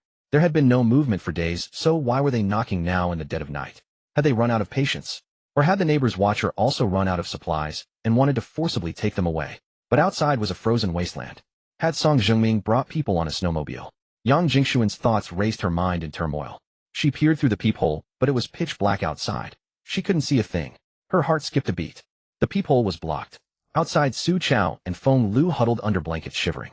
Su Chao hid nearby, while Feng Lu trembled barely, standing her blanket nearly pressed against the door. She peered through the peephole, then turned and whispered, "This one's not it either. We've already knocked on 3 doors. Be patient, there are only 20 units. We've checked a 7th, Su Chao exhaled, whispering urgently. Shen Heng had told them he was behind the second row of townhouses, so the two had armed themselves and headed to the underground passage. The walk had left their minds numb from the cold. Upon reaching the second row, they began a door-to-door search. West first, then east. This was the 3rd villa on the west side of the second row. The first 2 had been unoccupied with no response despite long knocking. They had also messaged Shen Heng, but got no reply. Shen Heng had turned on his old phone earlier, but ignored Feng Lu. He thought it wouldn't be right to keep his phone off all night, as Feng Lu might realize he was toying with her. Turning it off for a while should suffice. When Feng Lu called again, had answer, and claimed he just turned it on. He never imagined Feng Lu had already set out with Su Chao impatient and determined. They had even reached the neighbor's door. Feng Lu, unable to see anything through the peephole, picked up her phone and messaged Shen Heng. "Haven't you turned it on yet? We're exactly in the second row. I've already snuck out through the underground passage while Su Chao was asleep. Why aren't you replying? Someone's really there?" Yang Jinshuan, who had been watching through the peephole, was startled. She saw the person outside. Wrapped in a blanket, their face hidden, but they were holding a phone. She saw the screens glow. They must be texting Song Zhengming. She tiptoed back, intending to play dead. Shen Heng heard the old phone ring, released Hua Miao, and picked it up. That woman Feng Lu had actually come looking for him. He raised an eyebrow, pondering how to reply. Running out in the dead of night, without freezing to death, she was tough. But he certainly wouldn't open the door for her. Meanwhile, Hua Miao, her cheeks flushed, came to her senses, and picked up her phone. Seeing the several new messages from Yang Jinshuan, she smiled, and replied, "Sister Jean, I just didn't have time to respond earlier." Ding! Yang Jinshuan, who had just turned to retreat, heard her phone ring from her pocket. She quickly covered it, her expression darkening. Outside, Feng Lu, about to leave, perked up at the sound, and turned excitedly to Su Chao. She urgently waved him over. Su Chao cautiously approached. Feng Lu whispered, "Someone's in there." But they didn't open the door earlier. It must be Shen Heng. On both sides of the door, the 2 groups of people were frozen in place, not moving an inch. Feng Lu cautiously pressed against the door once again, attempting to peer through the peephole into the room. Yang Jingshuan's face darkened. The sudden sound of a phone notification from the previously silent room made her fear it might be heard by those outside, and she too pressed her eye against the peephole. The peephole went dark again. The person outside had blocked it once more. She was now absolutely certain. Someone knocking in the dead of night, deliberately covering the peephole. It had to be the Song family members living next door, spying on her. What should she do? Her heart burned with anxiety. Shen Heng sent Feng Lu a WeChat message. "Are you kidding me? Running out in the middle of the night, aren't you afraid of freezing to death?" Hua Miao also messaged Yang Jinshuan. "Sister Jean, why aren't you answering me?" Ding dong. Both inside and outside the house, the WeChat notification sounds rang out simultaneously. Yang Jingshuan's face was filled with terror. Song Zhengming had replied. Was he about to send people to smash through the wall? Or climb over from next door? With the snow so thick, climbing over would be easy. Thinking this, she quickly signaled her younger sister with her eyes, urging her to sneak upstairs and take a look. Yang Mushuan nodded solemnly, wrapped herself in a thick quilt, and quietly went upstairs, hiding in a corner of the bedroom, staring at the second-floor window. Outside the door, Feng Lu was startled by the phone sound, then quickly picked it up. It was a reply from Shen Heng. But when she opened it, she nearly burst with rage. "I've run all this way, nearly frozen into an icicle, and you say I'm joking." Inside the house, Yang Jinshuan, seeing nothing through the peephole, took out her phone, tears in her eyes, and frantically replied to Hua Miao. I agree to everything. I will serve him wholeheartedly and listen to you. Now can you please come and save me? There's someone outside my door." Now she had no choice but to seek help from Shen Heng. She didn't want to fall into the hands of that pervert Song Zhengming. Although she felt that Hua Miao's mental state was also a bit off, it was still far better than Song Zhengming's right. Someone. Hua Miao was taken aback. She checked the time on her phone. It was nearly 1 a.m. At this late hour, there was someone outside Yang Jingshuan's door. She was right next door and hadn't heard any commotion. She must want to move in now, but feels too forward to say it directly, so she's making up this story. My husband's charm is truly immense. She glanced up at Shen Heng. But she saw Shen Heng with a strange expression staring at his phone. Feng Lu had sent another message. I'm at Villa No. 3A Row 2 West. Shen Heng, I'm not lying to you. Where do you live? I'm about to freeze to death. Row 2 West No. 3. That was Yang Jingshuan's home. It was right next door. Feng Lu was at the underground passage now. What did Yang Jinxian tell you? Shen Heng looked at Huo Miao in surprise. Huo Miao, feeling pleased, replied obediently. She said she agreed. But she begged you to come save her now, saying there's someone outside her door. Hey, Yang Jinxian really understood my meaning. She was clearly stating that even if she gained Shen Heng's favor, she would still respect me as the primary. How sensible. Shen Heng found it both amusing and absurd. Good heavens. Feng Lu had actually come. Just then Huo Miao's phone chimed again. She picked it up, glanced at it, and said gravely, she sent another message saying there are at least 2 people outside, and she's afraid you might not be a match, so be careful. After reading the message, she couldn't help but roll her eyes. Sister Jean's words were so cloying. She wanted my husband to save her, yet she worried for him too. She hadn't even entered our home, and already she's feeling attached. Huh? Shen Heng laughed. Honey, what are you laughing at? Huo Miao was puzzled. Nothing. Shen Heng shook his head, pulled Huo Miao close, and lay down comfortably. Alright, the show's about over now. Time to bring down the curtain. Huo Miao looked confused but obediently lay beside him. Shen Heng picked up his phone and dialed Feng Lu via video call. Ring ring. The sound of a video call echoed through the empty underground passage. Feng Lu shuddered in fright, nearly dropping her phone. Initially annoyed, her face lit up with a smile when she saw it was Shen Heng, and she quickly answered. Inside the house, Yang Jingxuan's heart was in her throat. The person outside was still on the phone. Song Jingming must be sending more people. What should she do? Panic-stricken, she hurried upstairs and found her sister curled up in a corner on the 2nd floor. Sis, why did you come up? Yang Mushuan asked, quietly confused. There's no one outside. Did the person in the underground passage leave? No. Yang Jinxian gritted her teeth and spoke seriously. If Song Jingming takes me away, you might. She was well aware of her sister's beauty. She was no less attractive than herself. Although they were a few years apart, their features were quite similar. Yang Jinxian knew all too well the deadly allure of a pair of sisters. If Song Jingming captured her, her sister would not escape either. Even if Song Jingming didn't take her in this villa with no food or water, her sister would surely die here. Yang Muxuan's delicate face tightened, turning pale. It's all my fault. Yang Jinxian tightly embraced her sister. Sis, don't say that. Yang Mushuan patted her sister's back. The classmates who stayed at school are also trapped in the dorms without food or water. Some have already fainted. At least I can be with you. We'll be fine. I will definitely keep you alive. A resolute glint flashed in Yang Jingxuan's eyes. She had promised her parents to take good care of her sister. Even if she had to die, she couldn't let Mushuan get hurt. Becoming Shen Heng's woman was a price she would accept. Besides, Shen Heng was young and handsome, and she was a widow, she was already getting the better end of the deal. However, she would merely be a mistress. She set aside her reservations. If her sister truly fell for Shen Heng, she would have no complaints. But if her sister didn't like him, Shen Heng must promise he wouldn't force her. She picked up her phone, this time not typing but speaking in a calm voice. Huo Miao, tell Shen Heng that as long as he is willing to save us sisters, I, Yang Jinxuan, will be his woman and will never betray him. Besides that, I will accept anything. I will even introduce my friend to him. Her husband has gone missing, and she is very beautiful. If Shen Heng is willing, I will help convince her. Off. Yang Muxuan's eyes widened in disbelief at her sister. What was she saying? Also, if my sister falls in love with him, I have no objection. But if my sister has someone she likes, he cannot force her. Yang Jinxian added. Yang Muxuan's face flushed crimson. She now understood what her sister had been discussing with Huo Miao. So Shen Heng was. And Huo Miao, Shen Heng's legitimate wife, was actually aiding and abetting him, even offering advice. If Song Jingming's men in the underground passage summoned reinforcements, he would have no escape. His only hope now lay in Shen Heng. With only 2 opponents, Shen Heng might still prevail. Besides, there was Huo Miao along with himself and his sister. 4 against 2. They held the numerical advantage, though the gender disparity was a slight drawback. As long as they could follow Shen Heng out, Song Jingming would face greater difficulty, sending more men in such weather. Yang Jingxuan's mind was clear. She knew this was the perfect moment. Thus she laid bare all her limits. Yang Mushuan stared in disbelief at her sister. Yang Jinxian dared not meet her sister's gaze and turned her head slightly. Sis, you lost your mind? Yang Mushuan exclaimed in shock. This is my only chance to break free from the Song family. Yang Jinxian bit her lower lip. The snow is so heavy, how everyone in the world is short of supplies, and the Song family is no exception. I bet they're busy hoarding supplies now and won't have time to come for me, let alone suitable transportation. While they're short-handed, and with us cooperating from within and without, we might actually escape. But where will we go after escaping? It's over 60 degrees below zero, beyond human endurance. We don't even have a destination. Yang Jinxian sighed.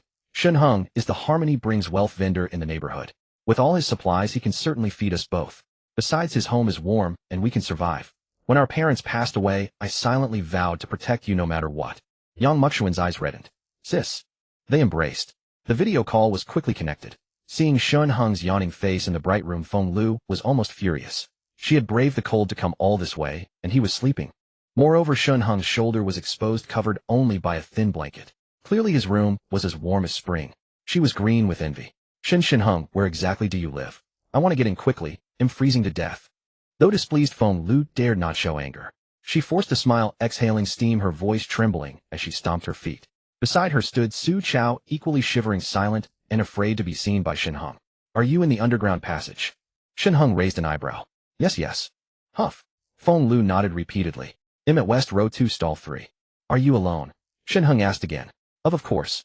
Feng Lu glanced nervously towards Su Chaos' direction before saying, I slipped out while Su Chao was asleep. I'm alone. It's already 1 a.m. Won't you let me come keep you company? I know I was wrong. Heh. Shen Heng shook his head and said flatly, Feng Lu, do you know what I hate most? What? Feng Lu was taken aback. I hate being deceived the most. Shen Heng narrowed his eyes and said softly, What's your relationship with Su Chao? Explain it to me. Nothing, Feng Lu stammered, waving her hands. There's really nothing between us. See, you're overthinking again. Didn't Huo Miao just call you? If you don't trust Su Chao or me, at least Huo Miao has no reason to lie to you, right? Let me ask you again. Are you alone now? Shen Heng said coldly. Yes, yes. You're still lying to me. Shen Heng sneered. I gave you a chance. Su Chao is right beside you. Do you think I don't know? And Huo Miao isn't with you at all. I despise liars. Come to think of it, when you told me you were pregnant, that was probably a lie too, wasn't it? Feng Lu, don't send me any more videos. Since you chose Su Chao, I've automatically become the ex. We're nothing to each other now, aren't we? I wish you and Su Chao a long and happy life together. Goodbye. Oh, and if you still want to trick me into letting you into my home, don't lie to me. With that, Shen Heng hung up. Hey Shen Heng, I didn't lie to you. Feng Lu started, but Shen Heng had already ended the call after a few words. Damn it. Feng Lu cursed. How did we get exposed to it? Su Chao frowned, thinking hard. He was sure he hadn't slipped up. How did Shen Heng know about their relationship? Have you been contacting Shen Heng behind my back? He asked suspiciously. Me contacting him behind your back? Feng Lu, like a cat whose tail had been stepped on, jumped up and pointed at Su Chaos' nose, cursing. Why would I do that? We're in the same boat now. We rise and fall together. If I had contacted him behind your back, at least I'd be able to get into his place, wouldn't I? But now, neither of us can get in. He doesn't trust you anymore, and he doesn't trust me either. Su Chao remained silent. He also felt Feng Lu wouldn't betray him. If Feng Lu had turned against him, he could have told Shen Heng about their relationship. Then Shen Heng would despise her too. Before getting into Shen Heng's home, he and Feng Lu were ironclad allies. Then who was it? Su Chaos' face darkened. Huo Miao. Feng Liu's eyes lit up with certainty. It must be her. If not for Huo Miao, how would we have been exposed? She knows about our relationship and must have secretly told Shen Heng. Call your ski girl and tell her to ditch Huo Miao. Don't pick her up. Let her freeze to death at the company. Su Chao said nothing and called Lu Chenxi. But by then Lu Chenxi had already returned home with Wang Qingguang. With a common enemy, they had become close allies. Coupled with Wang Qingguang's smooth talk and Lu Chenxi's openness, their relationship naturally progressed. When the phone rang, they were too occupied to answer. No answer. Su Chao frowned and dialed again. Lu Chenxi grabbed her phone, saw Su Chaos call, rolled her eyes, and hung up. She actually hung up. Su Chaos' expression soured. Had Huo Miao killed Lu Chenxi? Otherwise she would never ignore his call. Unwilling to give up, he dialed again, but still no response. What was going on? Call Huo Miao and ask what happened. Feng Lu suggested from the side. Su Chao nodded and called Huo Miao. Huo Miao answered, but Shen Heng took the phone. Hello. Shen Heng deliberately lowered his voice. This is Huo Miao's phone.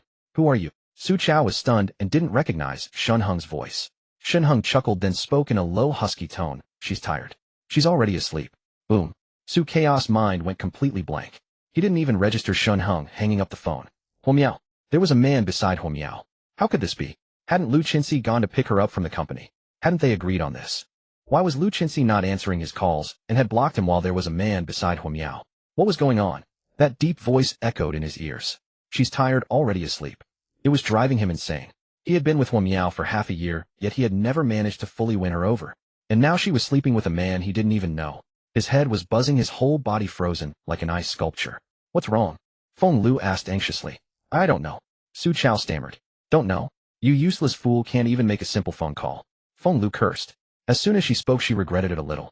Their relationship had already shifted from lovers to allies. Whenever she got angry, Su Chao would scold her. But unexpectedly, Su Chao didn't retort at all. He just looked utterly devastated. After Shen Heng hung up, Huo Miao couldn't hold it in any longer and burst out laughing. She hadn't expected her husband to be so mischievous. She could fully imagine Su Chao, upon hearing those words, must be vomiting blood in rage. She giggled for a while then spoke again. Should we let Sister Jean and the others come over now? All right, Sister Jean said. There are 2 more people outside the underground passage. That's Feng Lu and Su Chao. Those 2 couldn't wait and have already come looking for us. Shen Heng sneered. It'll make them scram right now. Shen Heng had also installed several miniature cameras in the underground passage. There was only dim light in the passage, making them impossible to spot. When he opened his phone to check the situation in the passage, he saw Feng Lu scolding Su Chao, who was distracted and utterly bewildered. It seemed that his earlier breathy voice had dealt quite a blow. It had completely stunned Su Chao. Stop scolding. After a long while, Su Chao finally snapped back, his expression ferocious. Say one more word, and you can go sleep on the street tonight. Don't come into my house. Feng Lu had never seen Su Chao's features so twisted. Even when he had scolded her before, it was always with disdain. But now she sensed a murderous intent in his eyes. What's wrong with you? It was just a phone call. I was just anxious, wanting to know what happened. Feng Lu stammered. Su Chao's teeth chattered. Ignoring Feng Lu, he turned around and strode southward along the underground passage. Now that Shen Heng didn't trust him at all, and Lu Qinxi was out of contact, his own mind was a mess. He had no idea what was going on. More importantly, Huo Miao had betrayed him. That slut. Hadn't she always been pure and chaste? In the 6 months they were together, she never let him touch her. He was her boyfriend, damn it. And now this woman was tired and asleep. Why would she be tired? Veins bulged on his temples as he strode forward furiously, his eyes blazing with rage. Where are you going? Feng Lu asked weakly. Are you an idiot? What else are we doing here?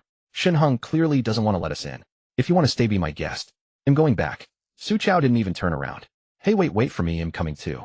Although she desperately wanted to move into Shen Heng's warm home tonight, it was clear Shen Heng didn't trust her either. Moreover, he was convinced that her relationship with Su Chao was abnormal. Did he already know? Feng Lu silently followed behind Su Chao, her mind racing. If he already knew everything, then she would have to confess honestly. That way there might still be a glimmer of hope. After all, she had been with him for 3 years. Even if you raise a dog, you develop feelings for it. If she could just reminisce about the beautiful times they had together, Shen Heng would forgive her, right? At worst, she could kneel before him. Once she got into his house, she would serve him well. Feng Lu sneaked a glance at Su Chao, who was storming ahead with his head down, and cursed inwardly.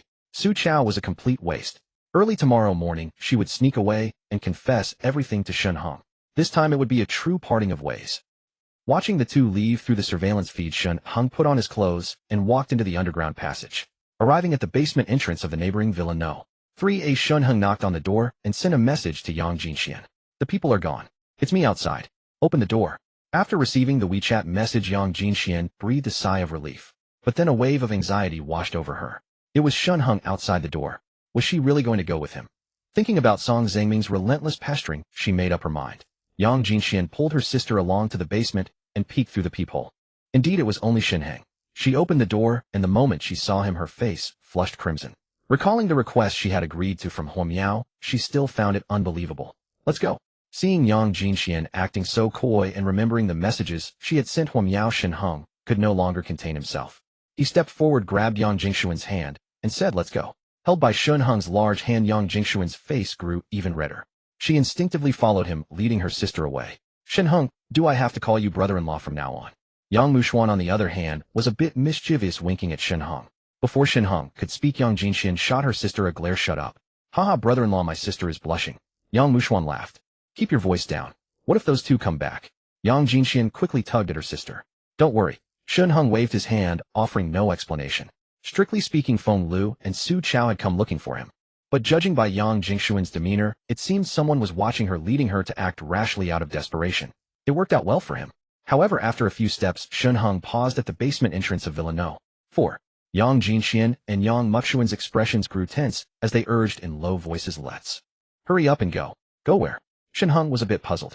As the 2 stared in horror, he stepped forward and knocked on the door. Open up. Yang Jinxian and Yang Mushuan were completely dumbfounded. Even more shocking, the door actually opened, revealing Huo Miao's beautiful face. Husband. Huo Miao threw her arms around Shen Heng, then beamed and made a welcoming gesture to the stunned sisters. Welcome to our home. From now on, it's your home too. Our home. Yang Jingshuan's lips trembled. She was speechless for a long time. Yang Mushuan looked as if she had seen a ghost. Her sister had said before that this Villa No. 4 was meant for her. How could Shen Heng and Huo Miao be living here? Then who had been making the noises coming from Villa No. 4 earlier? Yang Jinxian and Yang Mushuan, the 2 sisters, were utterly dumbfounded. Instinctively, they followed Shen Heng into the house. What lay inside left them completely astounded. Ascending from the second basement level to the first floor, they found it packed to the brim with all kinds of supplies. It was a dazzling sight. Even more shocking was the warmth within. Stepping inside, a wave of heat greeted them. Clad in thick coats, they soon felt sweltering. If you have questions, save them for later. Huo Miao stepped forward, helping them remove their coats. Go take a bath first. Yang Jinxian and Yang Mushuan exchanged a glance, their cheeks flushing with embarrassment. It had been over 4 days since they last bathed, and they were now covered in grime. All right. The sisters nodded. They went to the first floor, where Huo Miao carried pajamas into the bathroom and gestured for Yang Mushuan to wash. Once Yang Mushuan entered, she led Yang Jinxian to the in-soot in the bedroom. Sister Jean, here are some fresh pajamas. Wash up here, and he'll prepare a meal for you, Huo Miao said with a gentle smile. Yang Jingshuan's nervousness gradually subsided as she nodded. Thank you. Her mind churned with unanswered questions. This was the house she had personally renovated, intended as a gift for her sister. How had Shen Heng and Huo Miao come to live here now? Moreover, they acted as if they were the true owners. It all seemed absurd to her. And the commotion from Villa No. For earlier, had it come from them? What about the person Song Zhongming had sent to watch her? But for now, bathing was the priority. She had a touch of mysophobia and was already feeling uncomfortable all over. Before entering the bathroom, she cast a glance at Shen Heng. She had agreed to his terms. The mere thought was mortifying. Had she known Shen Heng lived next door, she wouldn't have worried so much. Stepping into the bathroom, she locked the door behind her and turned on the bathtub faucet, the sound of rushing water filling the air. It was all hot water. Lying in the tub, Yang Jinxian almost broke into tears. She hadn't even a sip of drinking water, yet Shen Heng's home was so extravagant, he could even soak in a bath. A tubful of bathwater like this would be fiercely contested by people outside. Hearing the sound from the bathroom, Huo Miao raised an eyebrow at Shen Heng, who sat by the bed. My dear brother, aren't you going in? She had already sensed that the Yang sisters, after she opened the basement door, had been in a daze. It wasn't the sight of the abundant supplies that stunned them, but the realization that she and Shen Heng were living next door. It seemed unbelievable to them. Could it be that they believed Shen Heng shouldn't be next door? It made sense. If Shen Heng had been Yang Jingshuan's next-door neighbor, they should have been familiar. Yet Yang Jingshuan's shock implied that in her mind Shen Heng had no place next door. Moreover, recalling their time with Su Chao, they often dined with Shen Heng and Feng Lu. Shen Heng had lost both parents and inherited little property. Even his apartment in Taoyuan village was earned through relentless writing. How could he afford to live in such a villa? Shen Heng had never explained, and she wouldn't pry. But Huo Miao, sharp-minded, had instantly pieced it together. Judging by Yang Jingshuan's expression, she seemed utterly unable to accept that Shen Heng was living next door. Would she then renege on the terms she had agreed to? Huo Miao urged Shen Heng beside her. What are you standing around for? Don't tell me you're having second thoughts now. You were frantic the moment you heard Yang Jingshuan's name. Ahem. Shen Heng cleared his throat. Well, she locked the door. I can't exactly barge in, can I? Here. Huo Miao pulled out a key and pressed it into his hand. I deliberately led her to this bathroom. After she's done, it opens to the bedroom. I've gone to all this trouble for you. All right, I'll cook now. Don't let me disturb your fun. With that, Huo Miao shot him a look, swayed out of the bedroom, and thoughtfully closed the door behind her to prevent Yang Mushuan from interrupting. Once the door shut, Shen Heng was alone in the bedroom. The sound of water still came from the adjoining bathroom. Shen Heng looked at the key in his hand, took a deep breath, and quietly unlocked the door. He was no saint. Besides, at this point, not going in would be sheer pretense. Yang Mushuan finished her bath and stepped out of the bathroom, towel drying her hair, when she caught the enticing aroma of food. You're done. Huo Miao looked up with a smile. Go dry your hair first. It's warm inside, but don't catch a cold. Yang Mushuan nodded. Where's my sister? She's in the other bathroom, Huo Miao said. She'll join us for a meal once she's done. You both must be starving. Thank you, Sister Miao. Yang Mushuan took a deep breath of the inviting scent and went to dry her hair. After drying her hair, and still not seeing her sister, she grew puzzled. Sister Miao, isn't my sister done yet? She might need a bit more time, Huo Miao replied. Don't just stand there. Come help me. Yang Mushuan obediently nodded and hurried to the kitchen. Gazing at the familiar cookware, she felt a pang of emotion. Every item in this villa had been carefully chosen by her sister and herself. Yet now she felt like a guest, while Huo Miao seemed the mistress. Sister Miao, is this brother-in-law's home? Yang Mushuan couldn't help asking. Yes, Huo Miao replied casually. Why else? This is my home. Yang Mushuan frowned, her face full of confusion. I don't mean anything else. I'm grateful you let us in. But this villa was prepared for me by my sister. Even these stoves and countertops were picked out by me. Huo Miao paused in her cooking, looking at Yang Mushuan in surprise. Not just this villa. The entire West Row 2 of villas belongs to my sister. Yang Mushuan furrowed her brows. Her birthday is February 3rd, so she deliberately chose Villa No. 3. Then she gifted me the vacant Villa No. For next door. It was fully renovated last year by a designer she hired. Every single item here was selected by my sister and me. Would have the cleaner come regularly. So what? Huo Miao's voice turned colder. So. Yang Muxuan opened her mouth, but dared not speak further. I don't know who owns this villa, and it doesn't matter to me, Huo Miao said flatly, turning away. All I know is that Shen Heng brought me here. He's my man, and wherever he lives I live. Yang Muxuan lowered her head, remaining silent. She was somewhat afraid of Huo Miao's stern expression and dared not retort. Besides, it was Huo Miao who had taken in the two sisters. If someone truly moved in, they couldn't possibly give up the villa, and they had no way to stop it. Call the police. Don't be ridiculous. With so many people dead outside and no one carrying a house being taken over would be even more ignored. Huo Miao didn't speak further, quietly stir-frying. She could see that Yang Jinxian was gentle, virtuous, and reasonable. But Yang Muxuan was like a spoiled younger sister, mischievous and cunning. She had to assert her authority as the mistress and subdue them directly. Yang Jinxian was easy to deal with and had already said that even if she gained Shen Heng's favor, she would still respect Huo Miao as the primary. But Yang Muxuan needed to be put in her place. She had to realize that even if she moved in later, Huo Miao would be the rightful queen. Amid their silence, faint sounds suddenly came from the bathroom. Yang Muxuan's expression changed. Had Shen Heng gone to the bathroom? Her face twisted with awkwardness, but she couldn't bring herself to ask. Huo Miao continued cooking quietly. Only when the sounds subsided did Huo Miao turn and instruct, serve the dishes. Yang Muxuan obediently complied. 5 dishes and a soup were soon arranged, their aromas wafting temptingly. Yang Muxuan's mouth watered.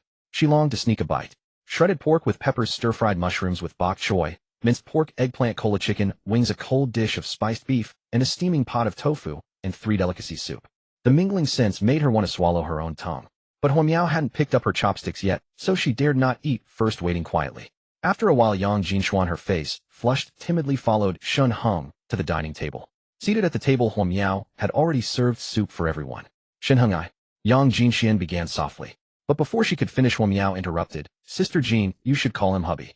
Yang Jinxian blushed, recalling that she and Shen Heng had already consummated their relationship, and whispered, hubby. Shen Heng and Huo Miao both nodded in satisfaction. Shen Heng was delighted, never imagining that the beautiful neighbor would now sit beside him, calling him hubby. Huo Miao was pleased because Yang Jinxian was obedient to her. It seemed her position was secure. I want to ask you, Yang Jinxian said cautiously, is this your house?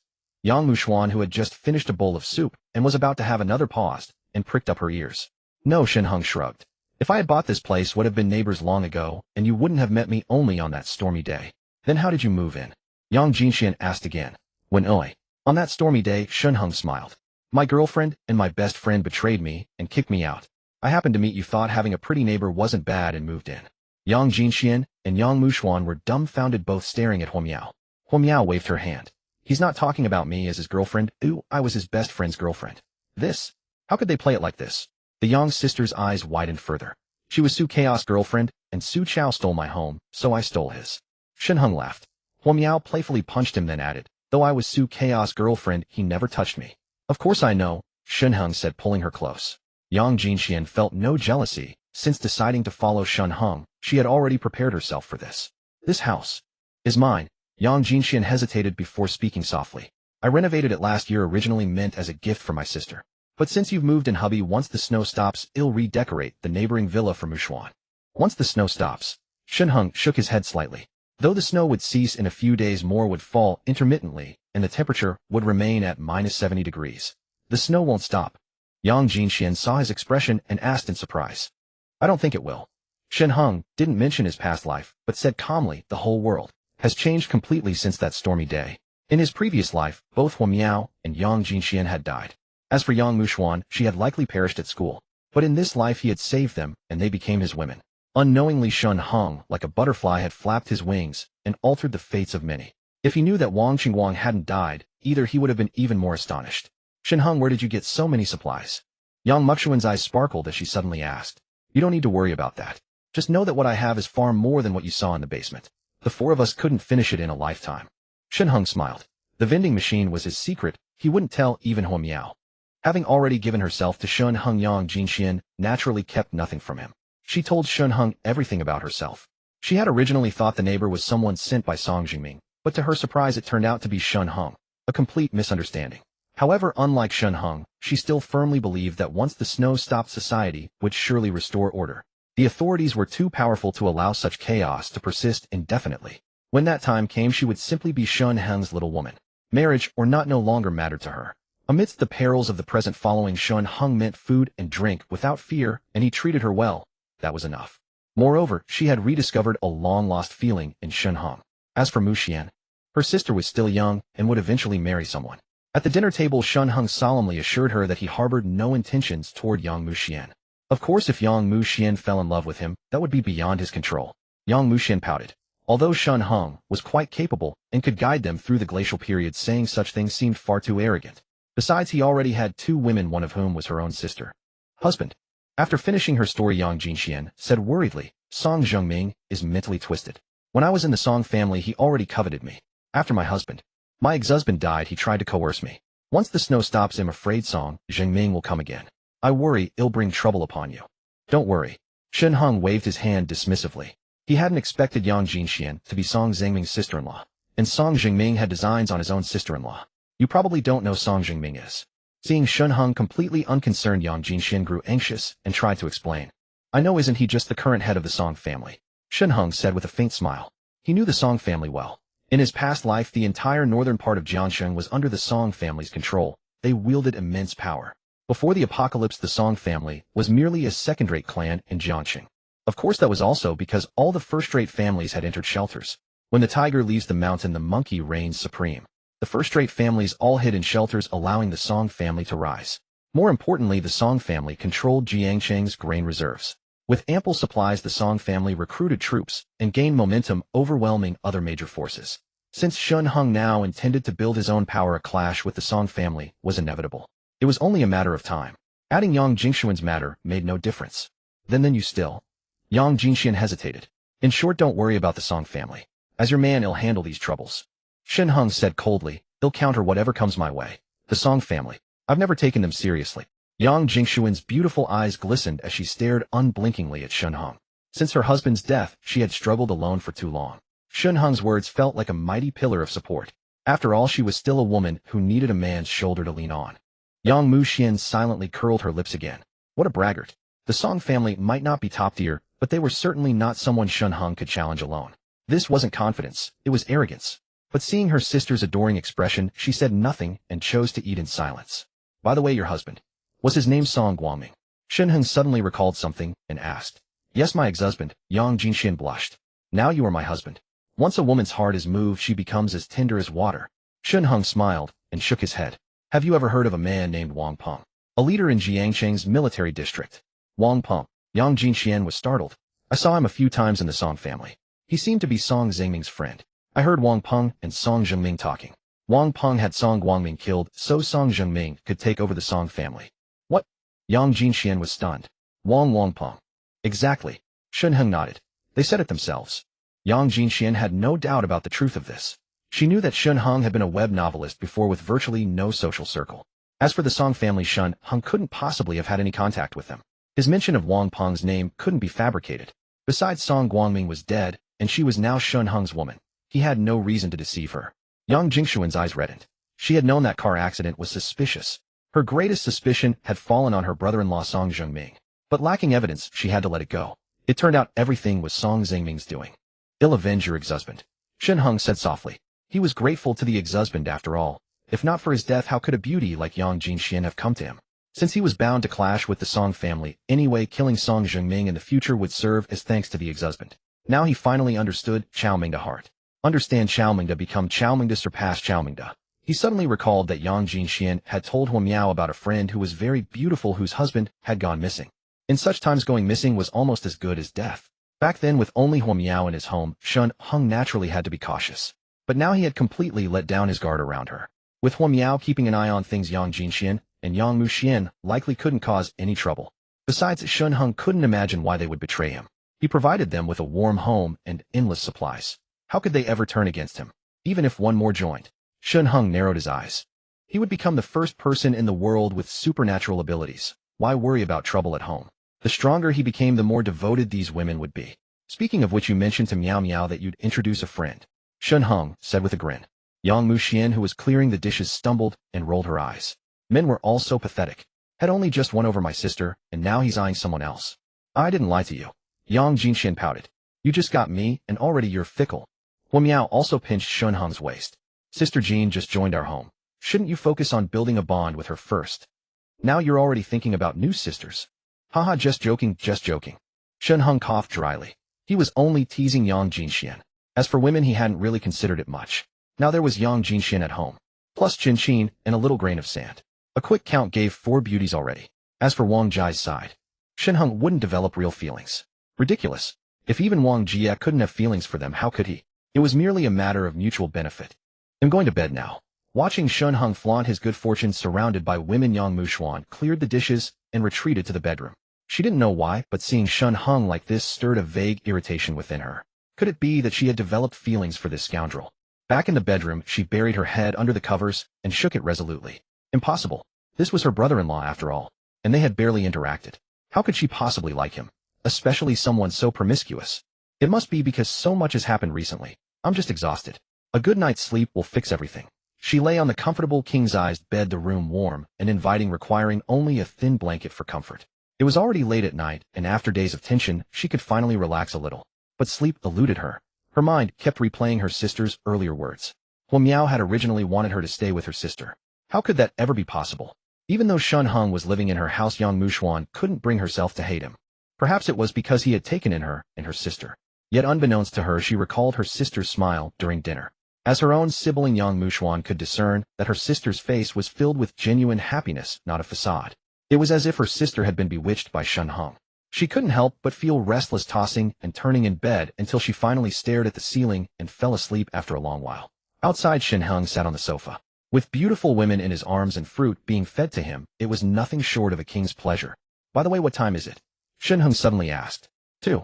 Just past 2. Why? Yang Jinxian was taken aback. Wasn't it around this time last night that she had upgraded the vending machine to level 10? He delved into his consciousness. However, upon entering, the space remained pitch black with a floating countdown still ticking. Time until upgrade completion: 001514, 001513, 001512. Still over 10 minutes to go. Shen Heng withdrew.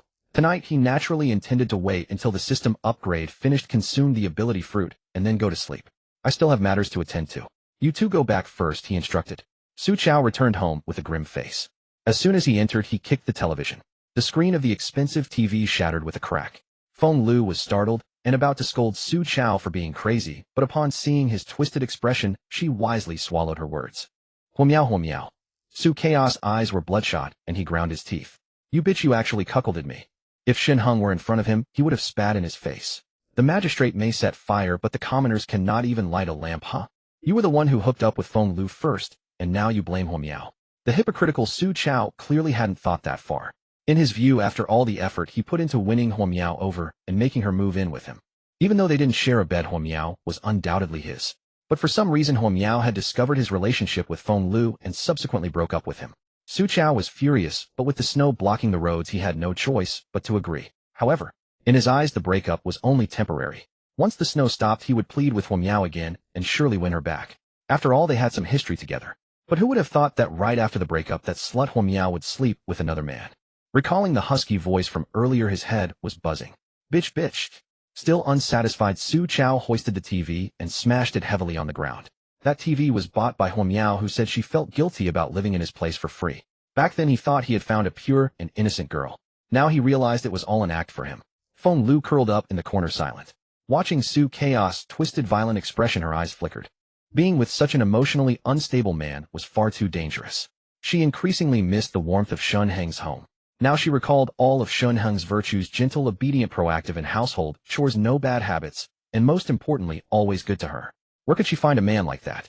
And yet she had given him up? Regret gnawed at her heart. She decided that once Su Chao fell asleep, she would secretly send Shen Heng a video call, confess everything, and ask him to take her away. Shen Heng was so good to me. Would he forgive my accidental infidelity? Besides, it wasn't with a stranger, it was with his good buddy. At worst, I'd act coy and promise it would never happen again. Shen Heng's heart would soften, and he wouldn't say a word. After 3 years together, Feng Lu was still confident. She knew Shen Heng's weak spot, while he was soft-hearted toward those who pleaded.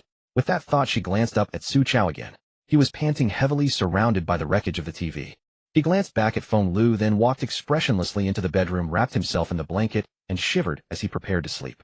Feng Lu followed him in and squeezed in beside him. Not because she had any other intentions, but because sharing body heat was warmer. Tomorrow we'll go downstairs and buy some food from Guo Yuping. Su Chao said, his voice hoarse from smashing the TV.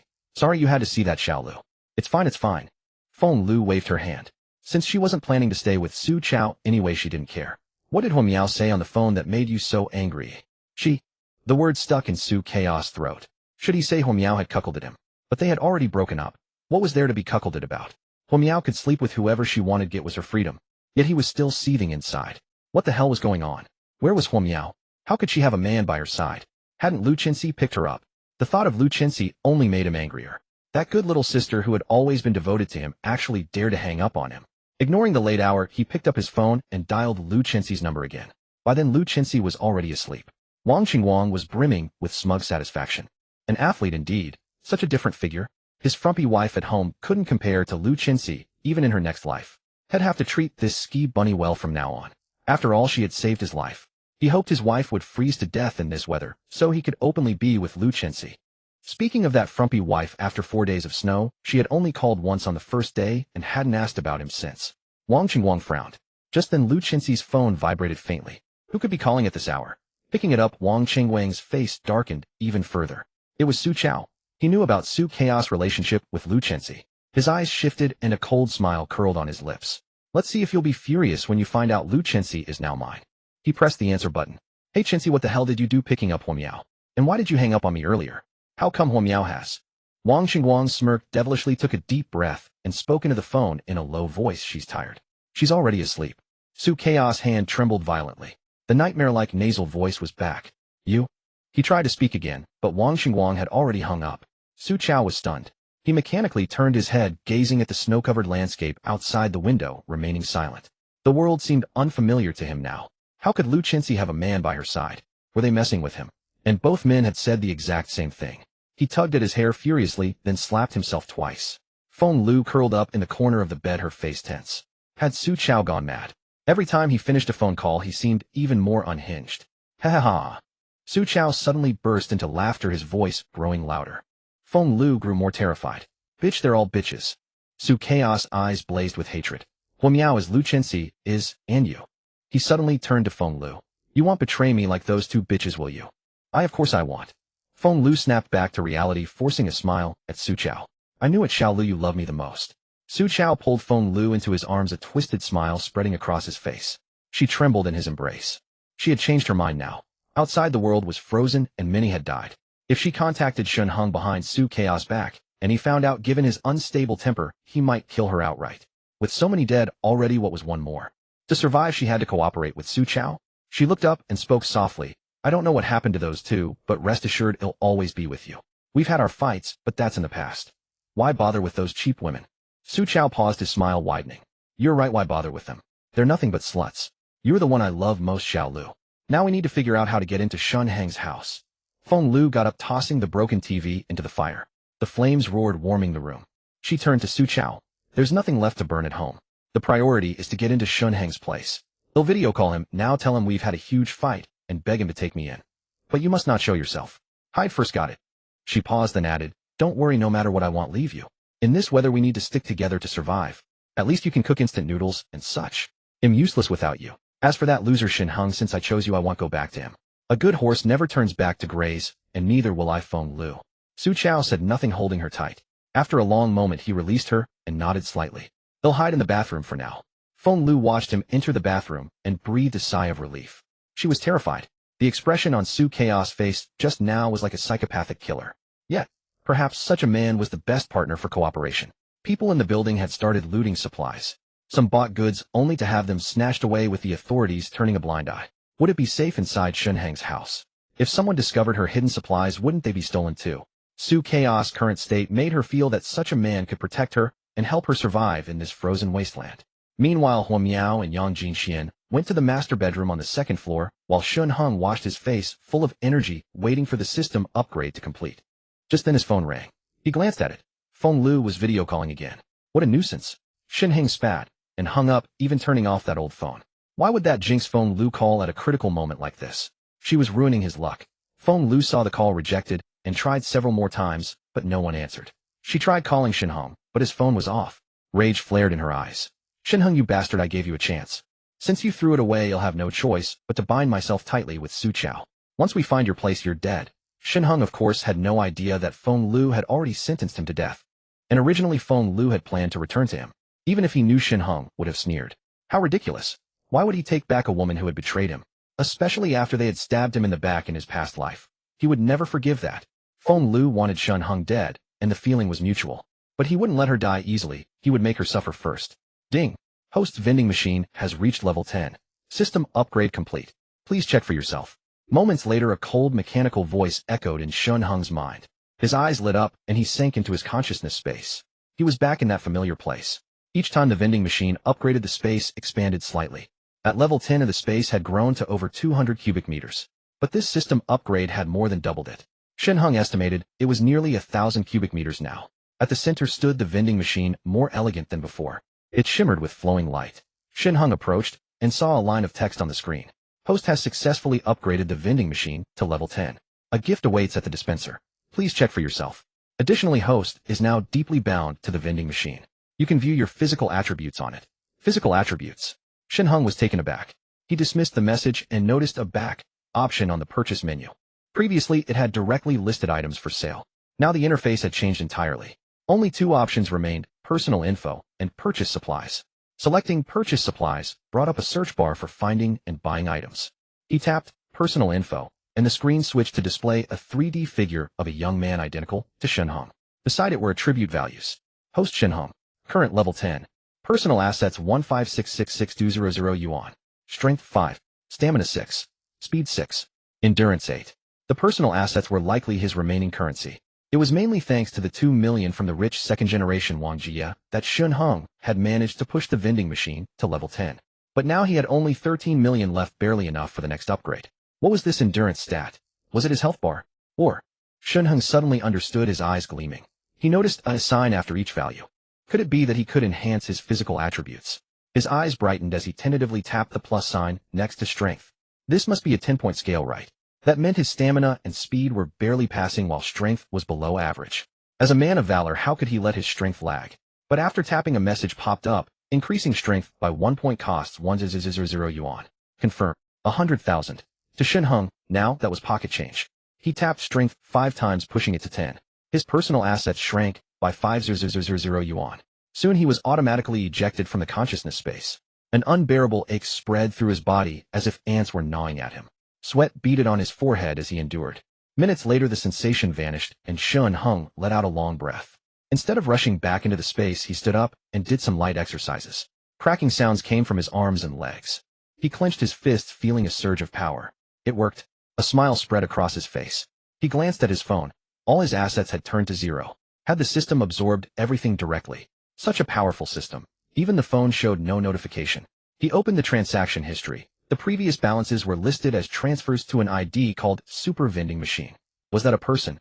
It must be an AI. But this made things convenient. After all, people outside used all sorts of payment methods. When they ran out of cash, they might barter with jewelry, and the system had said it accepted those too. It could automatically deposit all received money into the vending machine's balance, saving him the trouble of manual. Shen Heng stood before the vending machine once more, only to find that after strength reached 10, the plus sign had turned gray. Could it not be increased further? Was 10 the limit? Filled with confusion, he also raised speed and stamina to 10, instantly depleting his assets by 8,000. He was flung out of the consciousness space again, and the familiar wave of numbness, soreness, and swelling washed over him. Perhaps because he had added multiple attributes at once, this time tears streamed down Shen Heng's face from the pain. The moment a pained cry escaped his lips, he hurriedly grabbed a pillow from the sofa and bit down on it tightly. If Huo Miao and Yang Jinxian heard him, they would surely rush downstairs and worry, and he wouldn't be able to explain a thing to them. Shen Heng's body contorted as he writhed on the sofa. After a long while, the sensation abruptly dissipated. Drenched in sweat, he gasped for breath and struggled to his feet. After standing up and moving around briefly, he found himself feeling as light as a swallow. Even a simple jump from a standstill was much higher than before. As for his stamina, that would require gradual testing. However, it was clear that his perception seemed to have sharpened considerably, though like his stamina, he would only notice its full extent over time. Returning to the consciousness space, he checked the values. Except for endurance, all other attributes had reached 10. Likewise, the plus signs had turned gray, indicating no further increases were possible. He'll max you out too. Shen Heng steeled himself and tapped the plus sign. But the system displayed a prompt to increase by 1 point, now costs 1,000. Host, are you sure? Good heavens, this was 10 times the cost of the other attributes. Just 1 point could buy an ability fruit. It was outrageously expensive. Shen Heng's heart ached, but inwardly he was unwilling to concede. It's at 8 now, right? Let's see what happens when I push it to 10. He directly raised it to 10, then voluntarily exited the system and lay down on the sofa bracing for the pain. But the anticipated pain never came. Instead, a warm current surged in his lower abdomen. Pleasure. This sensation was incredibly soothing. However, it dissipated after a short while. It's gone. Shen Heng sat up, savoring the feeling for a moment, then reluctantly picked up the measuring tape. But just then the door to the first-floor bedroom suddenly opened. Yang Muxuan walked out, rubbing her eyes. I heard you cry out just now. What happened to you? She saw Shen Heng, and her mind went completely blank. Shen Heng hadn't expected that his cry would wake not Huo Miao and Yang Jinshuan, but Yang Muxuan instead. Holding the measuring tape, he stared blankly at Yang Muxuan. After a moment, Yang Muxuan let out a shriek and turned to run back into the bedroom. Startled, Shen Heng quickly tossed the tape into his space and laid back down on the sofa. What's wrong? Upstairs, Huo Miao and Yang Jinxian were chatting. Hearing the scream from below, they rushed down. Honey, what happened to Muxuan? Yang Jinxian asked anxiously. I have no idea, Shen Heng said innocently, spreading his hands. I'm the one who got taken advantage of, all right. Who knew this girl would still be awake and suddenly come out? What a loss. Sis, I am fine. Yang Muxuan's voice came from the first-floor bedroom. Are you sure? Yang Jinxian went to the bedroom door, still a bit worried. Yang Muxuan's cheeks were flushed bright red, her head buried deep in the covers. She said loudly, really fine. Just couldn't sleep well. I had another dream about the Song family. You go to bed. All right. Yang Jinxian nodded, not suspecting a thing. She was a bit uneasy about her sister and wanted to share a room with her to keep her company. But she didn't know what to say. After confirming her sister was fine, she looked at Shen Heng and whispered, Honey, when will you come up? He'll be up soon. Shen Heng waved his hand. I still have some things to take care of. Okay. Yang Jinxian nodded obediently. She already knew that harmony brings wealth was Shen Heng. Since Shen Heng hadn't sold supplies today, but had handed them over to Gui Yuping to handle, he probably needed to settle Gui Yuping in. Sister Huo Miao was right. Since she had already stepped through this door, the stronger Shen Heng became, the better she could survive. As for his secrets, since he didn't want to talk about them, she absolutely must not be curious. Huo Miao grinned, planted a kiss on Shen Heng's cheek, and pulled Yang Jinxian back to the second-floor bedroom. Once silence fell over the villa again, Shen Heng breathed a sigh of relief. That scared me to death. His gaze drifted toward Yang Muxuan's bedroom. What if I went in now and explained things to her? She saw me, so if I see her back, that would make it even right. I can't just let her get away with taking advantage of me. But if I actually said that, she'd probably be utterly terrified. Thinking back to the dazed, awkward look on her face when she stared at him, Shen Heng couldn't help but chuckle. He sat up again and sank into the consciousness space. In front of the vending machine, all 4 attributes in his personal stats had turned to 10. Moreover, all the plus signs had grayed out, clearly indicating they couldn't be raised further. He had no idea when he would be able to add points again. He crouched down and found a delicate little box at the vending machine's dispensing slot. The box was only palm-sized, and Shen Heng couldn't help but grumble. Could the system's gift be something like a necklace or jewelry? What use would that be? But when he opened the box, he was completely stunned. Inside the box lay a grayish-brown fruit. An ability fruit. Shen Heng stared at the fruit and swallowed hard. He never expected the system to gift him this. He had assumed that tonight he would have to buy an ability fruit from the vending machine, but instead the machine had proactively given him one. The grayish-brown ability fruit emitted a faint, refreshing fragrance. Without hesitation, Shen Heng swallowed it whole.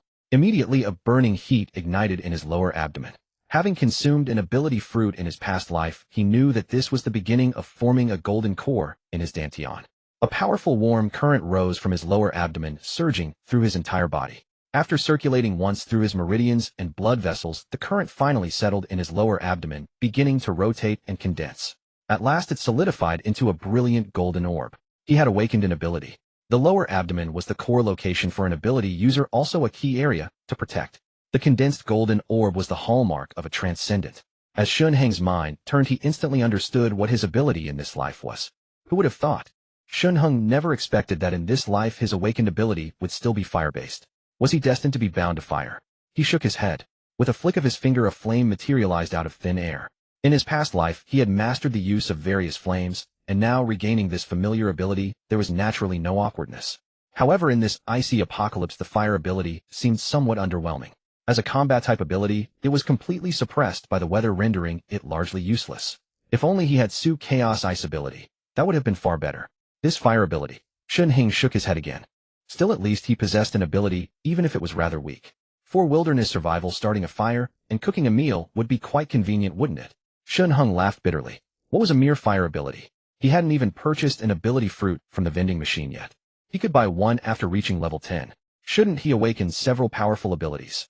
Things like X-ray vision, wall phasing, teleportation, camouflage, and illusionary arts. He typed ability fruit into the vending machine. Then a grayish-brown icon appeared. The word purchase was no longer grayed out. He could buy the ability fruit. Overjoyed, Shen Heng directly entered 10 in the quantity field. He would buy 10 to taste first. But to his surprise, a prompt box popped up in the next instant. Unable to purchase the requested quantity of items. Please repurchase. What? Shen Heng was taken aback. He checked his personal assets. He had spent 3 million to boost his attributes, and his balance was still 36 million. What was going on? Shen Heng changed the number to 9, but it still prompted that the purchase was impossible. Staring wide-eyed, he kept reducing the number until he finally bought a single ability fruit. To his despair, the purchase button beneath the ability fruit turned gray once more. Only one could be bought. Shen Heng almost cursed it out loud. Only when he hovered over the gray characters did he see the system prompt. Current level purchase balance is 0.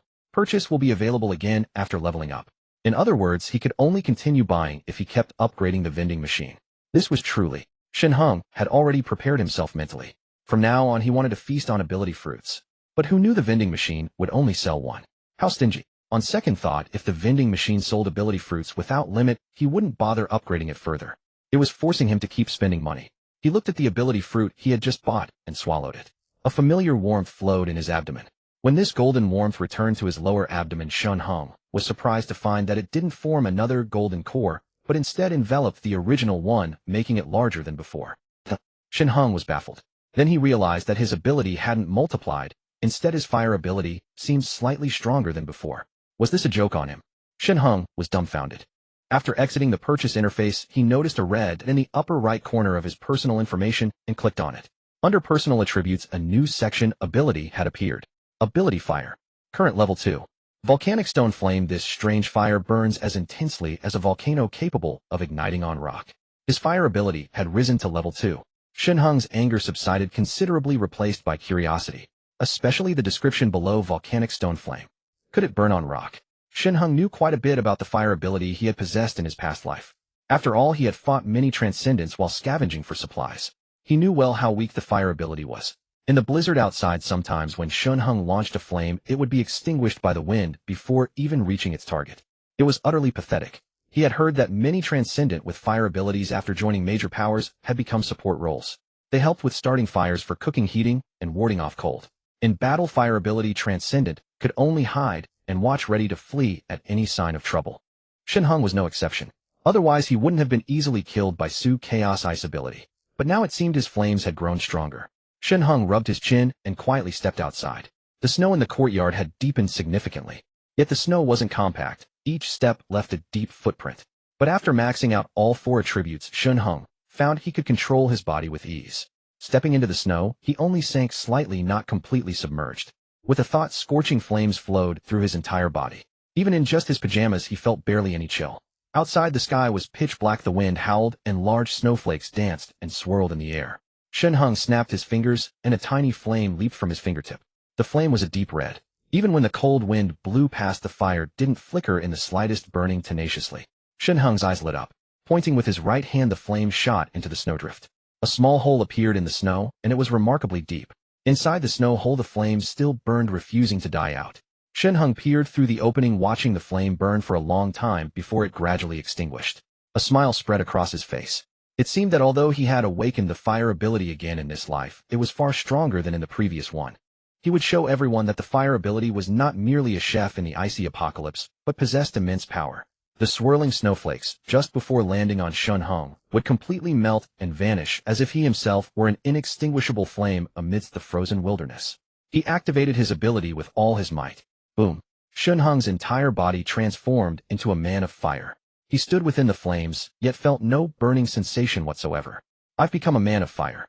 Shen Heng's smile flickered within the flames, barely discernible. I can feel my defense and strength have significantly increased, but the energy within me is also rapidly depleting. I can probably maintain this state for about 5 minutes. Still, 5 minutes of flame form was more than enough. Previously, Shen Heng had mostly used the fire ability for long-range attacks, but now he was confident that even in close combat, with physical-type transcendent, with his boosted attributes and the enhancements from the flame state, he was in no way inferior to them. Whoosh! With his intention, the blazing flames instantly vanished, dissipating completely. Shen Heng returned to his normal state. Even his clothes showed no signs of burning. Perfect. Shen Heng was extremely satisfied, nodding repeatedly.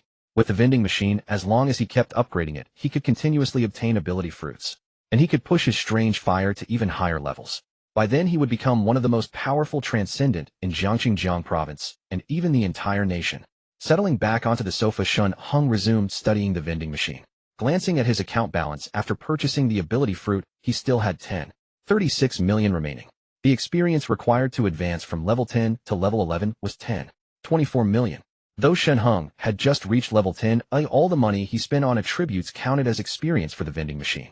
He had also bought an ability fruit. Now his experience bar read 3 million out of 24 million, nearly halfway there. A sudden itch of curiosity stirred within him.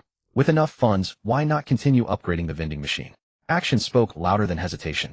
After all, earning money was for the sake of leveling up. He immediately made bulk purchases from the vending machine.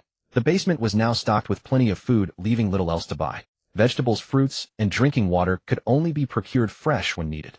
Buying them in advance would only freeze them solid. To fuel his upgrade, Shen Heng directly selected various luxury women's apparel. With 3 women in the household, these would make perfect gifts, sure to win their favor. Following Yang Jinxian and Huo Miao's figures, he bought numerous items. Remembering he had already gifted Huo Miao a necklace, he also picked out a Cartier Diamond Series necklace for Yang Jinxian. Good heavens, it was practically a tax on intelligence. He couldn't fathom what made this necklace so special. Ordinary in appearance, labeled as a classic, yet priced at over 500,000. Still, this meant experience points soared. Money held little value to him beyond securing his livelihood and converting into experience. Whatever was expensive he bought without hesitation. Before long, the area around the vending machine was piled high with goods, and its level finally climbed to 11. The next level required 48 million. Shen Heng withdrew his gaze. He now had only 4 million left. Dreaming of another upgrade was sheer folly. But checking his personal attributes, he discovered the 4 stats could be purchased again. Each attribute could only be raised by 1 point. After adding 1 point to all 4, Shen Heng endured the pain once more. This time perhaps because only 1 level was possible, or his physique had strengthened, the agony remained within tolerable bounds.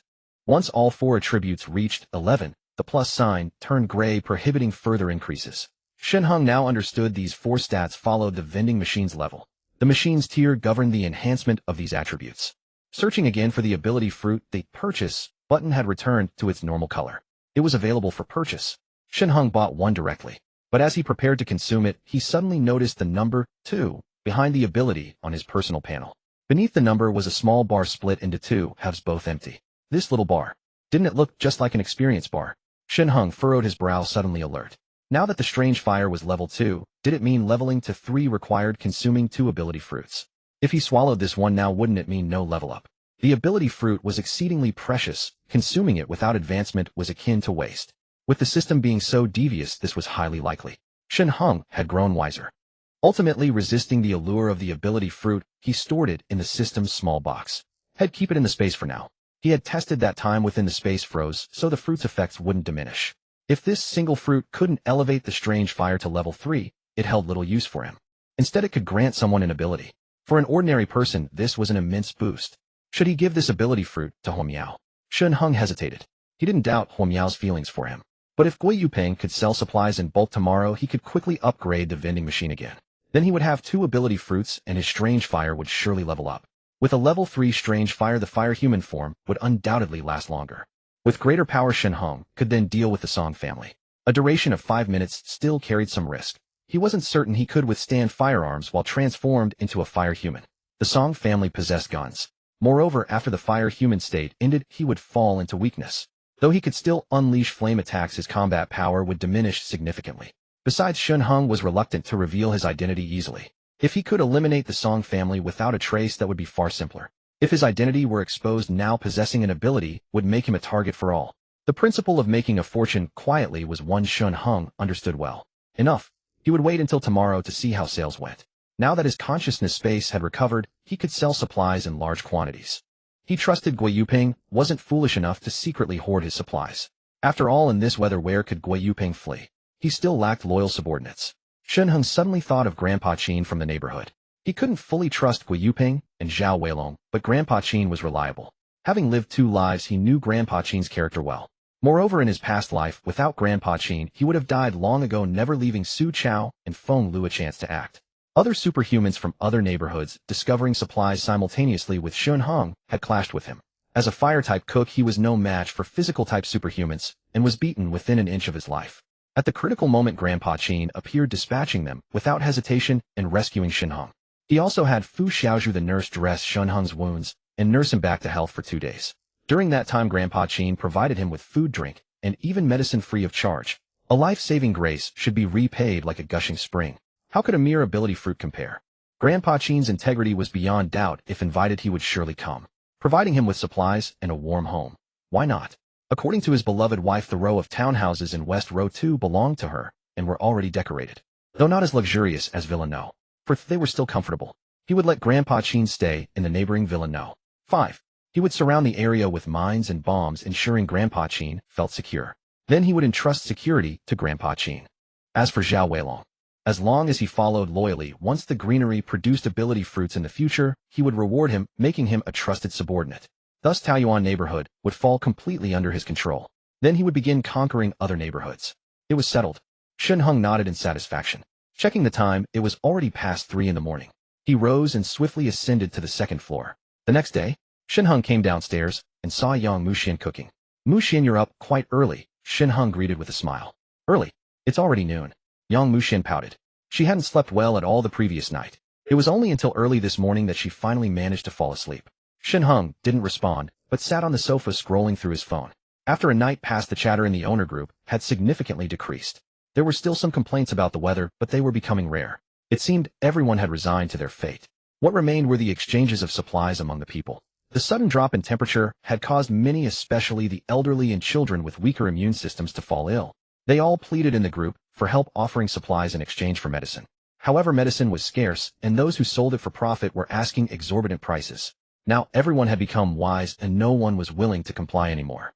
After all, in weather like this, even if you weren't sick now, who could guarantee they wouldn't be in the coming days? Having medicine was the only guarantee. Ilu Fei Xing, who has ibuprofen for sale. My child is sick and urgently needs medicine, thank you. Shen Heng let out a sound of realization. Wasn't this the person who bought medicine from Changda Auto Repair last night? Changda Auto Repair was across from Ning Yao's place. He wanted to buy montmorillonite powder from Shen Heng, but when Shen Heng quoted 500, he directly made a deal with Ilu Fei Xing in the group. He exchanged 2 bags of instant noodles for the medicine. At that time, Shen Heng scoffed. This Ilu Fei Xing was truly foolish. He could easily buy the medicine himself with food, considering how scarce it was. Moreover, he had clearly stated that a box of medicine was worth 50000. He was still trying to exchange the medicine for 2 bags of instant noodles, which was quite ridiculous. He never expected that within just one night his child fell ill. What surprised him even more was that Changda Auto Repair had spoken up in the group. Changda Auto Repair, Ilu Fei Xing, bro, your child has a fever. I still have some ibuprofen. Ilu Fei Xing was overjoyed and quickly tagged him in the group. Ilu Fei Xing, Changda Auto Repair, brother, I gave you montmorillonite powder last night. Can you give me some of that ibuprofen? Changda Auto Repair seemed a bit annoyed. Changda Auto Repair, dude, the montmorillonite powder you gave me yesterday was not a gift. I bought it from you in exchange for 2 bags of instant noodles. Ilu Fei Xing, yes, I misspoke. How about you sell me that ibuprofen for 2 bags of instant noodles? I'll bring it back to you. Changda Auto Repair, please think clearly, man. Those medicines are sold at 500 for the sake of goodwill. Why should I sell you ibuprofen for just 2 bags of instant noodles? Ilu Fei Xing, what do you mean? Changda Auto Repair, I'm not unreasonable. How about this, you give me 10 bags of instant noodles, and I'll give you the ibuprofen. How about that? Ilu Fei Xing, staring, why don't you just go rob someone? I saved your child last night. How can you treat me like this? Changda Auto Repair, sorry bro, but you should ask someone else. By the way, that montmorillonite powder is quite useful. I'm off to give my child some medicine now. Ilu Fei Xing, Changda Auto Repair, is this how you treat someone? You should have a sense of conscience. Ilu Fei Xing, Changda Auto Repair, come out and talk. Ilu Fei Xing, Changda Auto Repair, stop pretending to be dead. I sold you the medicine at such a low price, and this is how you repay me. Ilu Fei Xing, Changda Auto Repair. Shen Heng couldn't help but laugh. These two were simply hilarious. In the apocalypse, those who still held on to kindness were the ones who perished the fastest. This Ilu Fei Xing was a typical example. Being a good person. Sure, maybe in the next life. He sold medicine at a low price of 2 bags of instant noodles, but how did people treat him in return? Surviving was already so difficult. Who would remember your kindness? After some time, this would become even more apparent. Sympathy and pity would only accelerate your demise. Yang Muxian's cooking skills were not bad. Soon Shen Heng could smell the aroma of the food. Glancing up, he saw she had already set all the stir-fried dishes on the table. Meanwhile, Huo Miao and Yang Jinxian also walked down from upstairs. Yang Jinxian leaned close to Shen Heng's ear and huffed, "I'll call over a friend later." Shen Heng's eyes brightened. "Right? Yesterday Jin Bao had already mentioned wanting to bring a friend over. Was this about to happen? Baby, who is that friend you mentioned?" Shen Heng chuckled. "Look at you so proud." Yang Jinxian lightly punched Shen Heng. However, her punch was soft and felt more like a tickle. Last night before Shen Heng went upstairs, she had chatted with Huo Miao. Huo Miao had said that Shen Heng possessed a vast amount of resources, but because of this he would surely attract many suitors. Rather than fending off those wildflowers, it would be better to bring back a few proactively to prevent him from getting involved with others. Moreover, she had also explained her reason for looking for Yang Jinxian and the others. This had instilled a sense of urgency in Yang Jinxian. Indeed, she wasn't Shen Heng's first woman if she needed to seize this opportunity. Furthermore, she wasn't like Huo Miao, who was alone. She also had her younger sister a burden to carry. Only by capturing Shen Heng's heart, making him remember her goodness, could she survive with peace of mind in this frigid apocalypse. Thus she decided not to keep him guessing any longer, and softly said, "Do you know there's a beautiful doctor living in our community? Her name is Ning Yao, and not only is she highly skilled in medicine, a specially invited medical expert from Jiangxing People's Hospital, but she is also exceptionally beautiful around my age. Darling, wouldn't you want a beautiful doctor in a white coat?" Ning Yao. Hearing that name, Shen Heng was stunned. He never expected the sister Yang Jinxian wanted to recruit was actually the saintly Ning Yao from the group chat. This woman, although Shen Heng indeed needed a doctor, preferably a female one, he was not impressed by Ning Yao's methods. In fact, he felt a sense of revulsion. In the apocalypse, everyone is consumed by self-preservation. Yet this woman still insisted on saving others. How utterly ridiculous. Humans are inherently selfish. Was she a fool? Still intent on rescuing people? In the group chat he had seen, One Leaf Knows Autumn repeatedly lend a helping hand, earning everyone's gratitude, as if she were a living bodhisattva. Unfortunately, despite Ning Yao's exceptional medical skills, she lacked sufficient medicine, leaving her helpless against many diseases. She could only turn to Shen Heng for help. But Shen Heng had clearly set his price. Common medications cost 50,000, while rarer ones went for several times that. Take it or leave it. Now Ning Yao had come to understand Shen Heng's temperament, and no longer took the initiative to contact him. Rumor had it that this Dr. Ning was quite beautiful. A skilled physician who was also attractive would surely not die in the apocalypse. However, she could only rely on a powerful man. No matter who rose to become a regional overlorded doctor was an indispensable key figure. Especially a beautiful woman. She would never be overlooked. "Honey, do you know her?" Seeing Shen Heng slightly shake his head, Yang Jingxuan's heart tightened, and she quickly said, "Yao Yao is actually a kind person, she. We'll talk about this later." Shen Heng said flatly, "I don't want any sanctimonious hypocrites here." Pausing, his gaze fell on the two sisters. "Jinxuan, remember this. In the apocalypse, don't harbor any compassion, or you'll only bring misfortune upon yourselves." The two fell silent. Yang Jinxian and Yang Muxuan were well aware of their own beauty. Yang Jinxian had married into the Song family, and even after her husband died, his younger brother Song Zhengming, who took over the family, still coveted her. Her sister Yang Muxuan was still in graduate school, having received countless confessions and admirations from male students. "Since you're here, I'll do my utmost to protect you. But if you take in outsiders without my consent, I will not be lenient." Shen Heng's eyes turned icy. "Even if they're elderly or children, without my permission, do not show them any sympathy. Once you enter this door, you'll have no worries about food or clothing, but many outside are still starving. They'll stop at nothing for a single bite. Even if you throw away or dump the food in your hands, don't give it away casually. You know the principle of innocence lies in not possessing jade, so I won't elaborate." Yang Jinxian and her sister trembled in fear. Yang Jinxuan in particular had red-rimmed eyes. As for Ning Yao, Shen Heng shook his head. "If she's so keen on saving others, let her be. In this environment, I have plenty of supplies. Do you think I lack beautiful women? There were plenty of beautiful women in the world, and plenty of doctors. Of course, beautiful female doctors were rare, but he wouldn't risk anything for a woman." With Ning Yao's overflowing compassion, Shen Heng would not accept her until she changed. Even if she starved to death, it had nothing to do with him. In full. Shen Heng put down his chopsticks, stood up, and headed to the basement. "Meow meow, come down." "Oh, okay." Huo Miao quickly followed behind Shen Heng. Entering the basement, Shen Heng produced the previously prepared Walther pistols like a magician and handed them to Huo Miao. "Take these 2 guns for self-defense." "Pistols?" Huo Miao was stunned. Though she was curious about her husband's supernatural abilities, she never imagined he had such things. With such strict controls in the Dragon Kingdom, where did these guns come from?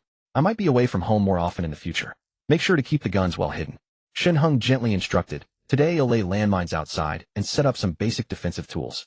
But for your safety, having a gun on you will ensure you can protect yourself. Of course, this is just a temporary measure. In a few days I'll give you something even better. Shen Heng said slowly, more importantly, these 2 guns are for you to guard against the Yang sisters. He would be away from home much more often. Yang Jinxian had only arrived last night, and though she had been intimate with him deep down, Shen Heng naturally valued Hua Miao more. Hua Miao was now completely devoted to him, obeying his every word, and Shen Heng was quite pleased. If he could only choose one companion in the apocalypse, it would be Hua Miao alone. When the time came for the spirit fruit, Shen Heng would reserve one for Hua Miao first.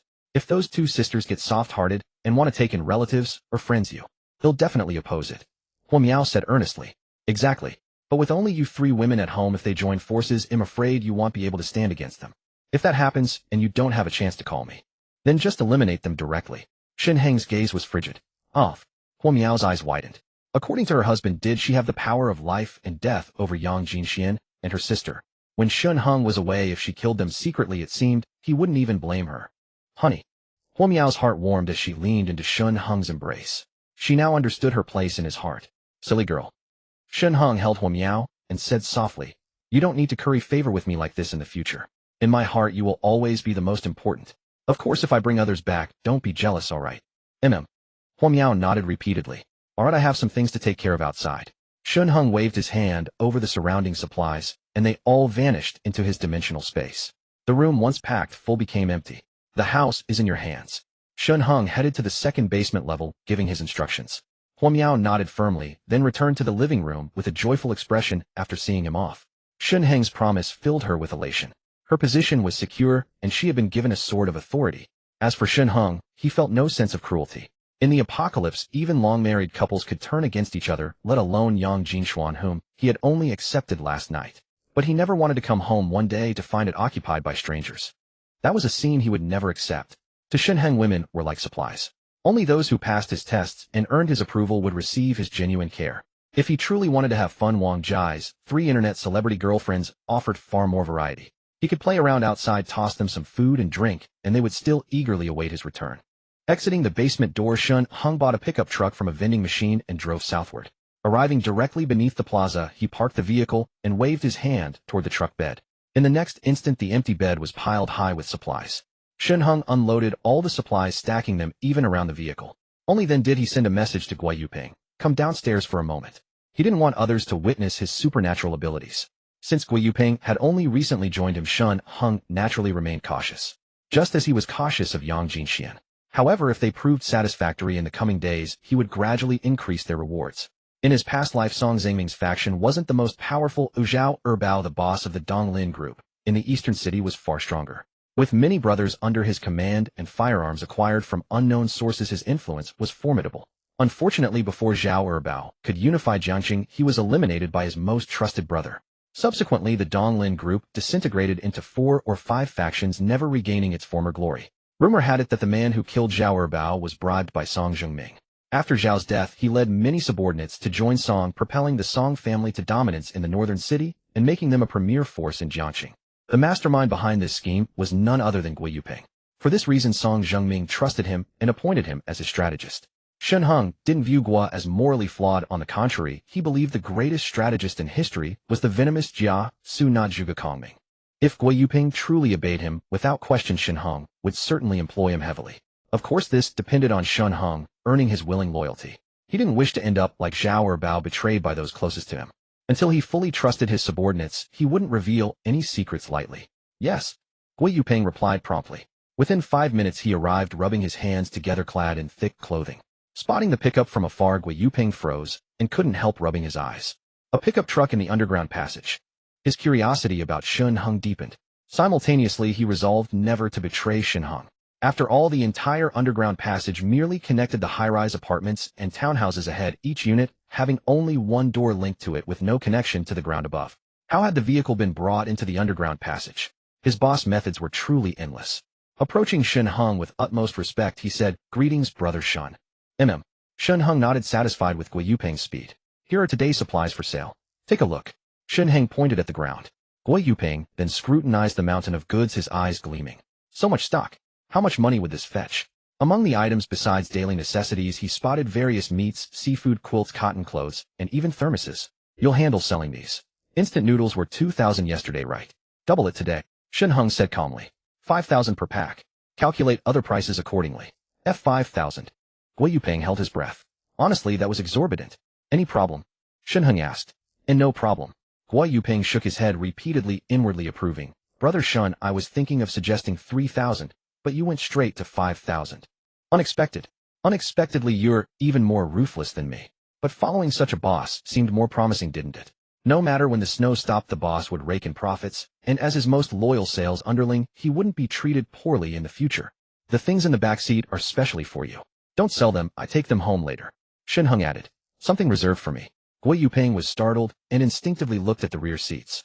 The seats were crammed full, thick quilts and clothes, drinking water on the floor, large portions of pork, beef, and lamb, along with thoughtfully placed thermoses, pots, and dishes. Amid the gaps were various medicines.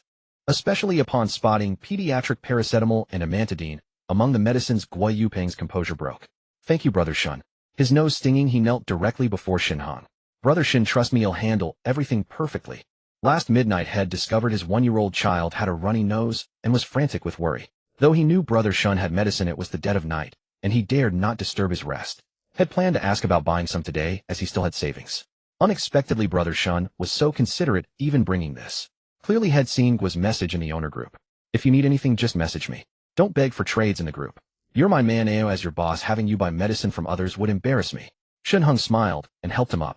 I live in the townhouse area, West Row 2 No. 3. Park this truck near your building tonight. Drive it here tomorrow to load supplies. I won't be making trips anymore. Yes, Brother Shen. Gui Yuping nodded repeatedly. Shen Heng patted his shoulder and messaged Zhao Weilong to bring his men down to maintain order. With so many goods today, they had to prevent a rush. But how could he reveal his true location? Villa No. 3 was where Yang Jinxian had lived. He could simply stock supplies in her basement tomorrow and summon Gui Yuping to move them. By the way, if you're overwhelmed, pick 2 reliable people to help sell. Give them some food afterward. Many would be eager to work. Shen Heng advised. Got it, Brother Shen. Gui Yuping quickly responded. Soon he posted announcements in all major owner groups. Today's supplies have arrived. Due to scarcity, all items are doubled in price. Ham, sausages, instant noodles, bread. 5,000 per pack. Oil heaters 100, quilts 500. The groups exploded. Many furiously Gui Yuping accusing him of price gouging. 5,000 for a pack of instant noodles. Why don't you just rob? If you don't want to buy, shut up. Keep yapping and I'll blacklist you. Even if you offer higher prices, I won't sell. Gui Yuping replied coldly. This was the authority his boss gave him. If anyone caused trouble, he'd cut them off directly. No time to waste. Also from today, stop all private trades. Whether you need medicine or supplies, I'll provide them as long as you pay. Gui Yuping added in the group. If I catch anyone, same blacklist treatment. Of course, I also accept bartering. This way he controlled all supplies in the neighborhood. Though unsure of his boss' intentions, the clever Gui Yuping began anticipating Shen Heng's thoughts and issuing commands. In the future, only one person would control supplies in this community, my boss. By the way, Brother Shen. After sending a few messages, Gui Yuping looked cautiously at Shen Heng. You won't blame me for acting on my own, will you? Shen Heng laughed. Go ahead, make your own decisions. Since I've entrusted this to you, as long as you bring in money, I won't interfere. This kid's tone was oddly ingratiating. Was he trying to charm everyone? Glancing at Gui Yuping's handsome face, Shen Heng instinctively stepped back 2 paces and continued, voicing to Zhao Weilong. Recruit more people today. And tell them anyone with green plants should come to Gui Yuping to trade. Got it, Brother Shen. Zhao Weilong agreed repeatedly. Gui Yuping gazed at Shen Heng with admiration as he commanded silently, thinking the boss is truly impressive. Brother Shen. Zhao Weilong, trailed by a dozen underlings, scurried hastily before Shen Heng.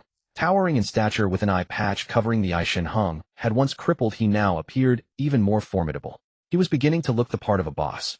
Observing his demeanor, Shen Heng nodded approvingly. Maintain order as you did yesterday. If anyone dares to pilfer, break their hands at once. Afterward, collect supplies from Yupeng. Oh, and Weilong, keep procuring greenery. Yes, Brother Shen. Zhao Weilong nodded respectfully. I gathered over 100 pots yesterday. They're all stored at my place. But some, upon hearing WED trade supplies for plants, have started demanding exorbitant prices. 5 packs of instant noodles per pot. Shen Heng frowned slightly, then waved dismissively. Then trade. 5 packs of instant noodles cost him barely a dozen yuan from the vending machine. To Shen Heng, it was trivial. Of course, he could simply lead his men to seize them by force. But Shen Heng prided himself on being a civilized man and scorned such deeds. More importantly, in the future, he would command Jiangqing City, and naturally, he couldn't afford discord among his followers.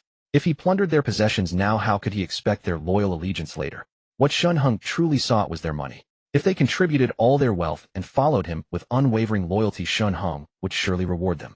Otherwise, no matter how invincible he was alone, he couldn't protect those he wished to safeguard at all times. Shen Heng casually tossed 2 packs of cigarettes to Zhao Weilong, and the underlings' eyes lit up. They hadn't hoarded cigarettes, they'd smoked them all when the blizzard first struck. 5 days. Not a single puff had touched their lips. Now seeing Shen Heng fling 2 packs their way, they all stared longingly at Zhao Weilong. Stick with me, and work hard, the boss goodies won't run dry. Zhao Weilong distributed cigarettes to his brother's warning. If any of you have other ideas, don't blame me for being harsh. Rest assured, Brother Long. Well, follow orders. You don't even need to say it, Brother Long, we know the rules. A pack of cigarettes was nearly half gone, leaving only 3. Zhao Weilong stuffed the pack into his pocket, approached Guo Yuping, and handed him a cigarette. Thanks, brother. Guo Yuping smiled at Zhao Weilong, took the cigarette, and lit up. The announcement about selling supplies had just gone out, and the residents hadn't yet come down. He relished the brief respite. The supplies Shen Heng had brought were already sorted and stacked, requiring no further worry. Is this the truck Brother Shen provided? Zhao Weilong eyed the pickup with envy. That's right. Guo Yuping nodded. As the other underlings fanned out to keep watch, he seized the moment to slip Zhao Weilong a few sausages and a can of meat. Brother, you. Zhao Weilong's eyes widened. We're all brothers. Guo Yuping chuckled. Don't worry, I took these from the truck seat. Brother Shen gave them to me personally. I can't finish them all, so I'm sharing with you, Brother Long. He knew well that he was now Shen Heng's abacus, the steward, and Zhao Weilong would likely be Shen Heng's bodyguard. Both were in it to prosper with Brother Shen. They were on the same side. Thanks. Zhao Weilong grinned, a hint of envy in his voice. Brother Shen sure treats you while giving you so much. Brother Shen gave you cigarettes too. Guo Yuping replied with a smile. You're single and carefree, unlike me. I've got my parents' wife and kids at home, plus my in-laws. They retired and help with the kids, but they got trapped at my place during that storm. Now there are 7 mouths to feed in my household. Brother Shen knows, so he gave me extra. True. Zhao Weilong's gaze drifted to Shen Heng as he nodded. Brother Shen is truly formidable. We met through a fight. Well, not even a fight. I was on the receiving end. Back then I only yielded to his strength. I never imagined he'd have so many supplies. And he even dared to sell them. In these times, every household hoarded their food and drink, unwilling to part with any. Yet Shen Heng hauled out a truckload and more ready to sell. He truly wasn't afraid of running out. With the roads snowed in and officials gone silent, if supplies were exhausted, where would they find more? Then everyone would starve to death. Who knows how Brother Shen got all this stock, and he's selling again tomorrow. Guo Yuping marveled. And it looks like prices might go up even more. Zhao Weilong clicked his tongue. A pack of instant noodles already cost 5,000. Any pricier, and who could afford it? But that wasn't his concern. As long as he stuck with Brother Shen, he'd be taken care of. Soon people began descending the stairs to line up for supplies. More gathered around the pickup truck. Zhao Weilong stubbed out his cigarette, rose to maintain order, and dealt swiftly with anyone trying to snatch supplies in the chaos. Amid the disorder, things held together reasonably well. Shen Heng nodded in satisfaction from a distance, then crouched to examine a tiny sprout on the steps of Building 16. Overnight, the sprout seemed to have grown significantly. It appeared to have mutated. Normally, it shouldn't grow this fast. But recalling his past life when spirit fruits appeared and animals began to mutate, making human survival even harder, Shen Heng could understand. If humans could gain powers, why not plants and animals? Just as he was about to stand and leave, a commotion erupted near the pickup. Shen Heng frowned and ambled toward it. A few steps and the noise grew louder, the crowd surging and clamoring. Many who had stockpiled food were nearly out by the 5th day. Even those with supplies lacked water and had to come down to buy. So today the underground passage was packed. Nearly 1,000 people crammed the space, making it almost impenetrable. A crowd brandishing cleavers had surrounded Zhao Weilong, and his men cursing loudly. One of Zhao Weilong's underlings lay motionless on the ground, his neck slashed, clearly dead. Chu Jingping, you dare to strike. Zhao Weilong's face darkened. A massive man weighing at least 300 jin wielding 2 cleavers sneered at him. Zhao Weilong, you're nothing. A one-eyed cripple. I'm warning you now, get lost or I'll chop you down first. Chu Jingping, a construction contractor, had brought over 30 men to surround Zhao Weilong and his dozen underlings, all brandishing cleavers. They had come prepared. Seizing this truckload of supplies meant food. Not just food and drink, but winter gear and even firewood. Guo Yuping, right? A used car salesman? I know you.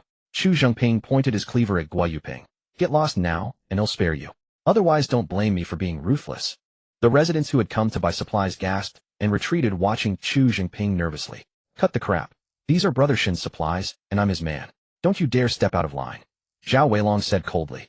Though visibly tense, Guo Yuping addressed the crowd. If he steals these supplies, none of you will get anything, and you'll go hungry today. There are only 30 of them. Let's drive them off. Shut your mouth. Chu Jingping swung his cleaver at Guo Yuping. Guo Yuping dodged, but the blade caught him on the back. Thanks to his thick clothing, the coat was slashed open, cotton fluff scattering. This haul is mine. Anyone object? Chu Zhengping glared menacingly at the residents. Their faces pale, they retreated further. Though some had already frozen or starved to death, no one had witnessed a murder in broad daylight. Now faced with Chu Zhengping's bloodied cleaver, they were terrified. The dead underling on the ground was Chu Zhengping's first victim, struck down without hesitation. Ruthless. Seeing that no one among the residents responded, Guo Yuping frowned deeply. In truth, if everyone charged together, Chu Zhengping's cleavers would be useless. 1,000 people could trample them with a single step each. But when faced with danger, most preferred to turtle up.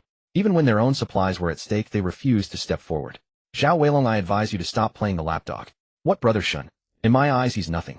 Chu Zhengping sneered. Why not join me? He'll throw you a scrap to eat. Despite his calm facade, his heart raced. He had actually killed someone. But since the authorities had vanished and so many had died outside, one more killing couldn't be a big deal, could it? When the snowstorm ends, the officials won't still hold me accountable, will they? I'm starving. Even if I face a firing squad later, he'll fight now. His greedy eyes fixed on the supplies behind Guo Yuping. So much. If he took it all today, it would last him at least half a month. Enough to survive. Spare me your nonsense. Zhao Weilong gritted his teeth.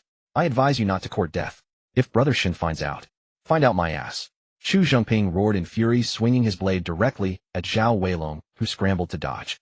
Seeing their leader strike again, the brothers following Chu Zhengping surged forward, cleavers in hand. Zhao Weilong's underlings fled in panic, covering their heads. Amidst the chaos, seeing no resistance, the cleaver-wielding thugs ceased their chase and frantically stuffed the scattered supplies into their clothing. Stop! Guo Yuping's eyes blazed with fury. These were the goods Brother Shen had entrusted to him. If they were lost, how could he face Brother Shen? More critically, the property owners who had been standing at the rear began to stir. Seeing the mass looting, especially Chu Zhengping, who had abandoned Guo Yuping to frantically fill a sack with supplies, the crowd erupted. Who would pay when they could get it for free?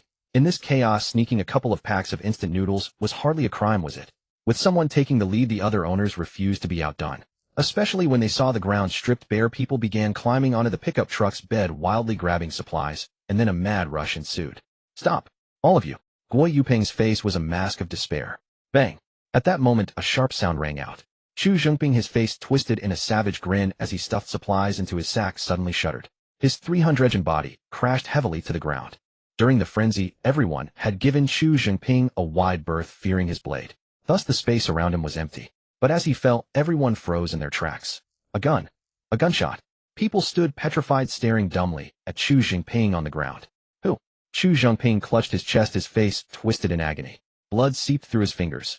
After a 2-second pause with no further shots, the crowd bent down and resumed their looting. Those at the back pushed forward frantically, while those in front continued to grab supplies. A cacophony of curses erupted and chaos reigned once more. My gun means nothing to you people, does it? Shen Heng stood behind the crowd, his face dark. He tossed the pistol into his spatial storage and produced an AK-47. The people in front were pushing so frantically that no one noticed Shen Heng in the distance. He had seen Chu Zhengping leading the raid on the supplies, but hadn't been concerned. What was there to fear when he had a gun? But he hadn't expected the 1,000-plus property owners to join the plunder. Even more unexpected was that after Chu Zhengping was shot and fell, the crowd only paused for a few seconds before resuming their looting. Initially, no one dared approach Chu Zhengping, but seeing him lying there barely able to breathe, his former menace gone, they swarmed around him. Even the sack in his hand was torn from him. Those who hadn't grabbed anything began to fight with those who had. Shen Heng smirked coldly, cradling the AK and loading it. Click! The gun emitted a faint, crisp sound. Guo Yuping, Zhao Weilong, you two get in the car and stay down. Shen Heng roared into a loudspeaker held in his left hand. Guo Yuping, who was fighting over supplies, obeyed, without a second thought, diving into the car and crouching on the seat. Zhao Weilong hesitated for a moment, then instinctively followed Guo Yuping into the car. The moment he got in, Shen Heng's AK roared to life. Rat-a-tat-a-tat. Blue sparks flashed from the muzzle. The machine gun's rapid-fire rhythm was like a frantic drumbeat, a sound like hail hammering on metal, a continuous roar that seemed to pierce the eardrums. Each bullet tore through the air with a sharp, piercing howl. Before Shen Heng, the looters fell one after another like wheat before a scythe. A gun! A gun! People are dying. It was only after many had fallen that the crowd snapped back to reality, dropping their loot and fleeing towards their homes. Anyone who runs dies. Shen Heng turned coldly, swapping magazines, and fired another burst at the fleeing owners. Those hit in the back as they ran were flung forward, crashing heavily to the ground. The running crowd froze in their tracks, raising their hands high. Don't kill us. We surrender. We surrender. The dead lay still, but the wounded clutched their arms or legs, wailing in agony. Silence. Shen Heng picked up the loudspeaker, his icy gaze sweeping the area. The crowd trembled in fear, falling utterly silent. Brother Shen. Guo Gui Yuping and Zhao Weilong scrambled out of the car, their faces a mix of shock and joy as they looked at Shen Heng. They never expected Brother Shen to have an AK. The dozens of bodies on the ground filled them with a silent dread. This was real killing, and he had killed dozens. Shen Heng's face was a mask of calm as he paced forward. Clomp, clomp, clomp. The only sound was his steady footsteps echoing in the corridor. A nearby owner, pale with terror, dropped to his knees. Don't kill me. Don't kill me. Bang. His reward was an expressionless bullet from Shen Heng. The man crumpled to the ground motionless. The crowd swallowed hard, silent, and shivering. Even Gui Yuping's legs felt weak as he watched Shen Heng nervously. Shen Heng stopped before Chu Jinping. The fat man, miraculously still alive, stared at Shen Heng with a ghastly pale face. You. Bold of you to rob me. Shen Heng sneered, aiming his gun at Chu Jinping's limbs. Bang, bang, bang, bang. Four shots were answered by 4 screams from Chu Jinping. I hope this is the last time. Shen Heng addressed the crowd of owners coldly. I was simply doing business. You pay, I give you supplies. A fair trade. The prices aren't low, but you could choose not to buy. Why did you have to steal from me? The crowd knelt trembling. Click. Shen Heng reloaded the gun's muzzle aimed at Chu Jinping's head. This is what happens to those who challenge me. If you're not afraid of death, feel free to try again. Ugh. Chu Jinping struggled to speak, but no words came out. His eyes were filled with sheer terror. What kind of man was this? He even had a gun. Alas, the question would never be asked. Shen Heng aimed at his head and pulled the trigger. The explosive crack of the bullet hammered at everyone's ears. The crowd winced in pain, carefully covering their ears. When the gunfire ceased, they saw Chu Jinping's massive head had been blown to a bloody pulp. Ugh! Those closest to the gruesome scene began to retch, but remembering Shen Heng's words, they desperately covered their mouths, staring at him in terror. Zhao Weilong, count how many of your men are still alive. Shen Heng's voice cut through the air. Zhao Weilong swallowed hard, quickly turning to count those beside him. He replied nervously, Brother Shen, there are 10. 12 left. A stray bullet had already killed one of his men, hitting him square in the forehead. Of course, the greater number of dead were Chu Jinping's cleaver-wielding men and the looters among the owners. Listen up, all of you. Shen Heng's voice was like a demon from the abyss. Line up and put back everything you stole. Zhao Weilong, take your men and search them thoroughly. Make sure no one is hiding anything. Yes, Brother Shen. Zhao Weilong quickly summoned his men and headed to the pickup truck. The crowd nervously glanced at Shen Heng. Seeing he had nothing more to say, they hurriedly stood up, meekly returning the supplies. After they placed the items down, Zhao Weilong's men conducted full-body searches, stripping off their coats and tossing them aside. The people shivered from the cold, but dared not utter a single complaint. This was a treat for the underlings. Several female owners who had joined the looting now had their coats removed, revealing their thick sweaters. Claiming the need for a thorough inspection, the underlings let their hands wander, and the female owners could only swallow their humiliation. Some women were there with their husbands, but faced with these roaming hands, their husbands remained silent, hanging their heads in helplessness. Shen Heng remained unmoved. If they had known this would happen, why did they act as they did? Time ticked by minute after minute. The residents, having handed over their supplies, all hunched their necks into their coats and stood meekly to one side. They still wished to purchase more provisions, as there was little left to eat at home. Seeing that Shen Heng had ceased his killing, many people cautiously approached him, trying to plead their case. Line up properly. One of Zhao Weilong's underlings barked at the crowd. What are you standing around for? If you want to buy supplies, get in line. Then the underling turned to Shen Heng with a fawning smile. Brother Shen, I saw them crowding around you and was afraid they might offend you. It's fine. Shen Heng waved a hand. What's your name? Brother Shen Imrenjia. The underling quickly replied with deference. From now on you'll serve as Zhao Weilong's deputy. Shen Heng nodded and tossed Renjia a jar of ointment. Apply this, don't let yourself freeze. The young man had shown courage earlier, and Shen Heng had taken note. Earlier, when Chu Jinping led his men in a charge, Renjia had even taken down 2 opponents and faced them down with a blade. Zhao Weilong, by contrast, had only dodged and weaved, offering no real resistance. Renjia's hand had also been injured in the skirmish. Thank you, Brother Shen. Renjia's face lit up with surprise as he accepted the ointment. By the way, what did you do before? Shen Heng asked casually. Well, I was a soldier. My fiancée cheated on me, so I took leave to go back and teach that scumbag a lesson. Renjia's expression stiffened. But then she and her lover reported me to the military, and I had to be discharged. It's only been a little over a month. I was about to find a security guard job when the blizzard hit. A former soldier. No wonder Shen Heng had noticed Renjia's crisp, decisive movements and his utter fearlessness in facing Chu Jinping's men. Good. Shen Heng patted Renjia on the shoulder. Can you handle this gun of mine? Of course. Renjia replied with pride, then realizing his tone was too brash, he coughed and added, Brother Shen, I can use it. Zhao Weilong, the gun is yours now. Shen Heng tossed the AK-47 to Zhao Weilong. Have Renjia teach you. Get familiar with it quickly. What I said earlier applies to you too. I don't want to see a repeat of this. Yes. Zhao Weilong caught the gun in astonishment, his face beaming with joy as he gave Shen Heng his assurance. The other residents felt a chill of fear and dared not speak. Let me go, let me go. At that moment a woman's voice rang out. Shen Heng frowned and followed the sound. The residents were returning their supplies in an orderly queue, and it was now a young woman's turn. She looked to be in her early 20s with short hair and a fresh, vibrant appearance. Though not as stunning as the women in his own home, she was still a campus beauty. A few of the underlings surrounded her, their expressions grim. Fu Xiaozhu. Shen Heng was somewhat surprised. In his past life, she was the woman old Master Qin took in after consuming the ability fruit. She was a university student.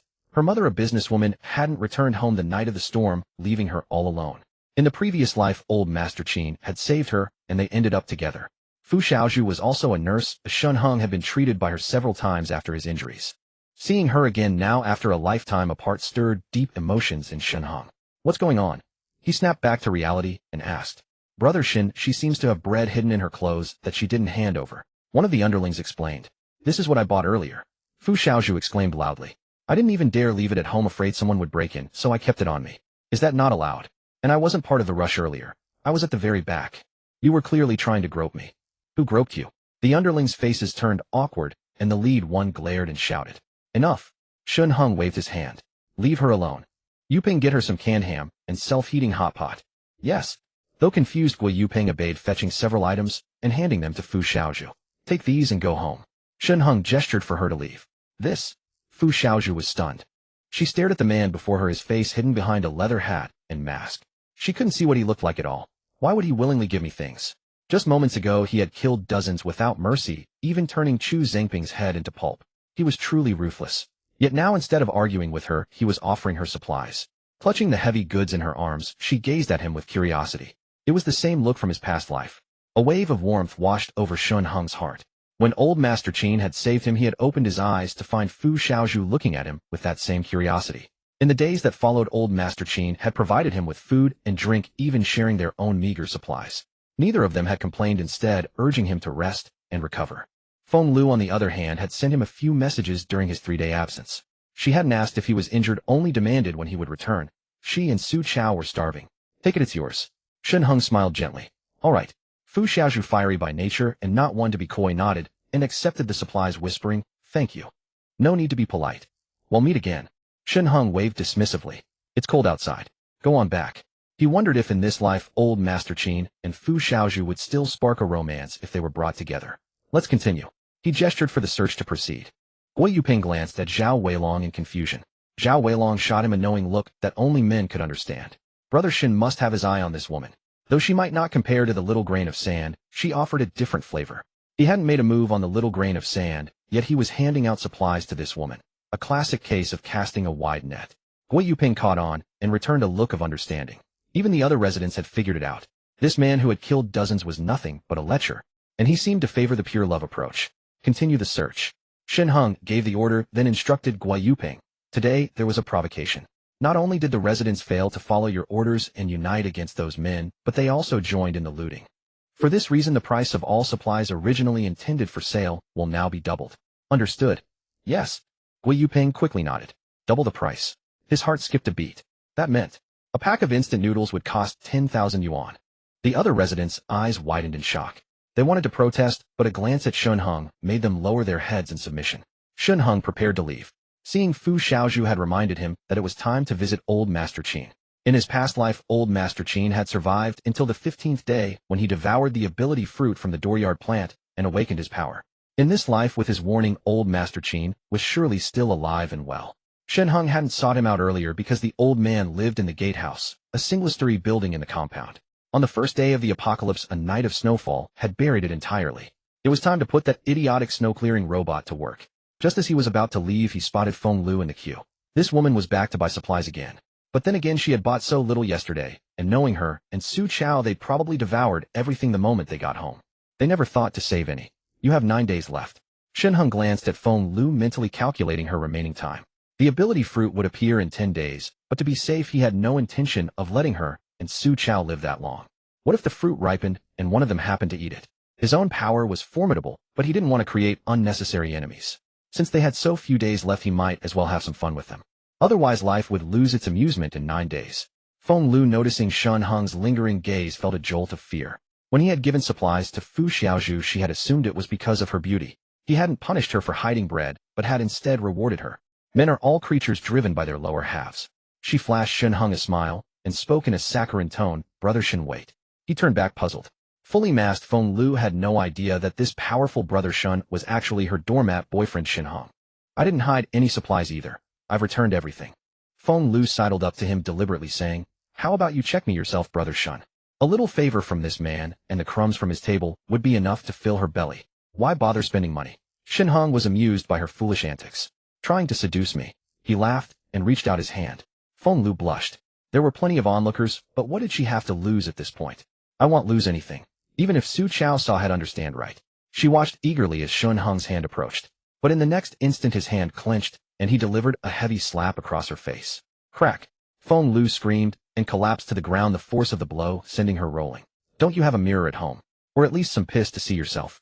Look at what you are, you dirty my hands." Shen Heng spat, and looked up at Gui Yuping. "Remember this woman. If she wants to buy supplies, double the price again." Feng Lu sat on the ground, covering her face, her gaze filled with resentment as she stared at Shen Heng's retreating figure. Many of the surrounding homeowners were pointing at her and whispering among themselves. "I offered myself to you, and you still refused. Am I uglier than her? How ungrateful." Her face flushed alternately pale and red. She stood up, put on her coat, and silently returned to the line. Feng Lu still did not realize that the very man she had tried to seduce was Shen Heng. In his heart, she had already been sentenced to death. 9 days later, that would be her end. Zhao Weilong squinted, his eyes fixed on Feng Lu. He hadn't expected this woman to be so bold. And she wasn't bad-looking either. If Brother Shen didn't fancy her, he certainly did. He glanced at his underlings nearby and let out a soft chuckle. Lifting his head, he called out to Feng Lu, "You come here." Feng Lu was startled, quickly approaching Zhao Weilong and forcing a smile as she said, "Hello, Brother Long." Now that the gun was in Zhao Weilong's hands, it seemed he was highly valued by that Brother Shen. "I'll search you myself." "Any objections?" Zhao Weilong raised an eyebrow. "Of course not." Feng Lu instantly understood her seductive fox-like eyes, giving Zhao Weilong a meaningful glance. A grin spread across Zhao Weilong's face as he took Feng Lu's hand and led her toward the basement of the nearest building. As they walked, he turned back to wave at Gui Yuping, calling out, "Yuping, save a couple packs of instant noodles for your bro." Gui Yuping furrowed his brow. Although Brother Shen had handed the gun to Zhao Weilong, showing great trust in him, he dared not make such a decision on his own. "Weilong, stop right there." "Huh?" Zhao Weilong halted, turning back to look at Gui Yuping in confusion. This woman, Brother Shen himself declared that if she wants to buy supplies, the price is doubled. That means if she wants a pack of noodles, it'll cost her 20,000.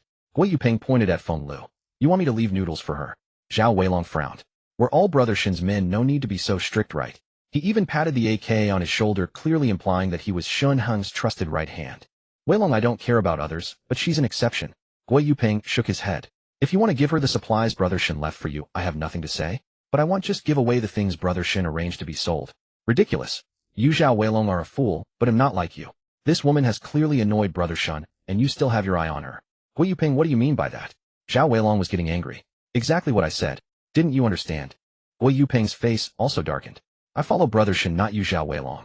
You report directly to him, and so do I. You have a gun now, so I can't afford to provoke you. But I'll keep a clear record of all the supplies Brother Shen left behind. What's consumed by our own brothers, they'll list one by one. But the portion meant for sale, I will never give away for free." Gui Yuping said coldly. "If you want to continue, I won't stop you.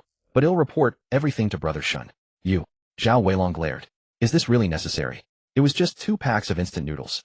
"Of course it is. Selling them to her would bring in 40,000. Gui Yuping said flatly.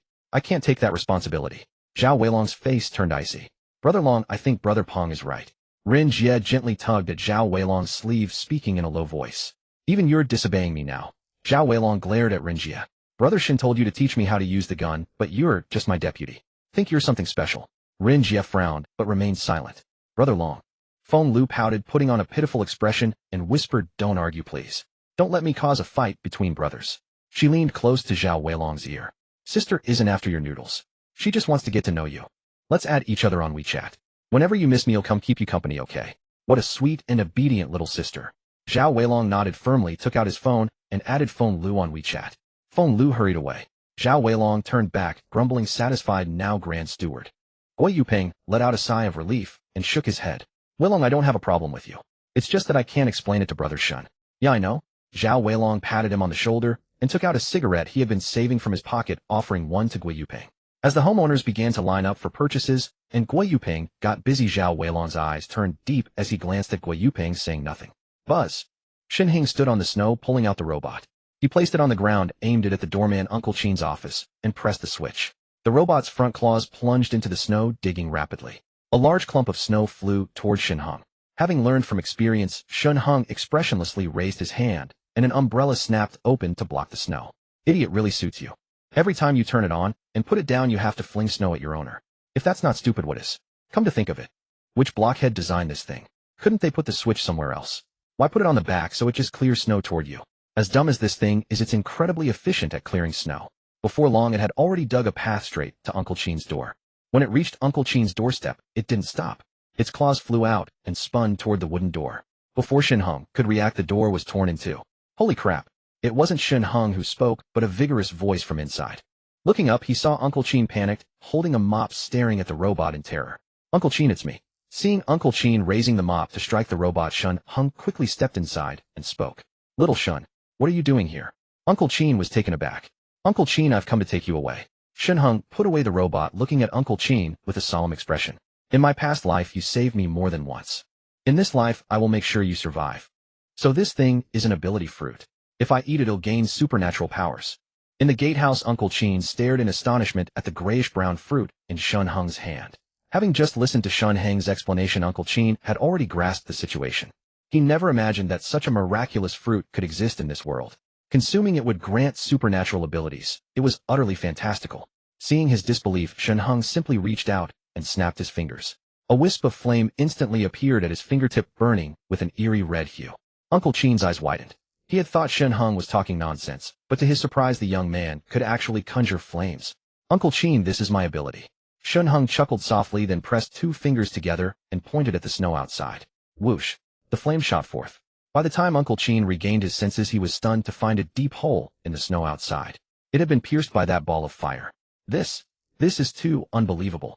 Uncle Chin stood dumbfounded, staring blankly at the hole bored through the snow. Now do you believe me? Shen Heng withdrew his right hand and smiled at Uncle Chin. You mean, after eating this fruit, I can have an ability like yours? Uncle Chin swallowed hard, incredulous. Everyone's constitution is different. The abilities awakened after ingestion vary. Shen Heng explained. He recalled that in his past life, he had been a fire-type ability user. Now reborn with the vending machine and the space of consciousness, the ability he had gained was still fire-type. Even after consuming two ability fruits, he had failed to awaken a new power. Shen Heng suspected this was due to his innate constitution. In his previous life, Uncle Chin's ability had been ordinary, merely enhanced physical strength, far surpassing normal humans. He wondered if it would be the same in this life. Xiao Shun. Uncle Chin looked up, his expression grave. If that's the case, the ability fruit is extremely valuable. I can't accept something so precious for nothing. Having such an ability would make one practically a superhuman. Uncle Chin also browsed the internet and knew how the outside world had changed. Now the entire social order had collapsed. Some online posts even revealed that in remote areas people had begun looting and killing. With abilities, one would naturally rise above any rules. Such a precious item. He could never repay it. Uncle Chin, I trust your character, and I hope you can help me. Shen Heng's face turned serious as he looked at Uncle Chin. The whole world is in chaos now. The authorities have yet to show themselves. Everyone is panicked. Society is in turmoil. I'm not trying to be some savior. I just want to protect my family and friends in this apocalypse. But I can't do it alone. If you're willing to stand with me, I'll give you this ability fruit. Hearing this, Uncle Chin hesitated. To be honest, after witnessing Shen Heng's ability, he had first been shocked, then filled with envy and desire. Who wouldn't want such power? It was even more incredible than the superheroes on TV. Uncle Chin was over 50, but his spirit was still young. He too yearned to rise above others. Now the opportunity was right before him. Just swallow the ability fruit, and he would become like Shen Heng. Of course, he also understood that he would need to pledge his loyalty and devotion to Shen Heng. That said, he had known Shen Heng for quite some time. The young man harbored no truly malicious intentions. Moreover, every word Shen Heng spoke made sense. He had a daughter working in Tianhai City. Tianhai was not too far from Jiangqing, but in this apocalypse, how could he find her? With an ability, he might have a chance to visit his daughter. If the snow continued, he would be trapped in this gatehouse forever. Alright. Uncle Chin was not one to be overly sentimental. He nodded directly, then, without hesitation, knelt on one knee before Shen Heng. Xiao. Master Shen, I Qin Yiming pledge my life to you from now on. They'll call you Old Chin. Shen Heng smiled and helped Uncle Chin to his feet, his expression serious. Old Qin, swallow the ability fruit now, and from today, you'll be my right hand. Old Qin nodded, ceased his politeness, picked up the grayish-brown fruit, and stuffed it into his mouth. As soon as he closed his eyes, he felt a surge of heat in his abdomen spreading through his limbs. After circulating through his body, the warmth settled in his belly, condensing into a golden core. I have an ability now. Uncle Qin looked up, dazed at Shen Heng. Take your time to sense it, you'll understand what your ability is, Shen Heng said with interest. In his past life, Uncle Qin's ability had been strength. Would it be the same in this life? Uncle Qin nodded, then quietly meditated. After a moment, he stood up and looked at Shen Heng. My ability doesn't seem very strong. I just feel that my stamina, strength, and speed have all increased. As for how much? He glanced at the gatehouse wall, took a deep breath, and then punched out. Boom! The wall let out a thunderous roar. Shen Heng stood stunned as Old Qin's right fist actually pierced through the wall. Damn, that's incredible strength. Old Qin was also shocked by the power of his own punch, quickly withdrawing his arm and staring at his hands in disbelief. Awesome. Shen Heng silently gave a thumbs up. In his past life, most people who consumed ability fruits gained enhanced physical strength, and Old Qin was no exception.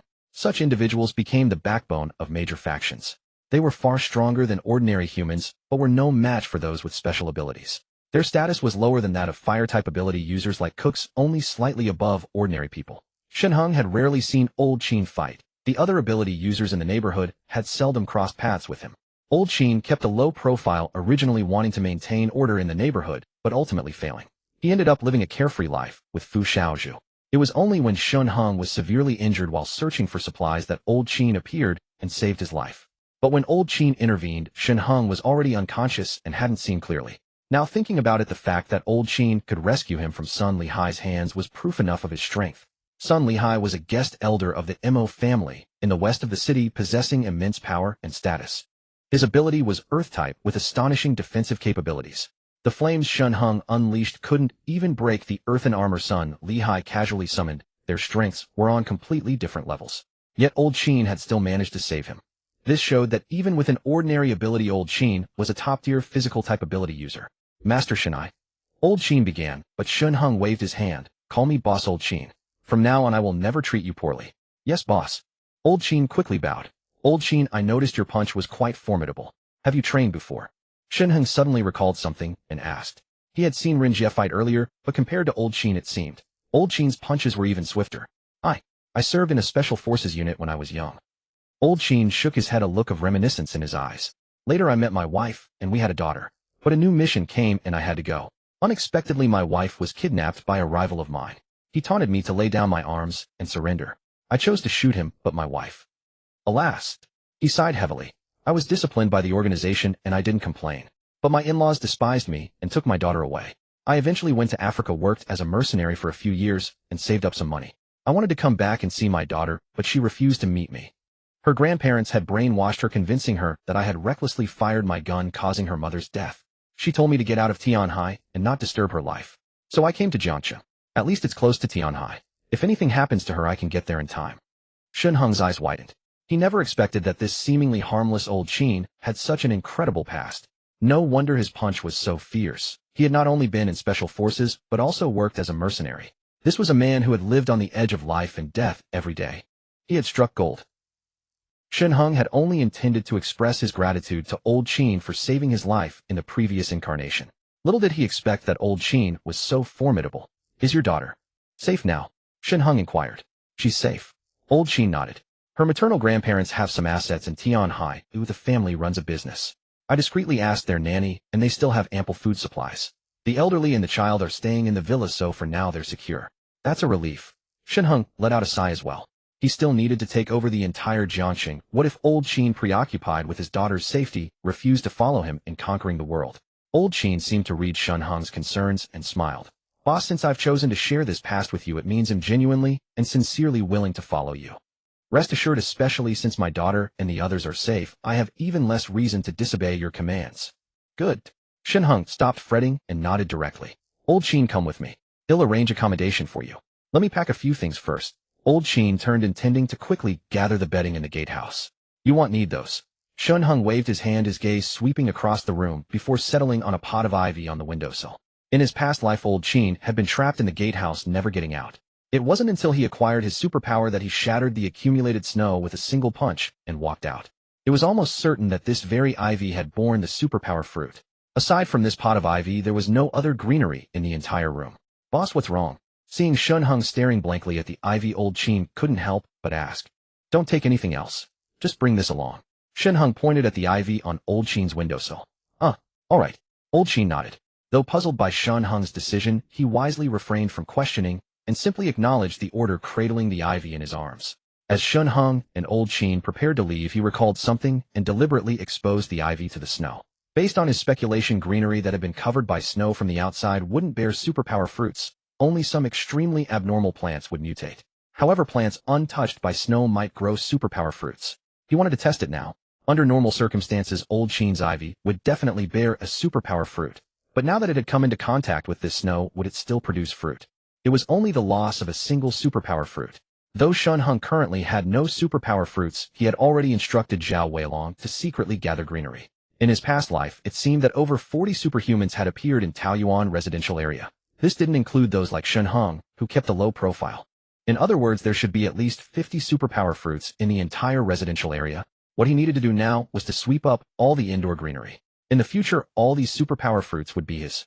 By then, Shen Heng could not only elevate his own strange fire to a terrifying level, but also give them to the women by his side, so that they too could gain the ability to protect themselves.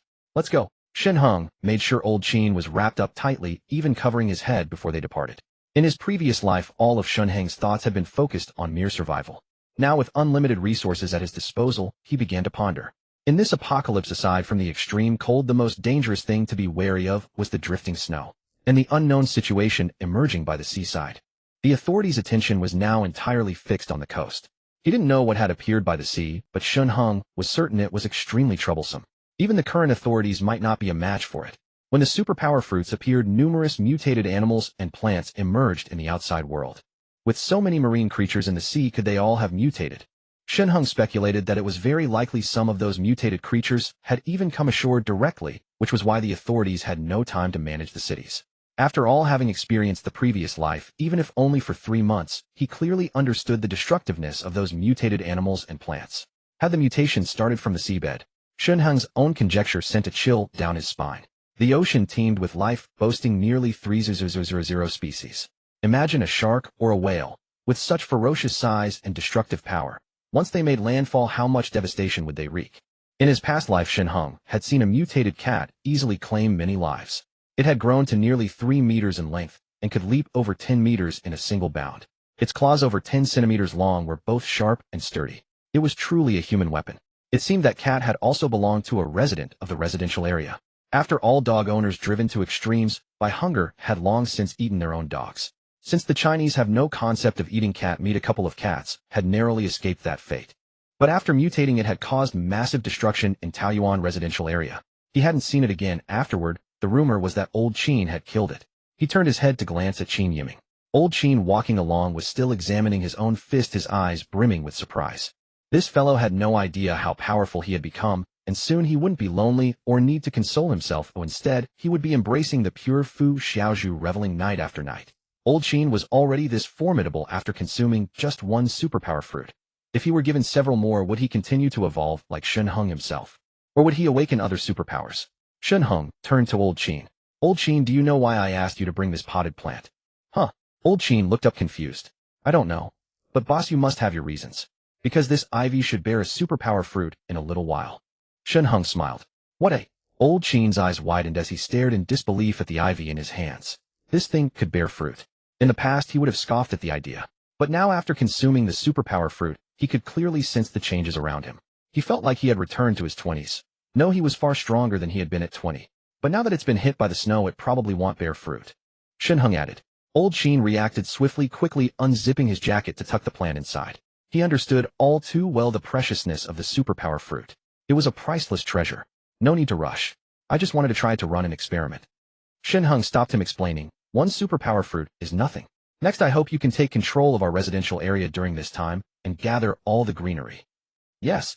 Old Qin stood straight and saluted Shen Heng respectfully. There's no need for such formality between us. I've said it before. The world we conquer will be half yours. Shen Heng patted old Qin on the shoulder. Old Qin had saved his life. Even though he hadn't saved him in this life, Shen Heng still remembered it vividly. After all, without old Qin, he would likely have died long ago, let alone seen the true faces of Feng Lu and Su Chao. Acquiring greenery was an important task. That brass Xiao Weilong was nothing but a petty thug. He probably couldn't handle the job well. It was safer to entrust it to old Qin. Because they were on the snowy ground and old Qin's gatehouse was located in the high-rise area of the residential complex Shen Heng, to avoid others spotting the snow vehicle, simply led old Qin on foot. However, to his delight, even though the snow was quite deep now after raising his 4 attributes to 11 points, Shen Heng's feet did not sink into the snow as he stepped. His body had become light and nimble, and he could control it at will. Although he couldn't yet walk on snow without leaving a trace, the footprints he made no longer sank deeply. As for old Qin behind him, probably due to his enhanced physique, despite his greatly increased strength, his movements were equally agile. The two walked forward together until they reached the townhouse area. Shen Heng led old Qin to Villa No. 5 in row 2 and said, "Old Qin, starting today you'll live here. Don't worry, this is my wife's house." "Thank you, boss." Qin Yiming's eyes lit up, and he nodded repeatedly. Although he had saved a considerable sum as a mercenary, he had never lived in a villa before. After all, that money was all set aside for his daughter. Shen Heng led old Qin into the courtyard. Or rather, today snow had already piled up to the second-floor windows, completely burying the courtyard walls so much so that they didn't even need to step over them. The top of the courtyard wall was now level with the snow. Approaching the window, Shen Heng exerted a little force and pried it open, then led old Qin as they jumped inside. The house was beautifully decorated, though not as luxurious as Shen Heng's own Villa No, for it was still quite impressive. With a wave of his hand, Shen Heng produced insulation materials and various heating devices, all of which appeared on the floor. Old Qin was startled, his eyes wide. "Boss, you this?" Old Qin swallowed hard, his eyelids twitching. "These are daily supplies. Rest assured, as long as you're with me, you'll never lack for these things." Shen Heng patted old Qin on the shoulder and explained, "This is insulation film. Stick it on the walls to lock in the indoor heat. And this is strong adhesive. Replace these curtains with these. They also have heat-retaining properties." After introducing how to use everything, he said, "All right, I'm staying next door at No. 4. You tidy up here first and come find me when you're done." "Yes." Old Qin acknowledged. Watching Shen Heng leave the villa, old Qin quickly began applying the insulation film. How did the boss produce so many supplies with just a wave of his hand? Looking at the insulation film in his hand, then at the mountain of food and drink piled on the floor, old Qin couldn't believe his eyes. It wasn't just emergency supplies. There were also rice, flour, oil, pork, beef, lamb, seafood, fruit. The boss was like a mobile warehouse. No. Old Qin frowned. That move of the boss's, could it be his ability? Could it be that the boss's ability was to possess an infinite supply warehouse? But he lacked means of self-defense. Old Qin nodded to himself with conviction. So the boss first needed to find a bodyguard to protect his safety. And I, because of my honesty, integrity, and bravery, was chosen by the boss. I didn't let the boss down either. After swallowing the ability fruit, I awakened my power. Am I the chosen one? Old Qin stroked his chin, then suddenly realized something was off. No. The boss had already shown me earlier that he also possessed fire abilities. So this means the boss has 2 powerful abilities. Old Qin was utterly stunned, lifting his head to gaze at Shen Heng's departing figure, his eyes filled with admiration. Following the boss means good fortune. Shen Heng returned home to find Hua Miao and the others playing video games. As soon as she saw Shen Heng, Hua Miao quickly stood up and came over. At the same time, she lowered her voice and said, "Honey, that Dr. Ning Yao just contacted Yang Jinxian. From what she said, it seems she plans to go find Gui Yuping to buy supplies and also wants to purchase some medicine. She asked Yang Jinxian for a loan. Yang Jinxian transferred her several $100,000, but didn't reveal anything about our situation."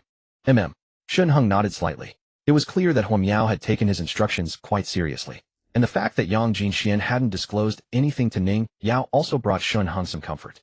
She knew her place. Unlike someone as foolish as Feng Lu, who would have been boasting about how well she was doing, Yang Jinxuan's restraint showed that she was following his orders. As long as she was willing to listen, Shen Heng didn't mind taking her in. "Jinbao." He looked at Yang Jinxian. She had already stood up, a sweet smile on her face as she gazed at Shen Heng. After being warned by Shen Heng at noon, but she dared not harbor any other thoughts. She understood that Shen Heng detested women with a bleeding heart. Even though Ning Yao was hailed as the beauty of Jiangxing People's Hospital, she didn't dare to invite her on her own initiative. Without Shen Heng's consent, she must never act on her own. Now that she heard Shen Heng calling her Jinbao again, she knew her husband wasn't angry with her. "I've moved old Qin into the neighboring Villa No. 5. You know the security guard from the complex," Shen Heng said. "He's one of us. Later I'll introduce you all. If anything comes up and you can't reach me, you can call old Qin." "Okay." Yang Jinxian nodded her head, bowed meekly. "I'll do as you say. By the way, how much money do you have left?" Shen Heng asked. He had almost forgotten that his Jinbao was quite wealthy.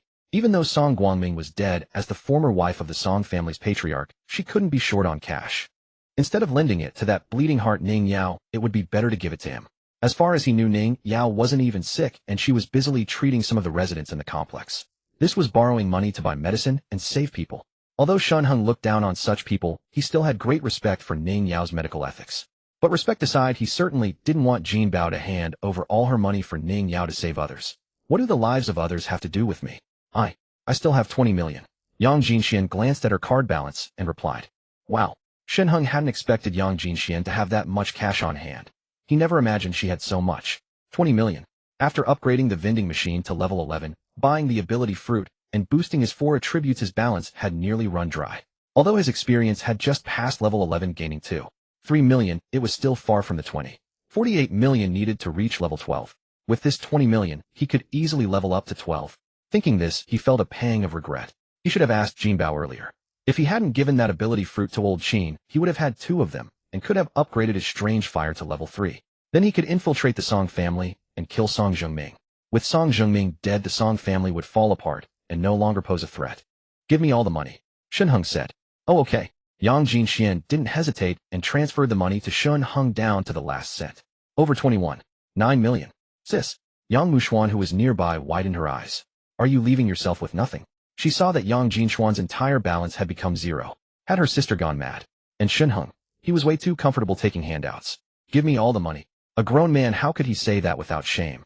Didn't you say you'd decorate my villa? This. Yang Muxuan was dumbfounded, completely unable to comprehend her sister's bewildering move. With just one word from him, she had handed over all her money. Was she lovesick? Besides, he doesn't even have only you. What are you doing? It's fine. My money is your brother-in-law's money. When he decorates your villa in the future, it'll be the same. Yang Jinxian said, glancing at her sister with a light laugh. Yang Muxuan rolled her eyes. Hopeless. Her sister must have been brainwashed by Shen Heng. Shen Heng nodded. If Muxuan ever needs her house decorated, leave it to me. Yang Muxuan was speechless. How much could decorating a villa possibly cost? Her sister had given him over 20 million. He spoke so magnanimously, but that wasn't even his money. By the way, Jin Bao, I have a gift for you. Shen Heng produced a necklace from his hand like magic. The very Cartier necklace he had bought last night. For me, eh? Yang Jinxian was overjoyed. Of course, Shen Heng said with a smile. Come, let me put it on you. Yang Jinxian obediently extended her neck. Shen Heng fastened the necklace around her. The Cartier diamond's brilliance shone like a gem set upon her swan-like neck, exuding elegance and refinement. Husband, is it beautiful? Yang Jinxian spun around, beaming. Very beautiful, Shen Heng said sincerely. Indeed, how could the wife of the Song family patriarch, a woman who even made her brother-in-law covet her, lack in beauty and grace? Huo Miao looked on with jealousy. Shen Heng produced another necklace, pinching Huo Miao's nose. Of course there's one for you too, Miao Miao. Thank you, husband. Huo Miao's eyes lit up instantly. Quick, help me put it on. Smooth talker. Yang Muxuan pouted from the side. Shen Heng was truly skilled at charming women. These 2 necklaces, worth at most 1 million or so, had not only delighted Huo Miao, but also swindled her sister out of 20 million. From now on, she must stay vigilant and never be deceived by a man like Shen Heng. Just then Shen Heng spoke. Muxuan, this one is for you. He pulled out another necklace and handed it to Yang Muxuan. Her originally disdainful face instantly transformed into surprise. There's one for me too. Thank you so much. With the necklaces adorning them, the 3 women eagerly bustled into the kitchen. In no time, dinner was ready, and the kitchen was filled with an enticing aroma. Brother-in-law, time to eat. Yang Muxuan called out to Shen Heng, who was lounging on the sofa, playing with his phone. Shen Heng nodded. Just as he was about to get up, a WeChat message from old Qin arrived. Boss, I've tidied up at home. Should I start collecting the greenery tonight? No rush, come over to my place for a meal first, Shen Heng replied. No need. You've already given me plenty of supplies. They'll just make do with something simple. Just come when I tell you. I also want to introduce you to the family. If something happens to me in the future, they can reach you in time. Alright, fine. Old Qin, a straightforward man, didn't refuse further and agreed. What the boss said made sense. Since he had bestowed such formidable power upon him, it was naturally for him to protect those around the boss. With the boss' vast supplies and fire ability, it was clear his own life was safe and didn't need protection. All he could do was protect the boss family. However, when old Qin arrived at Shen Heng's home, he was utterly stunned. Not only was the boss home as warm as spring, luxuriously furnished, but what about these 3 beautiful women? 2 of them were intimately clinging to Shen Heng's arms, calling him husband. Old Qin felt his worldview crumble. Moreover, as a qualified doorman, he recognized these 2 women. One was Su Chaos' girlfriend with a stunning figure. Countless people secretly envied Su Chao. The other had moved in not long ago, residing in a townhouse in Taoyuan community. Now both of them had become Shen Heng's women. This was too absurd. Old Qin Jinxian and Huo Miao are my women, and this is young Mushuan Jingshuan's sister. Shen Heng introduced simply. They're all family. If anything happens to Huo Miao in the future, and I can't attend to it immediately, shall contact you directly. So they were indeed the boss women. Old Qin nodded silently. The boss was truly impressive. Of the 4 beauties of Taoyuan, the boss had claimed 2. Ever since Yang Jinxian moved into Taoyuan community, such words had spread throughout the neighborhood. The internet sensation Little San, the young wife Jean, the long-legged Huo Miao, and the white coat Ning. They referred to the internet celebrity Yiku Xiaoxia Zi Yang Jinshuan Huo Miao and the Dr. Ning Yao. Of course, Qin wasn't included in this, as no one knew that a female celebrity also lived in Taoyuan community. After all, celebrities valued their privacy greatly.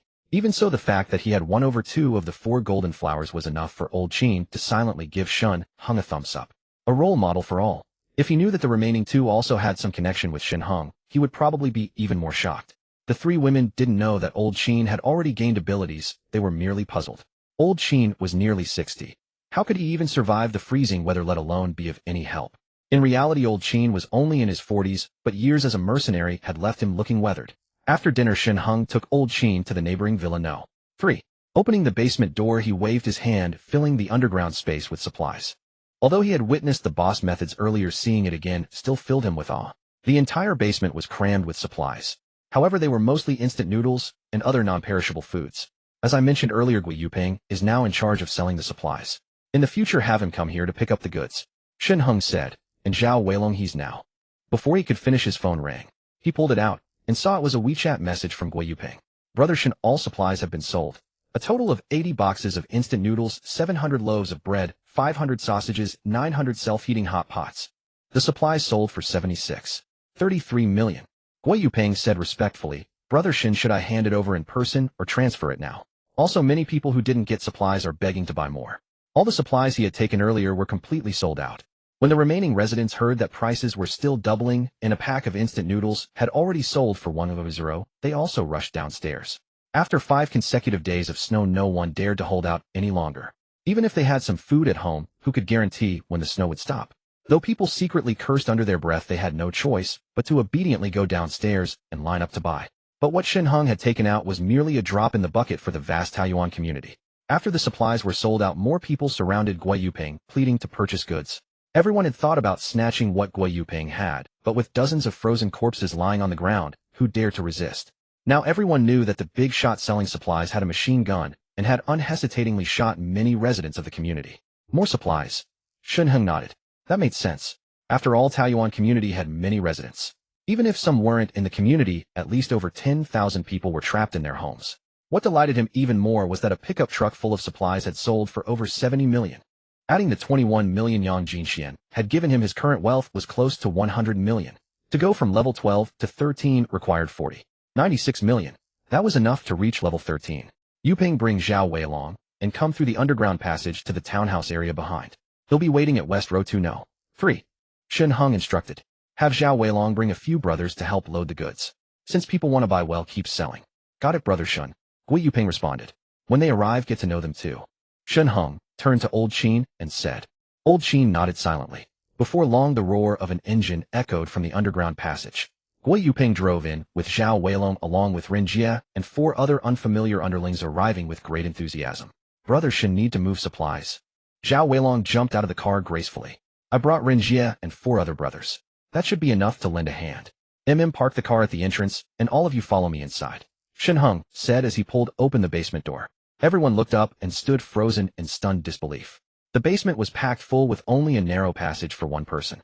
The rest was nothing but mountains of supplies. Zhao Weilong and his men stood frozen in place, utterly dumbfounded. So much stuff.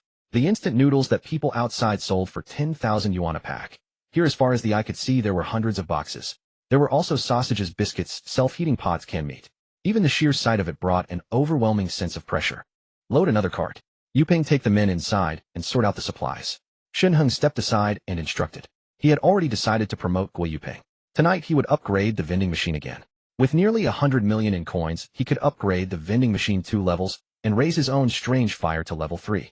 Entrusting the management of Taoyuan residential area to Gui Yuping, with Old Qin assisting on the side, he believed they could stabilize the area completely. The only thing that worried Shen Heng was the safety of his family Huo Miao. If only he could upgrade the vending machine 1 more level. That way he could also give Hua Miao an ability fruit. But the experience needed to go from level 13 to 14 was a whopping 92 million. That was no small number. He did a quick calculation. Upgrading the vending machine from level 11 to level 14 would cost a total of 1 billion. He was still 50 million short. He hoped this cart of supplies would sell for 50 million. If it was still a bit lacking, he would have to find young Master Wang and figure something out. Alright. He hadn't checked on Little Sands for 2 days. She should have money too, right? After all, she was a top influencer. And there was Chen Xin, a rising first-tier actress in the entertainment industry. Jin Bao had 20 million. They should have at least that much too, right? Thinking this, Shen Heng felt relieved. Brother Shen, this is way too much stuff. As Guo Yuping led Ren Jie and 4 others into the basement, Zhao Weilong sidled up to Shen Heng, grinning as he offered him a cigarette. Shen Heng pointed at Old Qin and said, "Get to know him. This is Old Qin." Old man Qin.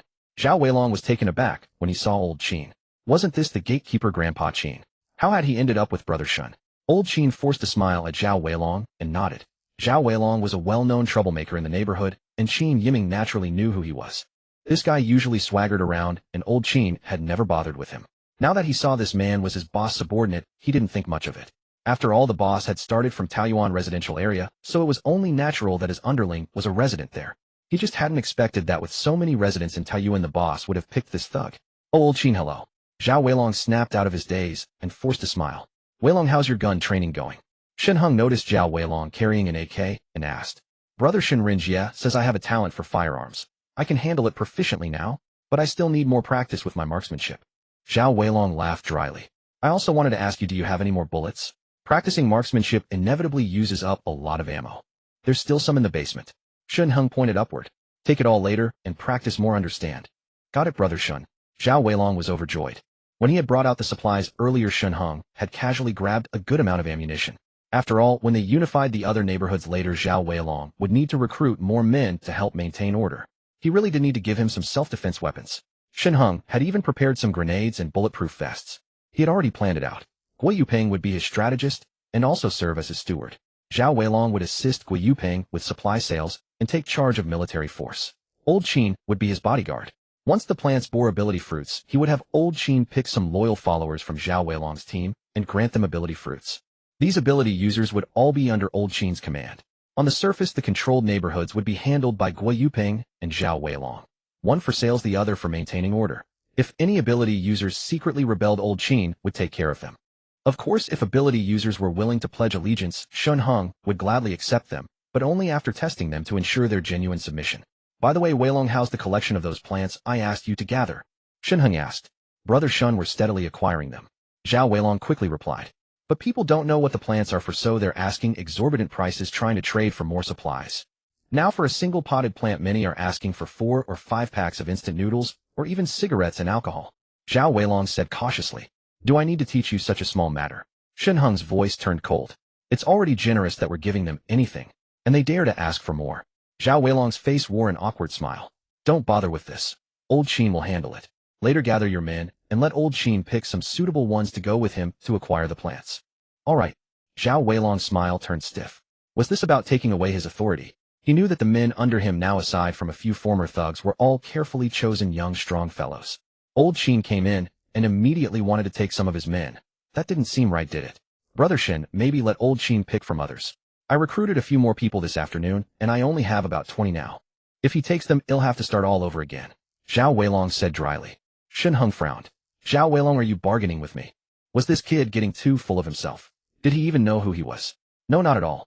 Zhao Weilong quickly shook his head. As he spoke, he glanced toward the depths of the basement. Voices came from inside as if they were moving things. "So many supplies." Zhao Weilong narrowed his eyes. Why weren't these men making a move yet? The next second someone said, "It's more spacious here. Let's move from here." "All right." Guo Yuping nodded as well.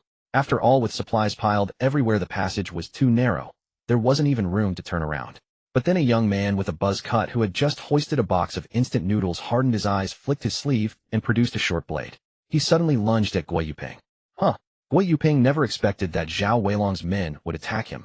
He dodged instinctively, and the blade missed his neck, instead tearing through his clothes, sending cotton fibers flying. The other 3, as soon as the buzzcut man made his move, had already silently positioned themselves behind Ren Jie. They knew Ren Jie had been a soldier and was much more skilled. So the moment the buzzcut man struck, the 3 exchanged glances and pounced on Ren Jie. Even though Ren Jia was agile, he couldn't maneuver in the cramped space. Two men pinned him down while the third, prepared in advance, pulled out a rope and tied his arms behind his back. Brother Shen Zhao Weilong is a traitor. Guo Yuping dodged desperately, but due to the tight space, he had already been stabbed twice. His cotton coat was almost shredded into strips. The buzzcut man blocked his retreat, and seeing Ren Jia bound with a rag stuffed in his mouth, unable to speak, Guo Yuping gritted his teeth and shouted toward the door, "Brother Shen, be careful." Die. The moment he heard the commotion from the basement, Zhao Weilong kicked fiercely at Shen Heng. Shen Heng stumbled back to avoid the kick. Old Qin narrowed his eyes and was about to act when Zhao Weilong quickly raised his gun, aiming at both Shen Heng and Old Qin. "Brother Shen, don't move." Zhao Weilong grinned softly. "I'm a bit nervous. If I accidentally pull the trigger, you're dead." "Zhao Weilong, what do you mean?" Shen Heng's expression remained calm, though he frowned slightly. "I've treated you well. In this weather, I've provided you with food and drink. There's no need for this, is there?" "No need." A vicious look crossed Zhao Weilong's face. "Shen, I'm a one-eyed man now, all because of you. I just wanted to sleep with Song Yunsha, and you gouged out one of my eyes. Then you gave me some food, and thought you could buy me off. You're dreaming, damn it." His demeanor was almost manic. "From the moment I surrendered, I was determined to get revenge. I'm only in my 20s, and you made me a cripple, and I had to grovel and call you Brother Shen. Screw that. I was planning to bide my time and slowly ease your suspicions. But I never thought you idiot would hand me the opportunity." Zhao Weilong laughed loudly. "You gave me a gun and told me to bring my men to help move supplies tonight. When Guo Yuping contacted me to bring the guys to help with the haul, I knew my chance had come. I didn't know where your warehouse was before, but now I do." Zhao Weilong cast a greedy glance at the basement. "With this much supplies, I can live comfortably for years. You know what? Now lots of women in the neighborhood will sleep with a guy for just one pack of instant noodles. In a few days, when Song Yunsha has nothing to eat or drink, what do you think she'll do? She'll have to kneel and beg me for a scrap. You can't satisfy her, but I can. Wait." Shen Heng scratched his head, looking puzzled. "Who's Song Yunsha?" Zhao Weilong nearly spat out a mouthful of blood. "You don't know Song Yunsha? It's because of Song Yunsha that you've brought me to this state. What trick are you trying to pull with me?" Zhao Weilong frowned, his finger hooking the trigger. "Song Yunsha is just a little grain of sand. What act are you putting on?" "Oh, so that's her name." Shen Heng nodded. It seemed that little sand had mentioned her name to him that day, but Shen Heng hadn't paid it any mind. Before he could delve deeper, Wang Jie sent a message, and Shen Heng left. In the past 2 days, Little Sand had proactively sent him 2 WeChat messages, but he hadn't replied. She hadn't sent any more messages either.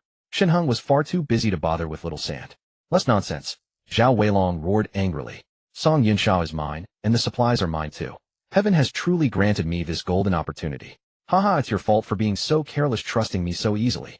In your next life, don't be so quick to trust others. You blinded me, made me your underling, had me guard the stairwell and protect Song Yunsha. You never treated me like a human." Zhao Weilong's expression twisted ferociously. "A man like you truly doesn't deserve another chance." Shen Heng shook his head slightly and said softly, "It seems I must be more cautious in the future. Not everyone is worthy of a second chance." In truth, Zhao Weilong had no real skill. He was merely a petty thug. Unlike Guo Yuping, who in his past life had even assisted the Song family to become the overlord of the northern city. Guo Yuping was a wise man who understood how to read the times, and after following Shen Heng, he devoted himself wholeheartedly.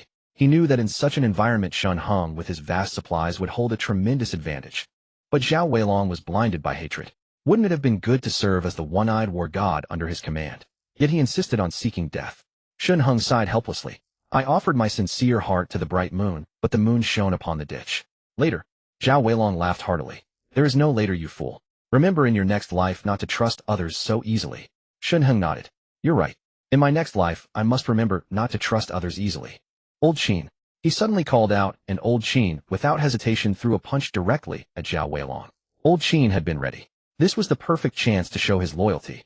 Moreover, he was eager to test just how fast and powerful his fist had become. Zhao Weilong was startled. He hadn't expected Old Qin to strike so abruptly, and immediately raised his gun to pull the trigger. But the moment his finger touched the trigger, Old Qin's fist appeared before his eyes.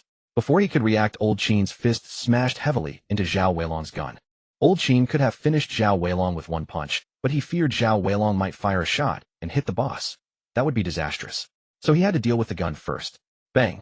His fist, like a diamond drill, struck the gun's body, producing a loud clang. What Zhao Weilong hadn't anticipated was that Old Qin's punch would bend the gun barrel, directly driving it along with his fist into his chest. Zhao Weilong's body flew sideways, spitting blood midair before rolling into the basement, motionless, his fate unknown. Such formidable strength. A glint of satisfaction flashed in Shen Heng's eyes. He had guessed earlier that after consuming the ability fruit, Old Qin's skills would be extraordinary. Now it was clear. Old Qin was practically a one-punch man. Boss, this guy is nearly dead. He's lost all combat capability and poses no threat. Old Qin stepped forward to inspect, picked up the bent AK, and reported respectfully. Well done. Shen Heng praised, walking over to Zhao Weilong. Old Qin was indeed a veteran of elite forces, and a long-time mercenary. His combat instincts were deeply ingrained. He struck with the intent of a lethal blow, rendering the opponent harmless. He crouched down to see Zhao Weilong's chest had caved in.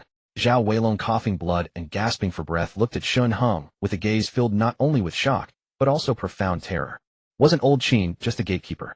How had he become so fierce? His consciousness grew hazy as he felt his life force ebbing away. He struggled to speak. Shen, brother, Shen, don't kill me. Weren't you just telling me not to be soft-hearted? Shen Heng shook his head gently. Zhao Weilong, I already gave you a chance, but you didn't cherish it. He had originally planned to promote Zhao Weilong, but this man was a born rebel. Shen Heng would no longer spare his life. Give him a quick death, Old Qin. Hearing Gui Yupeng's screams and Ren Jie's sobs from deep within the basement, Shen Heng gave the order and walked inside. Yes. Old Qin nodded in acknowledgement and kicked Zhao Weilong out of the basement.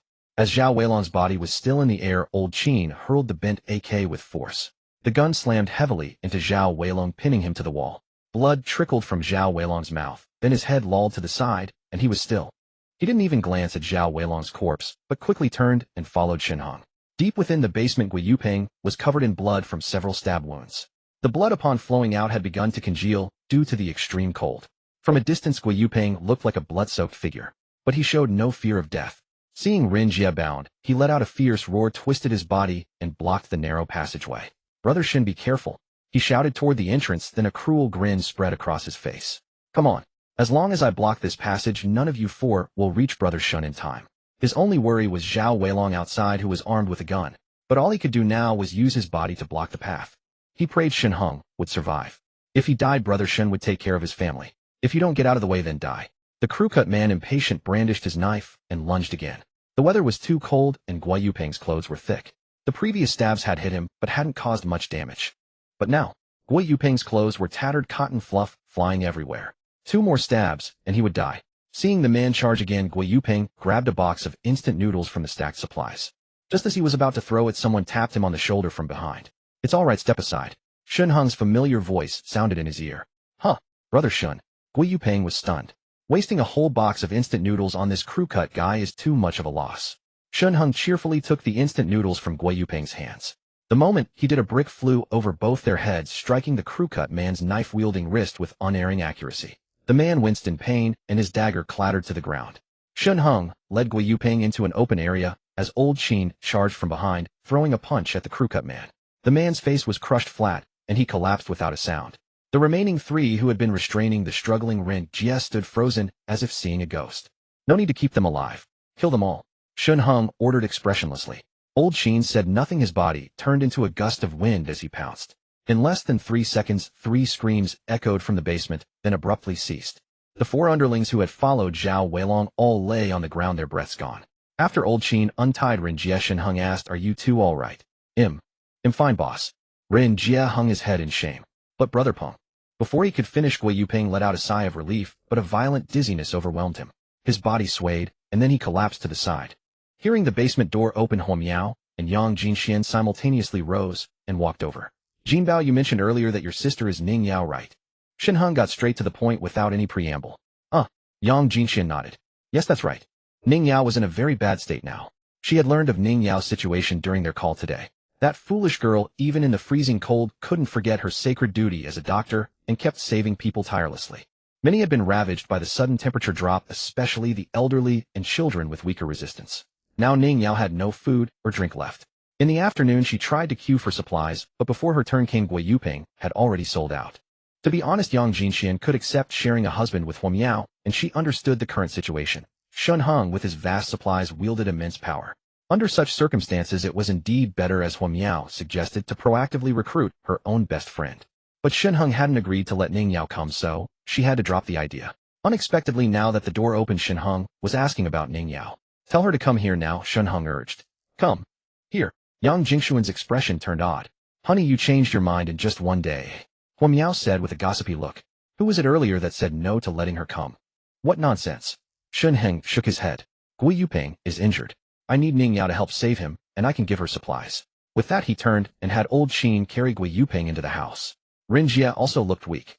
Though not as severely injured as Gui Yuping, he had been pinned down and tied up by 3 people suffering some bruises and cuts in the struggle.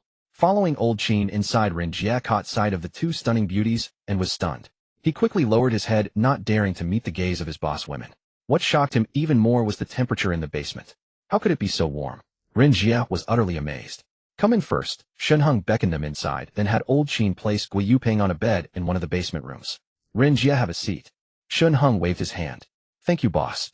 Ren Jie sat stiffly on a chair, surveying his surroundings, wondering if he was dreaming. The house was so warm, and both women were dressed in summer clothes, which felt like a ghostly sight to him. Outside snow was falling heavily, but inside the boss home it was almost like summer. Huo Miao had already brought them hot water. Ren Jie thanked her repeatedly, his awe for Shen Heng deepening. He had clearly seen old Qin the gatekeeper swiftly and cleanly kill Zhao Weilong's 4 men. Each blow was fatal, a single strike to kill. Afterward, he calmly stayed by Shen Heng's side. Clearly old Qin had killed before. His skills far surpassed Ren Jie's own, despite Ren Jie being a former soldier. Why had he been lurking as a gatekeeper in the neighborhood? Could it be that the boss status was crucial and old Qin was sent by the Shen family to protect him secretly? Now with the snow disaster for the young master's safety, old Qin had dropped all pretense and openly stayed by his side. Ren Jie, who had read many novels, was filled with thoughts of a domineering CEO plot. Seeing Gui Yuping's injuries, Yang Jinxian understood immediately and quickly pulled out her phone to call Ning Yao. Honey, what happened to Gui Yuping? Huo Miao leaned close to Shen Heng and whispered. She knew that for the past couple of days her husband had entrusted all supply sales to Gui Yuping. Bringing him home now clearly showed great trust. Zhao Weilong betrayed me and tried to ambush me with some men. Shen Heng said calmly, but they're all dead now. Honey, are you hurt?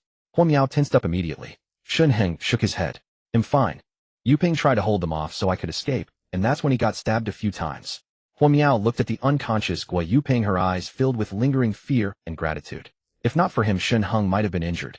Of course she didn't know that Shen Heng had never taken Zhao Weilong seriously. Even without old Qin by his side, he could have easily reduced Zhao Weilong to ashes. However, Shen Heng didn't want to reveal his powers unless absolutely necessary. Meanwhile, Yang Jinxian had already dialed Ning Yao's number. Yao, where are you? I am outside saving people. Ning Yao's weak voice came through the phone. She hadn't eaten for a long time, hadn't even had a sip of water, and was still tirelessly saving others. She was already starving, her body pushed to its limits. Come to my place first. I need you to save someone, Yang Jinxian said urgently. She had also overheard Huo Miao and Shen Heng's conversation. Without Gui Yuping, Shen Heng might have. She dared not think further. She had just started enjoying a life free of worries, warm as spring, far better than the other homeowners. But if something happened to Shen Heng, her utopian life would crumble to dust. Your place? Ning Yao was taken aback. Who's hurt? Is it Mu Xuan? No, it's a good brother of my husband. Yang Jinxian shook her head. Haven't you eaten all day? Come over, I'll cook for you. My husband said he'll give you supplies too. Ning Yao glanced back at the elderly man lying in bed, hesitated and asked, Does your husband have any fever reducers? Yes. Before Yang Jinxian could answer, Shen Heng heard Ning Yao's voice and said firmly, I have all kinds of medicine. With the vending machine, what medicine couldn't he get? Good, I need a bottle of fever reducer and a bottle of anti-inflammatory. Give me these, and even if you don't give me food supplies, I'll come save him. Ning Yao quickly said, All right, just follow the underground passage to my place, Yang Jinxian said after seeing Shen Heng nod. Okay. Ning Yao put down her phone and let out a long sigh. Though skilled in medicine, how could she save anyone in such harsh weather without any medical tools or medicine? She was currently at a homeowner's place. This afternoon, the young couple and their friend had come begging for help. But the elderly man was burning with a high fever and she was helpless. She suggested the young couple buy medicine from Harmony Brings Wealth, but they flatly refused. Ridiculous. A bottle of medicine cost at most 100 yuan. But Shen Heng sold it to them for 5,000. It was utterly absurd. Worse, they weren't sure one bottle could cure the critically ill father. If it didn't work, wouldn't they have to spend more? Now a pack of instant noodles cost 1,000 yuan, 5,000 could buy 5 packs. The couple could stretch that for 2 days if they saved. Could they really sacrifice their own future for the old man? If the snow stopped, how would they live later? They hesitated and refused. Ning Yao was a skilled doctor, but not a magician. How could she treat without medicine? Now she got a call from her friend hearing that if she came to save someone, Jingshuan's husband would give her supplies. Even if she swapped it for medicine, he agreed. As long as she got the fever reducer, she could treat the old man in bed. Though she didn't know the old man, Ning Yao, even starving herself, wanted to save as many lives as possible. With people there was hope, wasn't there? Dr. Ning, you're leaving. Seeing Ning Yao take a call and then prepare to leave, the young couple grew upset. Dr. Ning, you haven't even treated him yet. How can you leave? There's a first-come, first-served rule, you know. We invited you first. The young man said sarcastically. Exactly. His wife also pursed her lips and nodded. You won't even look at him before leaving. Seems like the famous Dr. Ning isn't all that. I heard on the phone that someone's willing to give you supplies, right? Because we didn't give you food, you're abandoning the old man. Ning Yao stopped and frowned. What do you mean? What do I mean? Don't you understand? The young woman's voice rose. If you're not willing to help, then don't come out here for fame. Aren't you supposed to be eager to save people? You barely looked at the old man in bed, and now you're leaving. Is this how you practice medicine? Yeah, Dr. Ning, her husband, chimed in. We only asked for you because the group praised you as a kind-hearted person. Now that you hear another family is giving you supplies, and we didn't, you're refusing to treat him. How can you say that? Ning Yao's face darkened. And need I say more? I was right there beside you and heard your phone call. The young woman spoke with a strange mocking tone. The one who called you was a woman, tisk. One could tell she's loaded just from her voice. They'll cook for you, and my husband will provide you with all sorts of supplies. Hearing that, isn't it obvious you're about to leave? You. Ning Yao was rendered speechless with indignation. She had refused supplies, only asking Yang Jingshuan's husband for some medicine. Earlier during her call with Yang Jingshuan, she learned that Yang had found a new husband who seemed to have plenty of resources. Ning Yao felt helpless. Yang Jingxian was a wealthy woman with considerable assets. Why would she debase herself by submitting to another person just for food and drink? Wasn't someone in the group selling supplies? 10,000 yuan per pack of instant noodles might be exorbitant for others, but for someone like Yang Jingshuan it should have been affordable without any strain. Why did she do it? As Yang Jingshuan's friend, she didn't voice her doubts.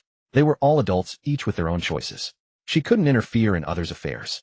Moreover, to save someone, she had borrowed hundreds of thousands from Yang Jingshuan, who had transferred the money without a second thought. Ning Yao was deeply grateful. Now to save a life, she had even refused food and drink, yet this couple was mocking her. Please, it was their grandfather they were trying to save. They wouldn't even fork out 50,000, and now that she was trying to procure medicine to come back and save their elder, they dared to speak of her like this. I already told you the old man has a high fever and needs antipyretics. You don't have any at home. Ning Yao's face turned cold. I told my friend I didn't want supplies, just some fever medicine, also I could bring it back to save the old man. How can you say such things about me? So you're blaming us for being petty and judging a gentleman's heart. The man sneered. TCH, how many of those doctors are any good? Don't they all just line their own pockets? His wife said contemptuously, I don't believe you wouldn't trade for supplies. Stop pretending. If you don't want to help, just say so. I can't make myself clear to you. Ning Yao shook her head and turned to leave. I've explained the old man's condition to you clearly. Handle it however you see fit. If you want to save him, buy the medicine yourselves. Under the couple's cold, scornful gaze, Ning Yao walked downstairs. The sky had darkened. The air was freezing, but colder still was Ning Yao's heart. She had reached out with good intentions, only to be met with such a result. What she hadn't expected was that just as she reached the bottom of the stairs, her phone buzzed twice. Picking it up, she saw that the couple had mentioned her in the owner's group. Shall he let me tell everyone something? Don't easily trust Yejicho. This person is a complete fraud. CLP exactly. When she examined my grandpa just now, she didn't even look at him. She just told us straight out that she didn't have any medicine and would have to buy it from Hechi Shankai. I think this Ning Yao is in cahoots with Hechi Shankai. They're working together to profit from this disaster. One box of medicine costs 50,000. Who can afford that? The group erupted in an uproar. Ning Yao steadied herself, took a deep breath, and was about to type a rebuttal when several people jumped out in the group to denounce the claims. Chima Weixiao, that's not right upstairs. I saw Dr. Ning treat my child this afternoon with my own eyes. She contacted Gui Yuping and spent 50,000 on medicine. She gave it to us for free. Xiao Mei Mei Mei Nyoya, my dad was sick today too. Dr. Ning treated him for free and even provided the medicine. Medicine isn't cheap in this weather. She can't be that kind of person. Qiu Shui Changtian. Dr. Ning is beautiful and kind-hearted. She treated my child too. We wanted to give her a pack of instant noodles, but she refused. Piamiao de Chennai, I tried to give her something too. Dr. Ning absolutely wouldn't take it. How could she be the person you described? Seeing the group defend her, a smile spread across Ning Yao's face, and she felt all her exhaustion melt away. But the young couple scoffed, utterly disbelieving. Xiaohe, I think some of you are in cahoots with Ning Yao too, right? Anyone defending her now is an accomplice. Sure, maybe a few of you were genuinely helped for free, but have you thought about why she did it for free? 50,000 a bottle of medicine, and she'd rather go hungry to buy it for you to save lives. Who'd believe that? The group fell silent and no one continued typing. Xiaohe pressed on, think about it the other way. If Ning Yao and Hechi Shankai were working together, would she need to spend money to buy medicine? Wouldn't she just get it for free? Also, you'd sing her praises. The snow is still falling, the temperature is still dropping. Soon not just the elderly and children, but even us young people will get sick. When that happens, won't everyone rush to her for treatment first? With so many people coming to her, how many times can she spend 50,000 to buy medicine for everyone? In the end, won't she just tell you all to buy from Huqi Shenkai? Huqi Shenkai's prices have been going up every day. A few days ago, instant noodles were 1,000 now. They've gone up 10 times to 10,000. How much will these life-saving medicines cost in a few days? 10 times that would be 500,000. 50,000 people can scrape together, but how many can cough up 500,000? The group was silent. Oh, no one posted again. Then someone else mentioned Ning Yao. I never thought you'd be this kind of person. I was almost fooled by you. Ning Yao's heart was filled with a chill of despair. The person who mentioned her was Xiaoshui Changtian, who had just defended her. She remembered this woman in her 30s who had thanked her profusely and even offered her the last pack of instant noodles in the house. Though hungry herself, seeing the frail child and the pale woman, Ning Yao couldn't accept it. But her kindness had led to this. As if Xiaoshui Changtian had broken the dam, everyone in the group immediately joined in hurling accusations at Ning Yao. It seemed that if they were late to condemn her, they'd be branded as Ning Yao's accomplices. Ning Yao's body swayed, her phone vibrating incessantly. She inhaled the frigid air, suppressed her grief, and typed, "Since you all believe I'm that kind of person, I have nothing more to say. Especially those I treated this afternoon. I didn't take a single cent from you. Upholding my duty to heal the wounded and rescue the dying, I borrowed money from a friend to buy you medicine." Xiao, he sneered. "Oh Dr. Ning, are you telling us a fairy tale? Borrowing money to buy medicine for everyone? Do you even know what you're saying? That's absolutely ridiculous. Someone piss on her to wake her up." "Yeah, Dr. Ning, don't take this the wrong way, but that's impossible. Trying to build a reputation, is that how you do it? Upstairs she's trying to make money. Dr. Ning is so attractive, there's no way she'd go hungry. You tired of pretending, huh? Hurry home and serve Huqi Shenkai. You want to make money off everything." The group was a cacophony of slander and filth. Ning Yao clenched her hands tightly together. After a long silence, she quietly left the owner's group. For the first time, she felt that everything she had done seemed utterly meaningless. Wasn't a doctor supposed to heal the sick and save lives? Was it better to let people die? Ning Yao regained her composure after exiting the group, and then walked towards the direction of Yang Jingshuan's villa. Unbeknownst to her, people became even more convinced that she was preparing to make money alongside Huqi Shenkai after she silently left the group. However, now that her true nature had been exposed, she felt too embarrassed to remain in the group, which was why she left. The group chat was in an uproar filled with angry curses. But at that moment, Shen Heng suddenly appeared. "Huqi Shenkai, it seems everyone is quite idle, huh? Looks like you are all well fed. Some say I want to make money, right? Well, as you wish. Let me give you a heads up. I still have supplies, but tomorrow the prices will double. If you want to buy, go ahead. If you can't afford it, then get lost." The group fell silent in an instant. Everyone suddenly remembered that Huqi Shenkai was armed. This guy was completely unbothered about killing Yi this afternoon. He had directly slaughtered dozens of people. Everyone fell mute, especially those who had been typing, who hurriedly began to retract the messages they had sent. Someone took the lead, and others quickly followed suit. In no time, all messages in the group were retracted. Even the comments from the couple Xiao He were completely erased. The chat interface of the owner's group was flooded with notifications saying XX retracted a message. A bunch of cowards. Shen Heng scoffed. He wasn't backing Ning Yao, he just realized that these people had lost their composure after an afternoon. Shen Heng was merely helping them regain their former selves. "If you want to talk behind my back, you'd better do it privately, and not let me find out." Shen Heng typed again. "Those with guts can continue to send messages in the group, or it would be best to reveal your family location, and I'll visit one by one tomorrow." The others trembled in fear, not saying a word. Ning Yao followed the underground passage until she reached the row of villas, at which point Yang Jingshuan's WeChat message came through. "Yao Yao, I'm in Villa No. For just inside the basement. Knock on the basement door when you arrive. Move to Villa No. 4. Ning Yao had been to Yang Jingshuan's home, which had always been in Villa No. 3. Why had she moved to No. 4? She did not think too much of it, and arrived at the door of the basement of Villa No. 4, gently knocking. Soon Yang Jingshuan opened the door, welcoming her in. "Yao Yao, you finally made it." Yang Jingshuan exclaimed warmly. "Come in quickly, it's too cold outside. Please help check on my husband's brother while I prepare some noodles for you." "No need for that." Ning Yao was about to politely refuse when she noticed that Yang Jingshuan was actually wearing a short-sleeved shirt. A short-sleeved shirt. Ning Yao's eyes widened, and then she realized that the basement was surprisingly warm. "Dr. Ning, this way please." Huo Miao also came over to greet her. Ning Yao was taken aback. She had naturally heard the rumors about the 4 beauties of Taoyuan community. She was familiar with Yang Jingshuan, and they had previously joked with each other. Both of them were already married women, so could they still count as beauties? She had also noticed the remaining Huo Miao and a little sandy figure from pictures others had posted of the street. They were indeed extraordinarily beautiful. However, before today, she had never heard Yang Jingshuan mention that she knew Huo Miao. But now was not the time to ask. She steadied her mind and quickly followed behind Huo Miao. "Dr. Ning, my husband's good brother, is injured. Please, you must treat him."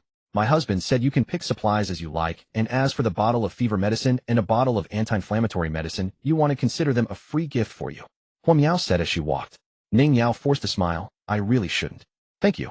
She had already grown cold-hearted towards the owners in the community. Having left the group, did she have to go back and stick her warm face against others' cold backs? But wasn't Huo Miao unmarried? She had heard that she was living with her boyfriend. Could it be that Yang Jingshuan's new husband was friends with Huo Miao's husband? This could explain why Huo Miao was also at Villa No. 4. Once inside, Ning Yao saw Gui Yuping, who was covered in blood. The room was warm and Gui Yuping's frozen wounds were slightly opened, bleeding outward. Dr. Ning, please. Shen Heng nodded slightly upon seeing Ning Yao standing up to make room beside Gui Yuping. Please, you must heal him no matter what. Ning Yao was indeed very beautiful. Even after 5 days, without washing up, her charm could not be concealed. Today Gui Yuping had encountered danger which served as a reminder for Shen Heng. He needed to prioritize finding a doctor. If Ning Yao were not so compassionate, Shen Heng would naturally choose her. A medical expert, beautiful Huo Miao and Yang Jinxian were ready to accept this sister. It's just a pity. Ning Yao stepped forward, her eyes focused on Gui Yuping's wounds, and calmly said, he has multiple stab wounds. Please help me take off his clothes so I can examine the injuries. Old Qin stepped forward and removed Gui Yuping's shirt. Huo Miao proactively withdrew from the room to help in the kitchen. As Gui Yuping lay bare-chested, Shen Heng's brows furrowed. Gui Yuping was covered in injuries. How much pain had he endured earlier that he, despite being stabbed several times, still desperately shouted to leave? He was someone worth trusting. If Gui Yuping had turned against them, he would have teamed up with Zhao Weilong in that situation. With the memories of his past life, Shen Heng was well aware that Gui Yuping was a smart person. If he were a fool, how could he have become Song Zhengming's strategist? Meanwhile, Zhao Weilong had 4 brothers all armed with AK-47s. With both cunning and firearms, there was no way Zhao Weilong could lose. Yet he did not surrender. He even wanted to use his life to buy time for Shen Heng's escape. In that situation, Shen Heng had also been testing Gui Yuping and Rin Jie. Both had not colluded with Zhao Weilong, which greatly pleased him. Aside from himself, the next ability fruit should also be reserved for Gui Yuping. Rin Jie should drop the second sequence. The knife wounds are quite severe and need treatment. But I have no tools.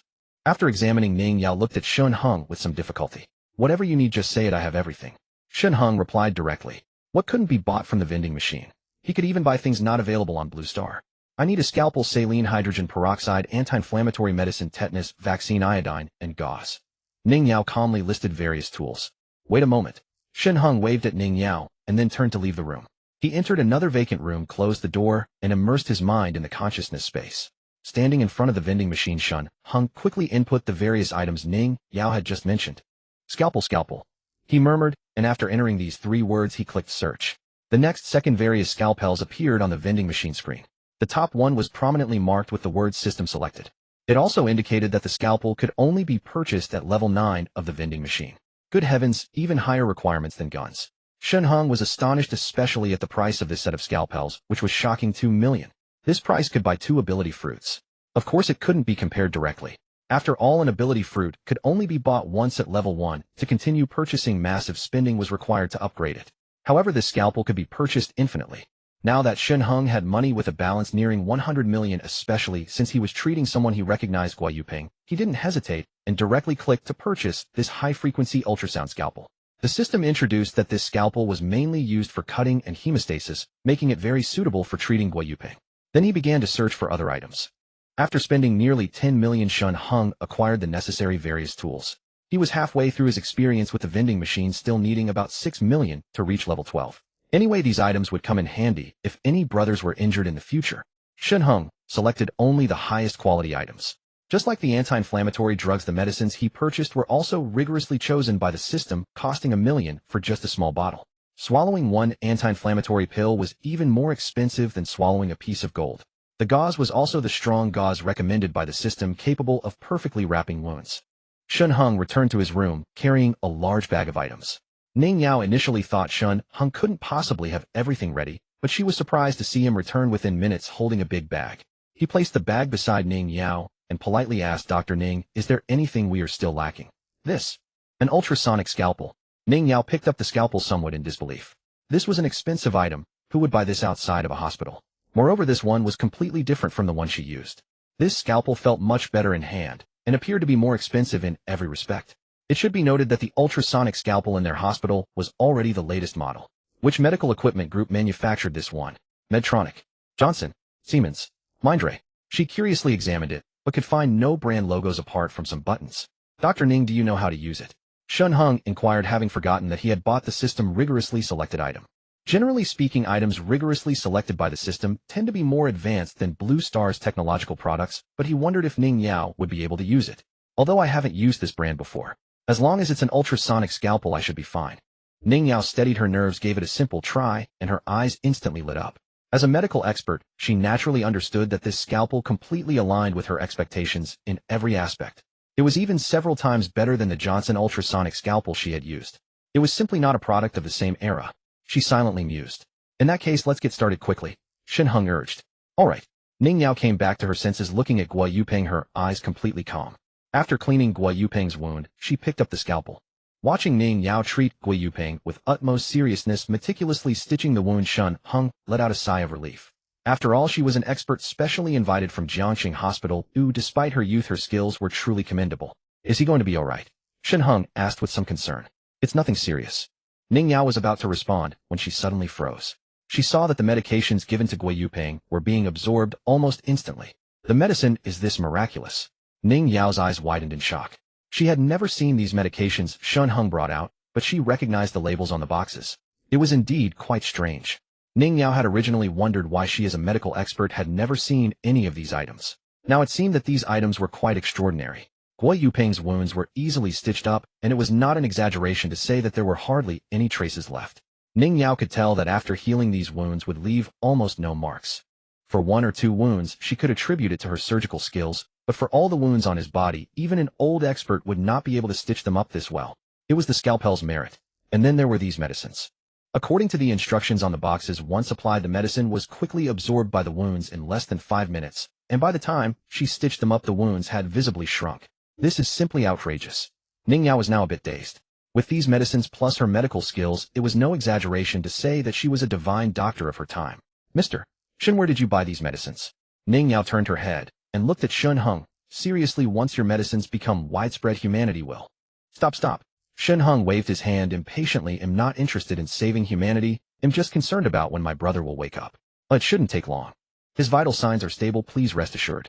Ning Yao replied awkwardly. She noticed that Shen Heng seemed uninterested in conversing with her. After all, in Shen Heng's mind, Ning Yao was just a saintly hypocrite. If it weren't for asking her to save someone, he wouldn't even let her into his home. The atmosphere in the room fell silent. Ning Yao glanced around at the others. Aside from Shen Heng, who was unwilling to speak with her, there was also Huo Miao's husband, the comatose Guo Yupeng, on the bed, the silent old Qin, and the taciturn Rin Jie. Why is old Qin here too? She was a bit curious. However, just now Yang Jingxian mentioned that the person on the bed was her husband's friend, so this somewhat short young man must be Yang Jingshuan's husband. She felt a bit disdainful. In the entire room, only Shen Heng appeared somewhat handsome, but he was already Huo Miao's husband and had a rather aloof attitude. How did Jingshuan, as one of the 4 great beauties, end up choosing a husband with such poor judgment compared to Huo Miao? Isn't this just making a joke out of Huo Miao? At that moment, Yang Jingshuan's voice came from outside. It's time to eat. The aroma of the cooked dishes had already seeped through the crack of the door. Let's go, dinner is ready. Shen Heng called Rin Jie and Ning Yao. Rin Jie was already busy selling supplies all afternoon, and as for Ning Yao, judging by the situation in the group, she must have borrowed money from Yang Jingxian to buy medicine for the people in the community. What a foolish woman. Shen Heng shook his head lightly. I don't need it, Ning Yao said nervously, repeatedly waving her hands. However, when Shen Heng opened the door, the aroma outside became even stronger, and her stomach suddenly growled. Her face turned red, and she quickly lowered her head. Dr. Ning, since you are a friend of Jingxian, and also Guo Yupeng's doctor, it's just a meal, no need to be polite.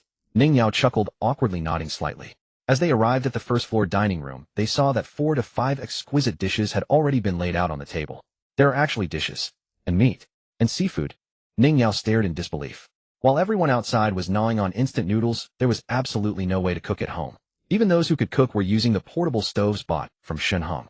And the unscrupulous Guo Yupeng charged for the stove, charged for the gas tank, and it wasn't cheap. Even if someone had vegetables at home, they had long frozen solid and wouldn't extravagantly use a stove to thaw them. At most, they would thaw the bottled water that had frozen into blocks and then boil the instant noodles, swallowing them hastily. Yet Yang Jingxian actually stir-fried dishes, and even made 4 to 5 servings. Looking at the stir-fried shrimp, twice-cooked pork, stir-fried broccoli, and Westlake beef soup on the table, Ning Yao was already dumbfounded. The most astonishing was the dish at the edge, mapo tofu. There's actually tofu. Don't just stand there, go wash your hands first. Yang Jinxian beckoned to Ning Yao and led her and the stunned Ren Jie to the restroom.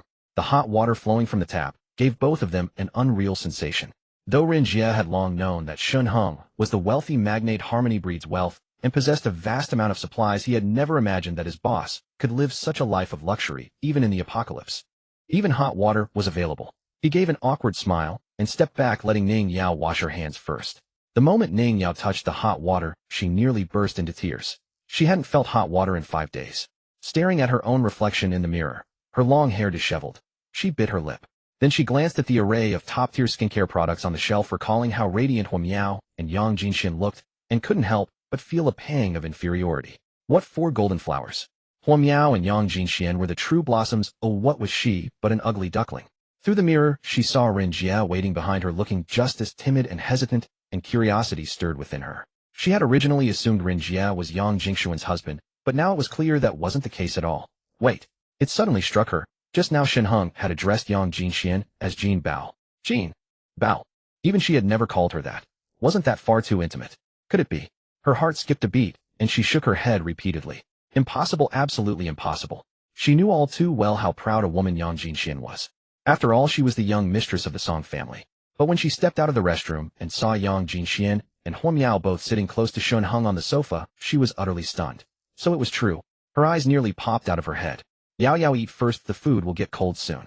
Yang Jinxian smiled at Ning Yao. Okay. Ning Yao sat down and couldn't resist picking up her chopsticks to take a piece of mapo tofu. The spicy, numbing flavor burst on her tongue, awakening every taste bud. She nearly shed tears. She had once believed humanity was the ruler of the world, but faced with such extreme weather, she realized how insignificant humans truly were. Ren Jie also emerged from the restroom, but instead of heading to the table, he respectfully addressed Shen Heng. Boss, please eat first. Though his stomach growled, he knew very well who was in charge. Ning Yao was startled and quickly stood up, lowering her head in embarrassment. It's fine, we've already eaten. This meal was specially prepared for the 2 of you, Shen Heng said with a wave of his hand. Specially? For the 2 of them? Ning Yao's eyes widened again. All these dishes just for 2 people. Ren Jie finally fell silent, sat down, and began eating hastily. Ning Yao snapped back to reality and quickly started using her chopsticks as well. Ren Jie. Shen Heng spoke. Ren Jie immediately straightened up and replied respectfully, yes, boss. He now felt nothing but utter admiration for Shen Heng. He knew all too well what life was like outside. Being able to follow his boss was a blessing he must have earned in a past life. No need to be tense. Listen while you eat. Shen Heng gestured. Since Yupeng is injured tonight, we'll stop selling supplies for now. Resume only when Yupeng recovers. Tomorrow gather the remaining followers of Zhao Weilong. Get rid of anyone untrustworthy. Those willing to stay must be thoroughly vetted. I don't want a repeat of tonight's incident. Yes. Ren Jie nodded quickly. Then he cast a fearful glance at Old Qin. He had never noticed before how formidable Old Qin was. His movements were swift and decisive, striking with deadly precision. Ren Jie felt Old Qin was even more skilled than his own drill instructor from the military. Oh, and take this. Shen Heng tossed him a set of keys. Tomorrow take some men to Zhao Weilong's house and move all his plants to Villanelle. 5. Old Qin, since you live alone, now the plants will stay with you. All right. Old Qin nodded solemnly. I'll guard them with my life. After consuming the ability fruit, he was acutely aware of the immense power his body now possessed, and his boss had said those plants would one day bear ability fruits. This was a heavy burden of trust. Old Qin, after the plants are moved, come with me on an errand. Shen Heng lowered his voice to Old Qin. He had decided to leave Taoyuan residential compound tomorrow with Old Qin and head to the nearby Kongning compound. 5 days into the apocalypse, Taoyuan should pose no major threats. First secure the neighboring compounds, then gradually expand outward from Taoyuan as the center. As for the Song family, Shen Heng would pay them a visit before the plants bore ability fruits. For now, let the Song family guard the grain depot for him. Song Zhengming had no dimensional space to store it. Even in his past life, Song Zhengming had only moved the Song family's base to the grain depot and posted guards. Ning Yao listened while eating, catching every word of their conversation. When she heard Shen Heng instruct Ren Jie to halt the supply sales tonight, she suddenly realized something. The injured man was named Gui Yupeng. Wasn't he the one selling supplies in the compound? She had followed the residents' group chat and knew that Harmony Breeds Wealth had initially sold supplies, then announced that Gui Yupeng would take over. Could it be? She stole a glance at Shen Heng. This young, handsome man, embraced by 2 beautiful women, was the legendary Harmony Breeds Wealth. No wonder Jin Xian had chosen him. No wonder he had thanked her and promised her supplies. All her confusion dissipated in that moment. Shen Heng didn't mind Ning Yao knowing his identity. Since he was building a force, he couldn't stay hidden forever. Besides, according to Jin Bao, Ning Yao wasn't one to gossip. He would need a family doctor in the future, and Ning Yao, a female physician with a good relationship with Jin Bao, seemed like a suitable choice. He already had several women in Taiyuan, and as his power grew there would undoubtedly be more. Shen Heng had even begun to consider scaling back. He couldn't possibly accept every pretty girl from every compound, could he? With that thought he suddenly looked up at Ning Yao, and said, "You've probably guessed my identity by now. That's right, harmony breeds wealth." Ning Yao opened her mouth wanting to explain, but unsure what to say. Her heart raced. "Bro, I didn't mean to eavesdrop. You just didn't hide it from me. You're not going to silence me, are you? Don't be nervous." Shen Heng smiled, and continued, "I was thinking if you're willing I'd like to hire you as our family doctor. As for compensation, name your terms." "Family doctor." Ning Yao hesitated. "If I become the family doctor, do I have to serve you forever?" "Of course." Shen Heng nodded. "Or do you plan to go save those useless people in the compound? Even if you save them, they might not be grateful. I don't want to lose a hard-won family doctor because you go out of your way to help others and end up in an accident. If that happens, you'll have to waste time finding a replacement. Too troublesome." Yang Jinxian quickly winked at Ning Yao, signaling her to agree. "Mr. Shen, I appreciate your kindness." Ning Yao hesitated for a moment, her mind flashing to the elderly and children lying on hospital beds, a flicker of reluctance in her eyes. She finally sighed. "Your proposal is tempting, but I cannot do it. Though many homeowners question me, even suspecting I'm in cahoots with you to inflate drug prices, I still hope to do my part to save more lives. Granted, humanity has both good and bad. I merely do what I can, hoping to rescue more people." Ning Yao murmured, "I've seen online news. All cities globally are witnessing mass deaths. As officials say, this is an ice age. No one knows how long this life will last. I just hope we humans won't be utterly obliterated by history's tide like the dinosaurs." Shen Heng was taken aback. What would the future hold? In his past life, he only survived 3 months, utterly unaware of what came after. He knew green plants would bear ability fruits granting powers to those who consumed them. But even ability users needed food. Some weaker ones even starved to death in the frozen wasteland. He also knew the Song family would dominate the north of the city, the Mo family the west, and Donglin Group in the east was stabilizing. Soon, leveraging its food business, Donglin Group would rule a region. He knew Hua Miao and Yang Jinxian would die in his past life, but following him now they'd live without worry. Yet reborn in this life, what would his own fate be? He knew many people's destinies, but not his own. Would other special circumstances lead to mass human extinction after 3 months? What happened at the seaside? Even after living 3 months in the apocalypse, he remained clueless. Ning Yao's words made his thoughts wander. In 3 months the human population had plummeted. What about 3 years? 5, 10, or even longer? Would humanity truly face extinction as Ning Yao suggested? "Ren Jia." Shen Heng suddenly spoke. "Yes." Ren Jia quickly replied. "Tomorrow don't sell supplies so expensively. Sell instant noodles at 100 yuan per pack." Shen Heng said softly, "Maximize sales as much as possible." "Yes." Ren Jia was stunned, not knowing his boss' thoughts, but nodded lightly. Ning Yao had reminded Shen Heng. If humanity died out, his survival would be meaningless, and upgrading the vending machine would be difficult. It was better to lower prices and let more people live. The more survivors, the more their money would eventually fall into his hands. If unit prices were set too high, many would starve. Better to have small profits, but high volume, ensuring ample supply. In the future, people would become dependent on him, even working for free when broke. The money needed for vending machine upgrades would grow increasingly absurd. If he discovered a gold mine, he'd need labor to dig and work. He changed his mind. Keeping more people alive served his interests. Just then his phone rang, interrupting his thoughts. Seeing the caller ID, Shen Heng sneered. "Even if I save people, it will only be those loyal to me. As for this caller, he'll say it again. If I don't seek revenge, what's the point of reliving my life?" The video call was from Feng Lu. She was curled up on her bed at home, while Su Chao had once again hidden in the bathroom. Feng Lu hadn't wanted to make this call. Shen Heng was already suspicious of her. Besides, she had latched onto Zhao Weilong, who had a gun. Just mentioning it to Zhao Weilong, they could storm Shen Heng's home and take everything. But earlier she had sent WeChat messages to Zhao Weilong, all ignored. Even video calls went unanswered. Feng Lu naturally didn't know that Zhao Weilong was now dead in the underpass, his body pinned to the wall by an AK-47. Urged by Su Chao, she reluctantly called Shen Heng again. What was Zhao Weilong up to? This afternoon she sensed he could barely restrain himself. If not for that guy Guo Yuping, she might have shared a night with Zhao Weilong and coaxed out the identity of Brother Shen. Brother Shen despised her, but Zhao Weilong liked her. Following Zhao Weilong was far better than being with the useless Su Chao. She could even incite Zhao Weilong to seize Shen Heng's home. It was warm, had a shower, and plenty of supplies. That was the life she wanted. As soon as the video connected, she blurted out, "Shen Heng, another day's passed. Why haven't you come for me yet?" Seeing her disheveled hair and dirty face, Shen Heng chuckled softly. "Thank you, Feng Lu. If not for your call, I might have been swayed by Ning Yao. Almost wanted to become a savior."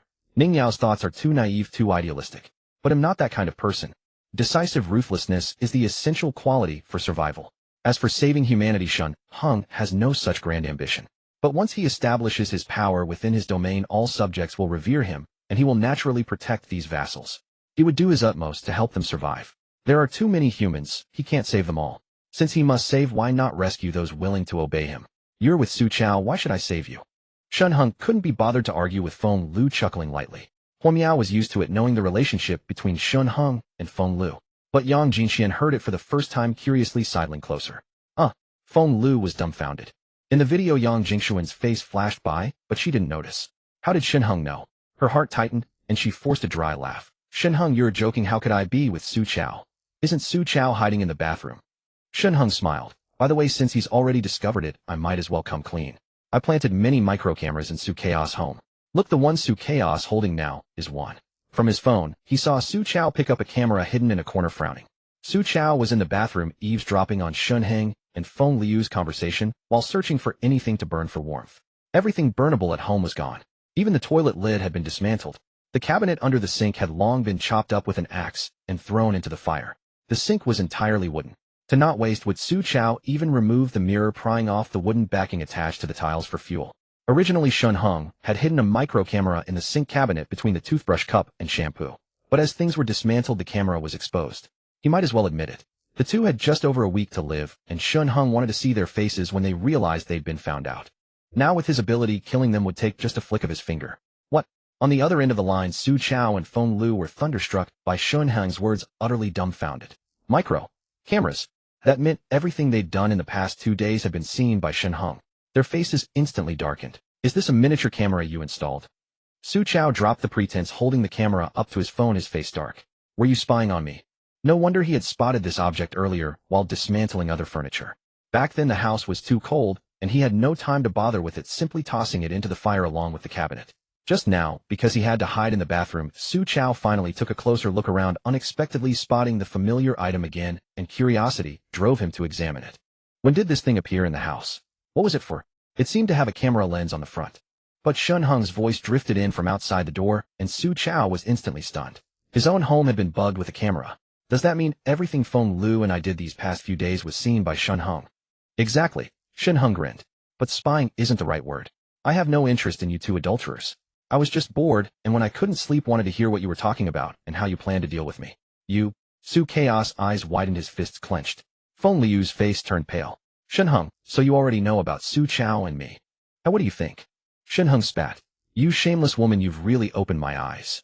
So you did tell Huo Miao, didn't you? Su Chaos' face darkened. Shen Heng, you useless loser, your girlfriend is with me now, and you still have to call my girlfriend to get back at me. You. His words trailed off. Because in the video, Huo Miao's head appeared beside Shen Heng. You two. You're together. Su Chao was dumbfounded. Feng Lu was equally bewildered. Wasn't Huo Miao working overtime at the company? Wasn't Shen Heng in Taoyuan residences? How did these two end up together? Su Chao, you're wrong there. Huo Miao glanced at him disdainfully. When my husband said that he wasn't on the phone because I was right beside him. What? The two were thunderstruck. You? Su Chaos' voice trembled. When did you get together with him? When did you two secretly hook up, eh? His last words were almost a roar. Su Chao couldn't fathom that Huo Miao, who was always so cold to him, was now clinging to Shen Heng's chest like a lovesick girl. She had never been this intimate with him. Hookup sounds so crude. Shen Heng chuckled. I didn't know before either. It was on the day of the storm that I found out about you two. I installed a few cameras at home, but Feng Lu couldn't wait and went to your place that very night.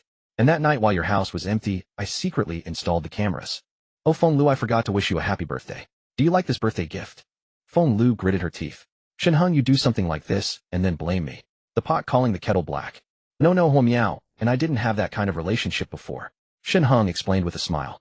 On the night of the storm, Su Chao was with you, and I drove to Huo Miao's company to pick her up. Otherwise, Miao Miao might have. At the thought of such consequences, Huo Miao shuddered and quickly covered Shen Heng's mouth. She gazed at Shen Heng with adoration. Yes. If not for Shen Heng, she might have died in the company by now. Seeing their intimacy, Su Chao was consumed by jealousy. Feng Lu seemed to find it amusing. You broke loser, do you even own a car? You can barely afford the mortgage on your place in Taoyuan residences. Where did you get a car? In other words, you two were already hooking up. Shen Heng, after all this, you still won't admit it. It was my car he drove. Yang Jinxian appeared on Shen Heng's right, leaning on his shoulder. Another woman. Su Chao and Feng Lu were dumbfounded. And this woman was exceptionally beautiful, her looks rivaling Huo Miao's. They just had different auras. Yang Jinxian was gentle, while Huo Miao was aloof. You're the woman from the villa area, the one who drives the Range Rover. Have you seen me before? Yang Jinxian was taken aback, then chuckled. We're in the same neighborhood, so it's normal. Feng Lu certainly remembered Yang Jinxian vividly. After Yang Jinxian moved into Taoyuan residences, she drove her Range Rover in and out of the neighborhood every day, sometimes rolling down the window to greet old man Shen at the gate. Back then Feng Lu was envious. So beautiful, driving a luxury car? And she came from the north side of the neighborhood, meaning she lived in the villa area at the back. Unlike herself, stuck with a loser like Shen Heng, with nothing to show for it, struggling to pay the mortgage every month, unable to even afford a cheap car. But this woman was always alone. Could she be some rich man's mistress? How wonderful. Feng Lu didn't look down on her, instead she envied her even more. Living in a villa, driving a luxury car. When would a rich man take a liking to her, and let her be his mistress too? If a wealthy man ever fancied her, she would have no hesitation in kicking this loser Shen Heng to the curb. Little did she expect that the woman she once envied would now be snuggled up to Shen Heng. Huo Miao on his left, Yang Jinxian on his right. Two stunning beauties left Feng Lu and Su Chao in a daze. Am I dreaming? I must be dreaming. Impossible, absolutely impossible. How could a loser like Shen Heng have a woman on each arm? And such top-tier beauties at that. My husband borrowed Sister Jean's car that night to pick me up from the company. Huo Miao smiled, speaking into the phone.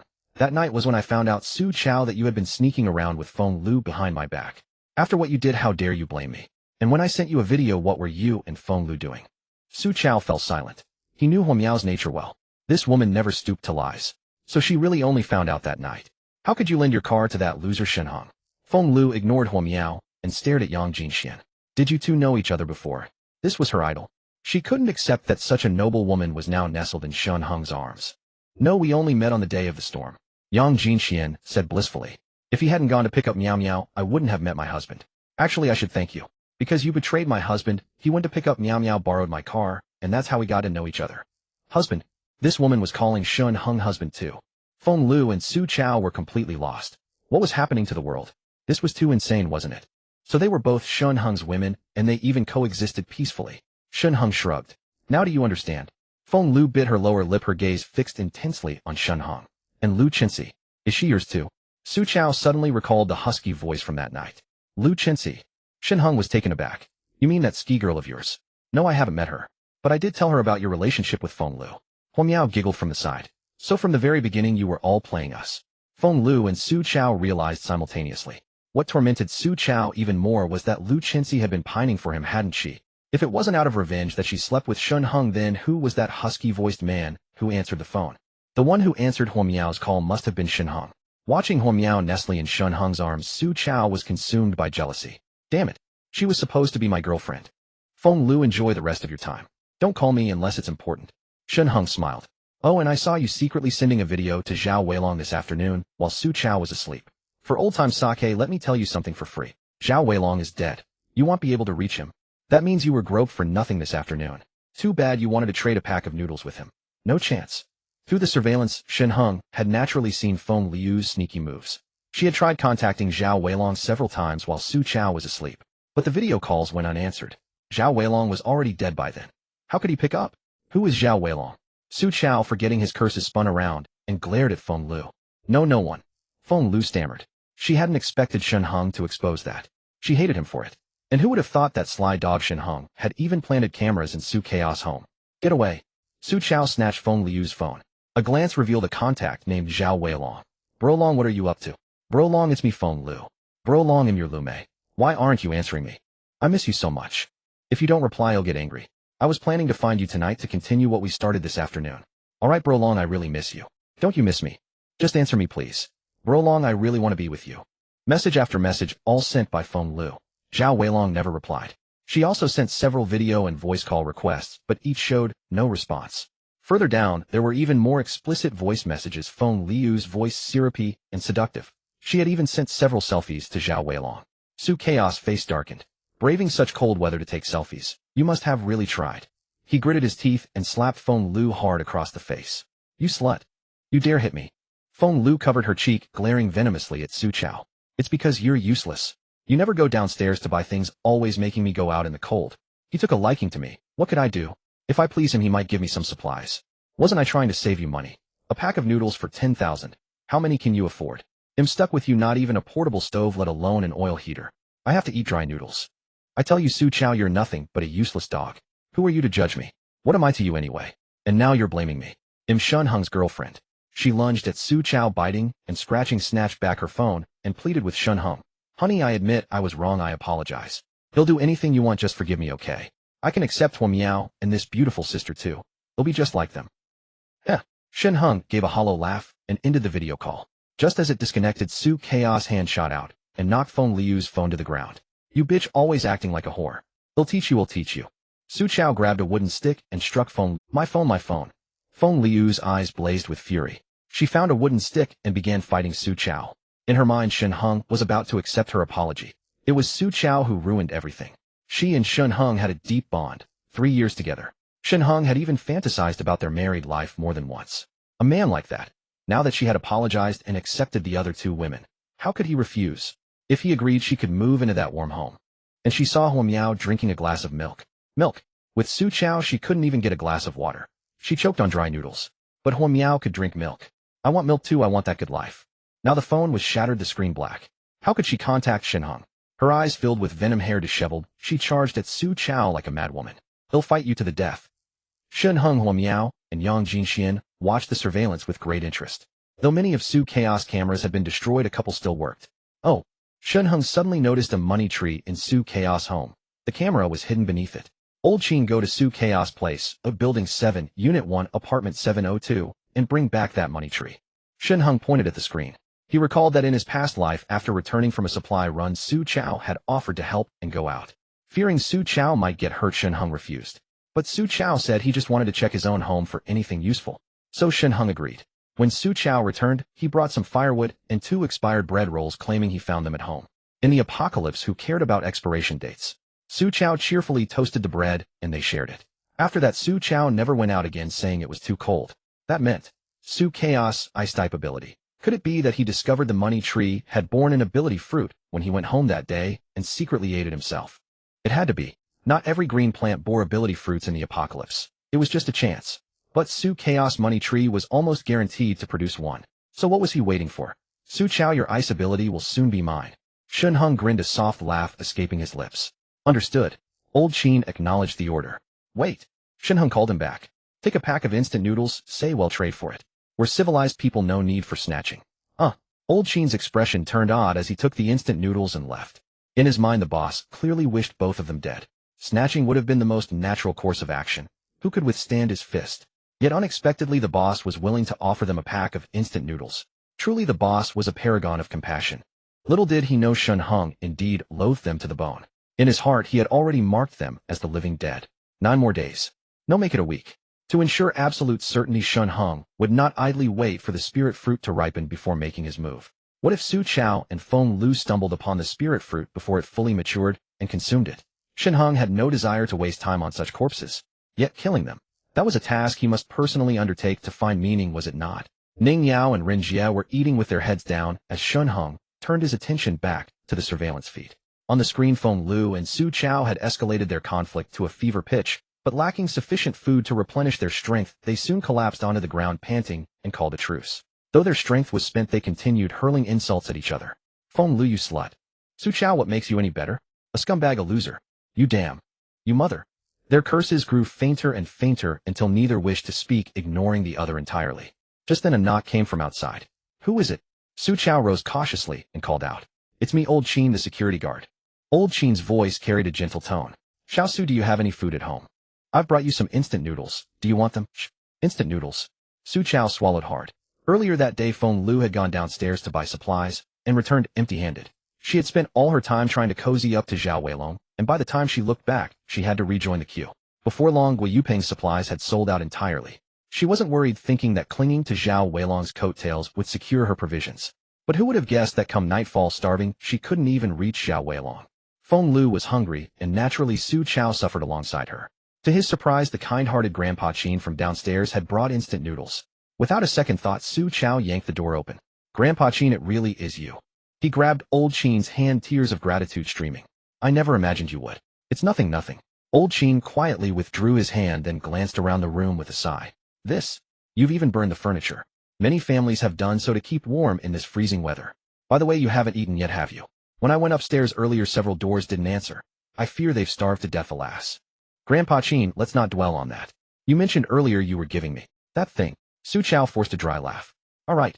Old Chin slapped his forehead, then pulled a pack of instant noodles from his coat and handed it over. I don't have many left. How about I trade this for your lucky tree? My room's a bit cold, and I could use the soil from your pot to patch up the walls. Yes, thank you, Grandpa Chin. Su Chao nodded eagerly. All right then. Old Chin picked up the lucky tree and turned to leave. At the doorstep, he discreetly tossed the miniature surveillance device hidden in the tree into a corner behind the door. No sooner had Old Chin stepped out than Feng Lu lunged at Su Chao, desperately grabbing for the instant noodles. Get lost, you crazy woman. Su Chao kicked her hard, cursing. This is mine. I traded the lucky tree for it. What's it got to do with you? That lucky tree was a gift from Shen Heng when you bought the apartment. Feng Lu clutched her stomach, seething. Shen Heng gave it, so it's the same as me giving it. You know it was from Shen Heng, Su Chao sneered. You were his girlfriend, and you betrayed him. Do you think he'd want you now? You're nothing but a cheap whore. Whore. Feng Lu stood frozen, staring at Su Chao in disbelief. Damn right, you're filthy and cheap. A slut for everyone. You were with Zhao Weilong this afternoon. If not a whore, then what? Su Chaos' words were merciless. Bitch, were your parents from Hiroshima and Nagasaki in a past life? Born to crave a pounding. Was Zhao Weilong like little boy or fat man? And you, this worthless trash, think you can marry me? Dream on. Feng Lu trembled, her fists clenched tight. She lifted her head, eyes fixed on Su Chao. Say that again. What, you want to hear more? I knew you'd love it, you. But before he could finish, Feng Lu lunged at him again in a frenzy. Get the hell away. Su Chao kicked her once more. Feng Lu let out a muffled groan, rolling across the floor. The force of the kicks scattered some of the instant noodles. Su Chao clutched the torn packet, cursing, damn waste. You made me lose my noodles. Feng Lu picked herself up, her eyes locked on Su Chao, and let out a bitter laugh. Su Chao, I never imagined you'd be this kind of person. Just seeing it now. Su Chao sneered. Better late than never. Get this straight. You're still in my house. Don't try to snatch anything else, or I'll throw you out to freeze in the snow. No need to throw me out. Feng Lu ground out the words, then, as if making a decision, turned and left. Bang. The door slammed shut behind her. Su Chao spat. Good riddance, you useless burden. Tonight he could sleep with 2 blankets. With Feng Lu gone, he wouldn't have to share his bedding with her stench. 5 days without a bath, she reeked. Grinning, he looked at the instant noodles, retreated to his room, and curled up under the covers. Carefully, he poured a little into his palm and placed it in his mouth. He let his saliva soften the noodles before swallowing them with difficulty. After eating half the pack, he was satisfied and tucked the rest under his pillow. The remaining half would be for tomorrow. Shen Heng, with his arms around the 2 women, watched the surveillance feed with amusement. A single pack of instant noodles had indeed sown discord between them, and Su Chao, ruthless as he was, had actually driven Feng Lu out. Rin Jie and Ning Yao had finished their meal. Ning Yao took the initiative to clear the dishes and wash them in the kitchen, while Rin Jie sat uneasily at the table waiting for the boss orders. Seeing Su Chao burrowed under his blanket on the monitor, Shen Heng lost interest and prepared to turn off the feed. Just then a loud crash erupted from the surveillance. Shen Heng quickly grabbed his phone and stared at the screen. Inside the room, Su Chao, who had been snoring, jolted awake and stared blankly at the door. Who's there? 3 or 4 burly men strode in. The leader, weighing at least 200 jin, was nearly as massive as Chu Jinping. He was bald with a menacing aura. Big bro. What do you want? Su Chao stammered, eyeing the men warily. Darling, is it him? The bald man shot a cold glance at Su Chao before speaking to someone behind him. Only then did Su Chao notice a slender woman standing beside the bald man. The man's massive frame had nearly hidden her from view. Brother Fei, it's him. The woman clung to the bald man's arm, her voice sweet. Then she lifted her head, revealing a face twisted with venom. Feng Lu. Su Chaos' eyes widened in shock. Not to mention Su Chao, even Shen Heng, who was initially watching the spectacle, was taken aback when he saw Feng Lu appear on the monitor. That woman was incredibly swift. It had been less than an hour since Su Chao drove her away, yet she had already found another patron, and this one's physique was like a mountain of flesh. Feng Lu didn't seem to fear breaking her own bones. Shen Heng sighed inwardly. The other 2 women beside him watched with curiosity. Su Chao, didn't you tell me before that we were completely through? Feng Lu clung to the arm of the mountain of flesh, her face twisted with venom as she glared at Su Chao. When she betrayed Shen Heng, she had already prepared to elope with Su Chao. Su Chao had once sworn solemn vows saying he would break up with Huang Miao and marry her. But just now Su Chao had kicked her twice without mercy. Even his words grew more venomous with each passing moment. Feng Liu's heart had turned completely cold. Feng Lu. Su Chaos' lips trembled as he looked at the 4 men before him, whose combined weight must have been 1,000 jin. He swallowed hard, forcing a smile onto his face. How did you come back? I came back for revenge, of course. Feng Lu said softly. What joke is this? There's no revenge or anything. Su Chao continued to force a dry laugh. But the mountain of flesh had grown impatient.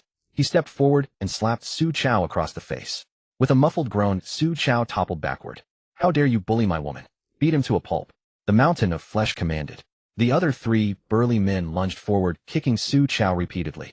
Su Chao screamed in agony. Brother, stop. I still have half a pack of instant noodles. They'll give it to you. Su Chao curled up, shielding his head as he rolled. Half a pack of instant noodles. The mountain of flesh's eyes lit up. He signaled his men to stop and barked, hand it over.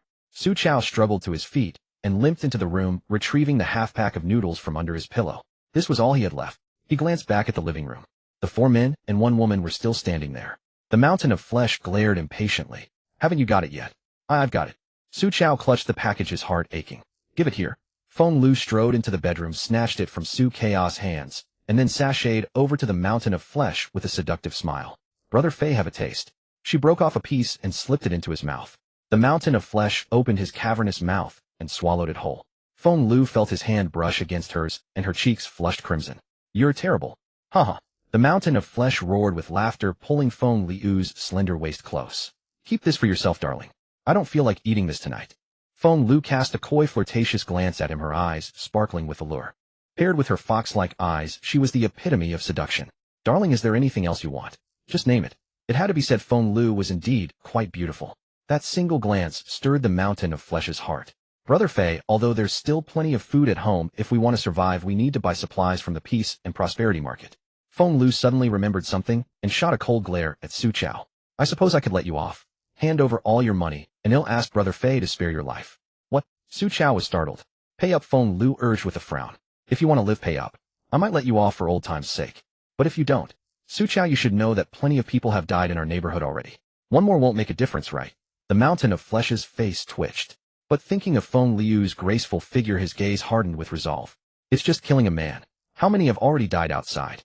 What's one more? If you don't pay up, he'll have Brother Fei and his men throw you off the building. Feng Lu sneered. Your floor isn't that high. Only the 7th. The snow below is thick enough. Maybe you'll survive. The mountain of flesh took a deep breath and signaled his men with a glance. The men immediately stepped forward, seized Su Chao, and dragged him to the window. The mountain of flesh yanked the window open. A blast of frigid wind rushed in, making even the mountain of flesh and his 4 men shiver, let alone Su Chao. They'll give you 3 seconds to decide. Feng Liu's icy voice rang out. 3, 1. Brother Fei, throw him down. She gritted out. Su Chao was terrified, feeling his body being lifted. He shouted frantically, no, no. He'll pay, he'll pay. The mountain of flesh yanked him back inside.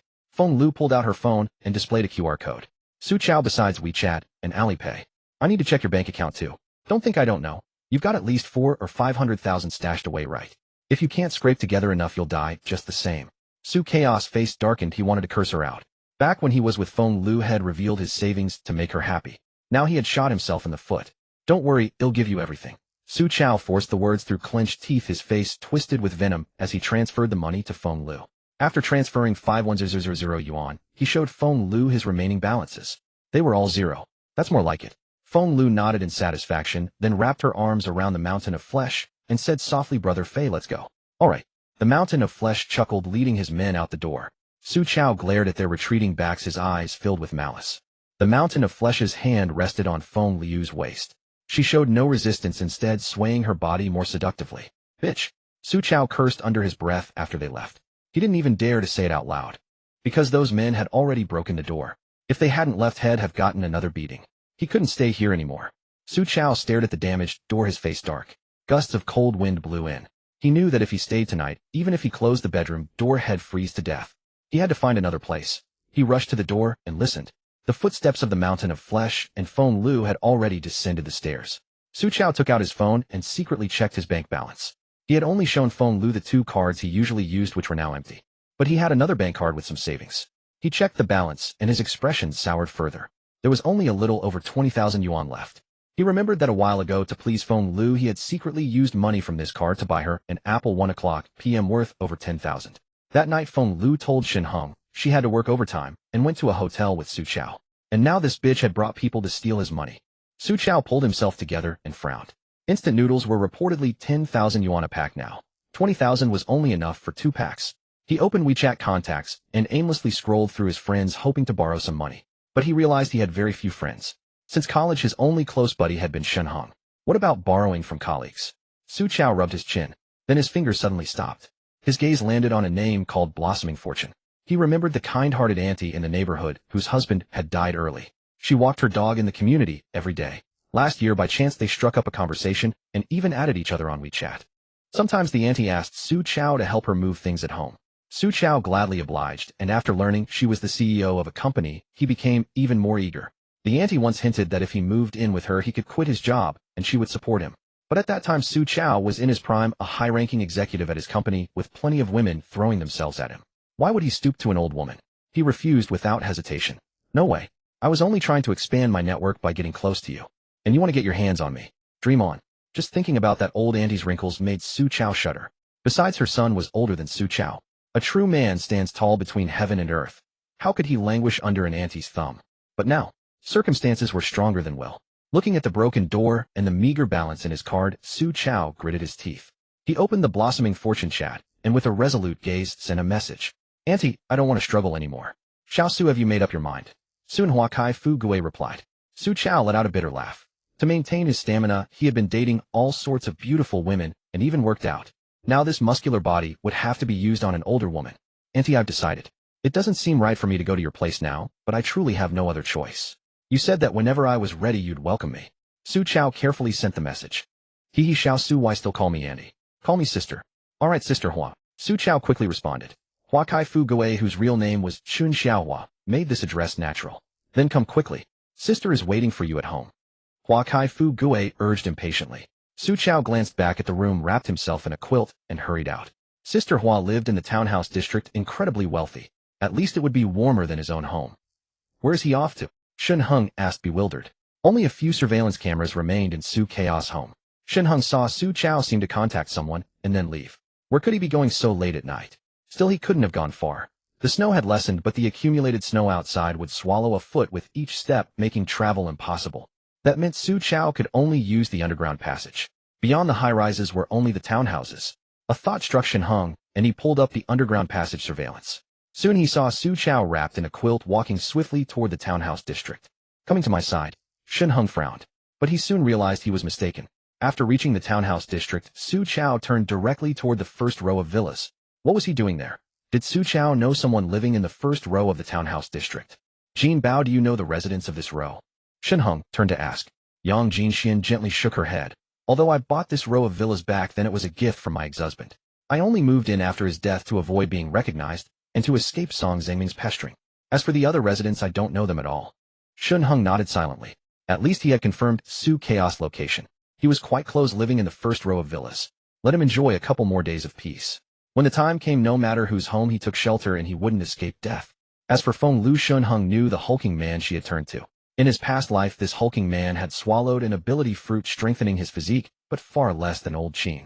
Even so, the hulking man had gathered a group of brothers and dominated Taoyuan residential area. It was unclear where he had found the ability fruit, but two of his brothers had also gained abilities. One of them possessed a rare wind-type ability. The wind-type ability was more than twice as powerful as fire-type, and under the boost of the apocalyptic cold wind, it was incredibly swift. That hulking man was named Li Fei, right? Shen Heng pondered. In his past life, Li Fei eventually led his brothers to take over a building, and they were the first to resort to cannibalism. Brutal and heinous beyond words. Shen Heng had to avoid Building 9, where Li Fei was stationed whenever he went out to scavenge supplies. But now, a disdainful smile crossed his face. If Li Fei stayed in line, he could let him live. But if he lost his mind over Feng Lu and tried to resist, he would be killed without mercy. Shen Heng turned to look at Ren Jie, who was still obediently bowing his head, not daring to glance at Hua Miao or Yang Jinxian. He smiled and said, Ren Jie, have you remembered everything I told you? Boss, I remember. Ren Jie quickly stood at attention and answered loudly. At that moment, old Qin returned, placing the money tree on the ground. Boss, I've brought it back. Good. Shen Heng nodded with satisfaction, approached the money tree, and looked down at it. An ordinary money tree. Who would have thought it would bear ability fruit in the future? How did this ability fruit come to be? Old Qin was also very curious. He knew that the boss had sent him to exchange for this money tree because it would likely yield ability fruit. Otherwise, the boss wouldn't have sent him on this errand. He had examined it several times on the way but couldn't see anything unusual. Old Qin. Shen Heng stared at the money tree and instructed, tonight you. Brother Shen. At that moment a weak voice came from the stairway to the basement. Shen Heng paused, then turned and walked quickly toward the basement. Gui Yuping was awake. Sure enough, as soon as he entered the basement, he saw Gui Yuping lying in bed. Seeing Shen Heng, Old Qin, and Rin Jie, he forced a smile. I thought I was dead. I'm glad you're all safe. Don't worry, everyone is fine. Shen Heng said with a smile. And you? How do you feel? I feel much more energetic and I don't even feel any pain. Gui Yuping looked down at himself in confusion. He was bare-chested, wrapped in bandages. He also remembered being slashed several times earlier. But now there was no pain at all. When he woke up, he tentatively touched the wounds and felt nothing. Full of amazement, he climbed out of bed. Rin Jie hurried forward to help, but Gui Yuping sat up as if nothing had happened. Brother Shen, I feel completely fine. Gui Yuping's eyes widened as he tried poking his wounds again. Then he tore off the bandages. Ning Yao, who had followed them, and tried to stop him, but the next moment her eyes widened in disbelief. Gui Yuping's wounds had completely healed. There wasn't even a trace left. She was well aware of her medical skills. Those skills she could never have left no scar. Was it those unfamiliar medicines? The effect was simply incredible. It's good that you're fine. Shen Heng nodded with a smile. Truly the system's products were excellent.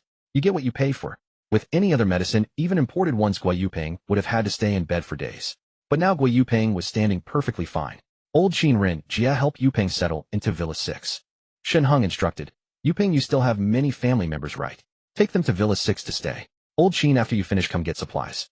Rin Jie, since you're alone, stay with Old Qin for now. When Old Qin eventually got together with Fu Xiaozhu, Shen Heng would have Rin Jie move out. For now, for convenience, they would stay in the townhouses of Taoyuan residential area. As for the future, Shen Heng's goal was the east side, the base of Donglin Group. Zhao Erbao, the boss of Donglin Group, had once invested a fortune to build a castle-like doomsday safe house. He was one of the wealthiest men in Jiangqing. However, Shen Heng didn't know why Zhao Erbao hadn't entered the shelter.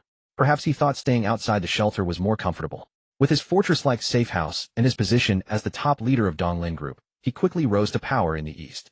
Around Zhao Erbao's doomsday safe house, dozens of doomsday bunkers were built assigned to his trusted brothers.